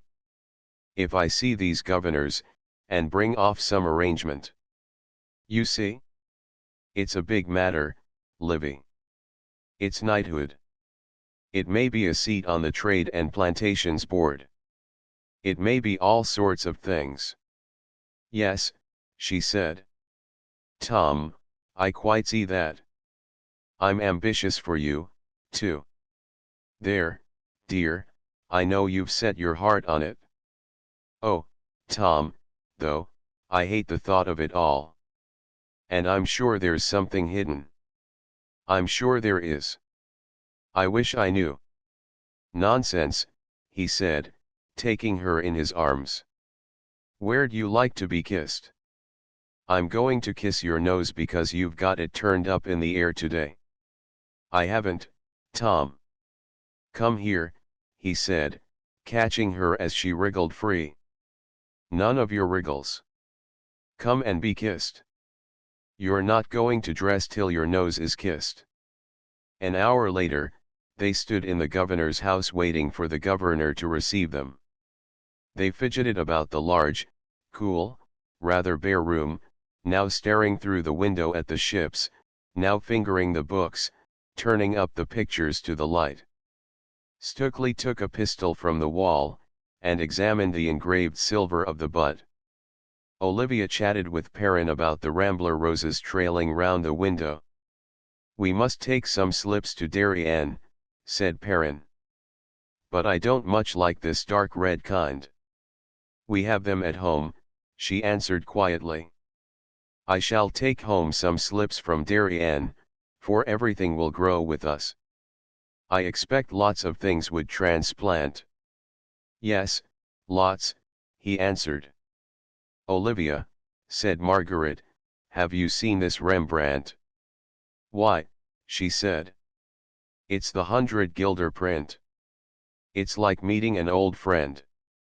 Yes, said Margaret, peering. It's a very beautiful state, too. What's the etching beyond you there, Edward? One of Holler's. Ah, yes, said Margaret. It's interesting to put a Holler beside the real thing. No artist can make a ship wonderful to us. A ship is a wonderful work of art without him. Just look at them there, Olivia. They're beautiful, she said, looking at the ships. Why? The Broken Heart's under sail. Her topsails are on the caps. Ready for us to go. In case we do go. Yes. In case. Olivia looked at him steadily, noting that, for all his self-control, he seemed uneasy at her look. The situation was saved by the entrance of an orderly, in the white coat and blue scarf of the Virginia troop. He saluted. The governor presents compliments and I'll join you directly. Thank you, said Margaret. I suppose the mails have arrived. Do you know? Yes, sir, said the man, as he stood in the doorway. In the summer fleet, sir. Thank you. What have you got there, Tom? Said Olivia. A little pretty pistol, he said. Nice silver chasing, said Perrin. Spanish, said Margaret. They make those at Toledo. Let me see, said Olivia. Yes. Spanish, said Stukely. Wheel lock. Loaded. Priming cup lidded. A very nice little gun. See the Spanish motto. What does the Spanish mean? Asked Olivia. Se nada, pero. I can't read it. It means, I know nothing. But I talk well. I wonder if I've forgotten my pistol shooting. I used to be able to nail the ace of diamonds at a dozen yards. Let's make Pilly back up against the wall, and do the William Tell act. Tom, dear. Don't play with that. It's loaded. You might hurt somebody. Yes. Put it down, Stukely, said Margaret. It's one of old Howard's treasures.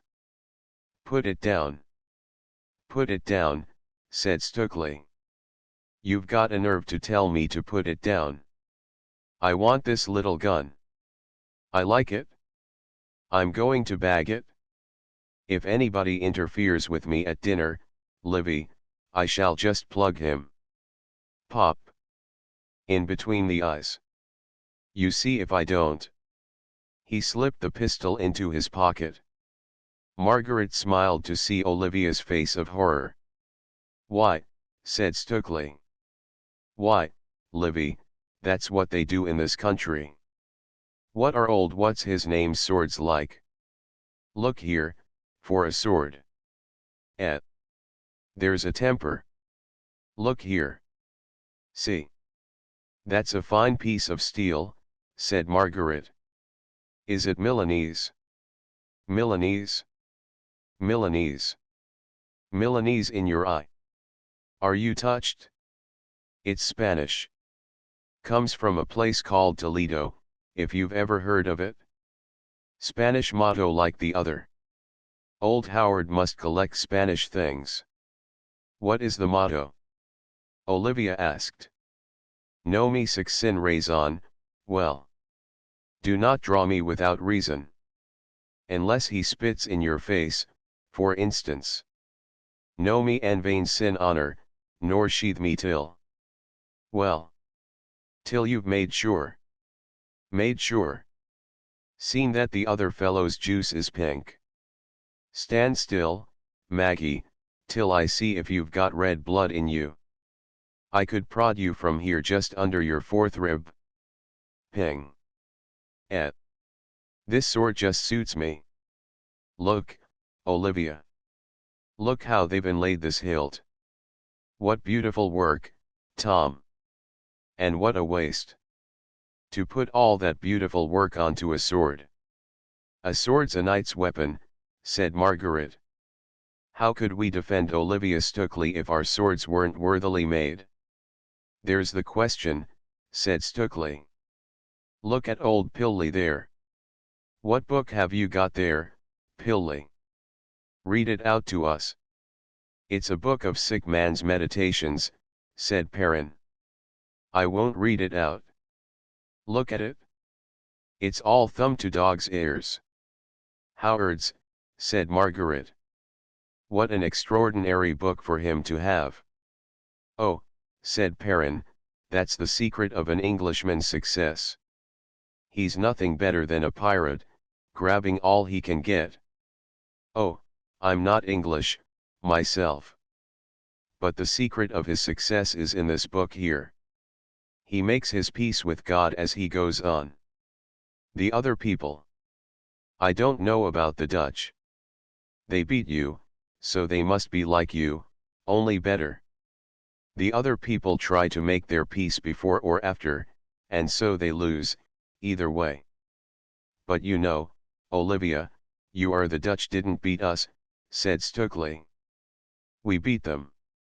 So you're out of it there, little taffy with the leak. How about the Medway? Look, Olivia. Look at Jamestown. This is the capital of our chief colony. Would any other nation in the world produce a capital of 20 wooden houses, a fort, a church, and a governor's mansion? This is the mansion. Look at it. A better mansion than you've got at home, said Stukeley. What are you talking of? Suppose the Dutch were here. Think what a city they'd have built. What a hothead it is, said Margaret gently. I don't agree with you a bit, Edward. You're all wrong. The Dutch haven't done much in the East. At least, they've worked, and made the Indians work. And the English here. Have they worked? Not so much. Isn't that an argument against you? It tells just the other way. Work is often one of the most degrading things in the world. All work that gives no rapture of creation is degrading. That is why the merchant is poor company, and the professional a conservative. The Dutch built Batavia, but their system has ruined the spice trade. The Spaniards built San Domingo, but their system ruined the island. They've built Panama and Lima, but they've destroyed both Costa Rica and Peru. A city can only be the growth of a civilization. You can only build a colonial city by agreeing to ruin the colony. So here. There may be a time when all the trees in sight will have sailed out to sea. This harbor may be crowded with ships. Who knows? This place may be another Athens someday. There's not much Athens here now. The colonials aren't much like Athenians. I think they're very like, Edward. They're fond of liberty. They take a beautiful pride in their bodies. They are attached to the country. They're very like Athenians. The world doesn't alter much. How about Plato and Sophocles? They were not the world. They had wrought themselves to something finer than the world. The governor's got a devil of a lot of letters, said Stukeley. There goes his secretary to him. Yes. Well, I pity the man who tries it, Stukeley muttered, thinking of an arrest. Is this a very good harbor for ships? Olivia asked. Yes, very good, said Margaret. Don't you love to imagine the river here full of ships, the biggest and most beautiful kinds of ships? And then the banks here, and yonder, with a city. A city, built of marble. Marble cathedrals. And a great citadel on the hill there. A great naval power is always on the brink of ruin, said Perrin. Athens was a great naval power, and had her navy smashed by a power without a navy. Carthage the same. Spain was greatest at the 88th. There's another instance. Naval power is a very fine thing, said Margaret. You're mixing up greatness, and the weakness which comes of overweening pride, or the defect of greatness. That's what you silly celts are always doing, said Stukely. At this moment the orderly reappeared, saluting. Beg pardon, sirs, he said, but which of you gents is Captain Margaret? I am. His lordship's compliments, sir, and will you step this way? Margaret glanced at the faces of his friends. Stukely sat down, nursing the sword, looking at the doorway and at the window. Perrin, who sincerely hoped he was about to see the end of Stukely, enjoyed a mental vision of the Ephesian matron. His daydream was of Olivia in black, in a darkened London room, and of himself, the comforter, come to console her, with platitude in low tone, sentiment speaking grief's language. Olivia turned to the spinet. She tried one or two notes with her finger, making little wry mouths at the want of tune. Is there any Virginian music, Edward? She asked. I heard some Negroes singing in the tobacco fields the other day. It sounded very sweet. It came home to one strangely. All working songs come home to one, don't you think? Yes, said Perrin. They are so simple.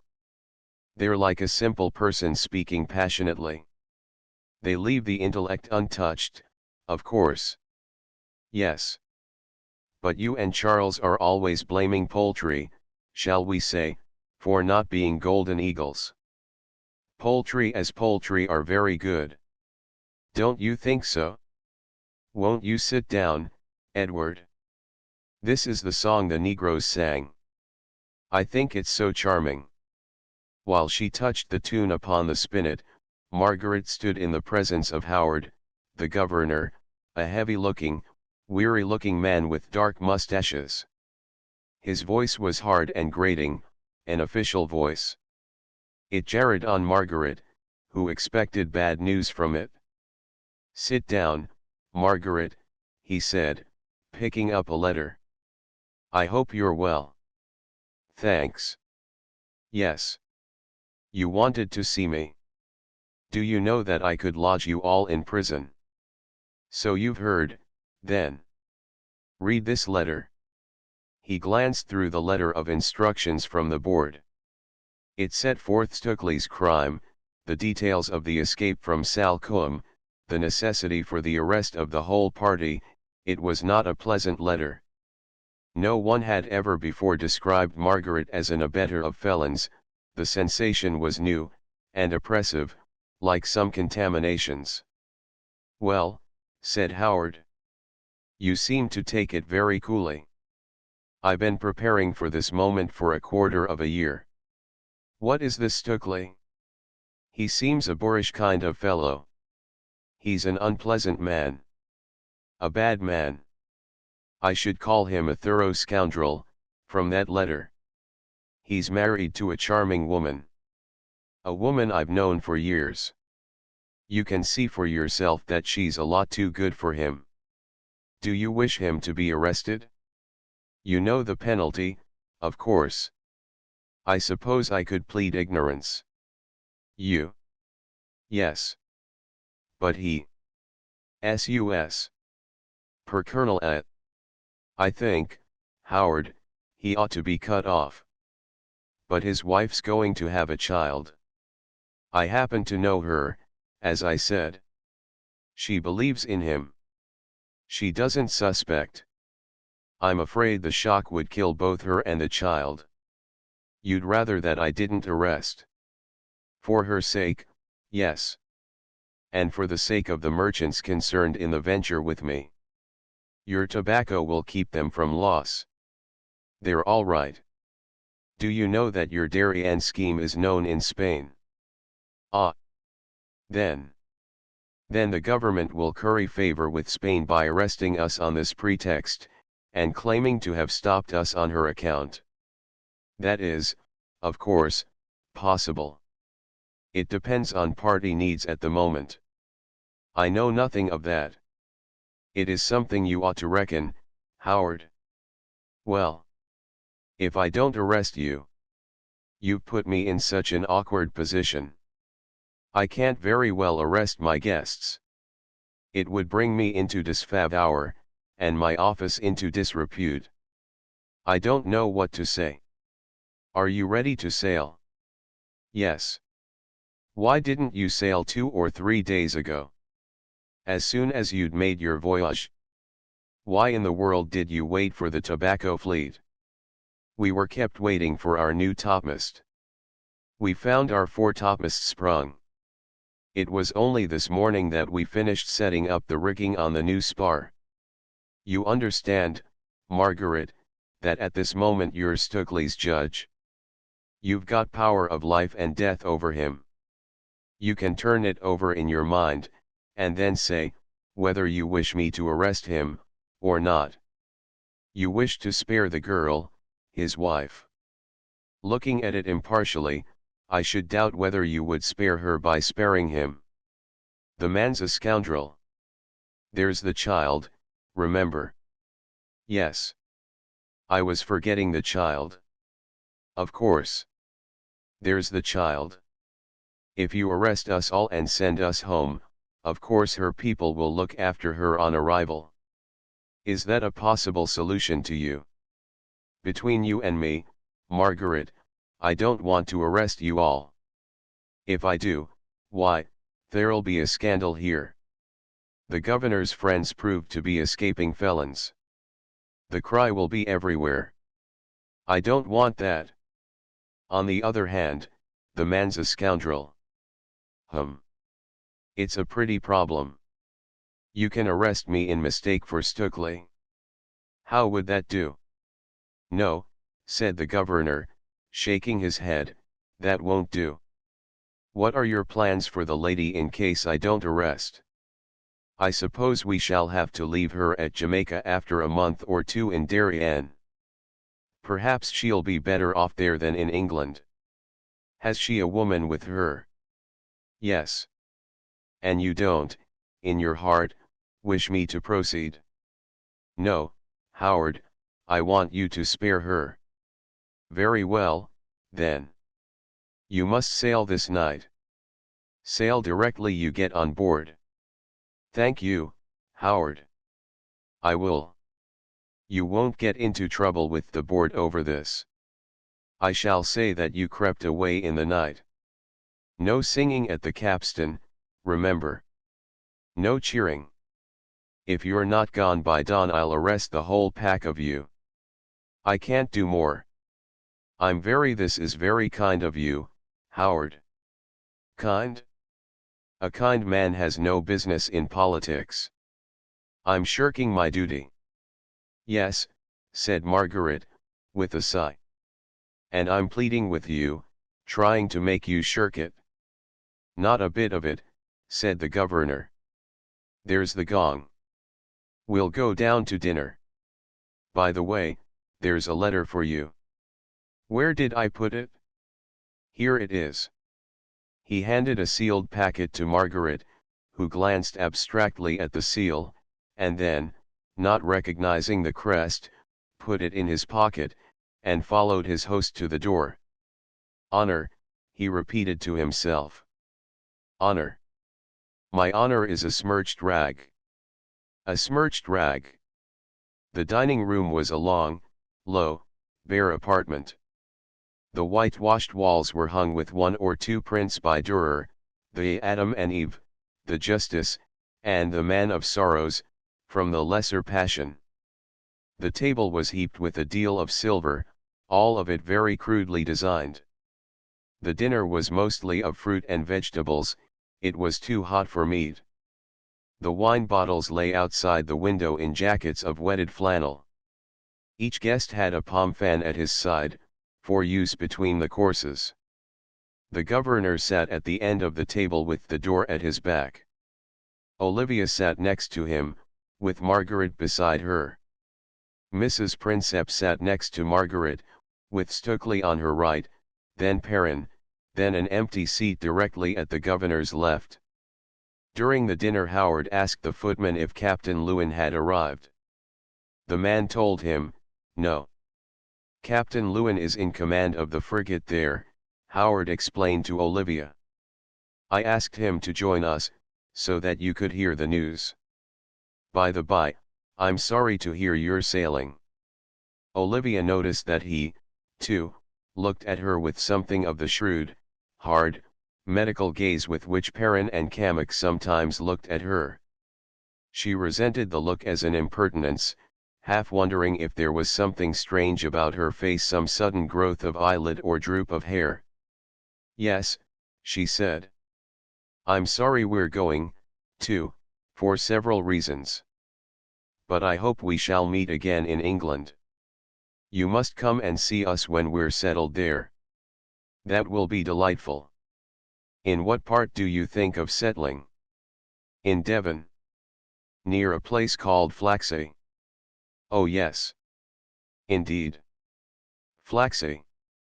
That's near the sea. I know Flaxey, Mrs. Stukely. There's a beautiful old house there.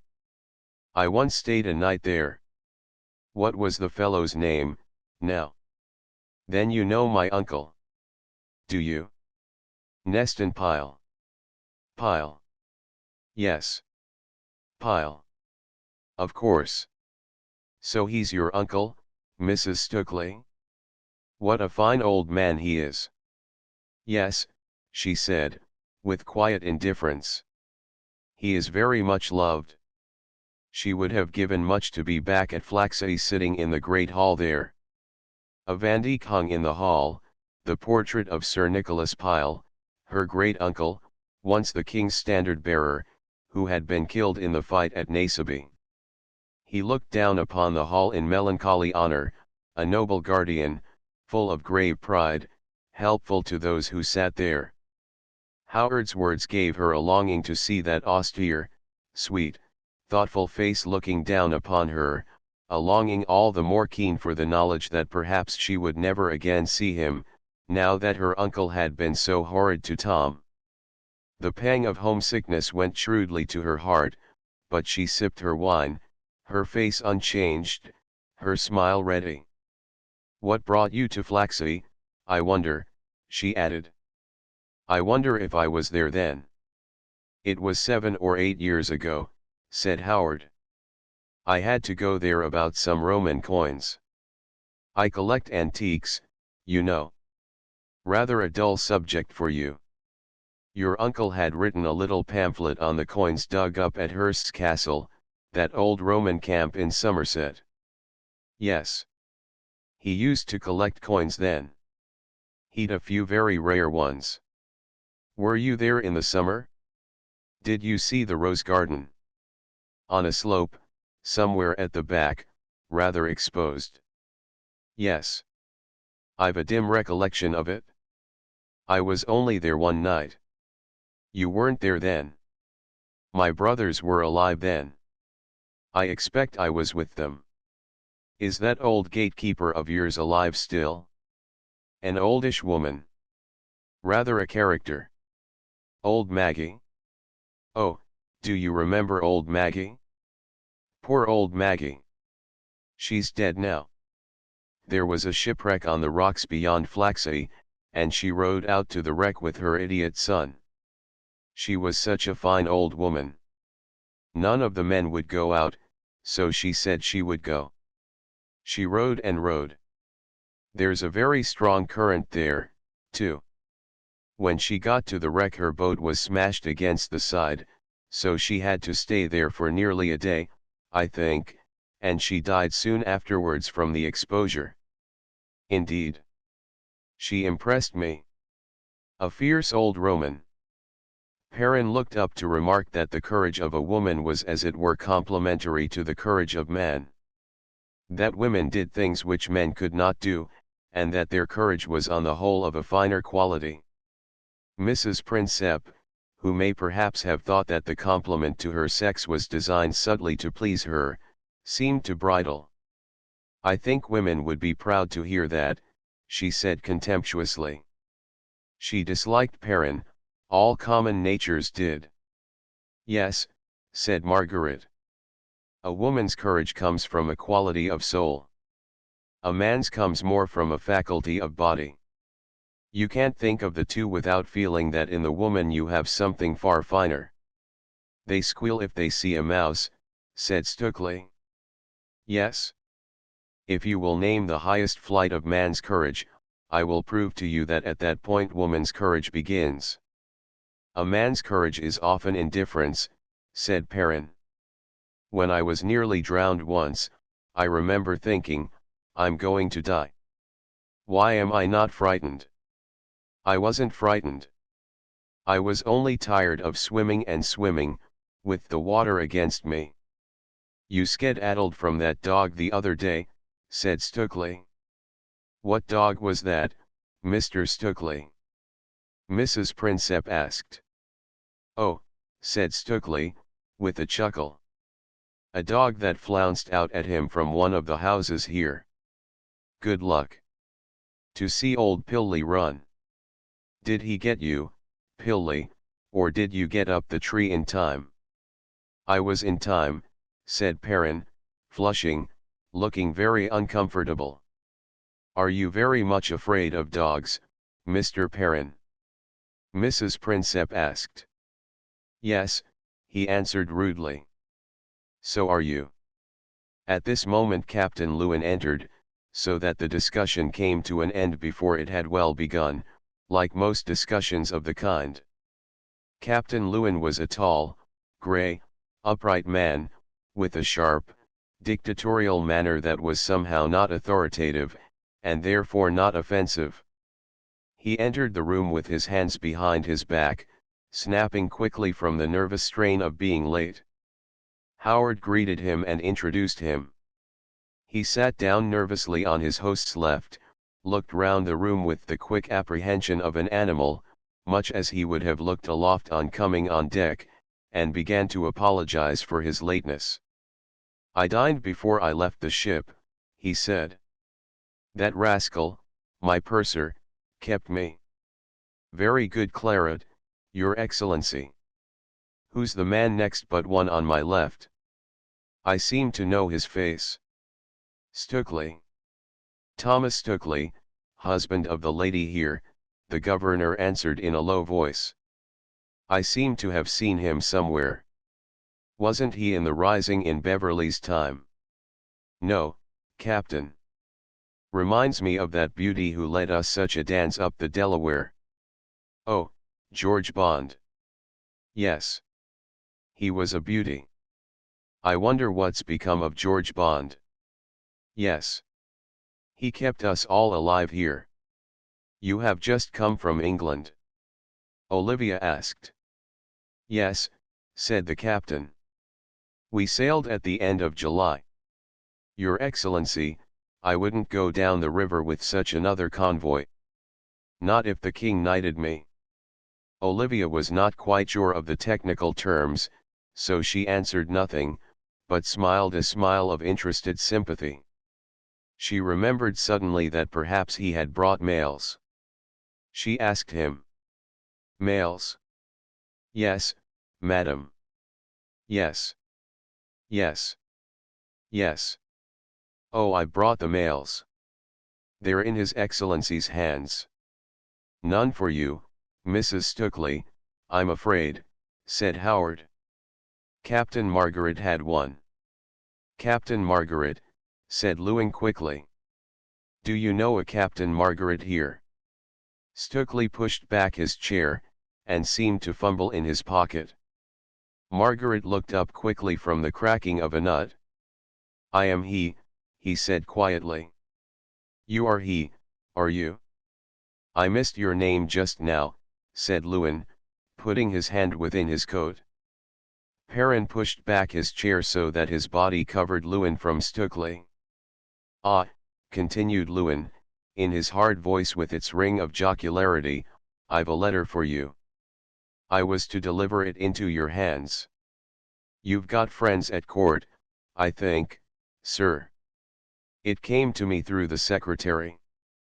Margaret kept a steady face, not daring to glance at Stukely, for a wink to a blind horse may be as disastrous as a blow. His first thought was, here it ends. His second thought told him that Perrin was giving the show away, by pushing back his chair. His third thought took in the possibilities of the pistol. He filled his wine glass composedly, so that he might have a missile handy, then poured a little claret into Olivia's glass. Friends at court, Captain Lewin, he answered. No, I don't think so. Let me see this mysterious letter. A sudden impulse urged him to keep Olivia's eyes from her husband's face. Howard, he added, you never showed Mrs. Stukely those experiments of yours on the Masefield. Aren't those some of the Masefields just behind you? Ah yes, Mrs. Stukely, said Howard, reaching behind him to the jar. Let me explain them to you. Lewin selected a sealed packet from his pocketbook and handed it across the table. Olivia, reaching out her hand to pass the letter to Margaret, saw the superscription. Why, she cried, it's from Uncle Nestor. How strange. We were just now talking of him. So is this Sir Nestor's hand, said Margaret, putting the letter to one side. He asked because the letter in his pocket was addressed in the same hand. Yes, said Olivia, looking down at it. Aren't you going to read it? Read it, said Stukely in a strange voice.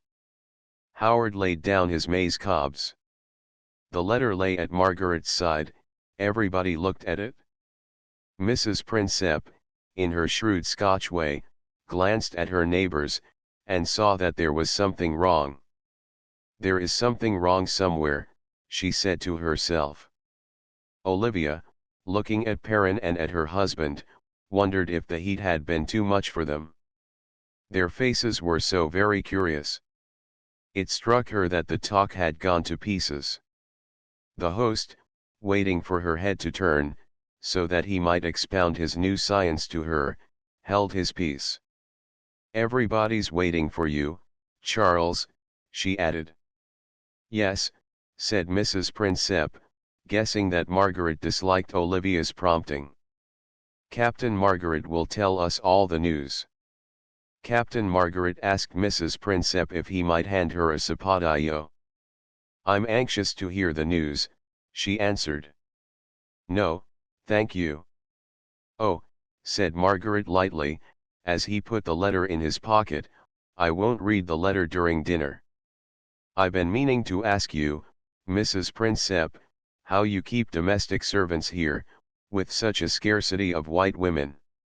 I'd rather hear what the letter says, she answered, than talk about servants. We get so little news here from England. I don't understand the craving for news, said Perrin.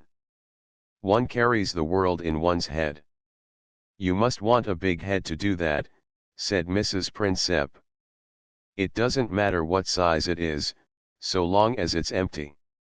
Why read letters and gazettes when one can read imaginative work? Mrs. Prinsep remarked with bitterness that she knew not what imaginative work meant, unless it was a kind of thing which she disliked very much. She half rose, catching Olivia's eye. The two ladies left the room, Mrs. Prinsep to abuse Perrin and to apply crudely an examination, Olivia to suffer from homesickness, thinking of her uncle's letter. Mrs. Prinsep could draw little from her, for Mrs. Prinsep, while suspecting something wrong, naturally suspected a woman of finer beauty than her own of being a party to it. Her theory was that Olivia had run away from her home, and that, being beautiful, she was possibly not correctly married. She liked Stukely, but she had her duty to herself to consider. She put Olivia through a conventional catechism, in the course of which she asked for particulars of the wedding. Olivia, seeing her drift, replied coldly, in monosyllables. Meanwhile, in the dining room, Over the wine, Stukely badgered Margaret to read the letter. "Read it," he kept saying. "Read it? Let's hear what's in it." Howard wondered at his tone, but as he knew something of Stukely's affairs, he drew Lewin out of the room, so that the voyagers might read the letter together undisturbed. When he had gone, Margaret opened the packet brought by Lewin. Stukely picked up his wine-glass and crossed over towards Margaret, so that he, too, might read. "What do you want, Stukely?" Margaret asked him. "I want to read that letter, of course. It's about me. Do you generally read the letters of others? I'm going to read this. Are you?" Margaret looked at him coolly, finished his letter, and started to read the other. As he had expected, the letters were alike. One had been brought by a merchantman, the other by the man of war. The letter was that saddest of all letters, the letter of the old man who asks humbly, knowing the selfishness of youth. That the old man wrote without hope seemed evident to Margaret from the appeal he made to chivalrous sentiment. "I am confident to write to you," ran the unconfident words, "though we are little acquainted. I had the honor to serve with your father more than 40 years ago." Then there came a request that Captain Margaret would cause Stukely to be arrested and brought home to trial, so that Olivia might again be under his care. There was also a moving prayer that he, the son of that old brother-in-arms who had ridden with the writer at Newbury 40-odd years before, would let Olivia know what her husband had done. She was ignorant of her husband's nature, but in England it was said that she was not so ignorant. In England her honor seemed smirched, for there were some who saw in her flight the ruse of a criminal and his doxy. It was right that she should know this, and very right that her husband should stand his trial, so that their honor might be cleared. The letter was bitter reading to Margaret. It made him feel that he had stained Olivia's honor in staining his own, and all for the sake of a ruffian incapable of feeling the sacrifice. If the letter had come before his interview with Howard he would have pleaded differently, child or no child. He looked grave, helped himself to more wine, and handed a letter to Perrin. "What's the old boy say?" said Stukely. "That is surely not your business," Margaret answered. "I'll make it my business. It concerns me. Isn't it all about me?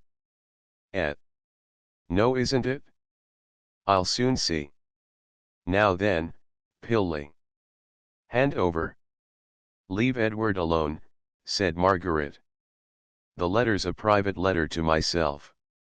I prefer that you shall not read it, Stukely." "Shall not. Blood. Shall not. Give it to me, Pilly." "Sit down, Stukely," said Margaret. "Don't you touch me, Stukely," said Perrin. "Give me that letter." He was within snatching distance, but Perrin twisted aside, so that he missed his mark. He sprawled across Perrin trying to reach his outstretched hand. "Get out, you beast," said Perrin, thrusting with his elbow. "Temper, said Stukely. He feinted quickly for Perrin's nose. Perrin's outstretched hand flew back to guard, the letter was seized with a whoop of triumph. Stukely glanced contemptuously at Perrin, and began to read the letter, as Margaret quietly walked round the table to him. Stukely saw him coming, and kicked Mrs. Prinsep's chair across his shins, checking his progress for an instant.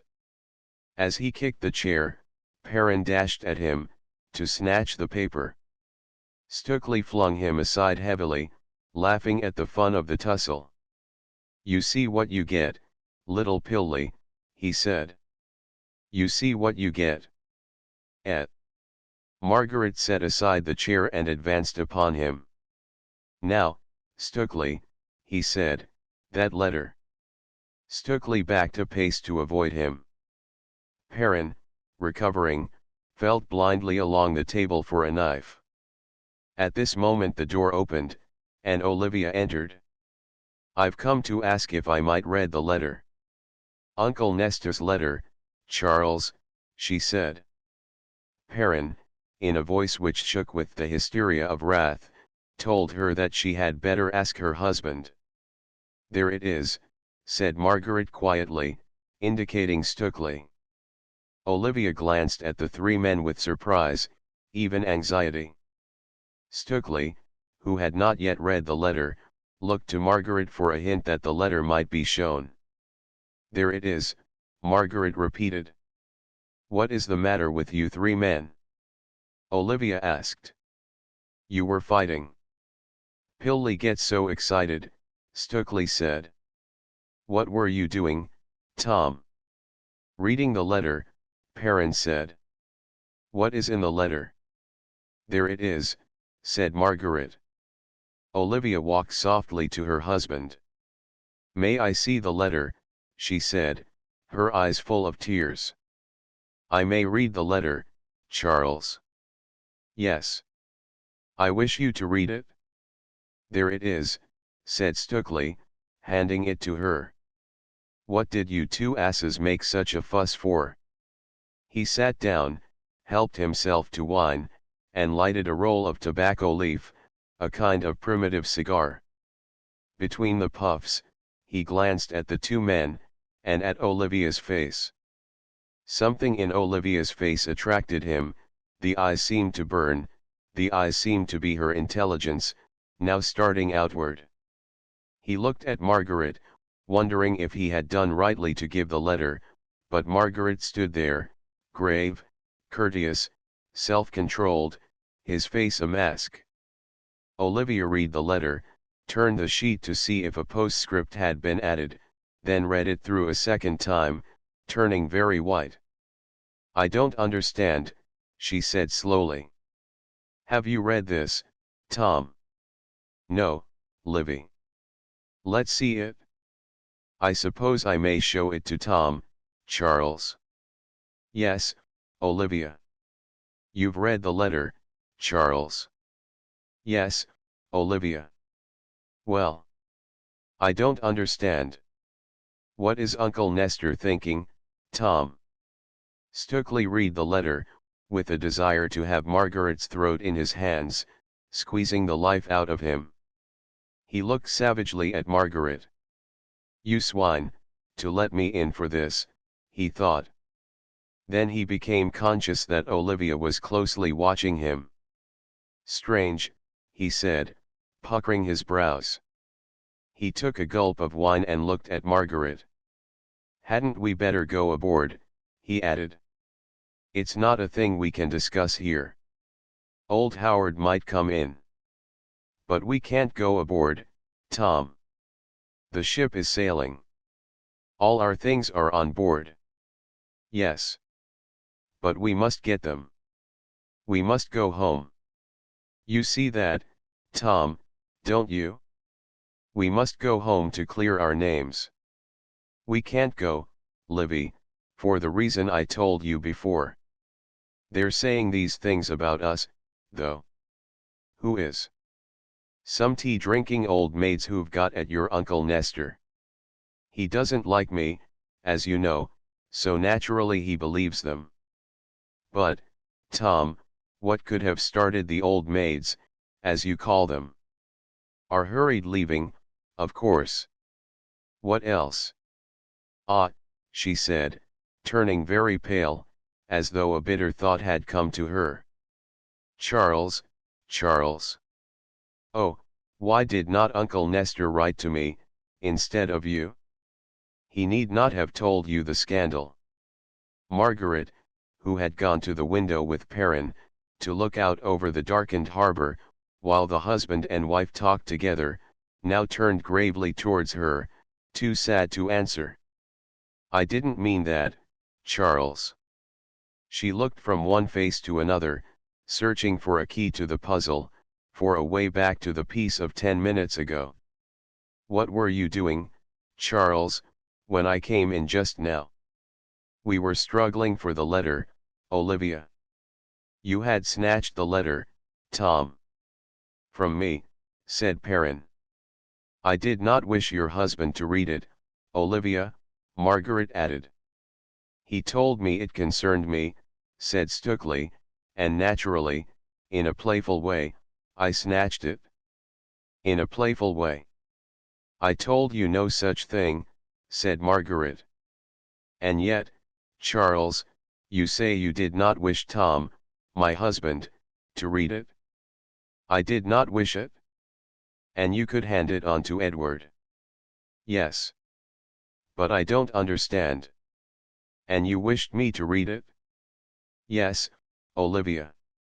I wished you to read it? We can't discuss it here, Livy, Stukely said. Old Howard may come in. Let's go on board. Tom, we can't go on board. I can't enter that ship again. They've been calling us that for 3 months. Do think what it means, dear. Only cackle, he answered sullenly. I'm not going to alter my plans for a little old wives' cackle. You think it's only that, Tom? Good luck. Yes. But let's go home and put an end to it. If we don't it may grow. It may. The door opened. Howard entered. He looked round them with his air of weary boredom. Captain Margaret, he said coldly, your boat is waiting. Your captain is anxious not to lose the tide. Well, we'll go on board then. Edward, fetch Olivia's wraps. No, Olivia said. No. Not that. We're not going, Charles. We're going home. Oh, this letter is like a fire. Come, Edward, said Margaret, we'll be getting our cloaks. I'll get Olivia's things, Stukely said. Tom, she cried, you aren't going to run away like this, letting them think you guilty? You can't, Tom. Go back. No. No, I can't let you. Dear, we must face this. We must go home and face this. Margaret was at the door again, hooking the heavy silver cloak clasp at his throat. He looked at her pitifully, saying nothing. He wished that he could help her, for the sake of her little one, but the letter had struck a jangle in him, and Stukely had made him lose his temper. He thought that he had gone too far now, that he had shown Stukely to be guilty. He could not bring himself to speak. He was worn out with the long anxiety of love. He was tired. Stukely must fight his own battles, tell his own lies, maintain his own deceptions. He was too weary of it all to be sad, even when, after shaking the governor's hand and thanking him for his kindness, he turned to Olivia, with his hand outstretched. Well, Olivia, he said. Well, she said. What do you want, Charles? Are you going home? He asked bluntly. Of course I'm going home. Do you think that? Do you think I could live longer in that ship, eating, and lying down, and watching the sea, with this being said of me? Yes, said Stukely, I think you could. Put on your wraps, Livy, and come on. Tom. Tom, dear. I would go, Mrs. Stukely, if I were you, said the governor. You couldn't leave the colony here much before November. I am very sorry, she answered. But I don't think you know the circumstances. I've discussed them with Captain Margaret, he answered. You discussed them, Charles? Yes, Margaret said. Howard gives good advice, Olivia. I don't think my wife wants your advice, said Stukely. Come, Livy. Here are your wraps. Come on. Don't let's have a scene. Tom, she said, holding out her hands, swaying a little, her eyes blind with tears. Tom, I beseech you, let's go home. What is your pledged word to what they are saying?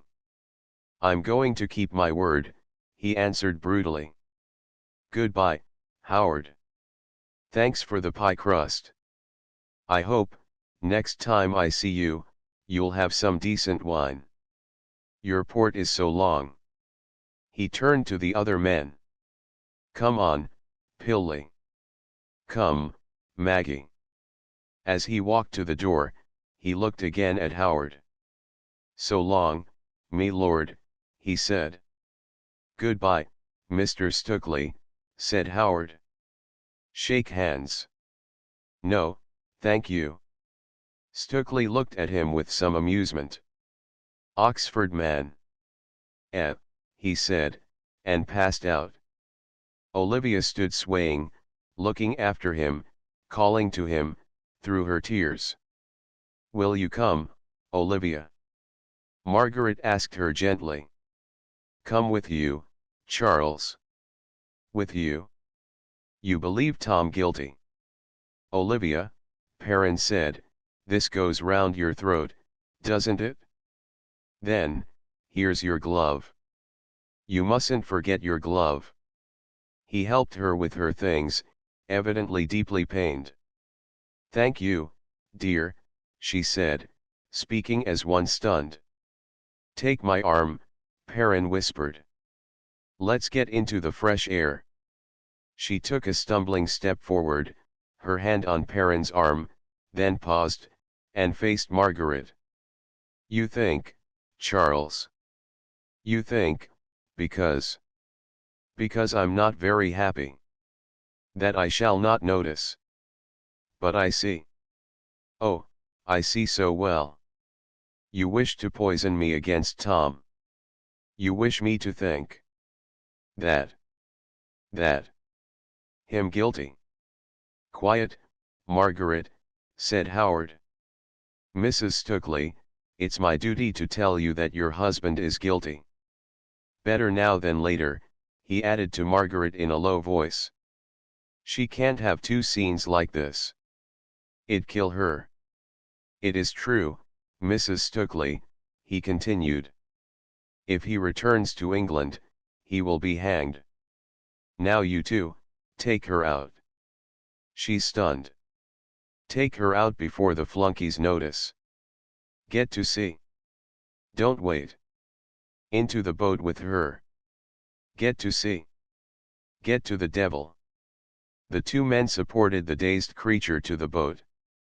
Howard watched them from his pleasaunce, with an air of weary boredom. Like clubbing a kitten, he said to himself. But nervous women are. They are. He watched them pass away into the night, the oars grunting through the darkness, the voice of the coxswain sounding very clear. He noted it as a sign of rain. Afterwards he heard the feet tramping round the capstan, amid yells and screams and pistol shots. There are the men of war. The buccaneers, he said cynically. My reputation's gone. I forgot them. He stood amid his flowers, watching the fireflies, waiting for the end. He saw dimly the jib of the great ship cloaking a star. Then among the screams of many drunken men, with laughter and shots, and oaths, the topsails jolted up, the parrels groaning, to a ditty about a girl in Paradise Street. The roaring chorus woke the ships in harbor. The crews answered, cheering, beating their bells. The bell of the broken heart was rung like the alarm of fire. He smiled to hear them, repeating the phrases he had planned for his official report. She stole away, unnoticed, in the night, he repeated. So that I could not give effect to the Honorable Board's command. It's getting chilly, he said. I must go in. She's gone. She's out of sight. From very far away came the words of a chorus, the catfall chorus, sung by men so drunk that they had to take the catfall to the capstan. Blow, my bullies, blow for spring Erskine, Io. There's plenty of gold, so I been told, on the banks of the Rio Diablo. It was the last of her farewells. Howard went indoors, to his game of cribbage with Mrs. Prinsep. They have gone to found an empire, he said to himself. That song is an imperial hymn. Men of the breed. Et. X the landfall we are arrived among the blessed islands, where every wind that rises blows perfumes, and every breath of air is like an incense, the treasure of the sun dwells here. The island princess. This new come captain hath both a ship and men. The sea voyage. The broken heart made a poor passage. The 1800 miles of sea between the capes and the Sambalos were dragged through wearily, in calms, in light airs, in headwinds, during 6 weeks of torment. Through the Florida Channel, across a sea of brass, through the Yucatan Channel, hugging the Cuban side, then launching out, past Grand Cayman, past Providence, she rolled and drove, foul with her months at sea. Her gilt was battered off, her paint peeled, her once white decks were crossed with tar marks, where the seam tar, sticking to shoes, had been impressed crosswise as the seamen walked. An awning was over her poop. Her boys splashed her decks continually with salt water. The men about decks did their work languidly. At night they lay among the booms, sheltered from the dew, sleeping in their watches, their eyes covered lest the moon should blast them. A ship driving to the south, with all her sails set, her side a little bowed, whitening a line along her focsle, is beautiful to see, noble, an image of wonder. She should be allowed to pass, swaying her beauty in a rhythm, for beauty is enough, one should not question beauty. If one question, then in that stately ship may be found a hell. Men mutinous, officers overdriven, boys in misery, the captain drunk, wasted men forward, flying from justice, broken men aft, carrying their incompetence to other lands, to breed it there unchecked, the rigging rotten, the sails threadbare, all the hull of the ship in outcry, a decay, a fraud, down in the hold a fire smouldering, a little red glow, a fireball, not flame yet, waiting, charring the beams, blackening in the bales, till the wind fan it to a crackling triumph, to a blaze, a mastery. Amid the screams of men, amid death. Even such a ship was the Broken Heart, as she drove on to the south, her sails slatting. Within her were many tortured hearts, each heart a chamber in hell, in the hell of the wicked or the weak, where the prisoned soul atoned, or added to the account to be paid later. At the galley door, waiting for the cook to let them light their pipes, their one pleasure, the seamen watched the gentry, envying them, talking bitterly of them, angry at the world's injustice to themselves, angry at the ease which they would lack, though they lived to be old men, always working hard. Of all the ship's company, Olivia was the most to be pitied, for she was in the worst hell. Her soul had been bruised in the stock, all that made life for her had been taken from her violently. She could not think. When she rose up an image rose up with her. If she shut her eyes, it was there, if she looked out over the sea, it was there still, the image of the room ashore, the fruit plates, the smell of wine, the men standing guiltily, the sheet of creased letter, with its fine, tremulous writing. All of it she saw. It was always with her. When she lay down it was there, when she slept it was heavy upon her, like the trance of a sick man. Sometimes, in spite of her will, against her nature, it played itself over to her in her mind, like a farce, a stupid farce, ending in tragedy, in one stunning blow, crushing out sense, as it had crushed her in life. Her husband would be there, rude and common rude to her, common before all those men stripping away the cloaks her love had wrapped about him. Her husband, the flaming young love, the man she had chosen, was before her, acting as she had once seen a drunken man act when dragged by his wife out of a beer shop. She had loved that, given herself to that. Then Howard's words, clubbing home the meaning of her husband's rudeness. That horrible flash of insight, of intuition, which made the guilt apparent, that was harder to bear than Howard's words, more terrible, now that it returned to her. All along the memories of her married life were headlands, promontories, projecting blacknesses, unexplained, irritating, the unanswered questions which had puzzled her. Thus and thus her husband had acted in the past, queerly, she had thought, even then, not as she would have had him act, not as a knight would have acted, not as the men she had known would have acted. The acts had puzzled her, they had frightened her, but she had explained them, she had told herself that men were different, and that she loved this man. Now there came a light, a sudden meteor. The black capes and headlands glared out upon her, lit up, one after the other, in a baleful vista, a marching, illuminated army of witnesses, glaring out his guilt, one after the other, day after day, night after night, a sleepless company. They seemed to shout to her, tossing the words one from the other, in her disordered mind, if he returns to England, he will be hanged.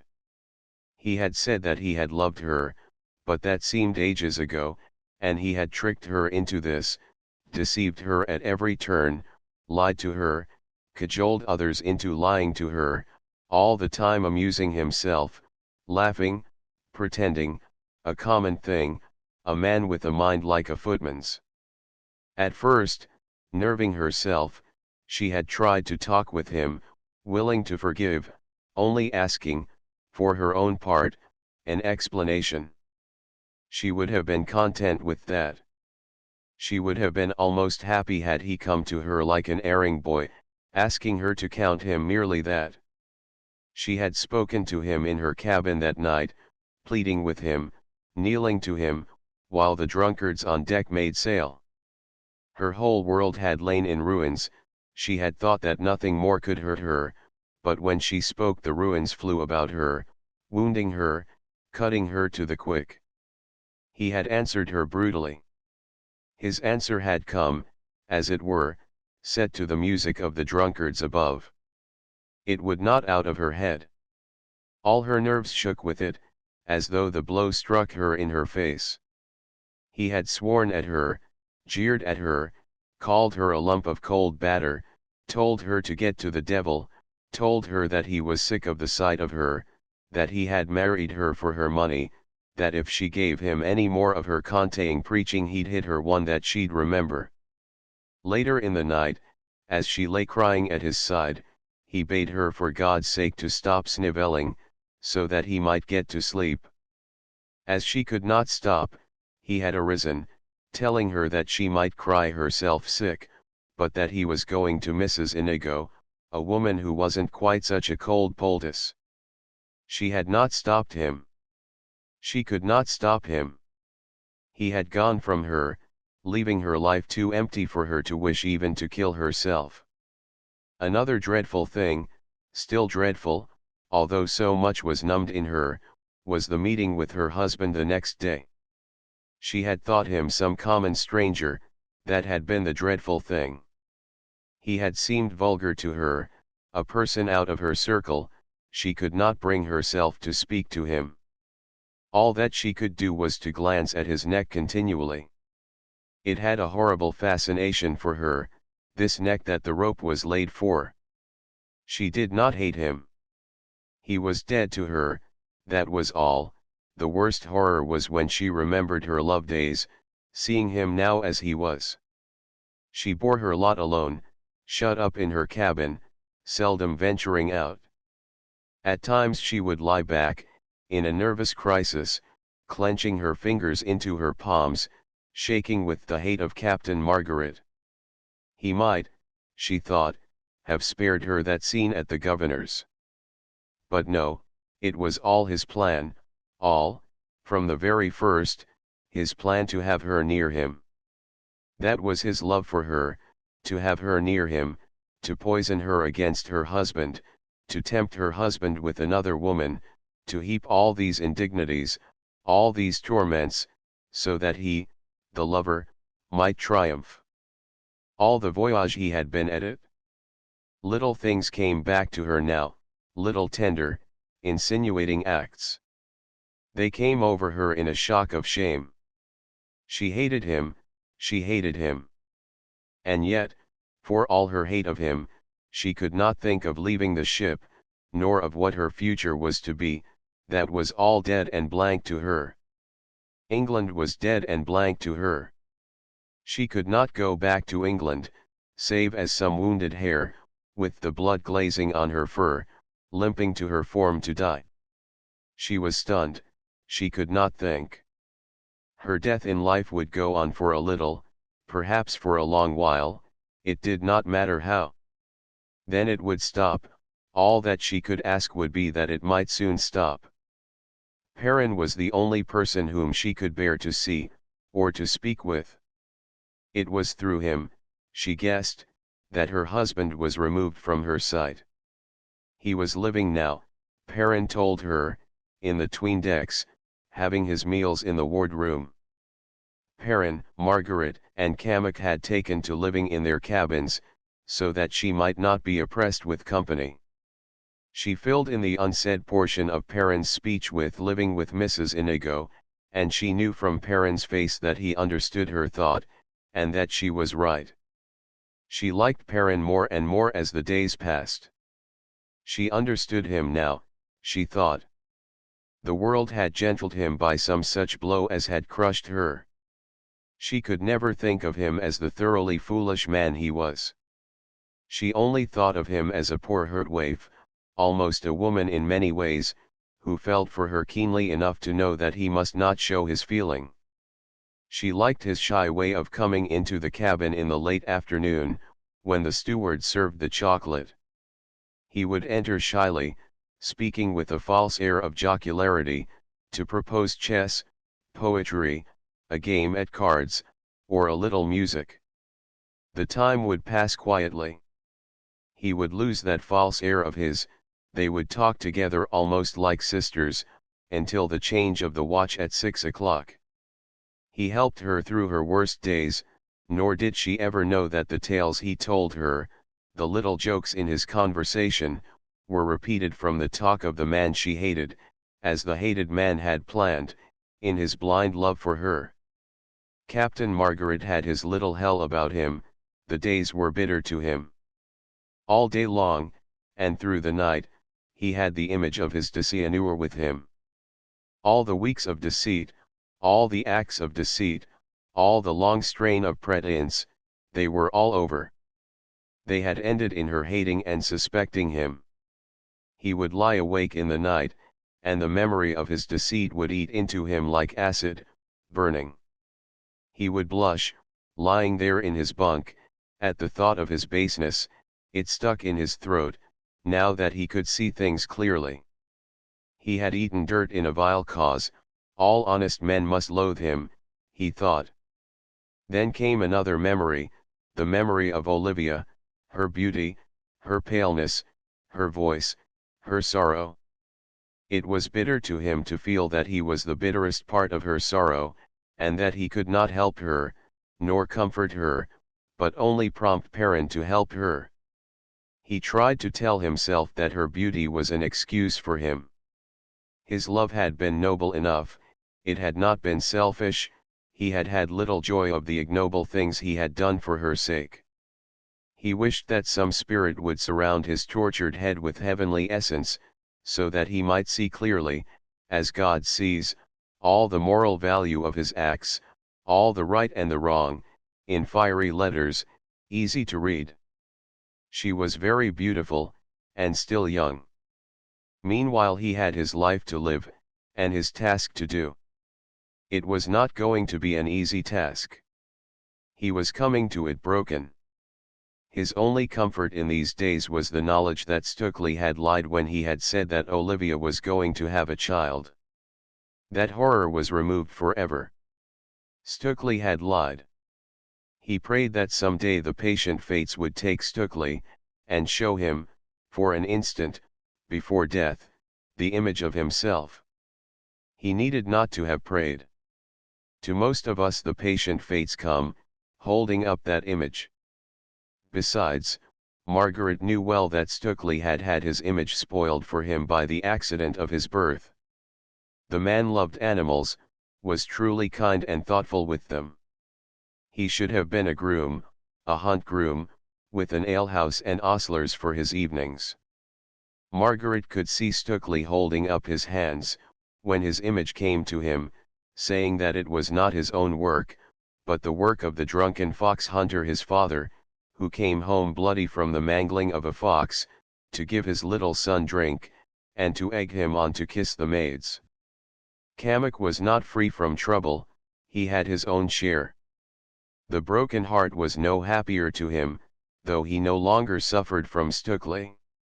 The men of war were the cause of the trouble, even as he had feared. They were too independent, they resented control, they had a bad effect upon the ship's discipline. He had had trouble with them from the very first, when they came aboard drunk, 27 of them, bringing with them, as members of their company, the 2 deserters from the trading booth. He had promptly put the 2 deserters into irons for a night. He had then turned them forward, stopped their rum for the voyage, and forced them to work on deck from 8 in the morning till 4 in the afternoon, on all days, whether it was their watch or not. This had caused a mutiny among the men of war. They had come on deck to demand the return of their mates. Margaret, having called all hands aft, had spoken to them, as Kamek confessed, like a father. He had read his commission to them. He had promised them that, if they showed any signs of rebellion, he would land them at an English colony, where they should be drafted into the navy without mercy.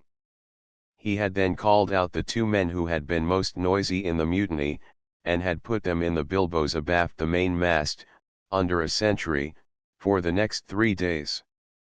But though the mutiny was crushed, the ill feeling remained. The men of war went about their duties sullenly, showing that they resented his action. The FOCSLE hands, quick to catch the mutinous temper, became soldiers, who loafed and skulked, till the mates, goaded by their insolence, made protest, with a bite of the topgallant brace. Kamek had more than the anxieties of office on his shoulders. He had to walk the poop, the captain of all on board, in a false position. In a sense he was a privateer. Had he been, as he once was, a privateer only, he would have known how to handle the privateers beneath him. He understood them. He could even feel for them, he knew how they felt towards him, when he saw them hanging round the hatch, cursing the crews and all on board. But in the broken heart he was less the privateer than the merchant captain going trading. He had divided interests to manage, he had a divided crew under his command. He could see that the temper of the ship was as bad as it could be. The men were in that difficult state a little on this side of mutiny, always on the verge, never quite declaring, but sullen enough to make their captain's life an anxious life. He expected that their arrival at Springer's Quay would put them in a better spirit. He wished that he could give them some fighting on the way, for it was the belief of his old commander that there is nothing like the sight of a dead or wounded comrade to make a man look to his leader with trust and thankfulness. Meanwhile he drilled all hands daily at the guns, expecting a refusal of duty at any moment. Thinking of the situation in the quiet of his cabin, he decided that the crew would not stand failure. "If we fail," he said, "this gang will not try twice. No privateers will. And these aren't the pick of the kipe." He felt that the crews would fail. His forebodings obsessed him. When he walked the poop at nights, walking athwartships now, not fore and aft, lest the helmsman should attack him from behind, he was sure that he would never see home again. He was always imagining a place of noise and smoke, with himself falling forward on the sand, looking his last, shot in the body. The obsession made him more serious than usual. He borrowed a testament from Perrin and read the last chapter. Perrin angered him by saying that the last chapter bored him to death. As for Stukely, his senses were gratified, he asked for nothing more from the world. He had every reason to feel satisfied.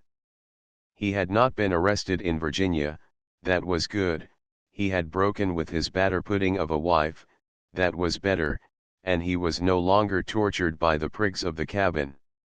He was messing now in the wardroom with Cotterill and Ramage, visiting Mrs. Inigo openly, whenever he liked, that was best of all.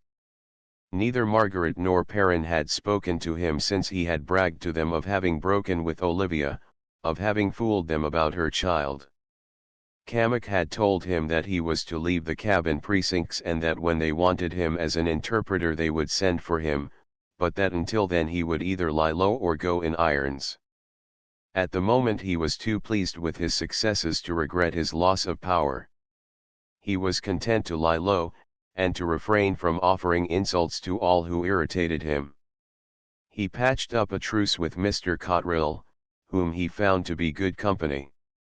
He made friends with Smut, the ship's cat, and taught one of her kittens to walk on bottle mouths. He made friends with several of the men of war, who had their mess without the wardroom. He would sing Old Rose and Twankidio to them, in the fine bass voice of which he was so vain. Like most seafaring men, the privateers thought much of a fine singer. They used to hang about the wardroom door after supper, to hear him singing quietly to himself, going over his trills and gurgles. He had but to come out into the 'tween decks to find himself a popular idol. Men would rise up from their chests, with real courtesy, as he came among them. If there were singers there they became silent suddenly, tale-tellers ceased in their stories. There came a low murmur of "Good evening, sir." "Good evening, Mr. Stukely." "Will you sit down, sir?" "Are we past the Saranas yet, d'ye know, sir," till he was entrapped among them. As he did not know sailors, he took all this to be a tribute to his good looks, to his fine physique, to his manner, to his taking conversation. He used to get them to tell him of their lives on the coast, believing that it was a kind of life which might please himself. He inquired also of the life in the Spanish towns, that lazy, luxurious life, with so many opportunities for amassing wealth and for self-indulgence. A buccaneer would handle a guitar, and sing, in a high, false, musical whine, about my Santa Marta. Another buccaneer, drumming on his chest-lid, would begin about the Spanish girls and the sack of Portobello.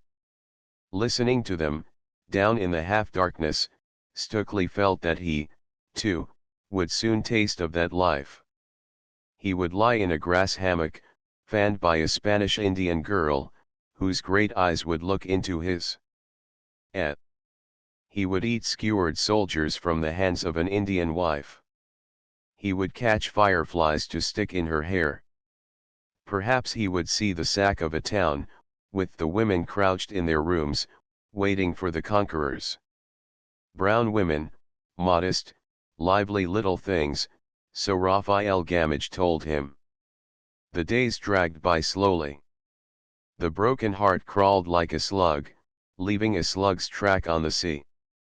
The bells struck, the sails slacked. The sun arose greyly in mist, then burned the mist away, a spilling spring of light, in a sky like blue fire. Then in the glare of noon the chart was marked, the penciled dot moved forward in its zigzag, past the Saranas, past Roncesvalles, past the Roncadors. Then the wind came fair for a few days to help her to the south, her bows in a heap of smother. Presently, when the first land wind came to them, in a faint breath, smelling, as they said, of Arnato roses, there came drifting butterflies, white and blue, very lovely, settling and dying on the deck, like petals from a fruit tree in spring. A strange bird sailed past them, drooping her legs, her wings beating like a mill wheel, rhythmically, her fierce eyes looking ahead, searching the sky. A tree tumbled in their wash, rolling over and over. A creeper from the branches sank in the wake, its leaves like little green hands, clutching out, far down, among the globes of the bubbles. Then when the sun was sinking, when the air was intense and clear, like the air in a vision, far ahead a bluish mist showed, so dimly, in such blue faintness, that one could not be sure. Till dark they watched it. When the dawn made each cloud a scale of scarlet, edged with fire to the mid-heaven, the mist took outline. Long before sunset the land lay clear, a long purplish line of land, with a gleaming peak or two round which the cloud streamed. It stretched away on each side of them, like an army in rank. Parts of it were dim, its wings were dim, but ahead the hills were gathered close, one could count each fold in them. Margaret, loitering on the poop with Perrin, watched them intently, with emotions which mastered him. A voice seemed to be talking to him. "What went ye out for to see?" it repeated. He had gone out to see this land, to hear the multitudes of seafowl scream. There lay the land. Like all lands seen from the sea, it seemed to lure him, to beckon to him, to be full of mystery which he could solve. "So that's the land," he said at length. "What do you make of it, Edward?" "I," said Edward. "It makes me shudder somehow. It's the end of something. Change is always horrible to me." Cammock joined them, thumbing the leaves of a portolano. "We're away to the east, sir," he said to Margaret. "If you'll stand in a bit further, sir, we shall open Golden Island clear, before dark. That'll give me a landfall to go by." "And when shall we make Springer's Key, Captain?" "Tomorrow, sometime, sir. But we'll stand in further here, if you don't mind. There may be some of those friends of ours in the harbor here. A nice little sandy bay in there, sir." Soon the hills drew nearer. The line of land became jagged.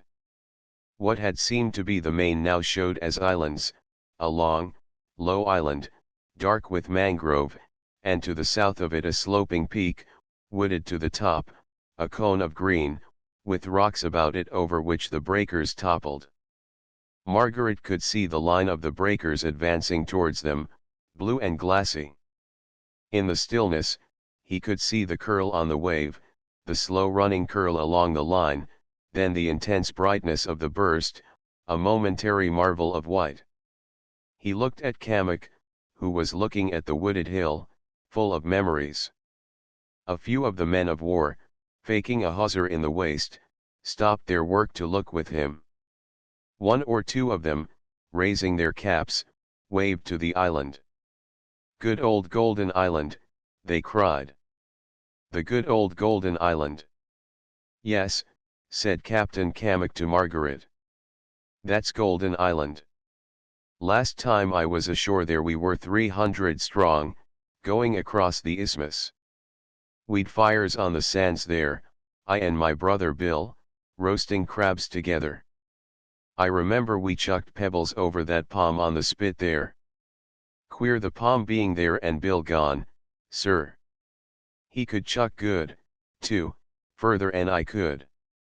You were very much attached to your brother, weren't you?" Margaret asked him. "I didn't set much value by him at the time, sir. It's afterwards one feels it. There's a little black devil of a reef beyond there, 2 feet under water at a low spring. You don't see it, and yet it rips you across all right. Ready-o, Mr. Cotterill. Haul the foot of the mainsail up. Hands about ship. Ease down the hillum." They sailed past Golden Island, and past Sisardi, watching the colors of the sunset on the rocks and woods. The brilliant birds flew homing, screaming. A faint smell, sickly sweet, came to them in puffs from the shore. Now and then, in the quiet, they heard the wash of breakers bursting on reefs. The noise kept them company at intervals through the night, as they drove on, under the stars, past Pinos, past Zambo Gandhi, towards the point of San Blas. It burst upon them mournfully, like the blowing of a sea beast, a wash, a breathing of the sea. When the dawn broke, flashing the flying fish into silver arrows, they were at their heart's desire. The palms on Springer's Quay were trembling, in the light air, before them. The ring of reef on the quay's north side stood up black amid the surf that toppled tirelessly. Pelicans flew past to fish. Macaws screamed from the fruit trees. Two Indians, with gold in their noses, waved to them from their canoe as they paddled softly, to spear cavalry. Beyond them, at anchor off the quay, was a small sloop. Her men were filling water ashore, wading slowly up the beach with puncheons. The saluting gun, fired by Kamak's order, made them gather together in a group.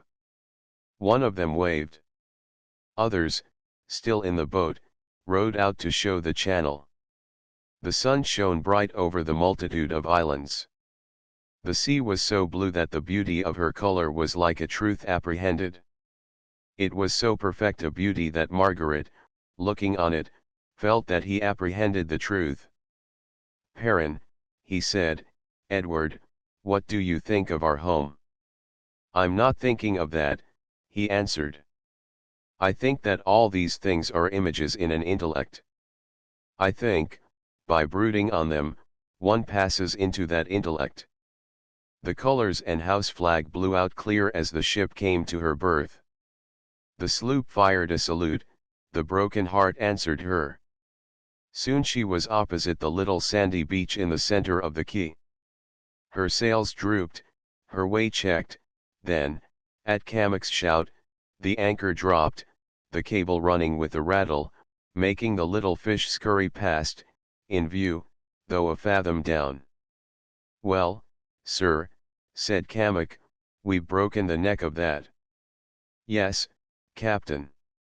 "And now?" "I've had the old sail room turned into a dining room. It's late for breakfast now, sir. I've got to see the captain of that sloop and learn the news. That's the first thing. Call my boat away, bosun." The privateer sloop was the Happy Return of Jamaica, Captain Tuckett, bound on a roving cruise with 20 men and a French commission.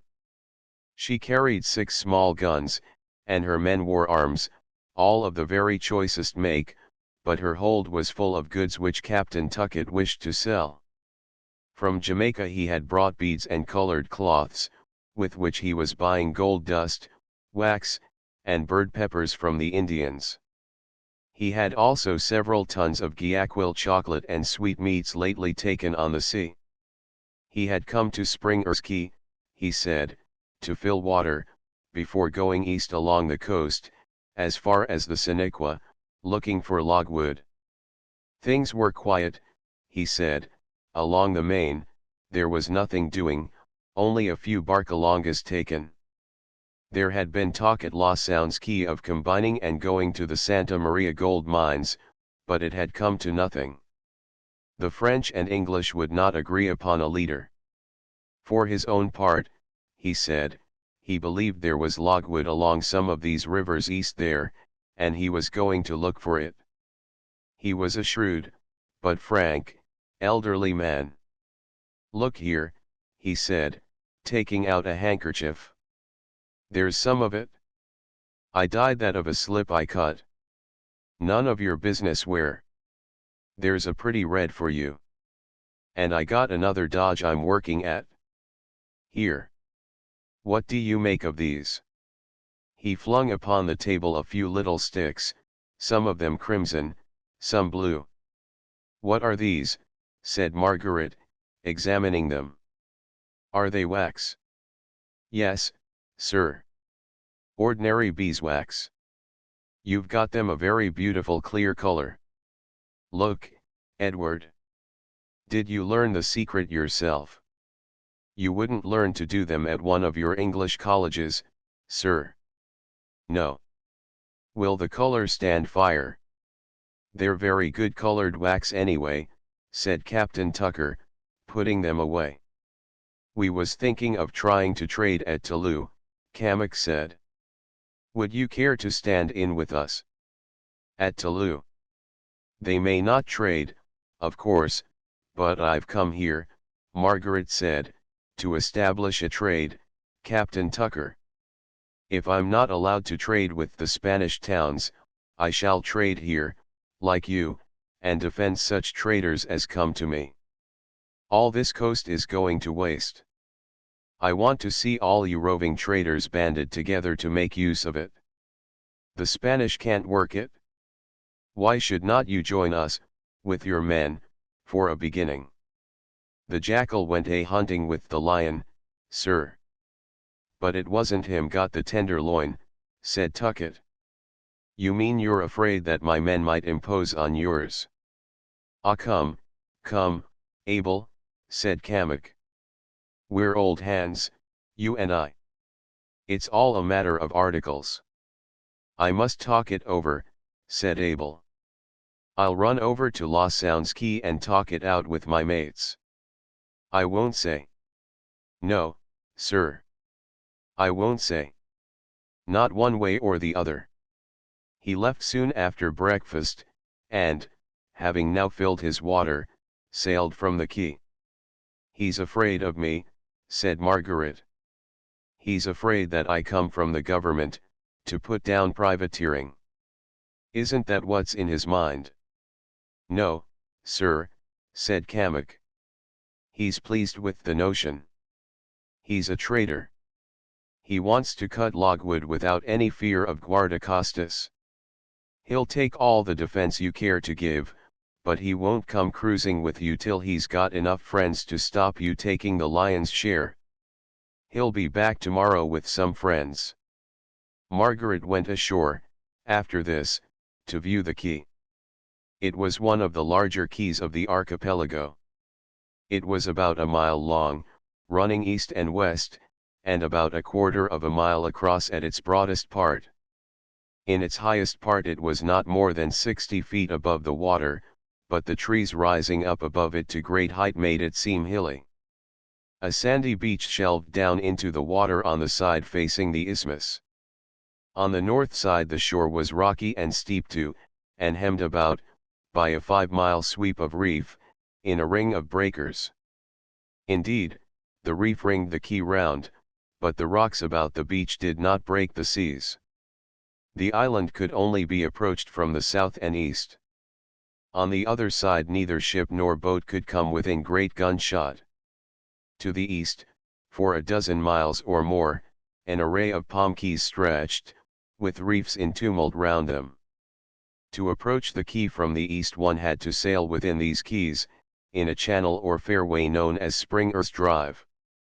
This channel was bordered to the south by the quays fringing the isthmus. The double line of quays, separated by 3 miles of sea, made a sort of palm hedge, or avenue, up to the anchorage.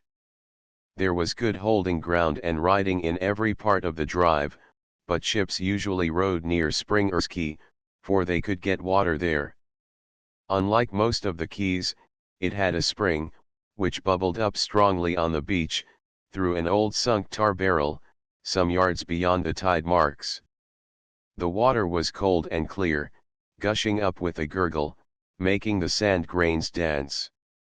The bottom of the cask was covered with rusty iron, old nails, old blades of knives, old round shot, laid there by sailors, long ago, in the belief that they would make the water medicinal. Someone had dammed up a pool below the cask, for the easier filling of the water breakers. The water gurgled away, over the lip of the pool, amid a tangle of water plants that bore a profuse sweet blossom, like a daisy. Margaret had never seen a lovelier place. The brightness of the sun on the sea, the green of the trees towering up beyond him, the macaws of all colors, making their mockeries in sweet notes, were beautiful exceedingly. It was all new and strange to him. He half wished that he might be left alone there. He had no longer any wish to succeed. Had Olivia been on the other side of the world, his strength would have gone to make this spot a home for half the ships in the world. They would have lain there, with their sails as awnings, at anchor off the city he had builded. His citizens would have made those islands another Venice, another Athens, a glorious city, a city of noble life and law. All that was in his imagination might have existed, he thought. All the splendor should have come in praise of her. Nothing would have stopped him. In his heart her face would have flowered, that beautiful, pale face, the image of the woman he loved. He would have made his city glorious. Marble bridges should have spanned the channels. His empire would have spread. It would have spread over the sea there, over the quays, over the low coast fringed with mangroves, over the hills, dim in the south, over the crags where the clouds streamed, beyond the great bay, far into the south, past Garachina, past Tumbez, beyond Ilo to the Evangelists. He would have been a king. His ships would have scented all the seas of the world, bringing bombs and spice home. Now all that was over, he saw what might have been. It would not now be. He had no wish now to see his city rise. He found his imagination dulled. The woman who had been his imagination, through whom, alone, he had lived imaginatively, walked, a tired shadow, with heavy eyes, in the ship beyond the reef. If he passed her she shuddered, averting her eyes. If he spoke to her twice he had tried to speak to her she drew in her breath, her eyes shut, she drew away from him as from a snake. He had no heart left to think of cities. All that he wished now was to do what he could for the merchants who had risked their money. The city would have to wait till the other lover came. The city would rise up glorious from the beauty of some other woman. All his love, and high resolve, and noble effort had come to this, that Olivia thought him something lower than Stukely, something baser than the beasts. He walked with Kamak to the island's eastern end, where a rocky hillock stood out from the trees. He saw that a fort there would command the channel. 6 of his long-range guns planted there under cover would be enough to defend the anchorage against any probable attack from guardacostas. He drew a sketch plan for a small redoubt, and ordered half his crew ashore to begin the clearing of the ground.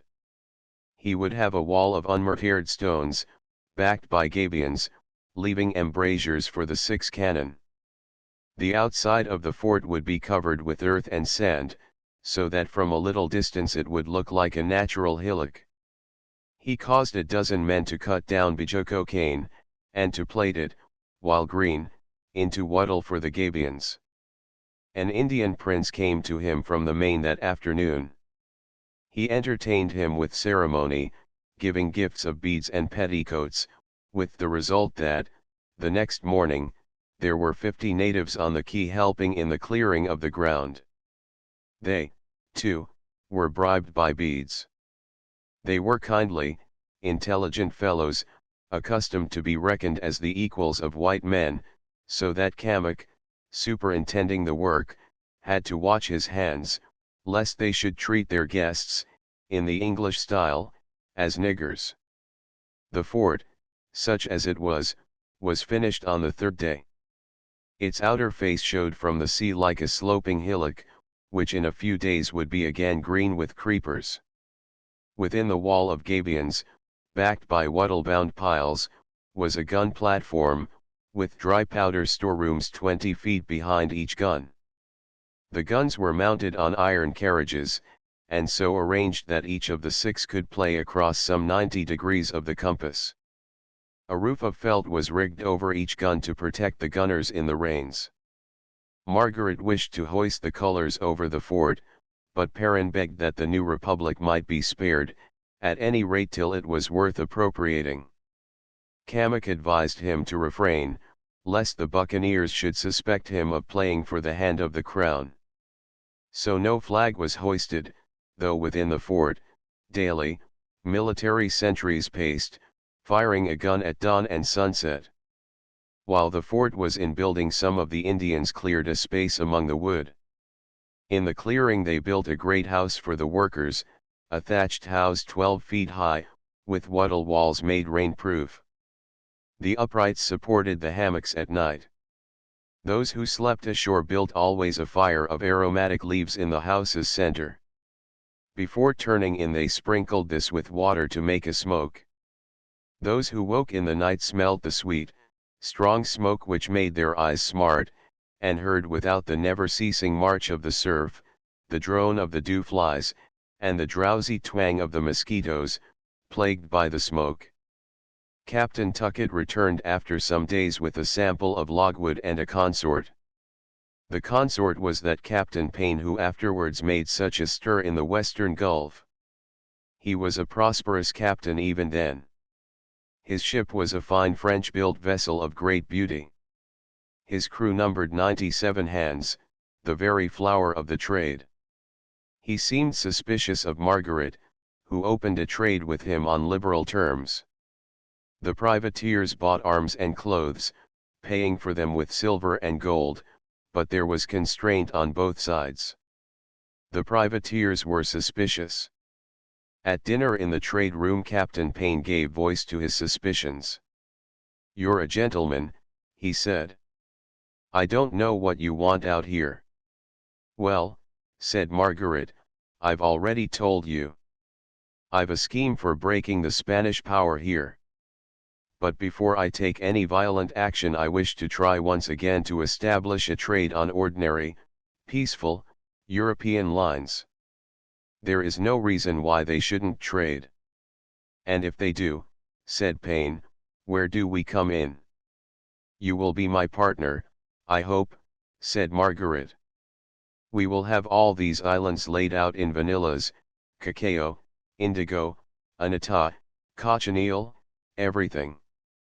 All the isthmus there will be our estate. We shall trade with the Spaniards and the whole of Europe." "Very nice, too," said Payne.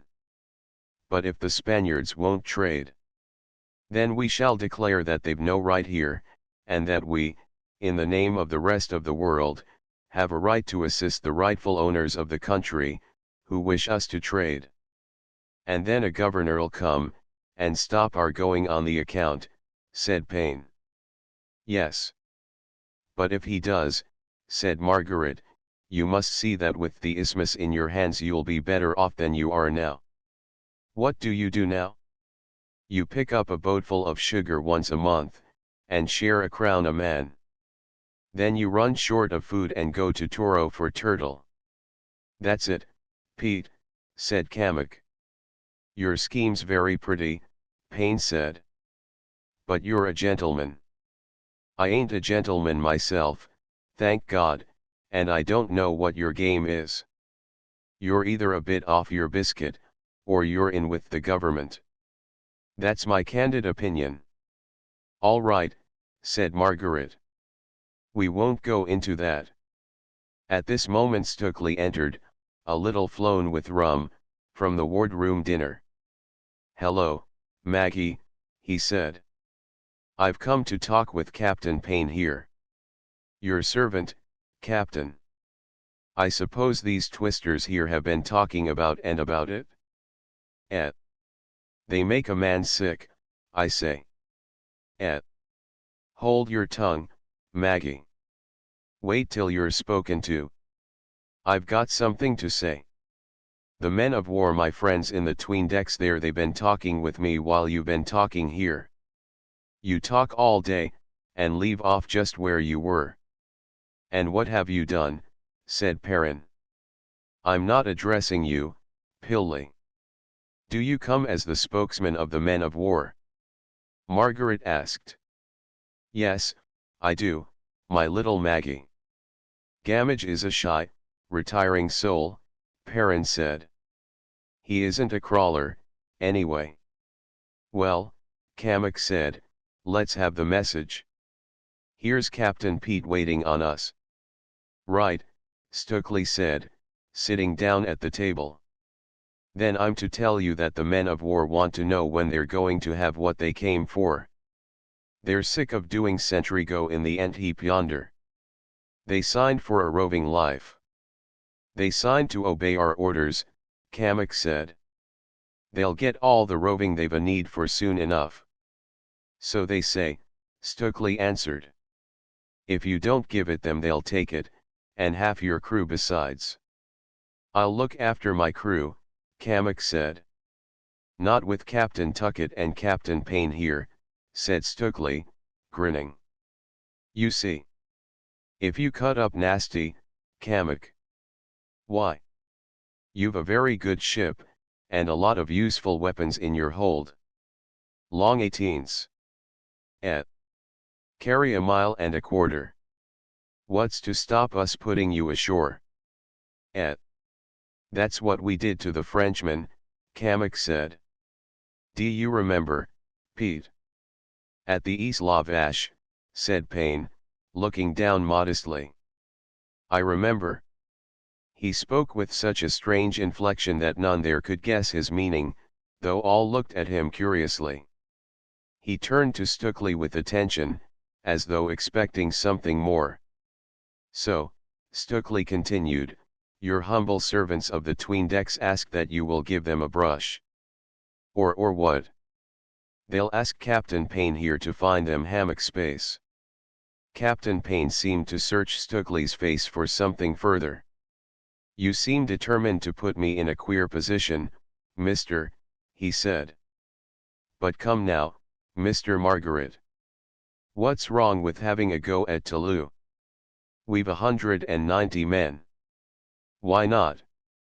I must trade, or try to trade. I've told you. I'm a merchant. Quite right, sir, said Tuckett. I'm a merchant, too. I'd be only too glad to trade. They won't let you, said Stokely. So why not look at the position honestly? Well. Trade. Try it, said Payne. If you try it, you'll get a sickener. Then you'll fight all the better, after. They used to trade, said Kamek. I've known a lot of interloping done. At Maracaibo they traded. They won't now, Payne said. Any man caught trading without the king's license is up for the everlasting prison remediless. You don't believe me? You try. I shall try, Margaret said. Right-o, said Payne. Then we'll sail tomorrow. Our 2 ships will keep out of sight of land. We could lie by among them Bernados. You can send in samples with your interpreter in Captain Tuckett's sloop. If they see a big ship standing in they'll fire at her. So send the sloop. They'll not listen to you. They'll likely fire at the sloop. So the next morning we'll land and take the town. There's £20 a man in Toulouse. Silver. Kamek, to give Margaret the cue, for he knew that Payne held the whip hand, said that he approved. That sounds like business, he said. This is Toulouse, Captain Margaret. He pulled out a quarto pocketbook containing elaborate charts of many places on the Main. The book had been the work of many days, and of many hands, for some of the charts had been copied, some made on the spot, some taken in fight, others bought, or drawn from hearsay, or bequeathed. It contained manuscript notes worth a lot of money to a good many people. This is Toulouse, sir. In Morosquillo Gulf here. This long beach runs 20 miles. It's all hard sand, shelving, and shallowish water in the gulf. Then back of the town there's forest. But all very flat land, as far as Cispada. Ain't that so, Pete? Flat as your palm. Them's nice maps you got, lion. Yes. I got some nice ones of these here islands. Every anchorage and spring marked. Basil done them. You remember Basil, Pete? He was a very good drawer. Dr. Basil? Yes. He drawed a tooth of mine once. Ah. Now as for Toulouse, Captain Margaret. It's a walled town. But the only guns are in the sea wall. And the wall ain't much more than gabions. Not much stone about it. If it comes to fighting, we'll land on the beach away south here, and creep up, wading, along the beach, so as to arrive about dawn. Well, Captain Payne, said Margaret. We'll sail tomorrow. We'll see which of us is right. He smiled pleasantly, but his thoughts were bitter. He saw that to succeed on the main one needed to be one of the crowd. Payne there, the inscrutable, pale man, had long ago decided how to use him. He, a cultured gentleman, with the king's commission, was in Payne's hands. He must either go with Payne, or lose his crew. His crew would follow Payne at a nod. If he tried to coerce either Payne or his crew, he saw that there would be trouble. The broken heart would be taken from him.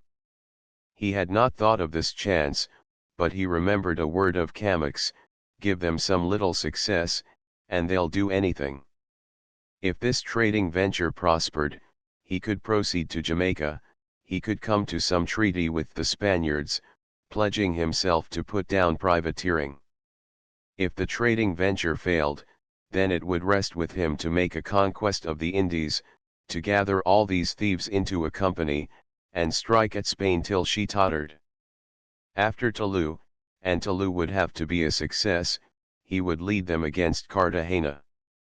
Then he might be able to make ahead. At present he was a new standard. He understood Payne's point of view. He knew that he must appear to Payne as an uppish youth who thought that he knew more than old hands. He would show them that he did know more.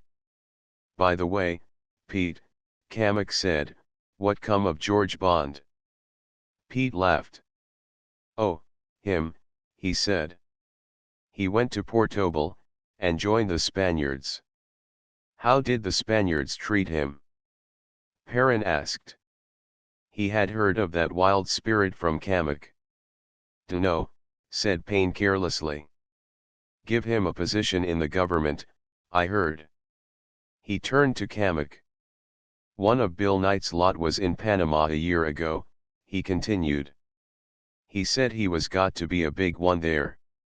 Ah, said Cammock. Well. It's right, too. There's very good openings for a man in a Spanish town here. Indeed, said Margaret. I should have thought there was bitter feeling. Not a bit of it, sir. There's only the religious trouble. That didn't worry George much, Pete said. After this the conversation died down, till Stukely asked if a herald from a landing party ran risk of being shot. No, said Payne. I done it 2 or 3 times. You go ashore under a white flag, holding up your hands, and then they come and blindfold you, and take you into the town. Then you say your piece to the governor, and then you come back. Then, said Stukely, you'd better prime me now in what you want said, Maggie. I must have a set speech ready for anything the old cove asks me. That's quite true. I'm glad you reminded me. We'll go into it tomorrow morning, then, Captain Payne. But I wish you could have waited till my ship was scrubbed. Time enough, Mr. Margaret, Payne answered. We'll careen her when we come back. He went on deck with Cammock, leaving Margaret to instruct Stukely in the matter of his speech to the Spanish governor. One speech, which ran, Your Excellency, I hold my king's commission. If you permit me to trade here, I pledge my honor to assist your king against his enemies in these seas, seemed to Stukely to be a pleasant jest. He repeated it, grinning, till he had it letter perfect. Then he repeated it in Spanish, and left the cabin, laughing. "Come back here a moment, Stukely," Margaret called. "I've got something I want to say to you." "What now?" Stukely answered. "Stukely," he said, "we're going on a dangerous business tomorrow. I want you before we leave the ship to see your wife. Will you do that?" "I don't want to preach. I only ask you to realize what it might be to her if anything happened to you." "I'll manage my own relations with my wife," he answered. "Stukely, she's a long way from friends. Life isn't very sweet to her. I'll make it a good deal sourer if you come crawling round." "Well, I'll see her. Now then. No more. Good night, Captain Maggie." The door slammed behind him with a clatter of swinging hooks. Margaret was alone, his face buried in his hands, with his world tottering about him, ready to fall. 11 The flag of truce. Was it not sin enough, and wickedness, thus like a rotten rascal to abuse the name of heaven, the tie of marriage, the honor of thy friends, the expectation, of all that thought thee virtuous, with rebellion, after forgiveness, 2. The woman's prize. In the morning, when they were under way, with the 2 little hills of Pinos astern of them, and the ship's bows turned towards Moroskillo, far to the east, still 2 days distant, Captain Margaret sent Perrin to the cabin to request an audience with Olivia. As he had feared, she refused to see him. She sat, pale and exhausted, at the table, Perrin said, too weary of life to ask whither they were bound, or to ask the nature of their consorts, now sailing easily, under reduced sail, near the lumbering Broken Heart, foul with long weeks at sea. She did not care what happened, but, finding Perrin importunate, she left the cabin, and for 2 days saw no one. On the 2nd day the ships anchored between Season and the Overfalls, in a harbour shut away by wooden quays, from which the brooks fell pleasantly, with a rippling chatter, that was drowsy and delightsome, after the glare of the sun on the sea, in the hot calms. They loaded the sloop with samples during the afternoon, and chose out hands to go in her.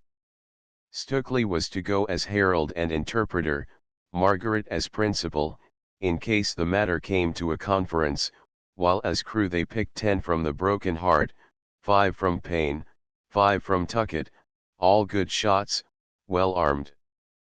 Perrin was to stay aboard with Cammock, so that Olivia might have a friend aboard, in case the sloop was lost. After breakfast, Margaret made a last attempt to speak with her. He entered the cabin unannounced, to find her sitting alone, in a black gown, a Bible before her, and her face all pale, her eyes with dark rings round them. She looked up as he entered, then sank back, closing her eyes, with a sharp intake of her breath. "What do you want with me?" she asked in a hard voice. "Have you come to see if Olivia?" he answered. "I've come to tell you that I'm going to a town, now. There's danger. I'm going with. I mean, your husband is coming. It's a dangerous service. I want you to try to realize that. That your husband's going on a dangerous service. That you might like to see him." "Yes," she answered. "That I might like to see him." "Go on." "That is all," he said. "Except that I may not see you again." "That I wouldn't like." The words dragged, his mouth was quite dry. He stumbled in his speech and began again. "Olivia," he said. "My conduct. I thought I acted for the best. I ask you to forgive me." "Forgive you," she said. "Thank you. But I've no wish to. You lied to me from the moment I came into the ship. You lied at Salcombe. At Falmouth. All the voyage. In Virginia. And then you thought you had lied enough for your purpose. You let me learn the truth.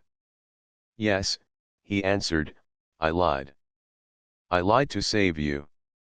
Ah, she said, with disgust. You lied to save me, till it was too late for me to hear the truth. Olivia, he continued, I won't speak more of myself. Your husband. I think he wants. He wants to see you. There may be danger. He wants to see you. He wants to say goodbye. I am going now, he added. Olivia, we've been in each other's lives a long time. Could you let this? He stumbled in his speech again. She did not help him. His throat was dry like a kill, he seemed unable to speak. I am going now, he said again. I'll send your husband to you. He bowed, and left the cabin. As he closed the door he thought that he could not remember his last sight of her. He could not remember her face as it had last looked upon him. In the alleyway he met Stukely coming from Kamak's stateroom. I was looking for you, said Stukely. We're waiting for you. It's time we went. Your wife's in the cabin, he answered. She's waiting for you. To say goodbye. As he spoke, the cabin door opened, and Olivia came out into the alleyway. Tom, she said, where are you going with this man? Hello, Livy, he answered. I'm just going ashore, to interview the Spaniards. He says that there is danger. Danger? Rubbish. You ass, Maggie. Why can't you keep your head shut? Oh. So perhaps he lied again. I'll leave you, Margaret said, turning away. No. Do not go, she answered. I've something to say to you, Tom. I want you to hear it, Charles. Tom, there's danger in going ashore here. Oh, I know it. I know it. Tom, dear, since we came here there's been something between us always. Ever since. Tom, dear, you were afraid that I should be angry. Unforgiving. You might have trusted me, Tom. You were afraid I should hate you. I wasn't very wise. It was so sudden. And I wasn't myself, Tom. It's not too late, dear. Don't let it be too late, Tom. She paused, looking to her husband for the answer she had put into his mouth. Stukely found it hard to answer. Oh, Tom, I want you back. I want you back. There, Livy, Stukely said. There, Livy. He took her in his arms and kissed her. When I come back, dear, he added. I must go now. I'm going ashore. Don't go, Tom. Oh, Tom, don't go. There's danger. You may be hurt. Charles, tell him. It's all right, old girl. They all swore there's not the slightest danger. We shall be back by 4 o'clock if the wind holds. There's danger, Margaret said. Tom, you wouldn't leave me at a moment like this. I must, Livy. A thought seemed to strike him.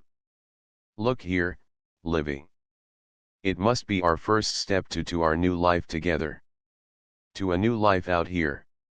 Tom, my darling, are you sure there's no danger? There is no danger. None. How many more times? Charles, she said, come here. I've been. Not myself. I spoke cruelly.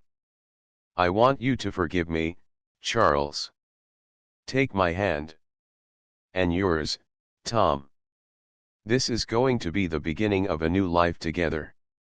Will you let it be that, Charles? You will, Tom. Yes, said Tom. It shall be that, Margaret said. They shook hands in the alleyway, making their bonds of peace. You're my Tom again now, she said lowly. I've forgotten all the rest, dear. Right, he said, kissing her. I was a beast. Goodbye, dear. Not a beast, she said. Never that.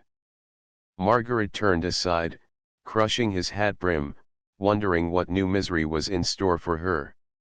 He walked softly out on deck, leaving the two to their farewell. Perrin said something to him. Kamek was not in sight.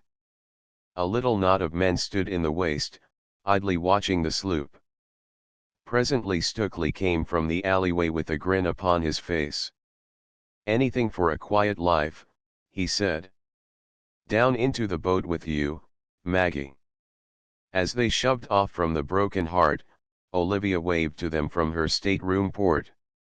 Margaret felt a pang of remorse that he had not shaken hands with Perrin, nor spoken with Kamek, before leaving the ship. He was nearly alongside the sloop when he saw Kamek's hat above the poop nettings. He's hailing you, Captain Margaret, said the stroke oar. Oars a moment. The men lay on their oars, watching the drops fall from the blades into the sea. The roar of Kamek sounded. What does he say? Said Margaret. I can't make out. Something about a map, I think he said, sir. Did you hear, Stukely? Map or tap, or something. But let's go on. We're late. No, I must hear. Back a stroke, port oars. Why, starboard. I'll pull back to find out. Way together. 50 yards nearer to the ship they again lay on their oars. This time the hail was clear. Have you seen my book of maps? No, Margaret shouted. You had it in your pocket last night. What's that you say? You had it in your pocket last night. Yes. But I can't find it. I've not had it. Ask Mr. Perrin. He sat down in his seat. Kamek shouted a farewell, to which Margaret raised his hand in salute. He's lost his book of maps, said Margaret to Stukely. Nothing can be lost in a ship, said Stukely. Besides, what's a book of maps? That book was worth a good deal. The Spaniards would pay a high price for it. With all those charts to help them, they could put down privateering when they pleased. Oh, rubbish, said Stukely, swinging himself up the sloop's side. He could easy get duplicates. The sloop was already under sail. The men climbed aboard, and let the boat drag astern. The helm was put up a little, the foresheet was let draw. Soon, as the boom swung over, straining the blocks, when the mainsail filled, they slipped clear the anchorage.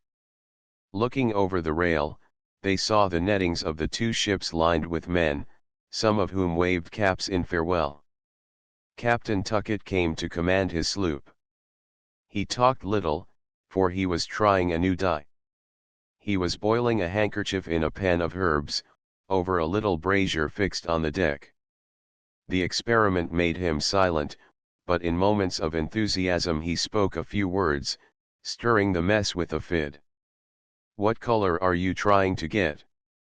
Margaret asked. One of them bright greens the Indians get. You never will, Cap, said the helmsman. Them Indians use moss, a kind of tree moss. I've seed 'em do it. Well, if this don't turn out a green, I'll wash in it. What's the matter, Stukely? Is anything the matter? Stukely had burst out laughing without apparent reason. Nothing's the matter, Stukely answered. I was thinking of my interview with the governor. It was high noon when they arrived at Toulouse Road. They hoisted a white flag, and stood in boldly till they were a mile to the southwest of the town. Here the sloop was hove to, while the men prepared for their journey. The 6 oarsmen of the whaleboat stuffed loaded pistols within their shirts, and laid their muskets in oilskin cases below the thwarts. Margaret and Stukely sat in the stern sheets, both wearing their swords. Tuckett, who steered with an oar, was armed with pistols. A flag of truce was hoisted in the boat. Tuckett told his mate to keep a sharp lookout in the sloop, and to run in to pick them up if anything happened. Then the little lugsail was hoisted, and the boat began to move towards the town. Margaret was disappointed with himself as the boat crept on towards the town. He had so often lived over this adventure in his fancy that the reality seemed tame to him. He was disappointed with the look of the city. It seemed but a mean place, a church, a fort, a few stone houses, a gleam of red pant aisles against the forest, and a mud wall ringing it in. The bell tinkled in the belfry, tinkled continually, jerked by a negro who had had no orders to stop. It seemed to Margaret that a bell was out of place in that half-savage town. It was not a Christian town. Those were not Christians on the beach. They were Indians, Negroes, convicts, runaways, half-breeds. They needed some bloodier temple than that old church in the square. They needed a space in the forest, lit by fires in the night. They needed the reek of sacrifice and the clang of gongs. And this was the place he had sailed to. Here his life's venture was to be put to the touch. Here, in this place, this little old squalid city between the sea and the jungle. All the long anxieties were to be resolved there. There on the sand, beyond the spume of the breakers, the doubts were to end. He could not bring himself to care. His thoughts ran on the pale face of Olivia, on her words to him, on the possibility of a new life for her. "Stukely," he said, speaking very quietly in his hearer's ear, "look here. I want to say this. After this business, if you care, would you like to settle in Jamaica or somewhere? Or in France? You and Olivia? You could draw on me, you know. We could start something together." Stukely seemed to measure the distance between the boat and the shore. He looked at Margaret with a gleam of humor in his eyes. "Thanks," he said. "I'll think it over." "Very well," Margaret said. "There comes the captain. What strange little horses.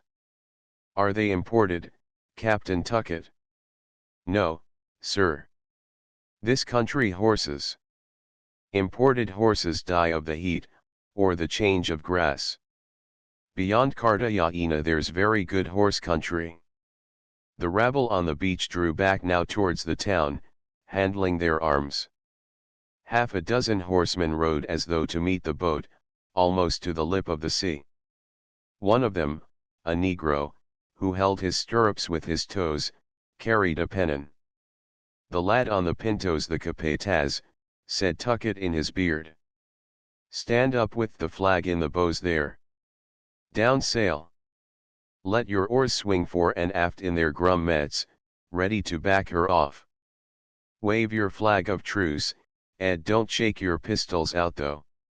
Stand by, Captain Stukely. Are they friendly, do you think?" "Sure." "Oh, Stukely," Margaret said. "This little case contains a ring for the governor. Say that you trust that it may have the felicity to fit." "I will," said Stukely. "They carry some plate on their headstalls, don't they?" He put the case in his pocket. The bowman waved his flag of truce, then lowered it, and knelt, waiting for the shock of the grounding. Very gently, in the wash of little waves and slipping shingle, the boat's nose took the sand. Captain Margaret stepped across the thwarts, holding a white cloth in his hand. Watching his time, he leaped nimbly beyond the water, and uncovered. Stukely followed him, jumping clumsily. It seemed to Margaret, as he turned sharply, thinking that the man had fallen, that a book in Stukely's inner pocket was surely Kamak's map book. It half jolted out as the coat flew open. It was a glimpse, nothing more. Perhaps he was wrong. The two men stood uncovered before the horseman, who watched them with the grave eyes of animals. An elderly man among the riders rode forward for a pace or two, uncovering with a gesture full of dignity. He had the bearing of a soldier. It seemed to Margaret that the gesture explained the might of Spain. Stukely advanced towards the horseman with his hat beating against his knee. He spoke quietly in Spanish. After a few words, the elderly man dismounted, and the two walked to and fro together, talking with a grave politeness, which seemed to extend to the listeners, whether they understood or not. Presently Stukely bowed very low to the captain, and walked jauntily to Margaret. "It's all right," he said. "I think they'll do your business for you. They're very friendly. They're going to take me to see the governor. Am I to come?" "Only one man," he says. "I may have to stay to dinner. You think you run no risk?" "I'm willing to come if you think you run any." "I ought to share it?" "They're all right. There's no risk." "But he offers a hostage. One of those cutthroats. It ain't very polite to accept." "Eh? I'll go alone." "He knows you've a commission." "I've shown him that duplicate." "It's all right. I'll go off now. So long, my Maggie." "Con Dios, caballero. Try and keep warm on the sands here." He saluted the boat's crew, gave Margaret a queer glance, and rejoined the capataz, who bowed to them gravely. The negro with the pennon led the dismounted horse. The capataz walked with Stukely, followed by the other troopers. They went slowly towards the gate of the city. The troopers made their horses curvet and passage, clashing their silver gear. Margaret stood at the lip of the water, watching them, till they had passed within the gate, followed by the rabble. The boatman held that it would not be politic to return to the sloop. "It might seem as we didn't trust them," Tuckett said. So they rigged the boat rug as an awning over the stern sheets, and whiled away the time, suffering much from the heat. It was a stifling day. The time passed slowly, with many calls for the water breaker. They made their dinner of plantains, then smoked, exchanging stories, longing for Stukely's return. Margaret found the time less irksome than he had expected, for Tuckett began to talk, out of a full heart, about the subjects dear to him. He had never had such a listener before. Margaret drew him out, with his usual sympathy, till the man's inmost life was bare before him. Such woods would take a Polish, and such other woods would take a stain, and such resins, why should they not stain a wood to all colors of the rainbow, if treated with care in the right way? It would be fine, Captain Tuckett said, to be a chemist, and have nothing else to do but to watch your dye vats all day long. Vats of indigo, of anita, of cochineal, all the lovely colors, and say, if one could get a green that showed the light in it, like the water breaking on a reef. The hours passed, it was nearly 3 o'clock, but still no Stukely. "The Guv nor dines late," said one of the men. "I guess it's difficult to get away from the Donnas," said another. The others laughed, for Stukely's faults were well known. "I dunno, sir," said Tuckett. "It seems a bit odd." "He seemed very sanguine about it," Margaret answered. "I ain't much charmed with your friend myself," said Tuckett. "I don't trust that Master Stukely." "You don't think he's deserted? Is that your meaning?" "Well, I wouldn't a trusted him to be my interpreter," Tuckett answered, with the growl of one whose superior wisdom, now proved, is proved too late. We coulda give you Thomas Gandy. He'd have done as good. He knows Spanish just like a book, Tom do. And you coulda trusted Tom with your life. Now you ain't on too good terms with the Mr. Stookley feller. Shall I go into the town, then? To see if anything's wrong? Why, no, sir. That's putting your joint in the fire to hot your soup. Stay here, sir. Well, we'll wait a little longer. What do you say to bathing? It's not really safe, sir. There's catfish on this coast. Besides, we better not get all over the place like shifting backstays. Them Dagos might come some of their monkey tricks. The town is quiet enough. Siesta time, said one of the men. They likes a doss in the afternoon. I dunno what to think, Tuckett said. But TNT too wholesome, to my mind. He said he might be kept for dinner. He could sent word. Or they'd sent dinner here. I've knowed Dagos do that. You got good eyes, Ed. What do you make of the woods there, back of the sand? He turned to Margaret. He'd been with the Indians 3 or 4 years, Ed done. He sees things in brush like that, just like an animal. All hands stared into the wall of green, which rose up 80 yards away, beyond the line of the sand. The trees towered up, notching the sky with their outlines. The sun blazed down upon them, till they flashed, as though their leaves were green steel. They made a wall of forest, linked, tangled, crisscrossed, hiding an inner darkness. A parrot was tearing at a blossom high up on a creeper, flinging out the petals with little wicked twists of his head. He showed up clearly against the sky in that strong light. Nothing wrong there, said Ed. Look at the parrot. They looked at the parrot, and laughed to hear him abuse the flower. They're the kind you can learn to speak, sir, said a seaman.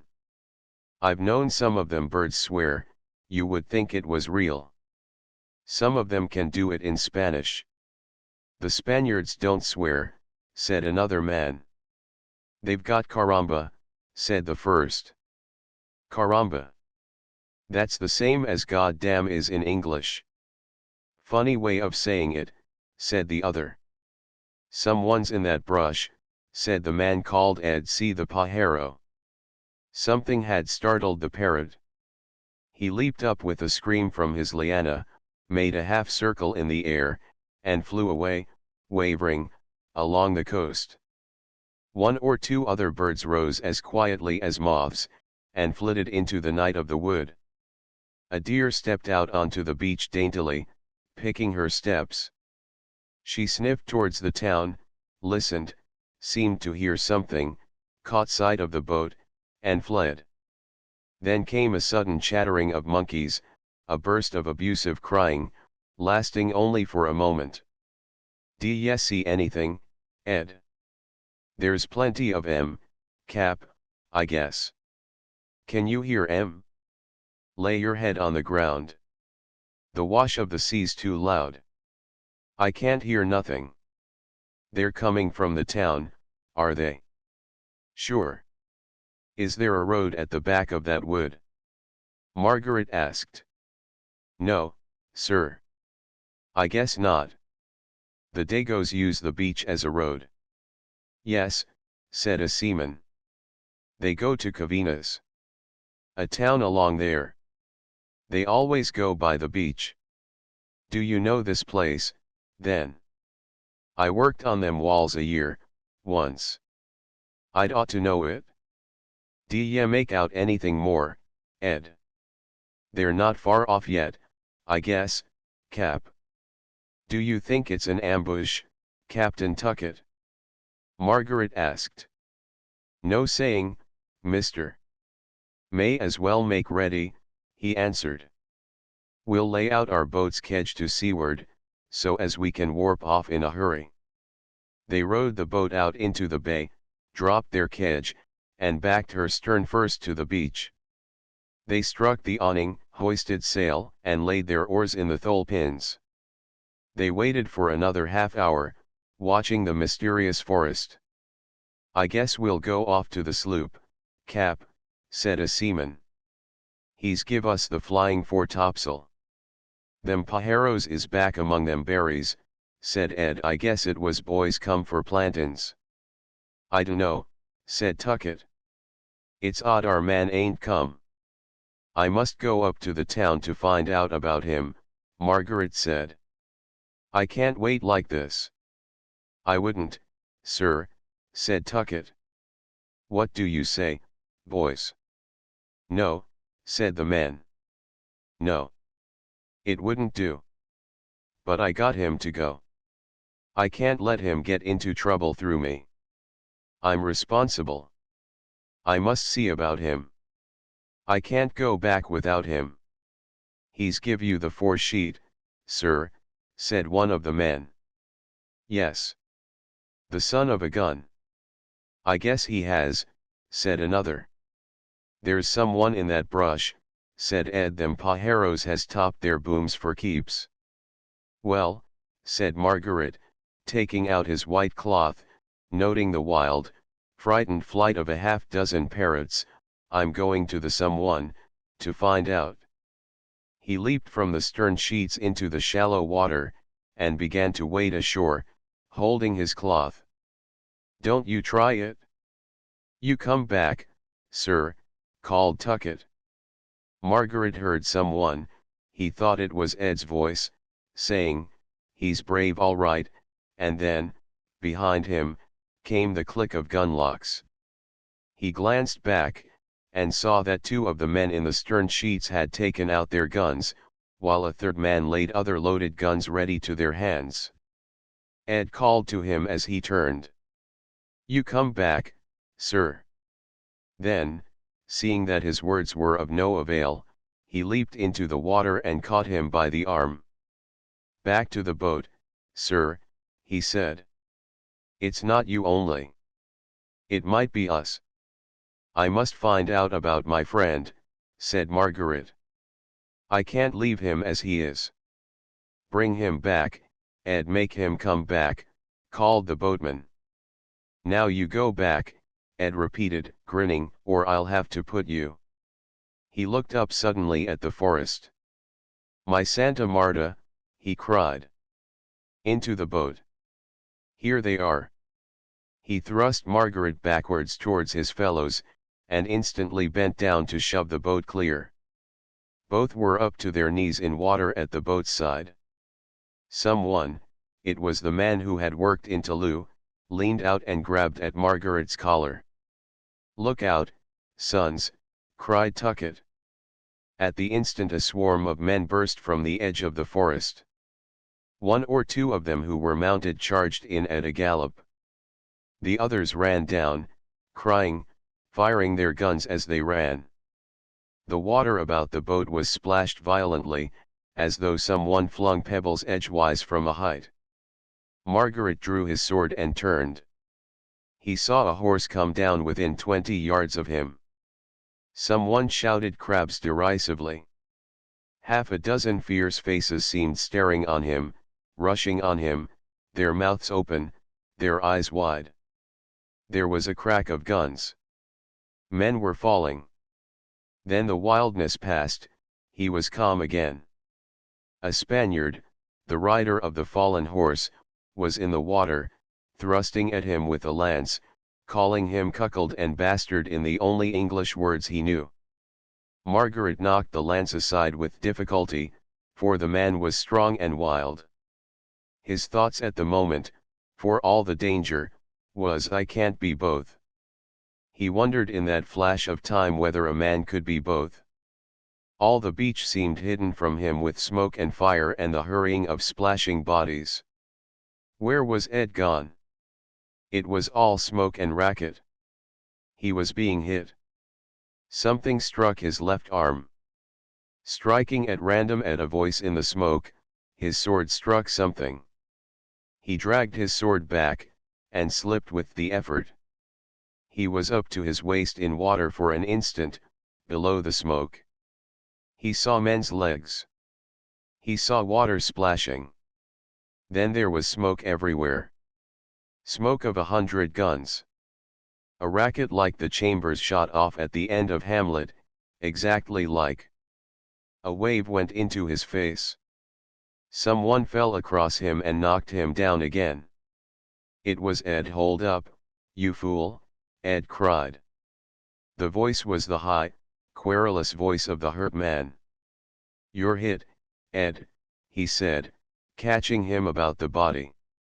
His arm stung along its length with the effort. Where are you hit, Ed? Abajo. Vite al carajo, hijo de la gran puta. Cabron. Mierda. The words came out of the smoke like shots. The roar of the battle seemed to be all about him. He backed, staggering, to get out of the smoke.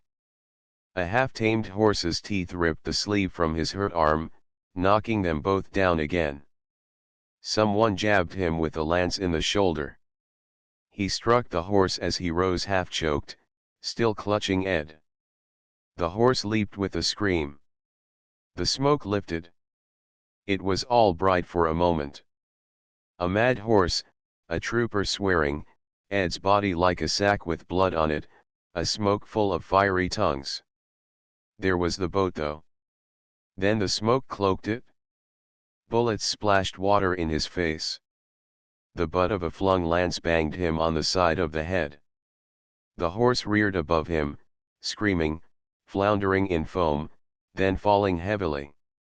He was almost out of his depth now, half swimming, half dead, lugging a nether millstone. Blood was in his eyes, his sword dangled from his wrist, his free hand tried to swim. He clutched at the boat, missed, went under, gulping salt. He clutched again as the white side slid away. His fingers caught upon the gunwale, near the stroke's thwart. He made the boat sway to one side a little. Trim her, said Tuckett, as he hauled, face forward, on the warp. He did not look round, merely trimmed her mechanically, flinging the warp's fakes aft. Away hey hey I-oh, he sang. Lively, Jude, said another. If you fire like you load, your bullets has moss on them. Two of them were firing sharply, lying behind the backboard. Cut, cried Tuckett. There was a shock of chopping on the gunwale. A hand sculled way upon her with the steering oar as the sail filled. The midship oars were manned. Give me a hand here, please, said Margaret weakly. Catch Ed. Lord.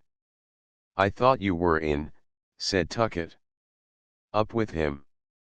Ed's gone. Don't capsize the ship, you. I'd forgot you too. Margaret managed to scramble in, helped by the boatman. Then he collapsed in the bottom of the boat over Ed. He had had a moving time.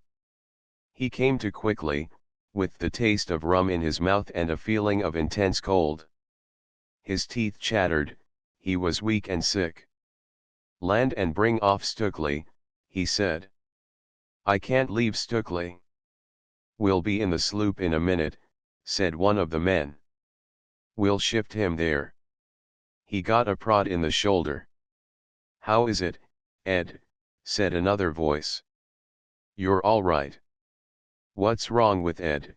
Said one of the rowers. Got a bat with a stone, I guess. I can't see no shot hole. Hold up, Ed. You ain't dead yet. I'm all right, said Ed weakly. That Margaret fellow fell all across me and knocked me down. He pulled you quit of the mix, said Tuckett. Don't you forget it?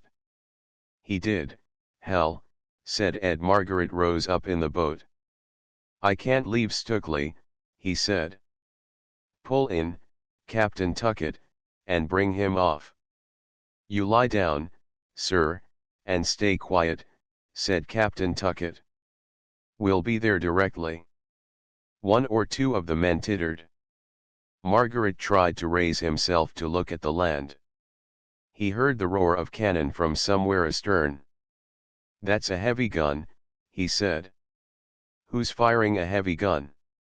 Then he felt suddenly very tired, the boat and the guns became blurred to him, he felt that there were ships sailing into action, firing their guns in succession, shaking with the shock. An array of ships was sailing. There were guns, guns. Guns that would never cease firing. There was water roaring. No. Not water. Horses. Horses and ships. Roaring, roaring. They were calling someone Puta. When he came to, he was lying below in the sloop, with a cold mess on his arm and a fiery pain along his shoulder. "Is Mr. Stukely on board?" he asked. "No, sir," said Tuckett, drying his hands. "Mr. Stukely's ashore. It's my belief our Mr. Stukely put that ambush on us. Mr. Stukely'll stay ashore. I must bring him off. Land me, Captain. There's his wife." "You just have a lap of this lemon drink," said Tuckett. "We had about as near a call as may be. Ed got a bat on the head. You been pretty near killed. There's a pound's worth of paint knocked off the boat. Jude's got a slug in his pants. The sail's like a nutmeg grater. If we'd not laid that warp out, the land crabs would be eating us at this present. There's a couple of 100 soldiers on the beach, besides the guns. They came at us in a rush," said Margaret. The words seemed not to come from him. His meaning had been to ask Tuckett what had happened. "That's why they fired so wild," said Tuckett. "They rushed. They saw you and Ed, and thought they'd take you. But Stukely. We must get Stukely. They may have killed him. He's all right. You settle off." After some hours of quiet, Margaret rose up, feeling very weak. The cabin was hot and foul, so he dressed, and went on deck for the freshness. The boat's crew were telling the sloop hands exactly what had happened. Margaret knew from the way in which they spoke to him, from the plain words of "Good evening, sir, and I hope you're better, sir," that he was, for some reason, the hero of the moment. His shoulder pained him, so he sat down, with his back against the taffrail. A sailor placed a coat behind him, so that his rest might be easy. Tuckett was steering. The lights of the Broken Heart were visible a couple of miles ahead, against the mass of Season, which hid the stars to the northeastward. "Are you dead yet?" said Tuckett. "I'm well, thanks. I'm thinking of Mr. Stukely." There came a sort of growl of Stukely from the seamen about him. "Stukely," they said. "He's a mother's joy, the Portuguese drummers get." "Stukely," said Tuckett. "He put that little quip on us on the beach. I ain't goin' to drown no one, shedding tears for Stukely." "Nor I," said the man called Jude. "I'd only bought them pants a week." "Pants," said Tuckett. "You'd not a wanted many pants if Ed and Mr. Margaret hadn't been in the water. Them two in the water made 'em rush. If they'd come slow, you'd a been a hit in the neck with that chewed slug, my son. Don't you forget it." "Did anybody see Mr. Stukely?" Margaret asked. "Was he in the rush? Could anybody see in the smoke?" "No, sir. No one saw him." "Then why do you think he prompted the raid? What makes you think that?" "They've always received flags of truce before," he answered. "And you'd a commission besides. You aren't like one of us. Why didn't they shoot when we put the son of a gun ashore?" "I'll tell you. They thought we were ordinary flag of truce. That curly-headed gentleman's son put 'em up to it, after dinner." "Why?" "I know. That's why. I can't see your point, Margaret answered. His thought was that he would have a bad hour with Olivia. The thought had no bitterness, it occurred to him simply, as a necessary part of the pain of moving from the sloop. His shoulder gave him pain, the thought of climbing his ship's side gave him pain. He had a blurred feeling that he would have to stand painfully, explaining to a nervous woman. He would never be able to do it, he thought. He was too stupid with pain. He was feverish. He was tired. He would have to stand there, trying to be tender and sympathetic, yet failing, stupid, blunt. They would have to rescue Stukely. Rescue him. Yes, he said to himself, I'll rescue him for you. I'll bring him back to you from Toulouse, Olivia. He mumbled and muttered as the fever grew upon him. I wish all this had never happened, he said aloud. You're goin' off into the shakes, said one of the men, putting a blanket round him. You want to take bark in a sup of rum, sir, and then turn in. Everyone with a green wound gets the shakes in this country, said another man. Now up in Virginia you can go from September to May and never have 'em once. There's a light in the cabin, said Margaret, with his teeth chattering. That's your ship all right, sir. Ahoy, you. Broken Heart ahoy. Ahoy, you, came out of the night. Is that the Happy Return? We're the jolly comebacks. Bells were beaten from somewhere in the darkness. To Margaret's throbbing brain the strokes seemed to be violent lights. He thought in his fever that all physical objects were interchangeable, that they all, however indifferent, expressed with equal value, though perhaps to different senses, the infinite intellect that was always one. He thought that the boat was a thought of a thought, and that a ship and a house were much alike, very worthless the pair of them. One should get away from these thoughts of thoughts to thought itself. The broken heart loomed large above him. Send down a chair, Lion, someone said. Mr. Margaret's had a nasty clip. Easy now with the chair, said Cammock's voice. Is Mr. Stukely there? He's swallowed the killick, said Tuckett, with a hard laugh. He's got my map book, then, said Cammock. He's gone with my map book. Yes, said Margaret, getting out of the chair. Your map book. It's in his pocket. I think I saw it there. Lean on me, sir, said Cammock. The lady's expecting you. She's sitting up in the cabin. Let me go. You turn in. I'll break it to her, Perrin said. No, I must go, Margaret answered. How has it been here, Captain? Feverish as he was, he felt that he had been away for many days. The ship was strange to him.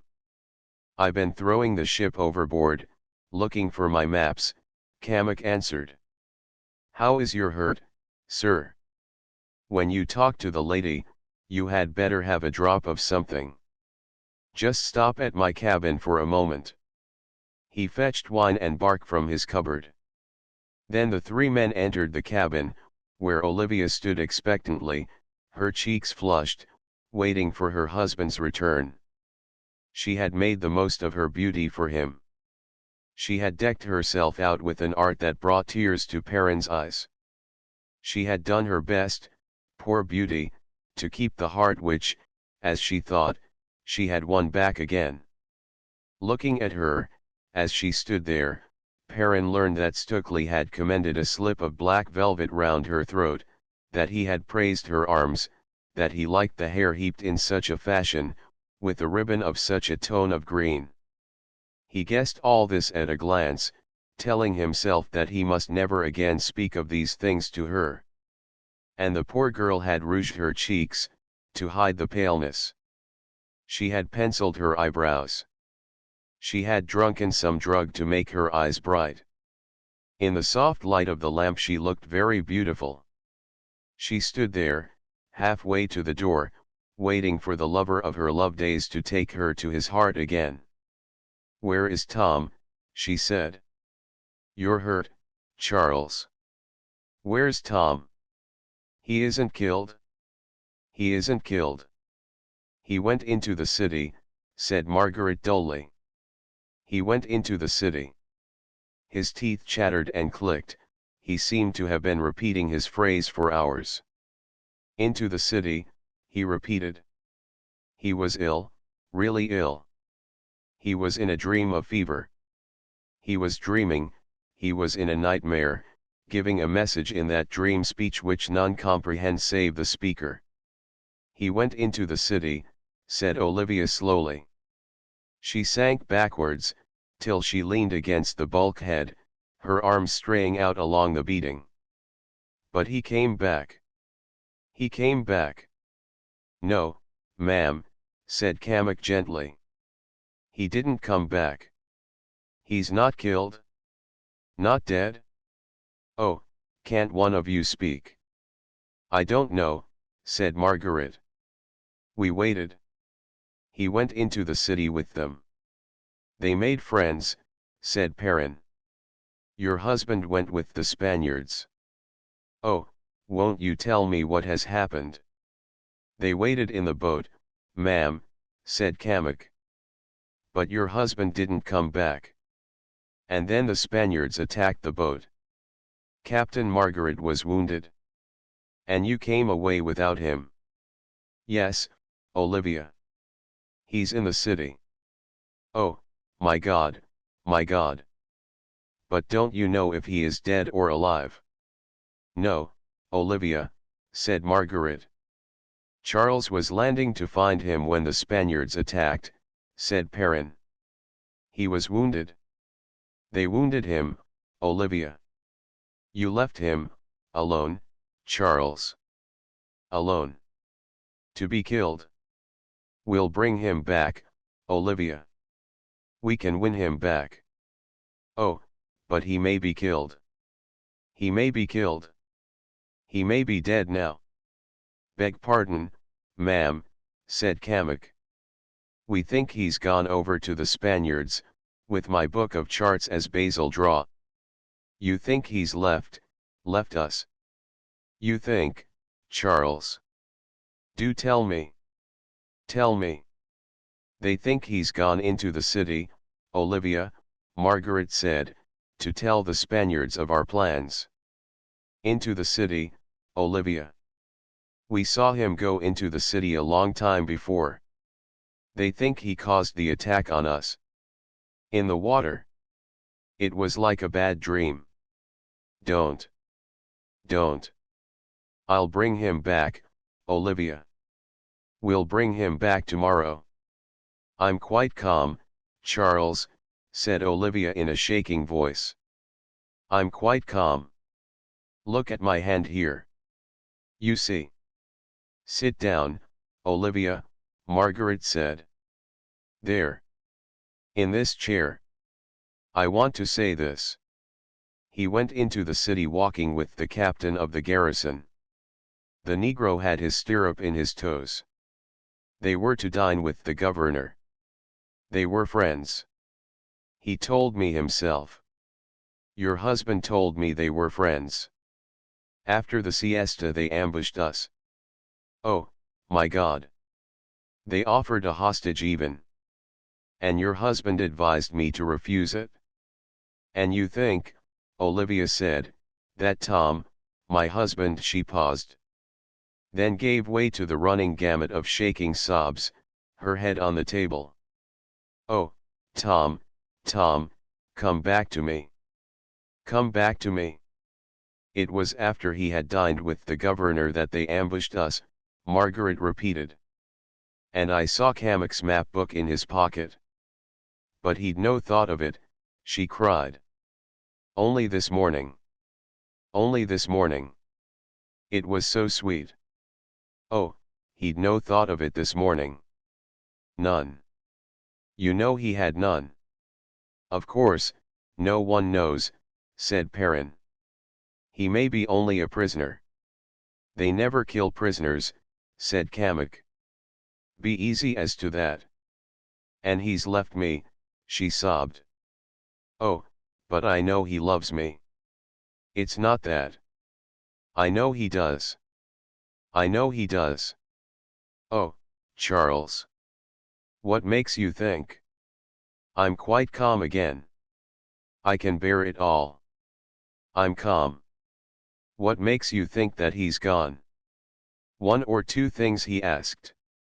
He was asking about life with the Spaniards. And his manner.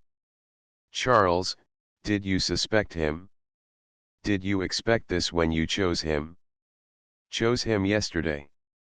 Margaret sat down at the table, looking at her stupidly, his face all drawn. Charles, you didn't suspect him? You thought of this? Margaret burst out crying, with the tearless grief of an overwrought man. I wish all this had never happened, he said. I wish it had all never happened. Never happened. He checked himself, half aware, in the misery of his fever, that he had to answer Olivia. I don't know what's the matter with me tonight, he said. I've got such white hands. Such white hands, like a girl. He laughed in a shrill, silly cackle. You must think me a silly girl, he said. Charles, Olivia cried.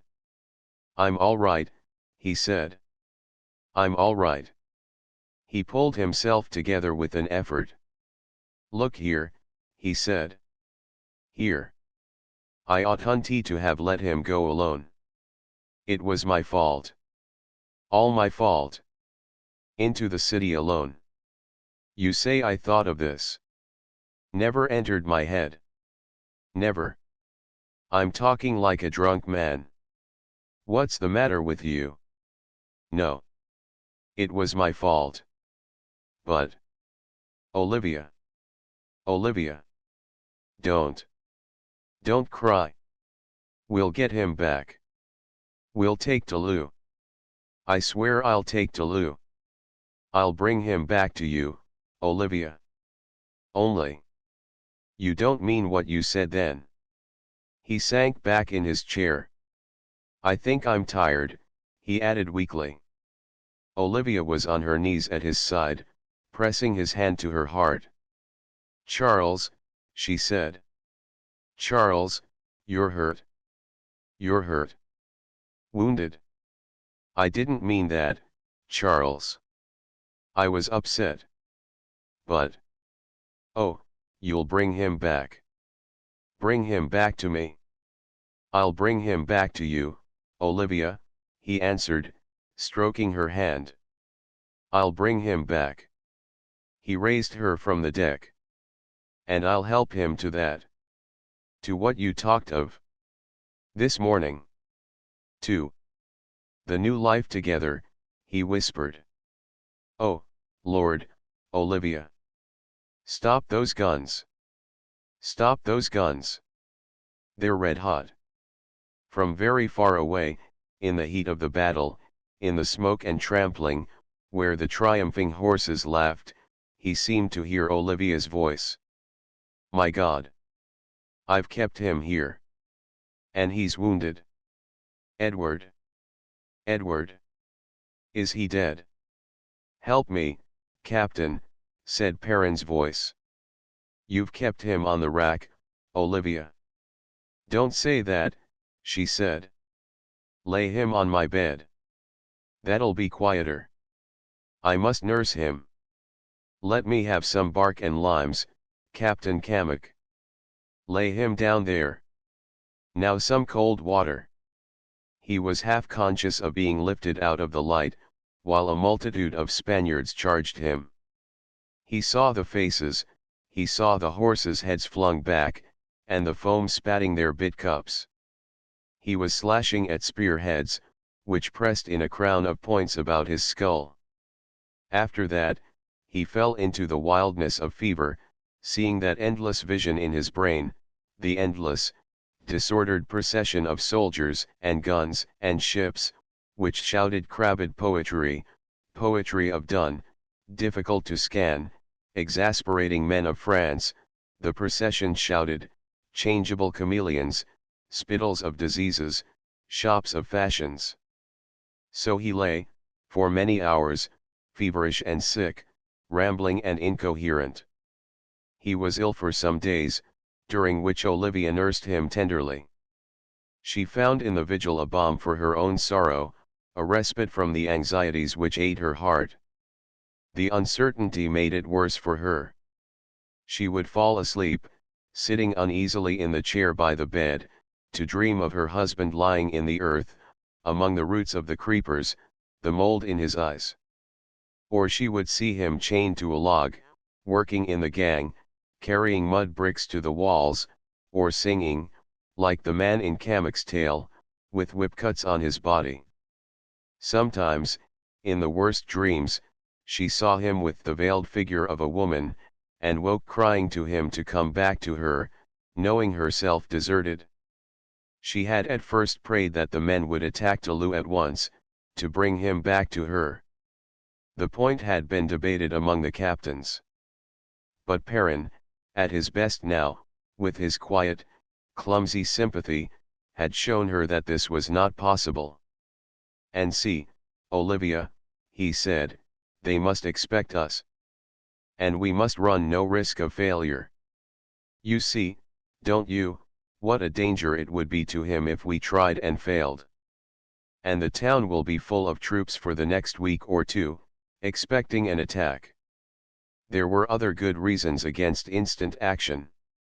Kamak was sure that the Spaniards would send a force against the lurking places along the Main, now that they had his charts as guides.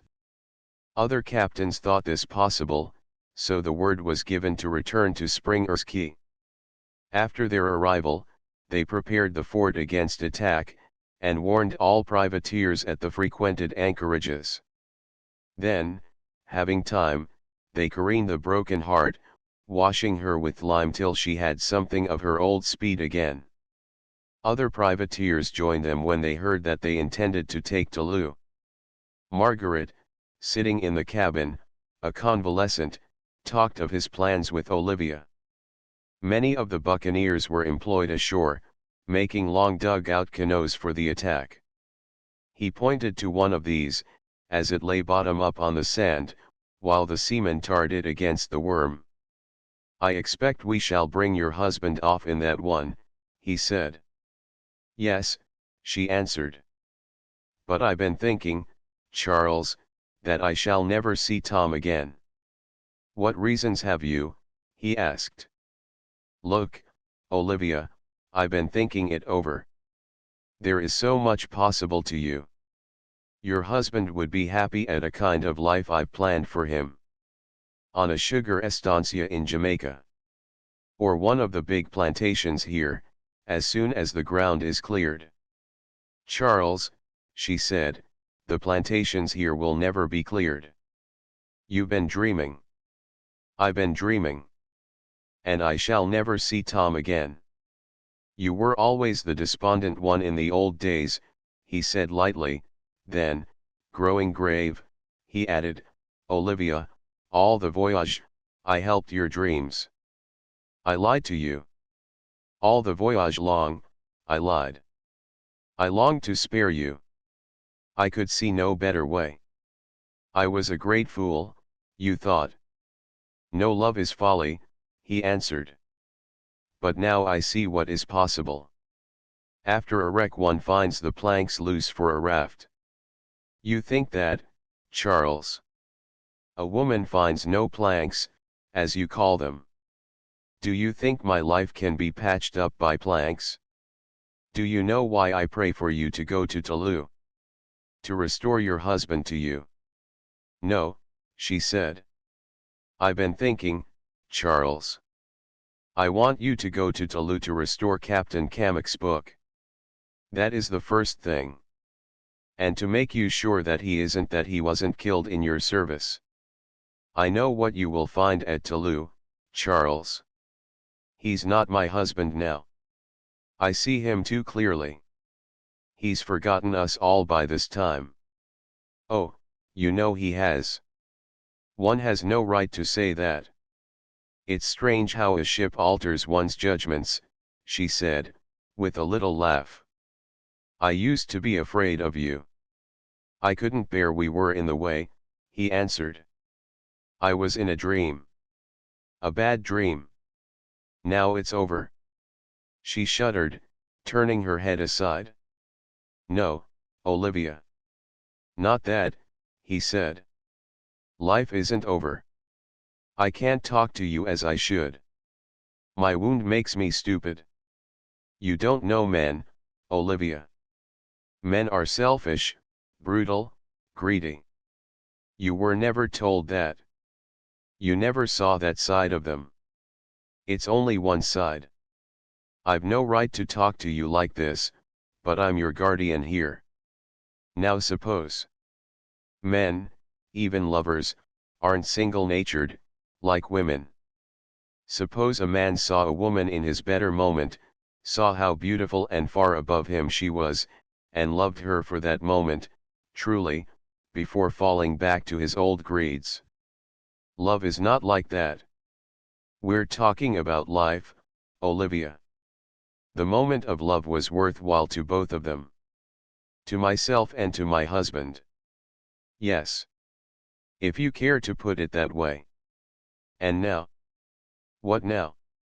Now that you know, Olivia, you know that it's not all greed, any more than it is all love. You've seen a man's weakness. His sin, even. You've seen the part of him he hid from you. We all have a skeleton to hide. I'm not to be moved by sophistry, Charles. Ship life tries the nerves, Olivia. Are you pleading for him now, Charles? Olivia, don't let me hurt you by discussing your husband. But did you ever realize him? Yes. I suppose I did. He was unlike any man you had ever seen. Ah. Don't answer. I know you too well, Olivia. I know all this. It seems a long time ago, she said coldly. She was pulling a little ornato rose to pieces, petal by petal, crushing the petals till her fingertips were stained and scented. You never realized him, Olivia. I never realized him. I did not know in Salcombe that day that he is a man with a frightful physical energy. On shore he could work it off. It's not easy to say this. But at sea, in a ship, shut up here, it turned inward. Do you see, Olivia? Does that excuse a man? That he has a frightful physical energy, and that it turns inward. I've nothing to do with excuses. But, suppose that was the case. Suppose, too, that he had but a moment to decide in Salcombe, between a lie, you, and the possibility of a new life, and the truth, arrest, and the certainty of disgrace. He chose you, the lie, and the possibility. He lied to you. The moment he told the first lie, you became, in his eyes in a sense, an enemy to beware of, an enemy who must be kept from the truth at all costs. Yes. I have seen that, of course. And the lie grew all through the voyage. He was afraid to run the risk of losing you, by telling you the truth. That was not much of a compliment to me, was it? All through that voyage, Olivia, we were in terror of being arrested on arrival. It was in our thoughts night and day. We used to sit in my cabin there, planning what we could do, if we found a warrant waiting for us. The strain made him reckless. Why should it have made him reckless? Because there was no one on board, except a few inferiors, who could console him. He could not confide in you. He had lied to you. We were not his sort. There was no one else to whom he could turn. Except some inferiors, to whom he turned. Yes, Olivia. And you could watch this, without a word, without attempting to put the matter right. Your husband wished to spare you, Olivia. We could not speak. We thought you were going to have a child. Ah, she said, breathing hard, I understand now. All through the voyage, your husband was probably thinking that you would soon learn, and that when you learned you would have nothing more to do with him. Imagination is rare in men. He could think of no other possibility. He made up his mind that you would cast him off, and therefore he cast you on without giving you a chance to do otherwise. Imagination is rare in women, Olivia, and you could not see his point of view, any more than he could see yours. You think I was proud and unforgiving. I have. If he'd turned to me. And he left me that morning with a stolen book in his pocket, intending to see us no more. Ah! We see now all that can come of a hasty moment. He rose from his seat and stood before her. Olivia, he said, I don't extenuate. I've tried to explain. Perhaps neither of you saw very clearly. After Toulouse, Olivia, there's a life possible for you. You haven't plumbed each other's natures. You haven't really lived yet. A fool's paradise isn't life. You don't know what you may make of each other's lives. He had not much chance, with that ghastly business hanging over him. You had none. Could you not start fair, after Toulouse? She pulled the remaining rose leaves from the ornato, one by one. It's worth it, Olivia. Thank you, Charles, she said quietly. She walked slowly to her stateroom. Yes, he said to himself, after she had gone. Yes. It's the best thing. 12 The end, the rust of arms, the blushing shame of soldiers. The tragedy of Bonjica. Let's sit together thus, and, as we sit, feed on the sweets of one another's souls. A wife for a month. A fair end of our fair loves. The elder brother. 10 weeks passed before they felt the time ripe for their attack. By that time Margaret had made a good recovery, his wound was well healed over, he could even use the arm a little. Before leaving the anchorage, he put more guns in the fort, and chose out a garrison to fight them. He had every reason to be pleased with his success. A large part of Springer's Key had been cleared, under his direction, for plantain walks and vanilla patches, as well as for Indian corn. More than 100 more privateers had come to him, and he had planned with Tuckett to load the Broken Heart, on his return from Toulouse, at a new logwood forest, never yet cut, on the banks of the Azucar. He felt happier than he had felt since leaving England, for now his way seemed clear. His old suspicion of Payne had gone.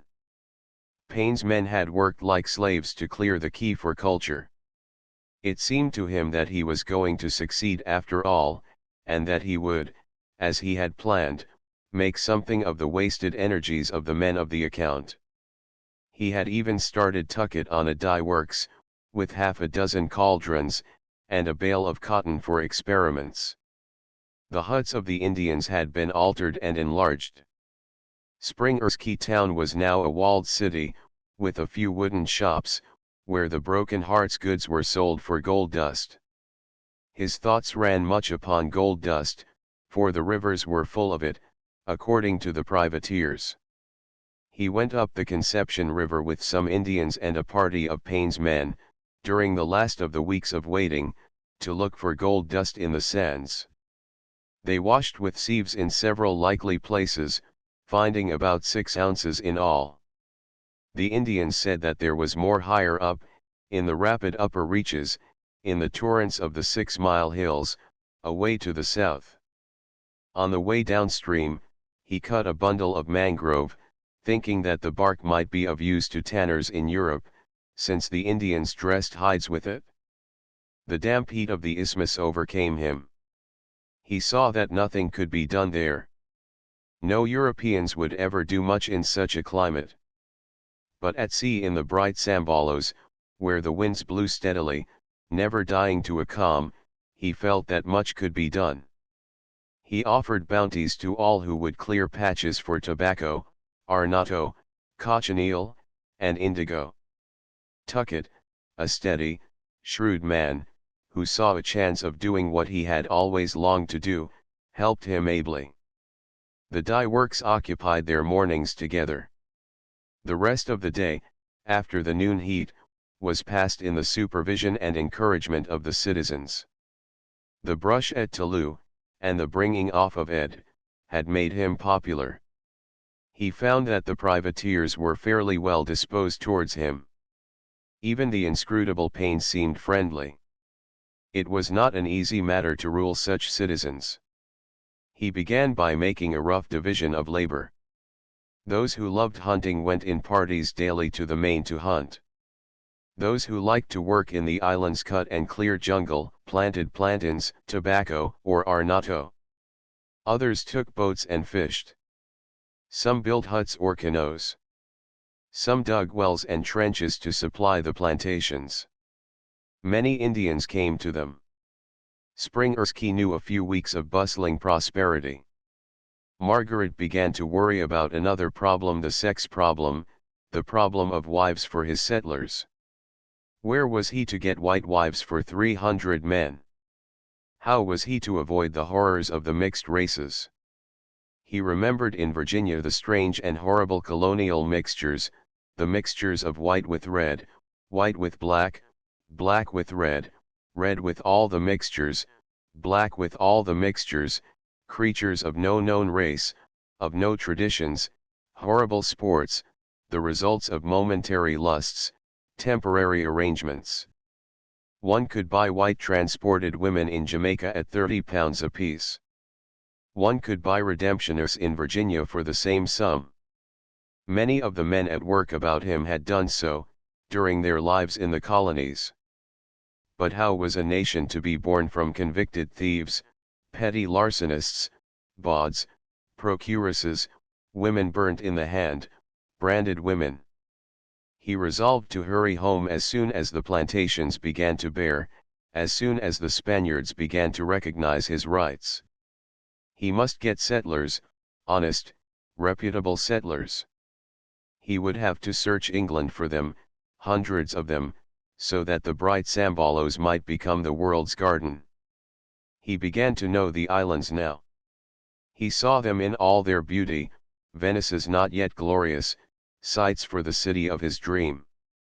They shone in their blossoms, hedged by the surf, splendid in their beauty. Among these hundreds of islands, these sparkling keys, were homes for the poor of the world, food for the hungry, beauty for the abased, work for the stinted, rest for the exhausted. For an army could feed from them in the morning, and pass on, yet in the evening there would be food for another army. The earth brought forth in bounty. All the fruits of the world grew there. The trade winds smelled of fruit. The bats from the isthmus darkened the stars at twilight as they came to gorge the fruit, yet in the morning, when they flew screaming to their caves, it was as though they had scattered but a husk or two, scattered a few seeds, a few suck skins.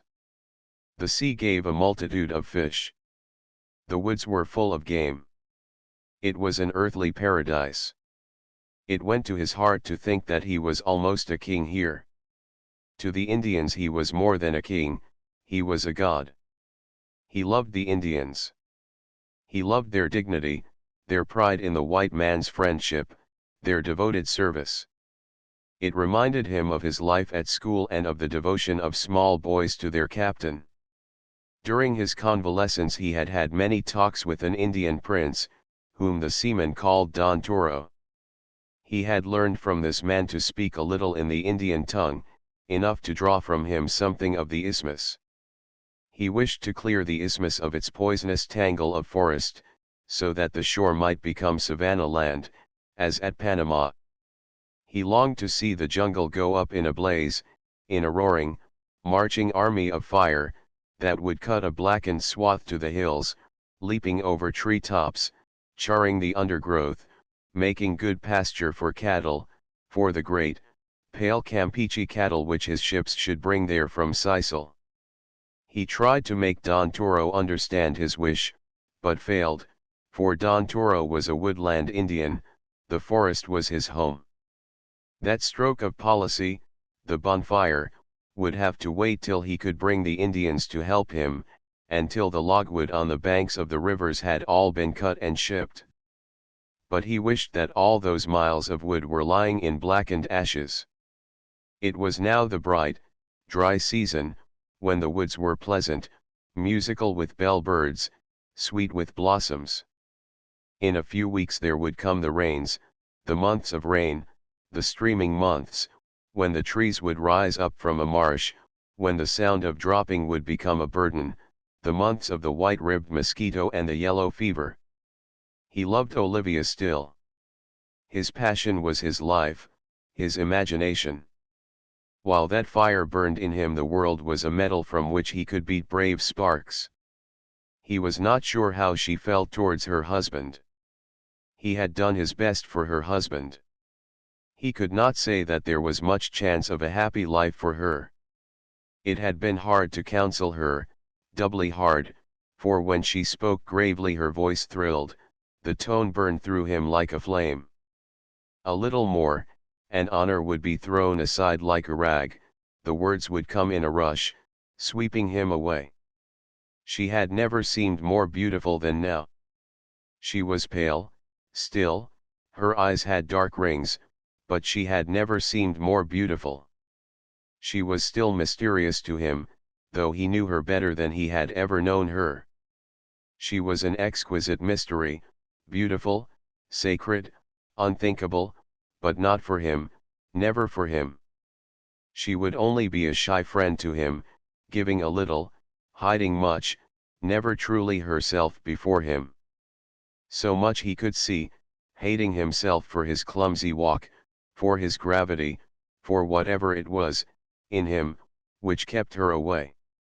He saw that she was timid, fearful of all rough and rude things, a shy soul, refined, delicate. He guessed that his love for her made her timid of him.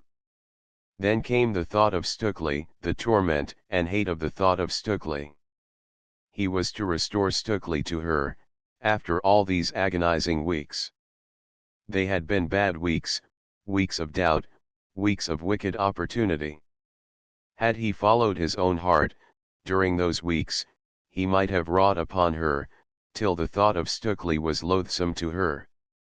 He could see no possible happiness for her in a life with Stukely, if Stukely were restored. She might find peace of mind in having him again beside her, but never happiness.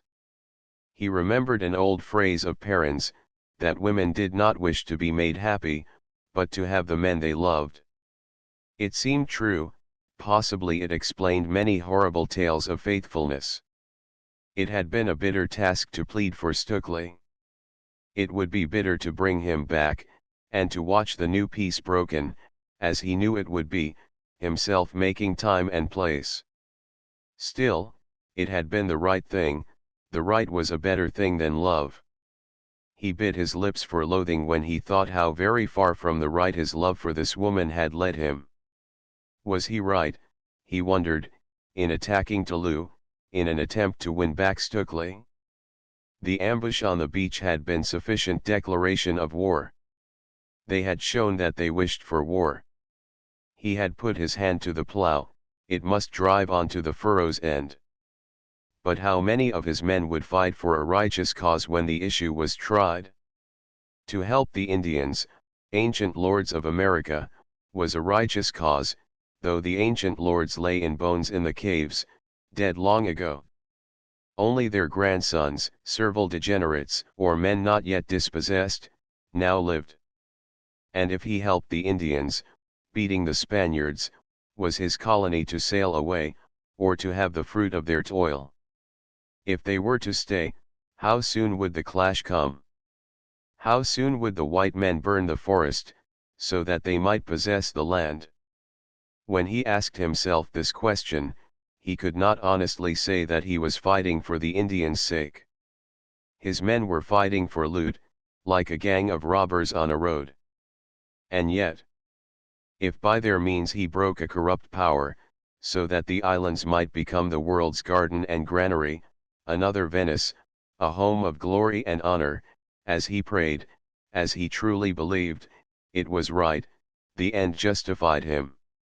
Only he must see to it that the Venice rose from all this noisomeness. That was his task. That alone could keep his sword bright. This must be no colony, no refuse heap, where younger sons might work with their hands unseen, and the detected family knave escape his punishment. It must be other than that. When they sailed home from Toulouse he would proclaim the Republic of the Keys, they would agree upon laws together, they would send their first fruits home. He used to lie in his bunk at night in a trance of prayer that he might make these islands all that he had hoped. It might be, he thought. But there was much to do, and little could be done at once. When they came home from Toulouse, perhaps, then, he would see his dream made real. Now and then, in the night watches, he asked himself whether his men would stand success. He remembered how Kamek had said that they would not stand failure. Thinking of Olivia, he knew which was the real test. He began to tremble for the moment of power. St. George became John Bull directly he had killed the dragon. His fine standard in the arts of life made him pray that he might never succeed in that way. Better fail. Failure is spiritual success. What is heaven to those who have the earth? They sailed from Springer's Key 300 strong, packed in the 2 ships and 3 sloops. 50 men remained behind to garrison the key.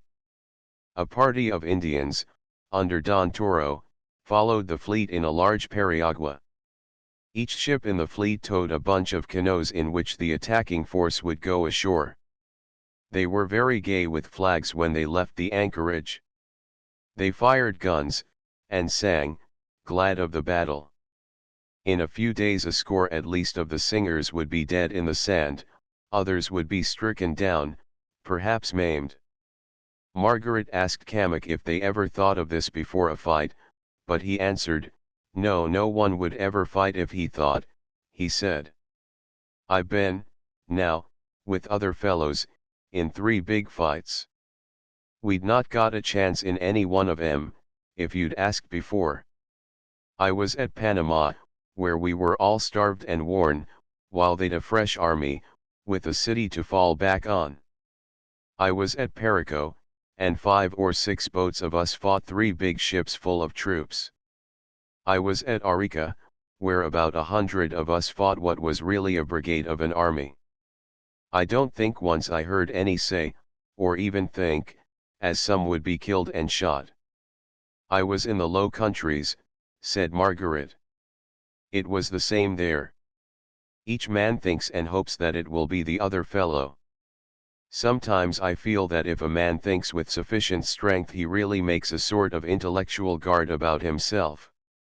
I mean, as faith saved the men in the furnace. What do you think? Yes, said Kamek. A man who goes in thinking about himself like that isn't going to do much with his gun. Besides, he couldn't. You see them sometimes. Said Kamek. You see 'em swaying from side to touch their next hand man. For company. You see 'em all swaying in a row. Like this. Side to side. But the first shot locks the ranks. When they begin to fire they forget it all. They've got to manage their guns. And they get all hid in smoke. That's another comfort. And they can shout, give 'em hell. Give 'em hell. Give it the hijos del horos. But afterwards? What about afterwards? The dead and wounded? Yes, said Margaret. Poor wretches lying out without water. Ammunition carts going over them. Camp followers. The night after a battle. I remember my first. It was all still after the firing. Then one heard cries in the stillness, from all round one. Awful cries. Like wild beasts. I never heard that, sir. But I've seen blood really running out of a ship's scuppers. That gives you a turn. That was at Perico. She was coming past us full tilt, under all sail. Her decks were full of men, full. We were only 18 of us in the longboat. So we gave her one volley. It was like a deer dropping dead, sir. The ship broached to. There was scarcely a man left standing in her. Their matches set her on fire. I was aboard her afterwards. I never see such a sight. And how many are over there, now, going about the town, to be killed in a few days, not seeing their slayer? Have you ever thought of the soul, Captain? It must be startled to be driven from the body like that. The faces are peaceful, sir. Yes. Many are. But the faces one sees in a fight. I never saw a noble expression on a man's face in a battle. I've seen fear, and sickness, and madness. I always feel a compound of all three. What do you feel? I don't believe you do feel. You are always so wonderful. I wish I had your self-control. I don't know what I feel, sir. Fear of having my retreat cut off. That's the thing I worry over. I tell you, sir, frankly. I don't want that ever to happen to me. I don't care who knows it. About our battle, Captain. We shall land in force to south of the town, while Tuckett's party makes a strong feint on the north wall. We shall creep up along the beach, and attack the south wall as soon as Tuckett's party draws their fire. We ought to be in the town by the time the sun's at all strong. The canoes will follow us up, and lie below the sea wall, ready for us. The ships will anchor within gunshot of the town as soon as we hoist English colors. It'd be well to get all hands off soon, sir. They'll get straggled, looking for loot, and there's 3 garrisons Lobos, Cavinas, and Cispata within an hour or two's ride of the place. Another thing, they'll likely take to drinking. We're not in the town yet, Captain. That'll come, sir. You know, Captain, we may be taking our friend back. Yes, sir. The lady, poor thing. She must be suffering now, sir. We're anxious. But nothing to her, poor thing, wondering if that man's alive. I'm wondering if we are making more trouble for her by bringing him back to her. He's not been brought yet, sir. In 3 days, Captain. Maybe so, sir. If you ask me, I say no. She'll never see him again. I ask Mr. Perrin that. One always comes back to Mr. Perrin. They call him a fool, forward there, but he sees things shrewder than some of these wise ones that tried to drown the duck. He said, no. You'll never see him again. He's married to a Spanish girl, and changed his religion, by this time. One never believes Mr. Perrin till one finds he was right after all. Then it's too late. Perhaps, Margaret said. He may be right. That may be it. He may be killed in the assault. He may have left the town. We may never see him again. It may be the end. I wonder what sort of life it is going to be for her if it is the end. Life goes on much the same way, sir. Women feel it more than men, they live so cramped. But I always say a man's a bigger thing than anything he makes. If he makes trouble he'd ought to be big enough to bear it. And if the trouble's made for him, there's always more than yourself in the world. Come, sir. I think, Captain, said Margaret, you're the only one of us all who comes up prepared and calm, ready for everything. I ought to have been on the Main with you and Morgan, instead of learning Latin at a university. If I ever have a son, I shall send him abroad with you to be a buccaneer." They entered the gulf in the darkness of the new moon. They sailed in a clump together, Tuckett leading. They sailed without lights, but for the night lights in the binnacles. They moved in blackness on the sea, great fish making fire streaks, lumbering whales with their brood. The men aboard them, waiting in the darkness for the word, struck their shins on guns and longed to be off. Few of them took their hammocks from the nettings that night. They passed the hours talking and smoking, in slow sea walks to and fro, humming old tunes over their pipe stems. They had made themselves ready many hours before. Their guns had been oiled and loaded, and their belts filled with cartridges, during the afternoon. All that they had to do now was to buckle on their water bottles and knapsacks, and get into their boats. They heard the surf tumbling on the mestizos. Setting stars, like ship's lights, burned out into the sea. The seamen watched them as they shifted their tides, talking of the past, with its memories of ships and women, its memories of life and the sun. The word was given some 4 miles from the city, lest the Indian sentinels should sight the ships from the walls. The land was like a cloud at that distance, like a sharply defined blackness on the sky, shutting off the rising stars. It was a dark morning, but to the seamen's eyes it was light enough. They had been on deck since the setting of the watch. They had grown accustomed to the darkness. It was now an hour before the dawn. It was to be a red dawn above Toulouse. Captain Margaret stood with Kamak at the gangway watching his men go over the side to the canoes. All the men of war, 20 of his crew, and a few Indians, 50 men in all, were coming with him from the ship. They loitered about the gangway like sheep at a gap, they seemed a great company. They did not talk much among themselves. One or two, the wags of the Focsle, made jests about Toulouse soup, and the laughter spread in the canoes, where the men were packed tightly, like lovers on a bench. One or two of the men, the most intelligent among them, asked to shake hands with Captain Margaret as they passed him at the gangway side. Perrin touched him on the shoulder when about half of them had gone. "Charles," he said, "Olivia wants to see you. She's in the alleyway." "In a minute," he answered. "Goodbye, West." "Goodbye, sir. Look after them, Captain. Don't let them shove off without me." In the darkness of the alleyway he found Olivia. He could see her great eyes in the oval of her face. She was trembling.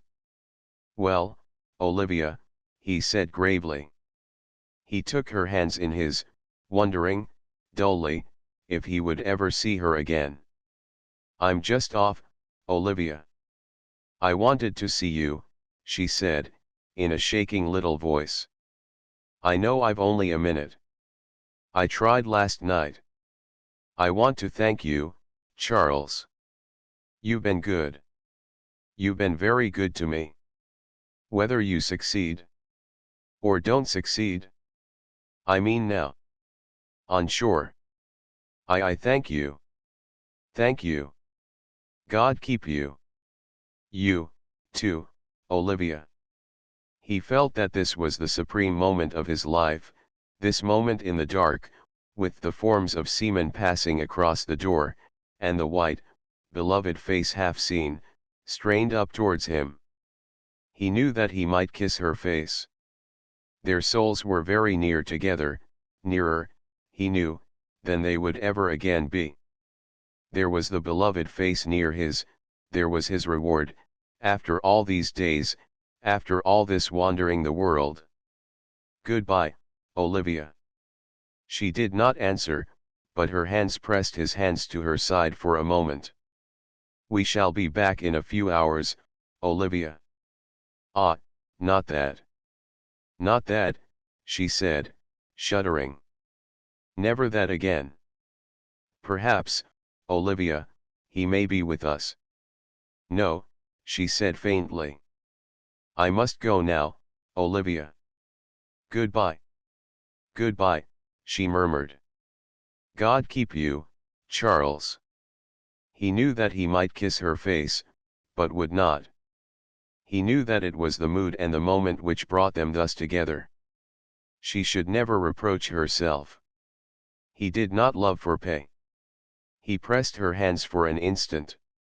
Goodbye then, he said lightly.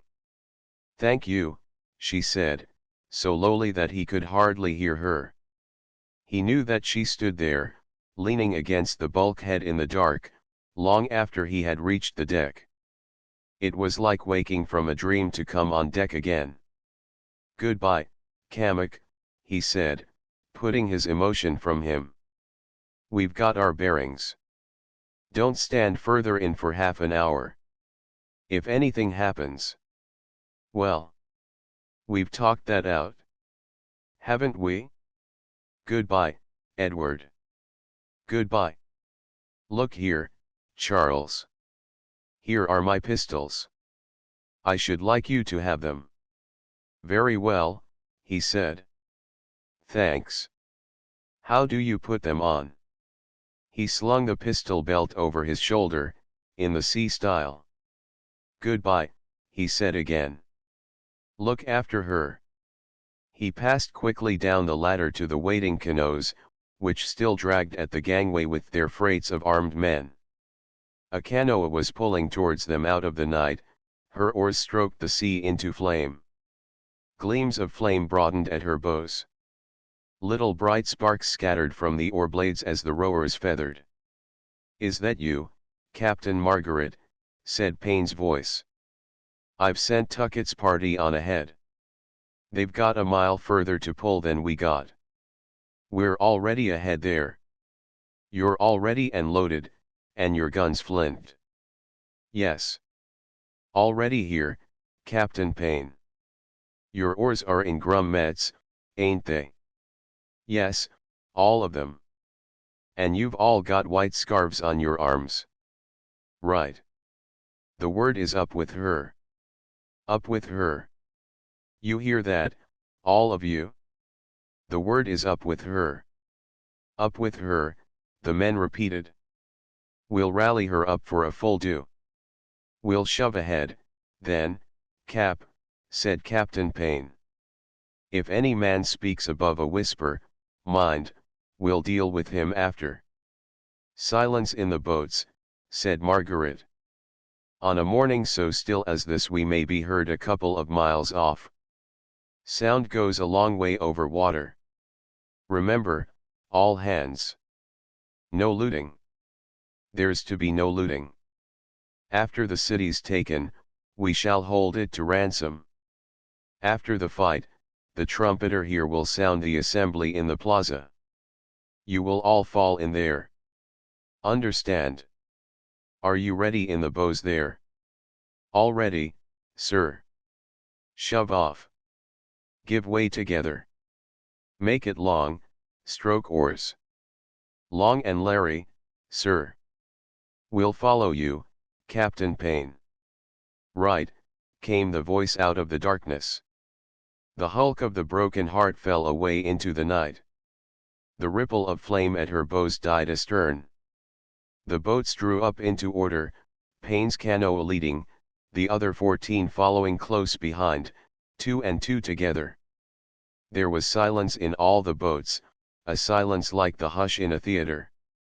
The wash of the 100 oars, and the slow breathing of the rowers, was all that could be heard.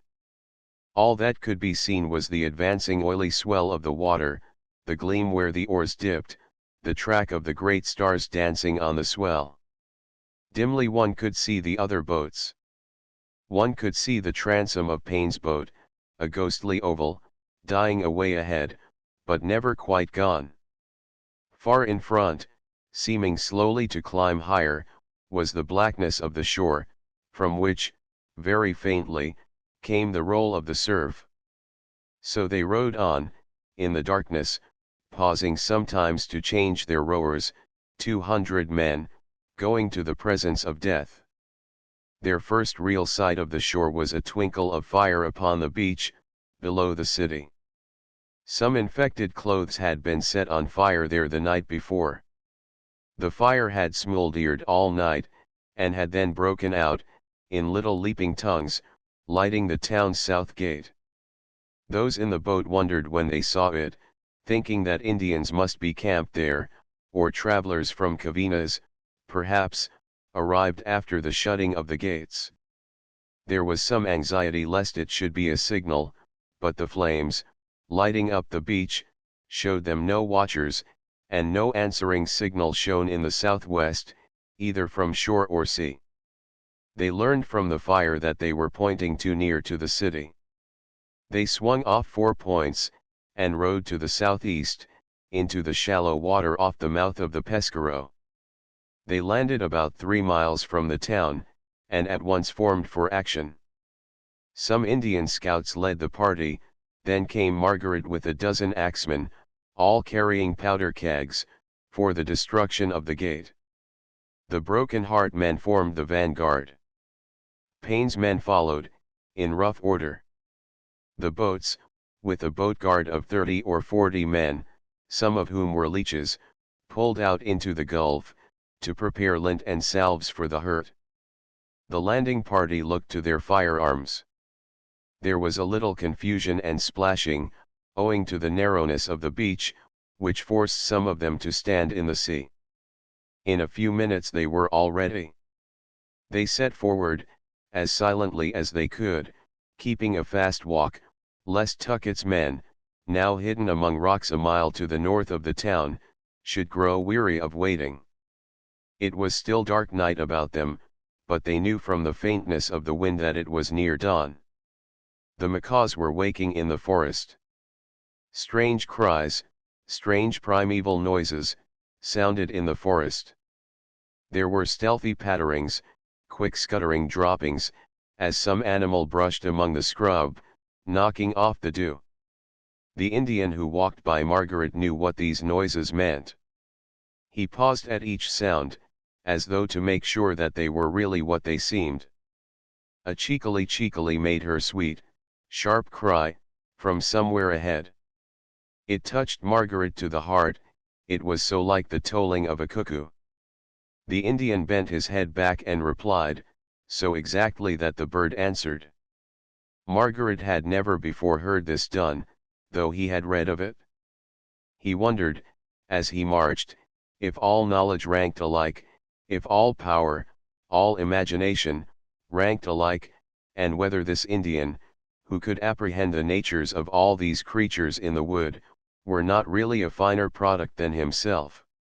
He could not imitate a cheekily, he could not raise the devil, he could not see a 3 days old track on stones. He wished that in the march to a full life one had not to forget so much. One should have all the powers, all the savage powers even, one should be a divine spirit of apprehension, one should inform the whole world, feeling the pismires want as keenly as the saint's ecstasy. One should be able to apprehend the wild things, the things of the wood, as well as the spirit of a poet in his divine moment. True life is to be alive in every fiber to the divine in all things. He wondered whether the Indians communed with the beasts, getting from them something which the white men ignored, coming, through them, to secrets unknown to white men, secrets of nature, of the universal spirit, of the spirit which binds the herds of peccary, and slinks in the wildcat, and sings in the bell-voiced golden comb. He thought little of the business in hand. His mind was blank about it. All that he could think of the coming struggle was that he must bring back Stukely, find him and bring him back, or never go back himself. The men were all round him, some of them even ahead of him by this time, for, going fast as they were, often up to their knees in the sea, it was impossible to keep good order. After half an hour's march they forded the Arroyo Francesco and came to the broader sands.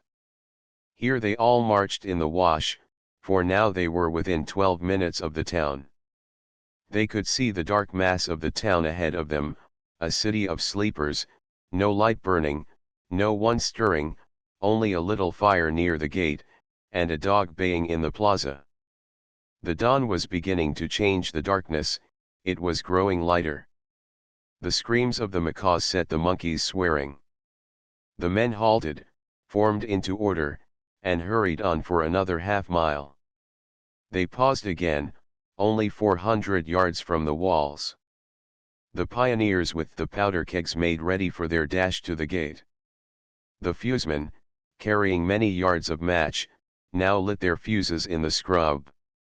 The army marked time, feeling the chill of the dawn, waiting for tucket to begin. Margaret could feel that many of his men were nervous, waiting like that, with the light growing above them.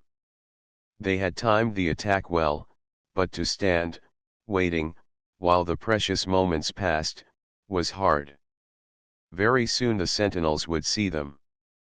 A low growl of discontent muttered up and down the ranks. Voices urged Margaret to attack at once, without waiting for tucket. "We shall be seen. What's the good of waiting here? Why, Lord love us, we could have took the town by this time. Shove ahead. This is a bit of up with her, I don't think, waiting air." There was a tendency to edge forward, to press towards the front, to see what was going on.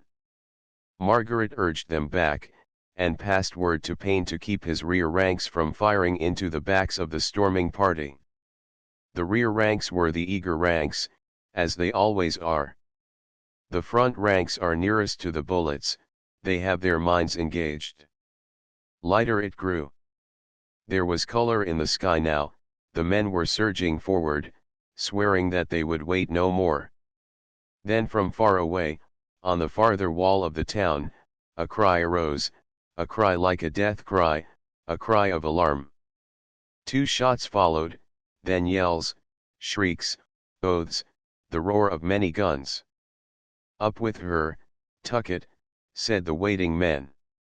Cries sounded within the town, dogs yelped, 1 or 2 women screamed, as the firing increased. "Come on," Margaret called to the pioneers. They splashed out of the water onto the sands, and started towards the city at a run. As they ran, they heard Payne keeping back the ranks till the charge should have been fired. The feet splashed behind them slowly, growing fainter. The fire on the beach grew brighter, they were passing it, the walls were before them, only 100 yards away. "Against the door," he said, panting. "Against the hinges." 1 keg spilled below. The town was aroused now. They could hear the cries and hurry. Still no sign came from the walls. "Sentinels asleep," said one of the men. "There," said another. "Up with her. Up with her. We're seen."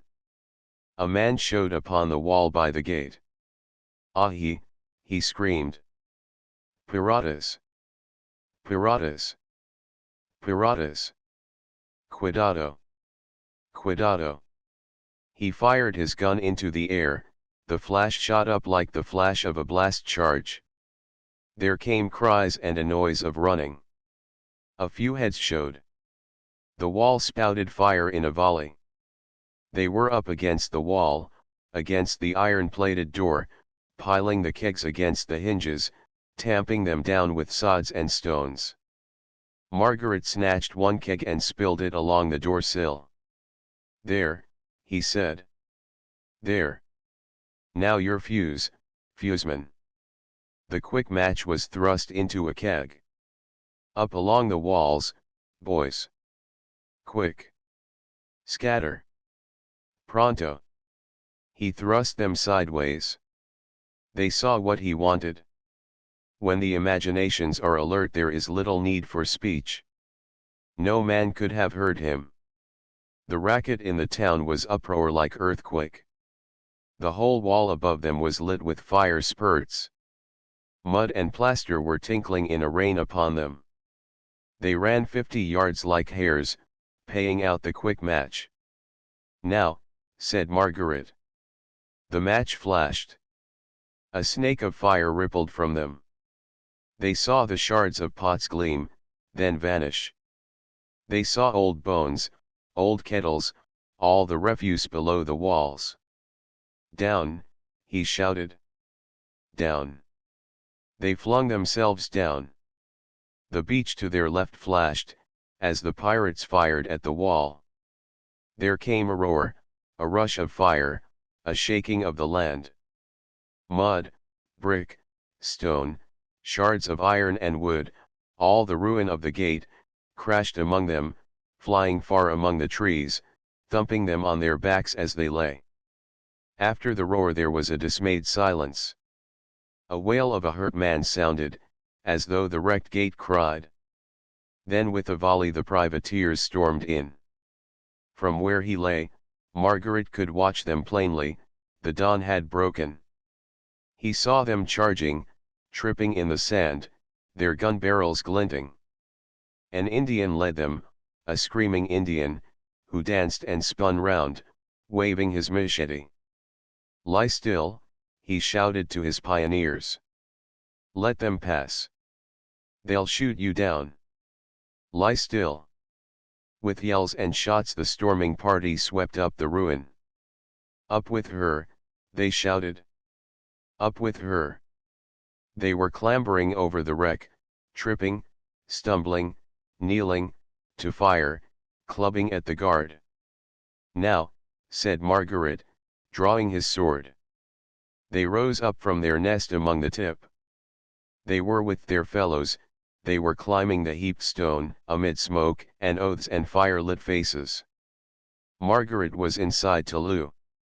The south wall was won. The land breeze, very faint now, drifted the smoke slowly. He could see little.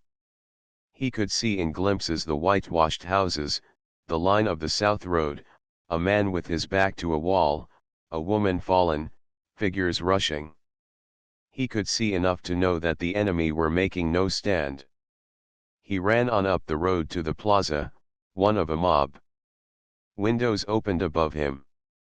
People fired from the windows.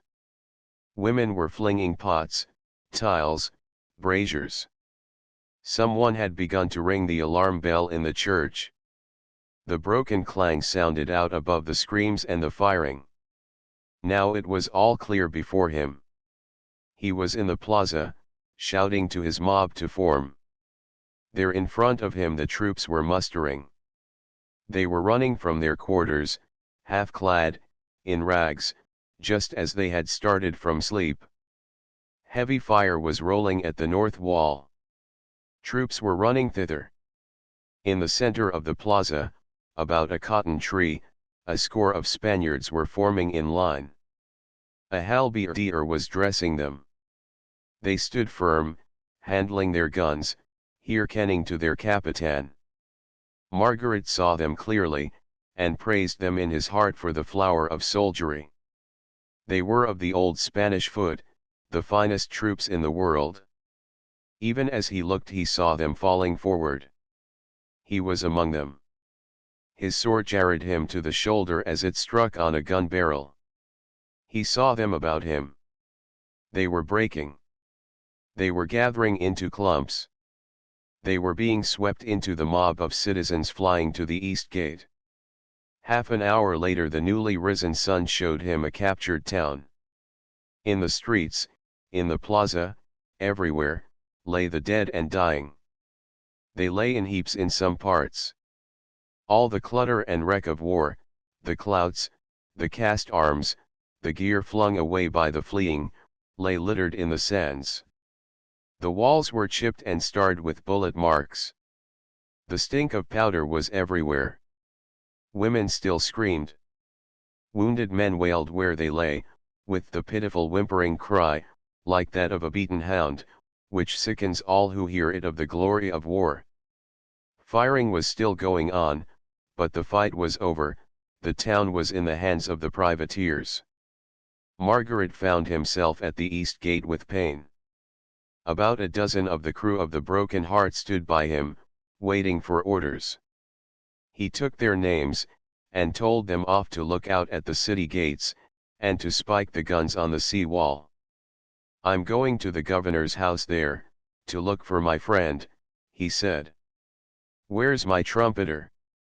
Sound the assembly, trumpet. Muster your men, will you, Captain Payne?" The assembly sounded. The men fell in, answering to their names. The boat guard with the doctors landed.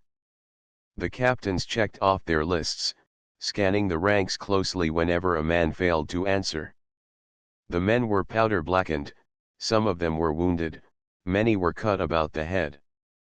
They sent the boat guard with the doctors to search the streets for the dead and hurt. 33 men were missing, all of them, save one, from the party which had stormed the south wall. "Strengthen the guards at the gates," Margaret said. "Captain Tuckett, you take the north gate. I'll see to the east. Captain Payne, will you send a dozen to the south? Keep a sharp lookout."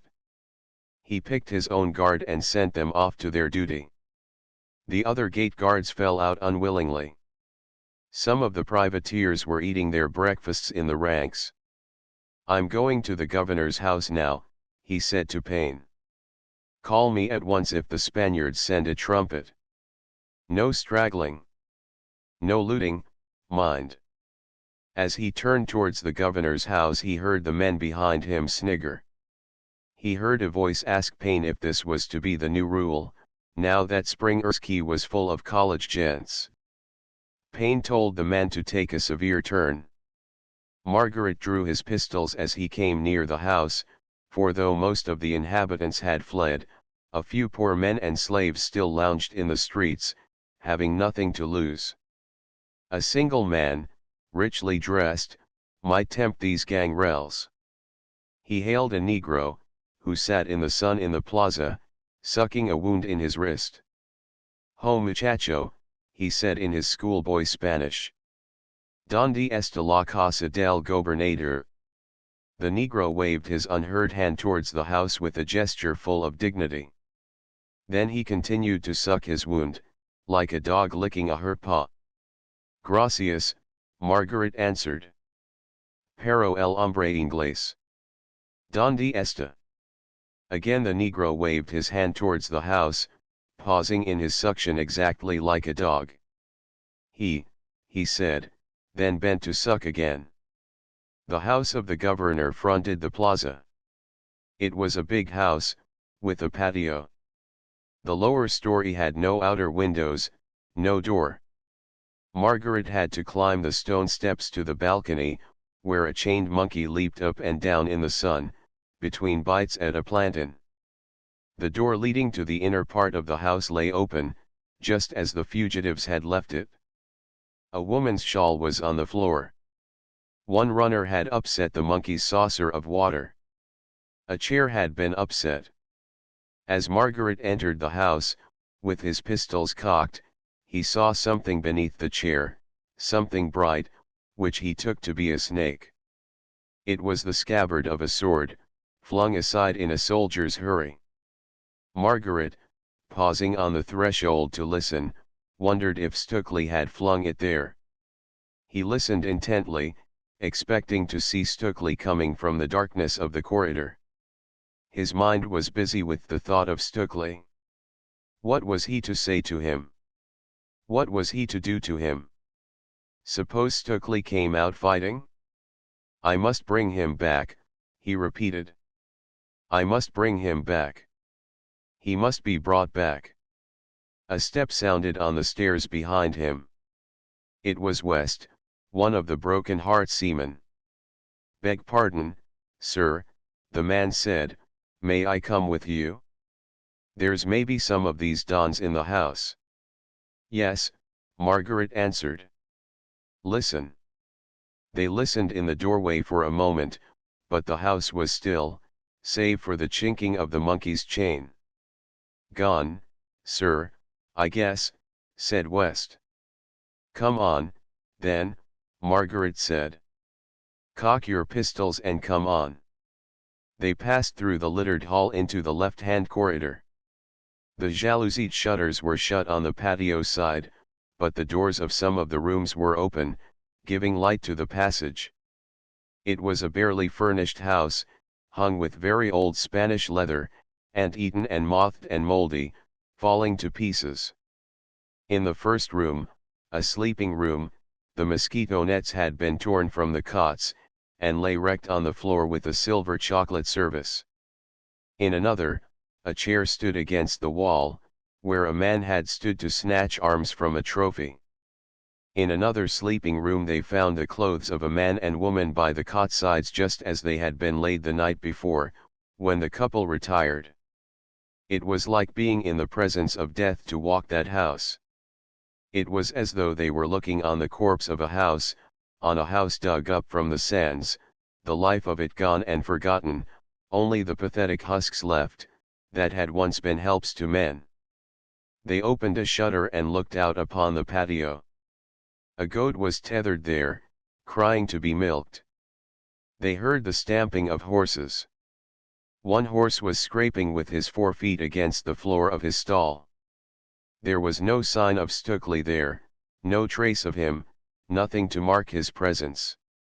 Now the other corridor, Margaret said. They retraced their steps, walking on tiptoe, listening intently.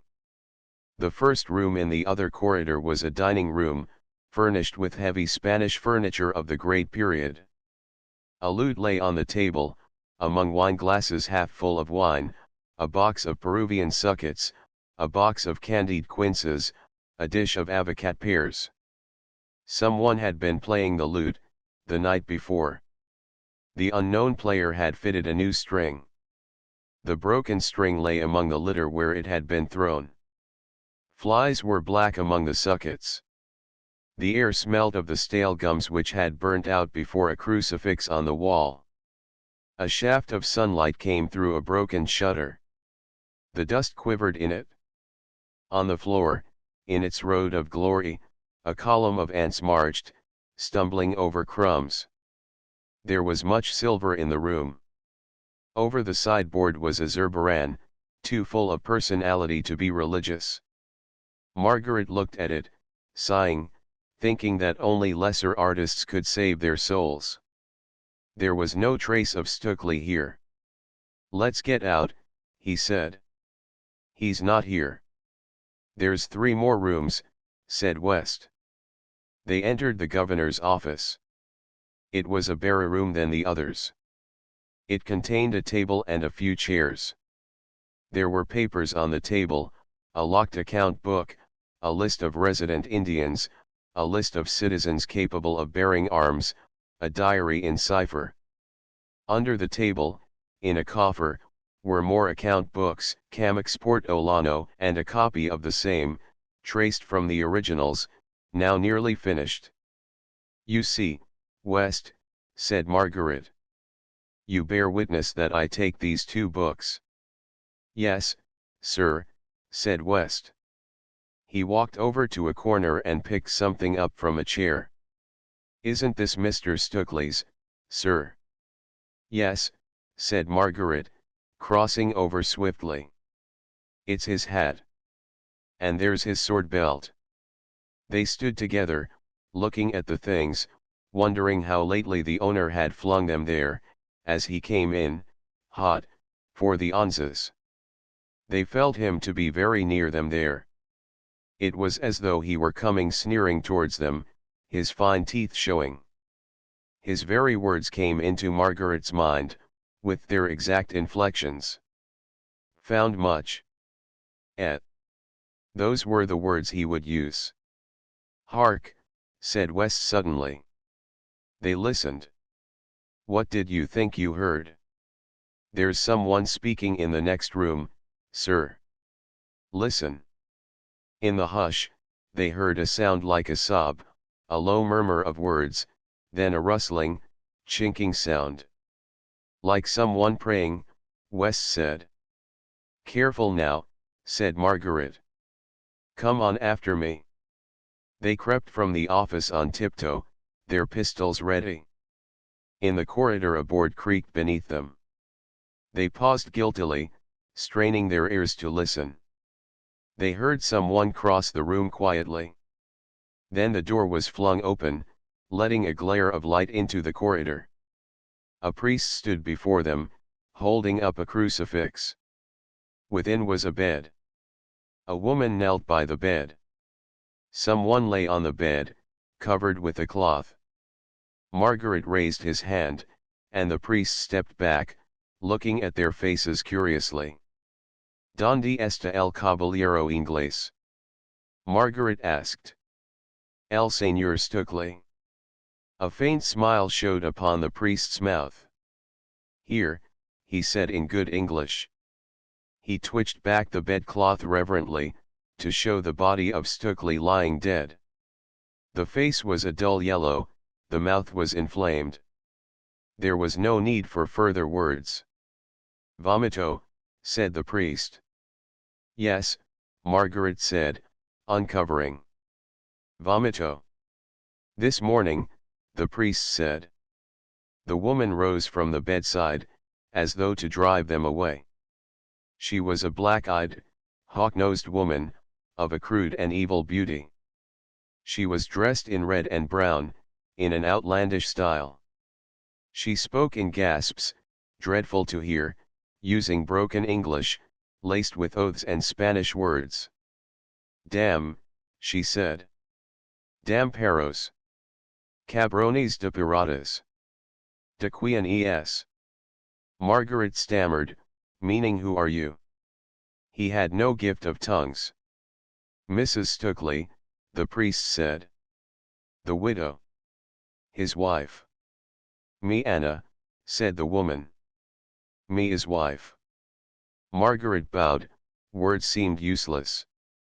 He was only conscious of the horror of it. He had not been prepared for this. He had sat at meat so many times with this corpse. He had seen him so often, full of life and health, going with a laugh to sin, in the pride of the flesh. Now a little thing, the bite of a fly, no more, had brought him to a death among strangers, in this low cot in the wilds, with his beauty turned to horror, and his strength, if anything, a fiery chain upon his soul. There he lay, under an Indian cotton, gone to his reward so soon. Margaret had hated him. He shuddered now to think how he had hated him. Looking at him as he lay there, in all the hideousness of death, he felt the remorse which a death brings. He felt ashamed, as though he had struck the corpse by hating him whom it had covered. "It was my fault," he said to himself. "It should have been otherwise. One ought to live with this before one." He saw where he had acted hastily, where he had failed. He knew all that he might have done. What moved him most was the thought that Olivia had loved this man, had loved him tenderly, and that he, Olivia's lover, had never known his character, had never guessed what it was in him which was beautiful to her. Now he would never know. Standing by the side of the corpse, he tasted all the bitterness of one who has failed to apprehend another, and learns of his failure too late. Stukely was dead now, the old life was dead now. He would to God that he were dead in Stukely's place, and that the old life might be lived again. He would to God that this man's passage to death had been made pleasanter. He blamed himself. He was touched and humbled almost to tears. "If I had only understood," he thought, "you would not have cast yourself away thus." Now he had this to tell Olivia. "You were not what I thought, Stukely," he murmured aloud, looking down at the face. "You were not what I thought. You won her love. You were her chosen. My God," he added to himself, "you won her by that very quality of certainty which made you cast her aside." He stood there trying to create, in his moment of tenderness, fit words with which to tell her, words which might comfort her, staying in her heart. The words which came to him seemed blunt and cold. The only help that he could give to her was to bury this part of her with all reverent and noble rites. He was the governor's secretary, said the priest. He was not here long. Not long in the country. The vomito takes the newcomers. Ah, said Margaret, starting. How well you talk English. Look here. Come aside here. We must bury him at once. Before the sun, the priest said, with a shudder. Where is the burial ground? He raised his hand in benediction over the corpse, then led Margaret out of the room. West followed them, reverent and awed, speaking